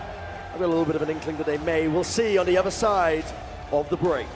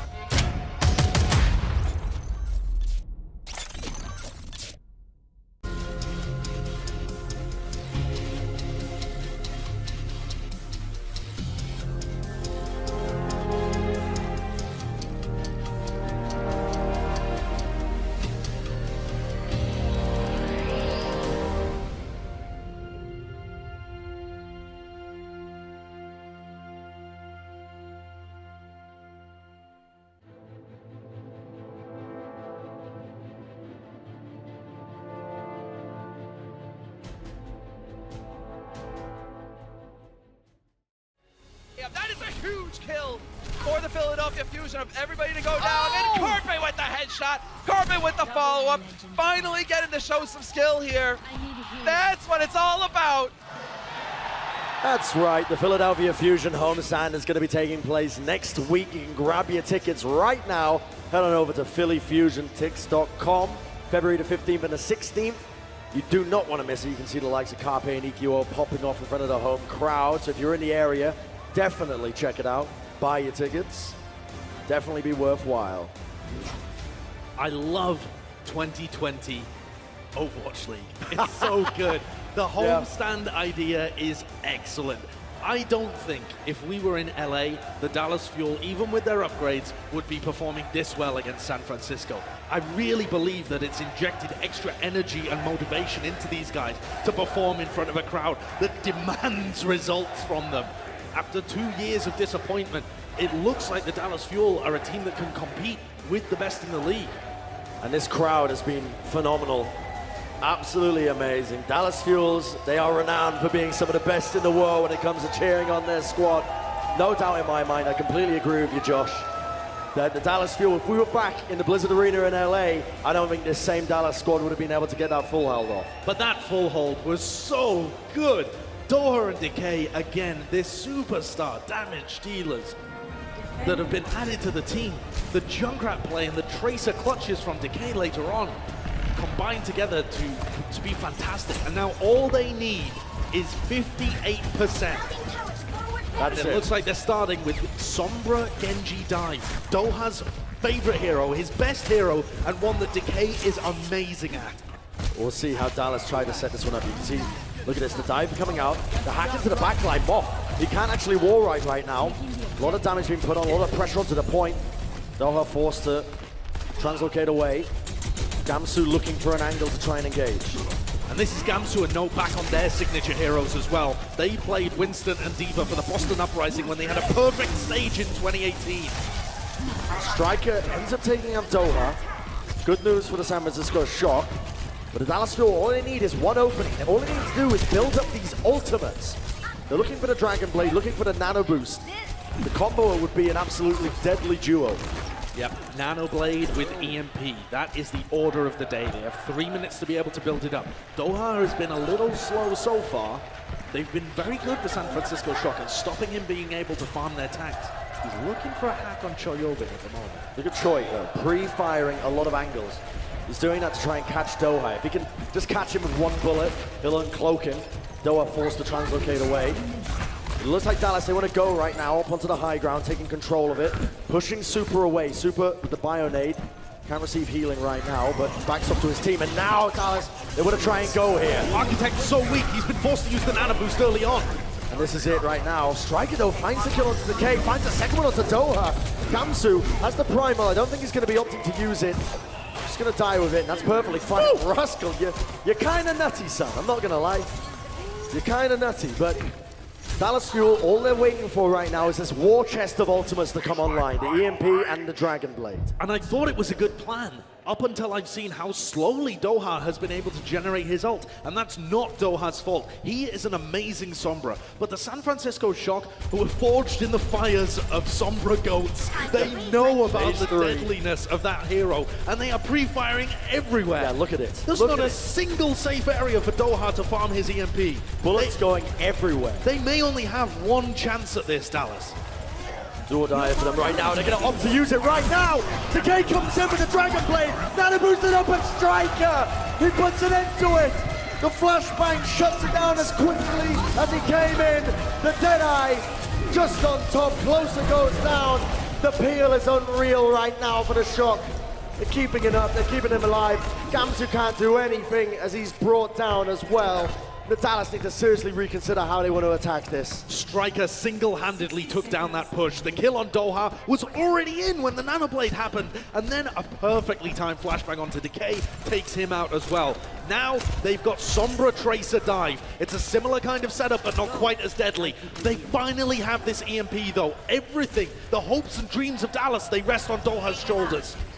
See if they can do it, Doha. The man to watch. Very difficult when Troy Hillman is hunting him down. He gets the hack off. He got the hack. He got the hack off onto Troy. That's very good. That's go time right now, Dallas. They're pressing forward onto the point. Now you see the nano boost from Architect being employed. Just trying to peel them away. Only 20 seconds remaining now. Decay hunting for an opportunity, seeing if he can get a pick or two. Doha comes in. EMP is ready, but he uses Translocate to try and get it to the point. A critical error or not. Dallas, they managed to peel for it. They collect the 2 kills. Super goes down. Focus the sound barrier, but it's too late. There's no way they're able to hold this right now. Gamsu gets the nano boost off. The overtime is up right now. Never say never, Bren. Striker's still here. Striker. Oh. Striker, I don't believe what I'm witnessing. There's no way he can clutch this right now. Decay puts it into it. The Dallas Fuel, they just have the finish on Super, and it's within their hands right now. Overtime might be burning, but the Dallas Fuel will take map number 3.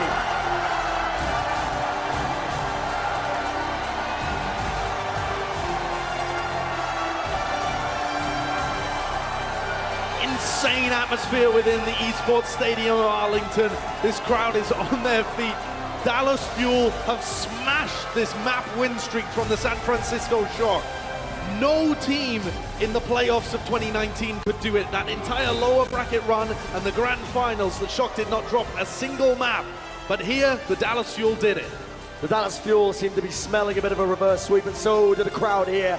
We'll see if they're able to do it when we come back from the break.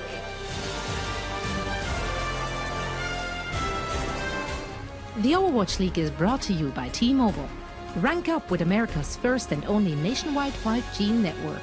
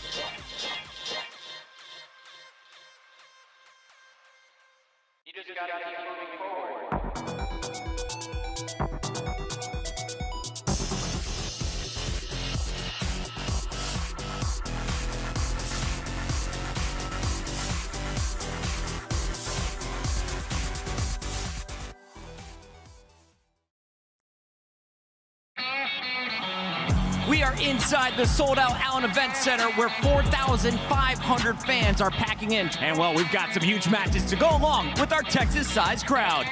This place might get a little heated. The crowd has been electric this entire weekend, but everyone's been ready for this.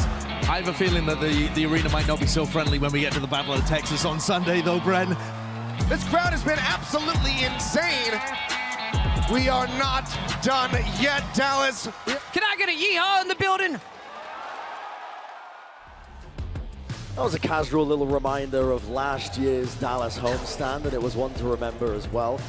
All largely in due part to the crowd as well. So yeah, absolutely electric atmosphere there last year, but it's just as loud in here at the moment. Yeah. The Dallas Fuel fans have got a team that they can really root for, even against the best in the world. I mean, what a performance there on Horizon.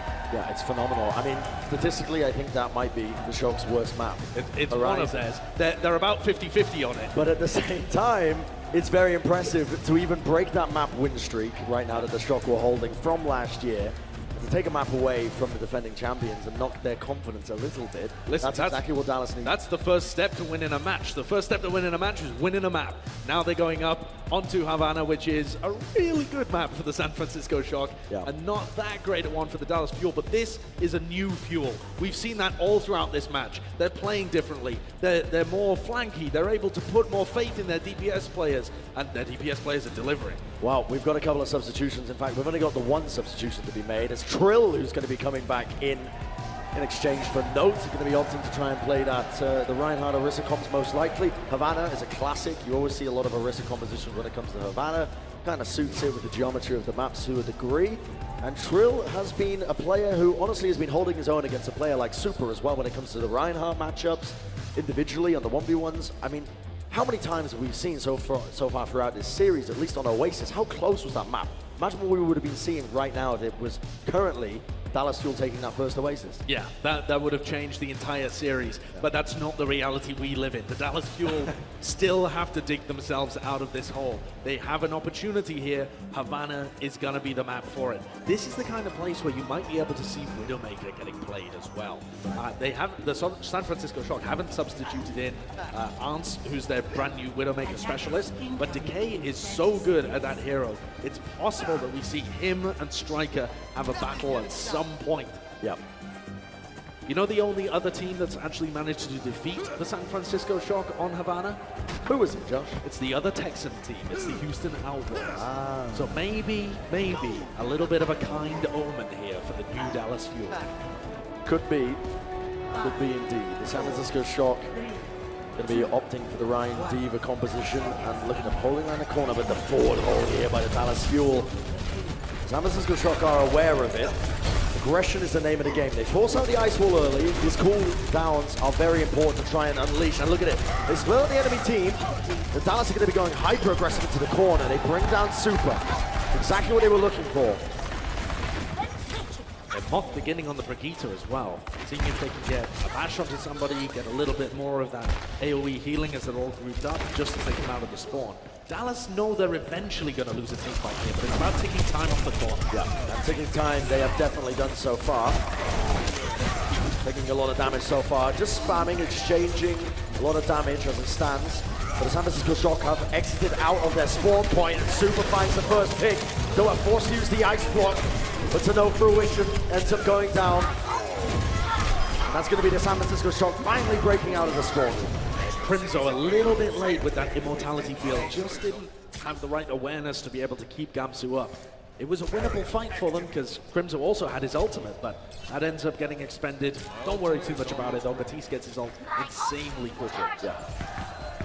Very fast charge rate with the healing and the damage that he puts out. But you can see Dallas's composition. It's all designed to go very fast, very aggressive into people. They can't do that with Gamsu asleep though.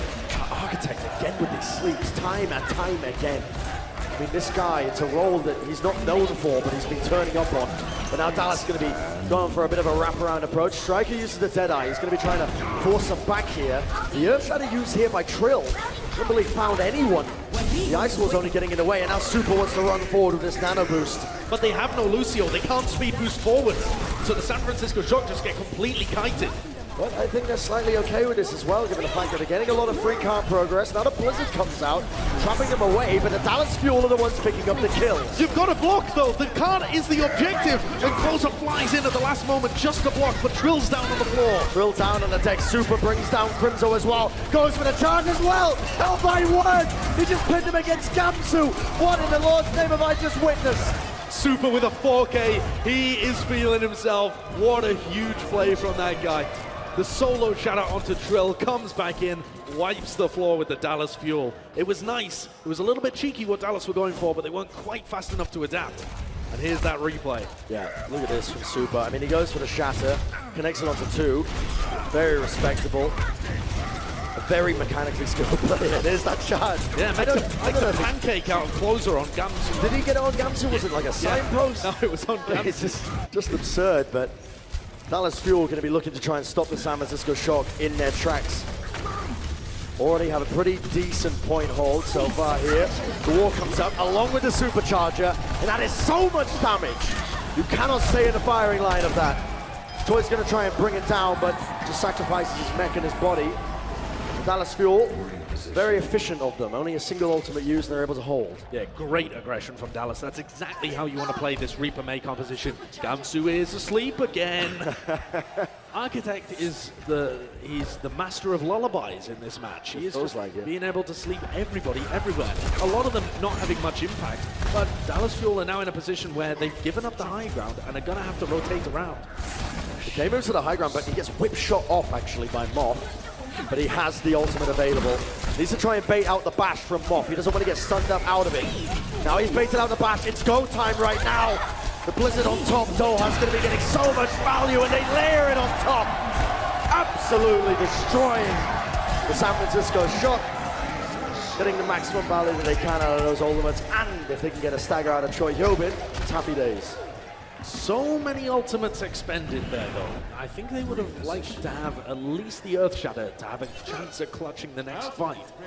They've expended both DPS ults plus that Earth Shatter. They only have the Amp Matrix to work with. But they've been very good at just taking neutral engagements. San Francisco are running the Reaper May themselves. They've got to stop Choyobin getting into a good position. A lot of this damage will just be pulled into the Diva to stop Choyobin getting the high ground. But see if they can demech him, push him away. The amplification matrix was used there, but backed off from the wall. We see Super using the Earth Shatter, doesn't really get any value out of it. The Shock just trying to play really to their own advantage here, and you find that they do get the kill there onto Doha. They bring down the Immortality Field as well. It's a major cooldown down. The Ice Wall goes out, and Rascal just freezing up the opposition, and the Shock are able to just win this without really putting anything into the fight other than the rally coming out from Moth. Yeah, it was just a nice neutral engagement. They managed to trap Doha on one side, and picked him off at the beginning of the fight. Crimzo's Immortality Fields are sometimes a little late, but I think that one actually just got blocked and then taken out of the fight. Doha sleeping again. Architect has been nuts with these. He really has, and it slows down the Dallas Fuel. But the Dallas Fuel want to play very high tempo. They want to get in your face so fast, and the sleep darts, they just buy time. Well, Dallas have positioning, and now they're going to be using this supercharger. They're able to win the fight last time, but Big Bomb comes over, Closer goes down. It's a big pickup for them, and Shock are investing everything into this fight to win it. The Nano Boost, the Blizzard, it all gets used. Super gets frozen up at the tail end of it, but at the end of the day, the Shock are going to be able to capture this second point up on Havana. And I love that ult usage from the San Francisco Shock. Throw everything at the wall because you have to be able to capture point B and get that extra time on the clock. Can't be taking chances for the Dallas Fuel to clutch there. They were so close to their ults. But 2 minutes, this isn't one of those lightning fast offenses that we've previously seen from the Shock and the Titans. Oh my word. Architect is just threading these sleep darts and bionades through. It's like walls don't exist for him. It's absurd. It's absolutely absurd. But the Dallas Fuel now, they're trying to take a bit of aggression. Another sleep dart to Crimzo. Again, just buying more and more time. The Dallas Fuel, they want to play this aggressive. You can see them going in with the Coalescence now. Crimzo trying to keep his team up. Earth Shatter comes out. Doesn't really connect, but Striker wipes them out. Dallas Fuel don't know what hit them here. Taunting on the cart. The San Francisco Shock, I mean, they might be taking the villain title at this rate. Look at this Striker 3K as well. He's dueling Decay on the flank, manages to push him away, and just finds the perfect opportunity. Great shatter as well. Yeah, the same kind of super shatters. It's all about the timing when you play that Reaper. But Dallas can still hold here. 1 minute left on the clock. They should not be allowing the shock to full complete. A lot of ultimates. They have the Soundbire, they have the Blizzard, they have the Death Blossom. Architect forced out of position a little bit here. The Bionade is a little bit nasty for him. Super was peeling on with the shield. Nana Boost comes out. Super going to be trying to get some value out of it as he runs forward. Getting frozen up though by Doha. And now the Soundbire comes out. Dallas trying to counter-engage this one though, but Trill pinned up against the wall. Super's still alive. Super just absolutely working him into neutral. And Doha was so late with the Blizzard. If he had used it potentially when Super got the Nana Boost, they could have held the choke. But now Shock have pounded their way through the door, and it looks like the resistance is crumbling. Decay, he tries so hard with the Death Blossom, but he doesn't get the value he was looking for. He was all ate up by the Defense Matrix, and the San Francisco Shock are going to get a respectable cap to the full distance of Havana. It looked so good for the Fuel towards the end in terms of the ults they had available, the positioning that they had, the choke point that they were defending. And unfortunately, they just fell down there to the Brigitte and the Nana Boost coming out from the support duo of the San Francisco Shock. They allowed Super in, he got way too much value before he could be stopped. The trouble with the San Francisco Shock, they are so good at just taking the tempo and using it against some of these teams. Yep. Fastest paced team in the league normally. Yeah. And it makes it fun to watch, but not for this crowd. They definitely trying their hardest though. The Dallas Fuel are looking for any sort of in into this game, and the matches have been close. The maps have been close, I should say. Yeah, they're definitely not down and out. These are new players for the Dallas Fuel, hungry players. Even Trill, who hasn't seen much game time, re-energized by the addition of these other players into the Dallas Fuel. It feels like a new mentality for them moving forwards. And these are the fans that we talk so highly of. We love to see it. But Trill has definitely been stepping up, and as you said, you know, re-energized by the introduction of a lot of these players. It can often be like that. It can feel like an entirely new team sometimes. And that's exactly what the Dallas Fuel needed after 2018 and 2019. 2020 is a brand new year, and by all accounts, they're looking to make it that way. A fresh start, and Dallas Fuel still have a lot of opportunities here. Striker on the Widowmaker. Dallas are moving straight out the gate, trying to see if they can pin anybody against these ice walls. Immortality Field used very early here. Crypto immediately gets taken down. Decay is just waiting for an opportunity, but Striker is holding the flank right now. He's off angles looking for opportunities. And I gotta say, I love the Widowmaker pick, because the Dallas Fuel are not running the D.Va. D.Va with her new boosters is a great counter to long-range hit scan, like the Widowmaker, but Trill, Gamsu, neither of these players are known for playing it. So you know that the Dallas Fuel are gonna be stuck playing Reinhardt Orisa.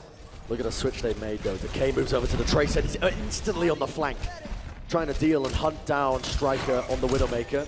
That's the move you've got to make if you're Dallas. You can't adapt with your tanks, you've got to do it with your DPS. Another sleep onto Trill this time. Architect has been so crucial. The Earth Shatter by Super laid down with the Nano Boost, and it's so much damage. Not much else can be done about it. Super falling very low, but luckily his team is there to support him. The Dallas Fuel have to rethink how they're going to be pushing this one in as the San Francisco Shock start to get even more ultimates online. I feel like they've got to push out this left-hand side in order to give Decay a bit more space to be able to get onto Striker. Unless Decay can get something done against Striker, this is so difficult to win. We'll see now the Blizzard comes out, and it's going to be catching a player or two. Gamsu going to be taken out. The Fortify, unfortunately, not saving him. Dallas again, they've lost too many players. Have to go back to the drawing board. Have to see how do we want to approach this, because something's got to change right now. They can't contest Striker when he's playing these long sight lines. Yeah, you would love to be able to see a D.Va come out here for the Dallas Fuel, but Gamsu and Trill not known for it. I like this though, aggressive straight out the bat. The wall hacks are on. Striker looking for the shot, unable to find it. Dallas are finding opening picks, and now Decay moves onto the back line. Going to be harassing Striker a little bit here, creating an opening for the Dallas, seeing if they can win this one out. Bob ends up using his sound barrier, doesn't catch too many players, but keeps him in the fight. Trill now going to be starting to try and get a little bit of progress with this cart, but it's so hard to push in with these long sightlines. I just want to say as well, Architect and Moth both went back to peel for Striker, and Architect actually managed to kill Decay. This guy's having such a good first game on Ana in 2020. Trill needs to get something huge right now out of this Earth Shatter. Gamsu lays down the supercharger. The Earth Shatter connects onto Troy, but they don't have enough damage to take him out. Decay forced to recall back. The peel is unreal, but the stick! The 1v1 Decay comes out on top. He's such an excellent Tracer player. Does go down to Rascal in the end, but he's opened up a bit of an avenue for the Dallas Fuel. Now Crimzo needs to get some value in this amplification matrix. Big Bionade from Architect again is going to be stopping the Dallas Fuel from really pushing too much further, but they have the Immortality Field, they have the cooldowns, they have the ultimate. They need to make something work of it, and it goes down, laying it down, the Ice Wall, but they immediately counteract. Soundbarrier comes out from Dallas, trying to bring down Super so low. The heal's almost too much, but eventually the burst damage is enough to bring him down. There's a behemoth effort. The Blizzard from the San Francisco Shock doesn't connect onto anybody. Dallas Fuel able to just speed boost out of it and disengage. Decay now switching over to the Widowmaker, searching for these picks. He needs to make it happen. And this is a good way just to push out Striker as well. They got the kill on him there, but basically Striker just has to take less obvious angles. He can't be as bold with Decay there, because he has to be worried at all times where Decay is. It's a good way of getting in the head of the enemy Widowmaker without actually putting direct pressure onto them. And now Striker makes the swap over to Tracer. They might be looking to recontest here and clutch before even point A is capped. Do or die time now for the Dallas Fuel. Overtime is upon us. They have to make something happen. They have to cap this point to stay in this series. Striker brings down Decay, but Gamsu trades it out onto Rascal. Oh, Trill lays it down. But is it going to be enough? Super immediately answers back. Architect was there, ready and waiting with the peel. Only a few more players remaining. They're jumping onto the point, and now Super, he's got the nano boost, he's got the damage, and he's got enough to really just take out the stragglers on the point. And the Dallas Fuel, unfortunately, were not enough to bring down the San Francisco Shock as they clinch out the series and take it 3-1.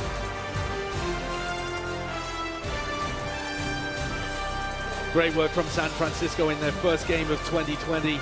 They come in and remind everybody who the defending champions are. Solid play and a dominant hold there on Havana. Really nice work to flex Striker over to that Widowmaker, exploit the lack of flexibility in the tank line of Gamsu and Trill, and put the pressure on Dallas to adapt. Look at the respect between the players as well. Handshakes, hugs in some cases being exchanged. Dallas know that they went up against the best in the league just then. I mean, that's a behemoth team they just went up against. I don't think they should be that bothered about that result. They did themselves proud. Sure, it's hard to say in the moment. They're going to be obviously very disappointed. I'm sure the Dallas fans would have wanted to be at least come up with one win over the course of this homestand. But this was one of the toughest matchups, and even the Valiant as well. Rumor had it, what they played earlier. Valiant rumored to be potentially the second best team right now. Oh, I don't know about that. Rumor has it. Okay. Scrimbucks Exchange. I heard it from Reinforce. But the San Francisco Shock are definitely number one. They are number one until someone topples them. This team is looking to dominate and create a dynasty in 2020. Recognized as the greatest team ever in Overwatch history. Well, down on the floor we have our Coca-Cola victory moment. Jake has an interview with Super. Thanks so much, Josh. Looking down here on the floor, we've got Super. Congrats on a great win, Super. Looking great as always. What myself and I think especially those fans want to know is how do you stay focused on the grind to deliver again this year after obviously such a dominant last season? I think the big thing for me and the whole team is that we don't want to get complacent and let our past accomplishments define us now. Like, we want to keep living in the moment and keep getting better and better. So just because we won last year doesn't mean we don't want to win again this year and keep on winning. Completely respect that mentality. What I also want to know in a more personal note, you've been dominant on the Reinhardt since I first met you, really. And what I want to know, obviously last season, the playoffs, meta went in a little bit of a different direction. What does it feel like to be back here now on Rhine at the tip of the spear? Yeah, that feels good. Let me tell you, Jake. I'm kind of a Rhine god, if you've seen. I kind of dominate the opposition with relative ease. It feels good to be playing my hero and doing what I do. Thank you so much, Super. Back to you guys on the casting desk. Thank you very much, Jake. Yeah, that was certainly an interview from Super. I love him. I mean, it will never get old. I mean, he doesn't care the fact that he's in front of the hometown crowd. Just getting booed, saying he dominates his opponents with relative ease. That was our Coca-Cola victory moment. But coming up now, we've got, of course, our player of the match. And, I mean, we've been just really just gushing over this guy over the course of the entire cast. It's the one and only. It's got to be. As soon as it comes up, any minute now, I swear to you, it will. It's Architect. This guy, yeah, he's flexing over to a role that he's not known for. He's played it before previously with triple support compositions before the role lock, but he performed well above what any of us were expecting on this role. Oh, absolutely. To fill in for Violet on this role and to be able to deliver this kind of performance, every nano boost was fantastic. Sleep darts all over the place, getting big value out of it, and then also the Bionades just seemed to be threaded through from nowhere. He was opening portals in the map and chucking Bionades. Yes, yeah. Getting insane value. I mean, look at some of these statistics here. Biotic grenade kills, 41 in this match alone. Enemies slept 47. Now, it wasn't like every single enemy slept was huge. They weren't all shutdowns on enemy DPS, but he had his fair share of them, and he also just had consistent sleep darts to slow down the Dallas Fuel when they were trying to play high tempo compositions. It's the small things that all add up, and it's so amazing that he's able to fill in on this role. I think he's like Krusty's little prodigy in some sense. In some sense, he may be. Yeah. He just seems to be able to play everything. Absolutely everything. With that being said, that is going to be it for the cast and the matches. Oh, no, not quite. I believe we still have the schedule to showcase. But as it stands right now, thank you very much for watching. And we will see you. But do not go anywhere if you're watching online. We have the Watchpoint post-show coming up right after this break.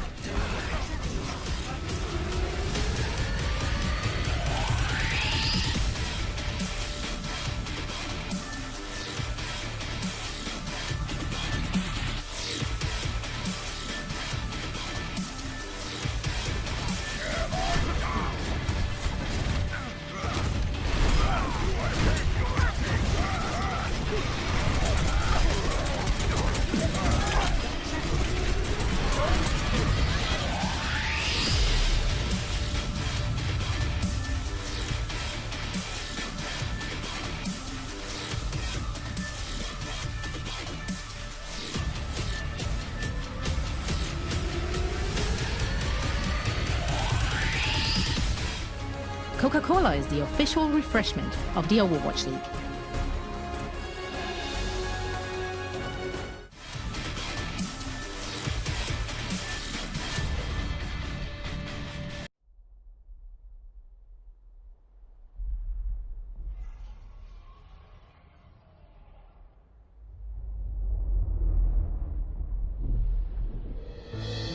Is this the end? Our heroes can't fly. They fall like shooting stars. Will anyone survive?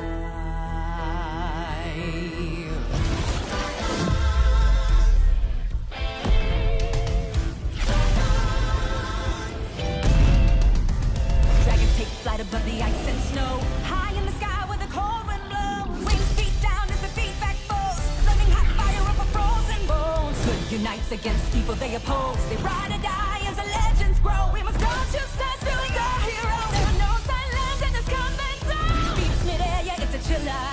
Life and death, yeah, it's a killer. They go round and round as the beat down pounds. Aerial thrills, yeah, it's a thriller.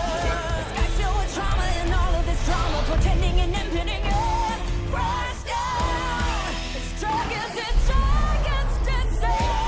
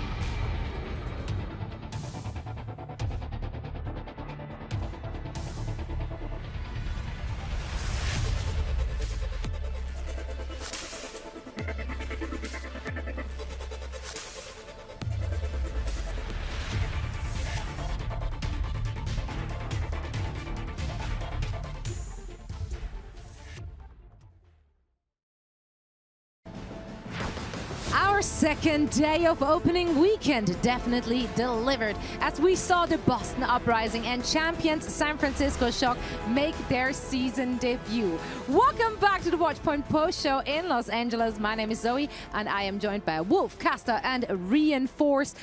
What was your biggest takeaway of that second day here on opening weekend? I think for me, I'm going to sum it into a whole weekend and say that I think the vision of the Overwatch League is finally realized. We have homestands. This is just the first pair of homestands. We've got many, many more weeks of Overwatch League to come. Both homestands are really exciting. Fans around the world got to watch games happen simultaneously in 2 cities during one weekend, and I think it's the beginning of a beautiful future for this league. For me, it's just been the awesome matches. It's been 5 months without Overwatch, and we're coming in. We got a new meta. We got a lot of new players. We got exciting new players coming in from all corners of the world. So I'm just excited about Overwatch, but I guess I'm a former pro, so I'm a bit lame like that. I'm just excited about breaking down games and doing analysis. That's really cool. And you're great at it too. And I'm so very happy to have you guys here. It's been amazing so far, and we have so much yet to come. Now, we saw the 2019 champions Shock return to the stage to defend their crown against the hosting Dallas Fuel. So how dominant do you feel the Shock looked like today? Honestly, they looked a little shaky, but I kind of have to credit Dallas Fuel for that. They looked a lot better than they did yesterday. They showed a lot of really positive signs of improvement and what we were to expect in the future from them. Doha and Decay really pulling it through, but honestly, Gamsu and Trill showing good games. Just good signs all around for Dallas. I was just mostly impressed by San Francisco's ability to figure out Dallas, because ultimately, as I broke down earlier, I think Dallas Fuel had a good strategy going for them, and San Francisco struggled initially against Dallas Fuel.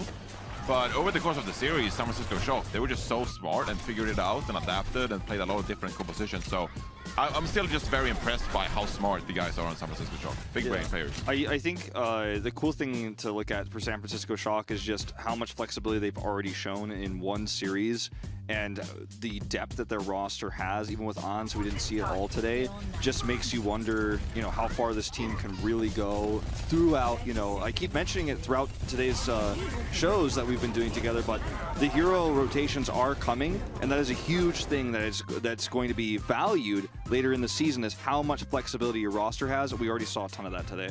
Now, based on the games we saw this weekend, would you change your projections as of right now for any of the teams? For Dallas, definitely, I feel like a lot of people rated them like as a 15, 16 kind of team. I could see them rise up to maybe like 12, 13, or maybe even 11. I still think they're pretty one-dimensional. A lot of people will look at this game and be like, wow, they played really good against the San Francisco Shock. Maybe we should anticipate more from Dallas. But on the opposite, I think that San Francisco Shock just showed the entire league how to actually beat Dallas Fuel. And Dallas Fuel, it's not promising to me that they're playing Trill and Gamsu so much, because it is so one-dimensional. You need an off-tank player to be able to play the Diva and shake things up. So while a lot of people will praise Dallas Fuel for their performance today, I think that a lot of teams will look at this match and say, well, this is how you beat Dallas Fuel. I think just across the board, predictions going into the season are kind of thrown out the window. We've seen a lot of really cool and crazy. That's why I call them projections, so no one can hold you accountable. Yeah, so my projections, sorry, were all wrong. We've seen a lot of moving around, especially from the bottom 10. We saw London sort of move up in everyone's projections and then go back down today. So it's a little all over the place, and we'll find out more over the next couple of weeks. Well, also in Dallas, we had a game between the Valiant, who took on the Titans in a grudge match, actually, because it was the Valiants who took one away from them last season. And even though they did get swept, Costa, what was your highlight of that match? Are you happy with how the Valiant performed?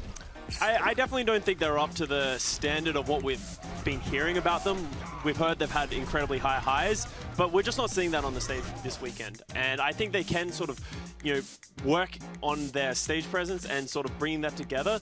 But for right now, they're not the team that we all hoped that they would be. Or at least I hope they would be.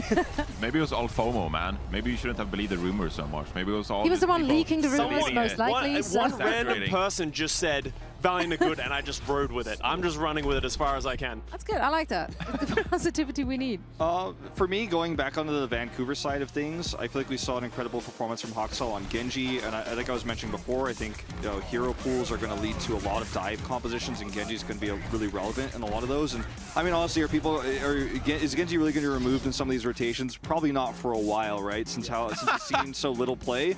And I also want to point out that I feel like, yeah, Jaehong is on this roster, but Twilight just seemed to outperform him here on day 2 of this weekend. And it makes me wonder how much Jaehong will really see, because even though Jaehong played great yesterday, and it was really cool to see him actually play with NYXL together in that duo, I feel like Twilight is by far the better Ana right now. So I don't know if Jaehong is going to have much of a place on this team.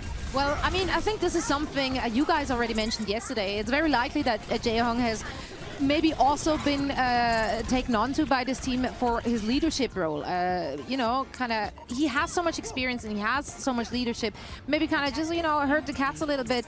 Maybe keep Fisher in line, or like, who knows? Talking about Fisher, how did you guys feel like he meshed with the team? How did he perform? And what's the longevity projection for Fisher on this team? Honestly, I was pretty skeptical of him yesterday, but today he was all over Valiant. He played really well, kind of showed Gig, what's up, welcome to the league. So I was really impressed with him. I think he's starting to mesh with this team, and I think in the next few weeks you'll really see it coming together, and Vancouver will be the force that you expect. And the thing with Fisher as well that I really appreciate is that a lot of the time, especially back in the days, you would have a main tank who would specialize in Reinhardt or specialize in Winston. It certainly took me even some time to adapt to playing both Winston and Reinhardt. But the thing about Fisher is that he is equally good on both those heroes. Like, he really excels on both. And I think that's a huge part of the Vancouver Titans team, is that now they're sort of like meta-proof. They don't really have Bumper, who's, in my opinion, was better on Reinhardt than it was on Winston. Now they can play Fisher, and as such, they can play all kinds of compositions. And if he fits into the team well, it's going to show a lot of promise for Vancouver Titans moving forward. Well, we have so much more coming up here on Watchpoint. And next up, we will be...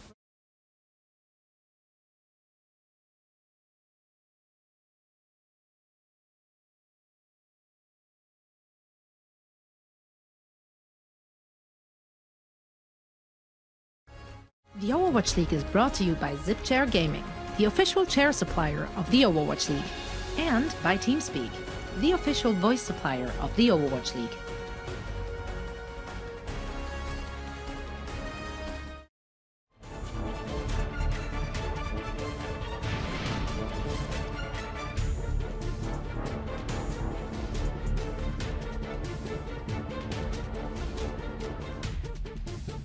The time has finally come. We're back, Overwatch fans, and we are live from Dallas, Texas. We are live in New York City. Come on, this is carnage. It's not stopping. It's not stopping. Now we have a game. Ooh, get rocked. Maybe the Madman can do it. Oh, what is this? Are you ready?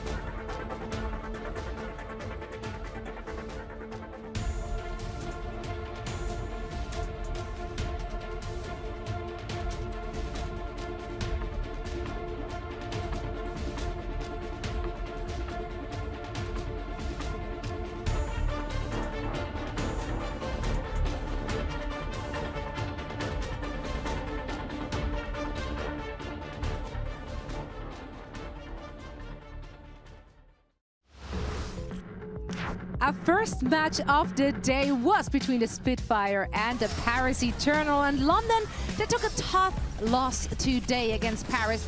Why do you guys think they could really take flight? I worked all day on this one, all right? I think we mentioned it at the top of the show. They just struggled to adapt to whatever Paris Eternal brought out. And I think you have to give some credit to Paris Eternal for actually flexing around a lot and playing a lot of different compositions. But at the same token, if you're looking at London Spitfire's part of things, I think that they were a bit too stale. It looked like they were a bit hesitant at times in fights. they stood around for a bit too long and weren't as decisive going into fights with what ultimates they should use or whatever. So that tells me that this is still a squad that's getting used to playing with each other. So they got some stuff to work on moving forward.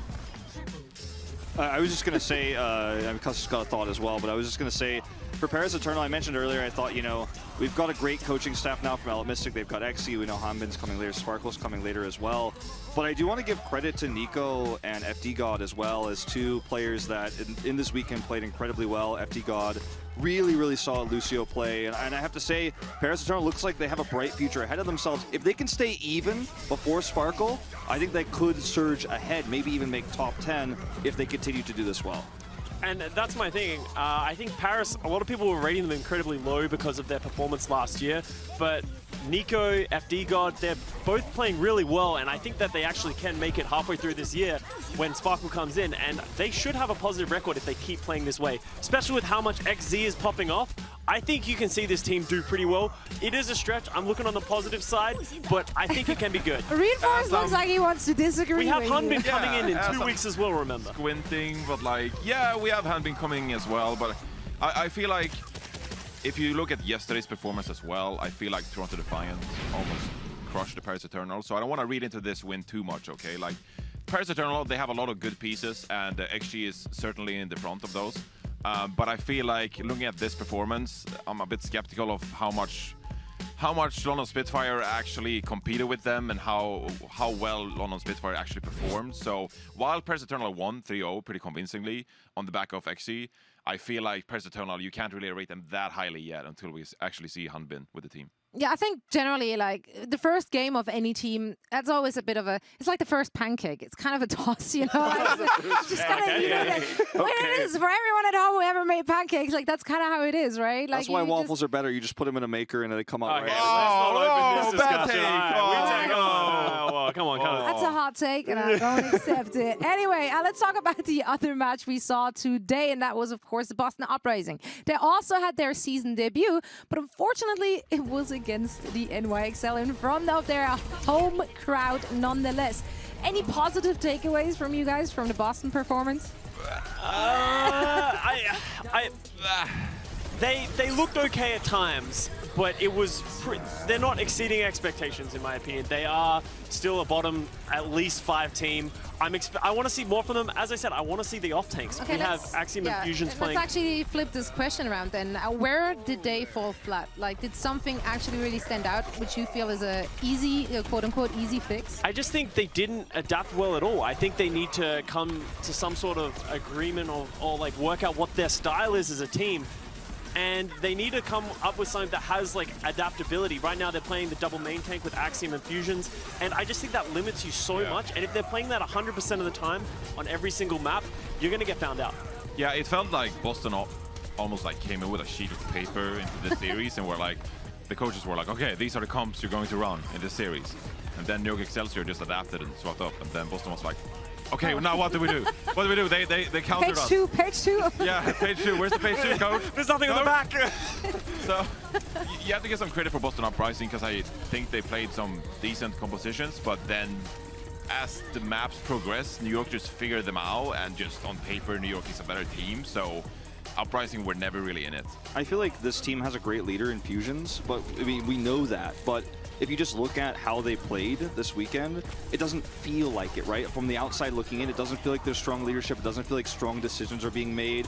You're seeing Swimmer, young rookie player, try to take 1v1s against Jonak instead of staying on the cart. You're seeing some of these decisions being made by players who played in the league last year and some have played for multiple years, making rookie mistakes. And I mean, I think it's time to tighten up. I mean, if you're Color Hex, you've got to be, you're a veteran now. Fusion's a leader. It's time to tighten up the play. It's time to take this to the next level because there is talent on this team, but it needs to be harnessed.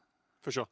Well, similarly, we have to talk about New York Excelsior as well, because that was a dominant performance from them, and they have a lot of good pieces coming together. So this weekend, I really appreciated seeing Hotba and Who Are You in action. I thought they brought a lot to the table, and they brought a lot more explosiveness. So New York Excelsior, a team that's really on the up.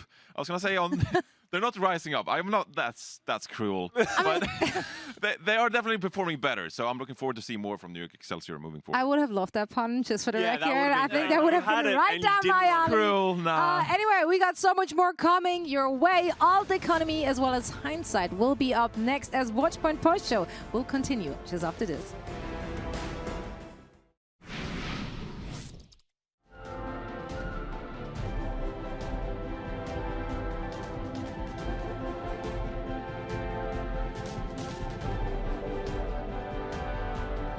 The time has finally come. We're back, Overwatch fans, and we are live from Dallas, Texas. We are live in New York City. Come on, this is carnage! It's not stopping! It's not stopping! Now we have a game. Ooh, get rocked. Maybe the Madman can do it. Oh, what is this? Oh, you ready?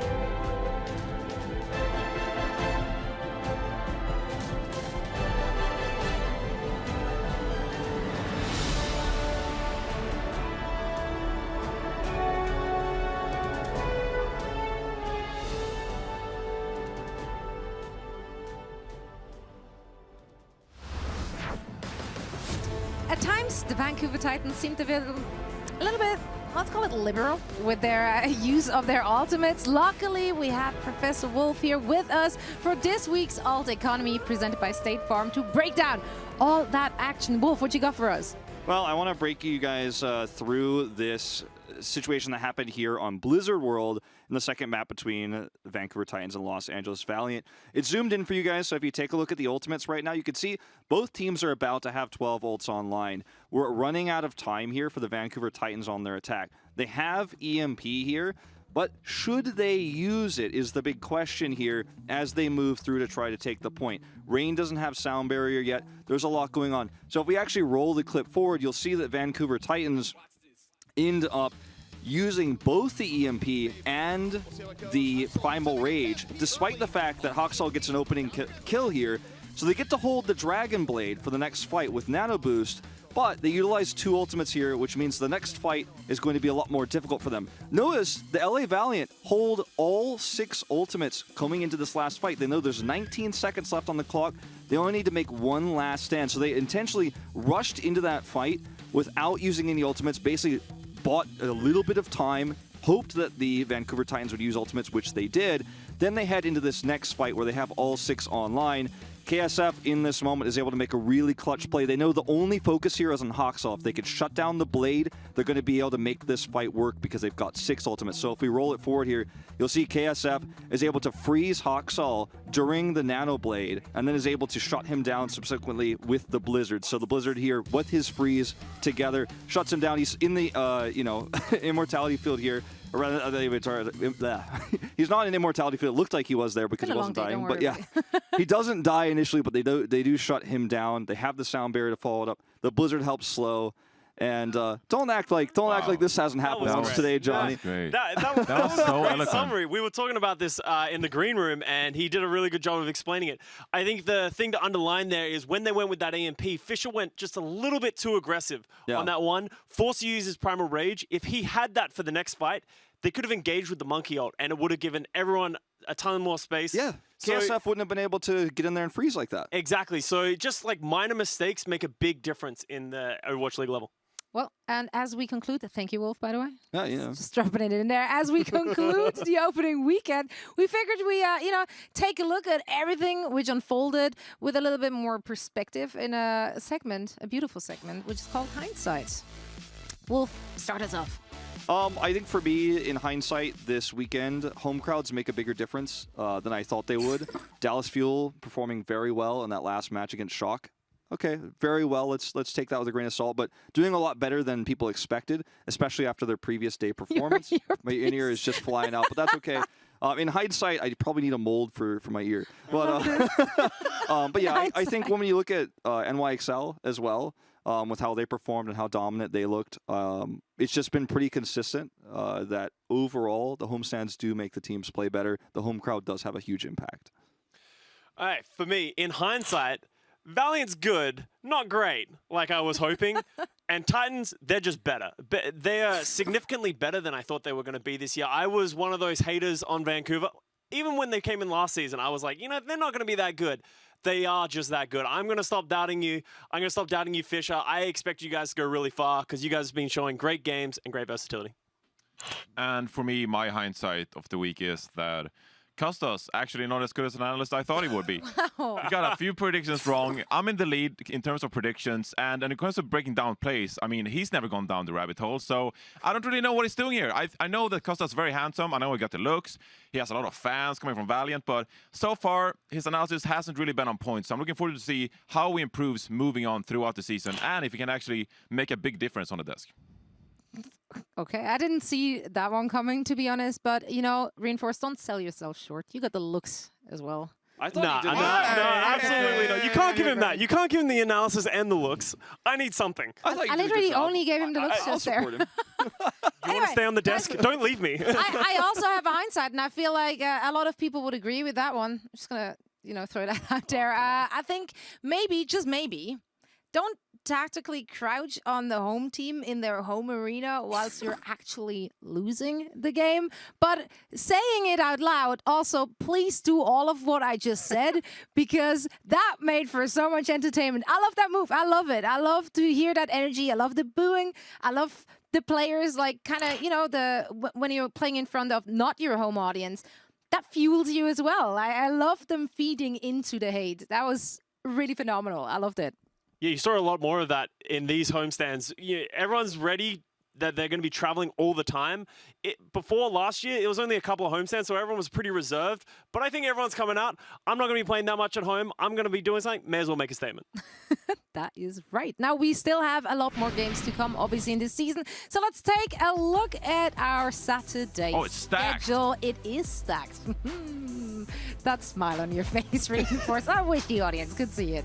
We have more teams making their season debuts, as the Mayhem will take on the Outlaws, and the Justice will face the hosting team, the Philadelphia Fusion. Which match of these are you actually the most excited about? And why is it the Mayhem with their new team colors? Yeah, it's actually Mayhem, because I think they have a lot of good pickups coming in. Obviously, Yaki is going to be a great addition to that team, very versatile player. And then you have Gangnam Jim coming in as well. So a lot of good parts about Florida Mayhem this season, and we'll see if they actually make it above mid-table. I'm honestly most excited for the Houston Outlaws. That's a team I've been incredibly hard on this offseason. I'm trying to work out how this team is going to come together, and I hope they prove me wrong. I hope they come in and they slam slam on the Florida Mayhem. You've already had Valiant fans. You can't hug the Outlaws fans as well. You can't have all of them. You bring them all, put them in a nice little pile, and we're all going to have a great time this year. He's our desk panda bear. That's just what's happening. Wolf, which one gets you excited? I mean, obviously, I think, I don't know why neither of you guys said this, but I think the obvious choice for me is the Philadelphia Fusion. I want to see how they play in front of their home crowd. They weren't able to do that last year. It's kind of a curse with our, you know, grand final city teams so far. Philly went to London, whereas New York didn't. Or sorry, Philly faced London and New York, whereas New York couldn't make it. Then going into the next season, Philly didn't make the grand finals. Now they get to have their first live match, their first homestand, and they made a lot of changes to their roster as well. So I'm kind of curious, is this team going to perform with this? They have a lot of DPS players. How are they going to manage that? And I think we'll get a good taste of that against Washington. We will indeed. There is no way around it. Now, Wolf, thank you so much for joining us all day and lending us all your insight. Guys, thankful, as per usual, to both of you as well. Thank you, Wolf. Thank you, Wolf. Thank you, Wolf. Well, we're going to be right here again next week, and we have Jake, who will be joining us on the desk. So there is more Watchpoint coming your way. That's it for us here at the Overwatch League studios in LA. Thank you so much for tuning in, and we'll see you again next weekend. Hashtag howl for Wolf. Woo!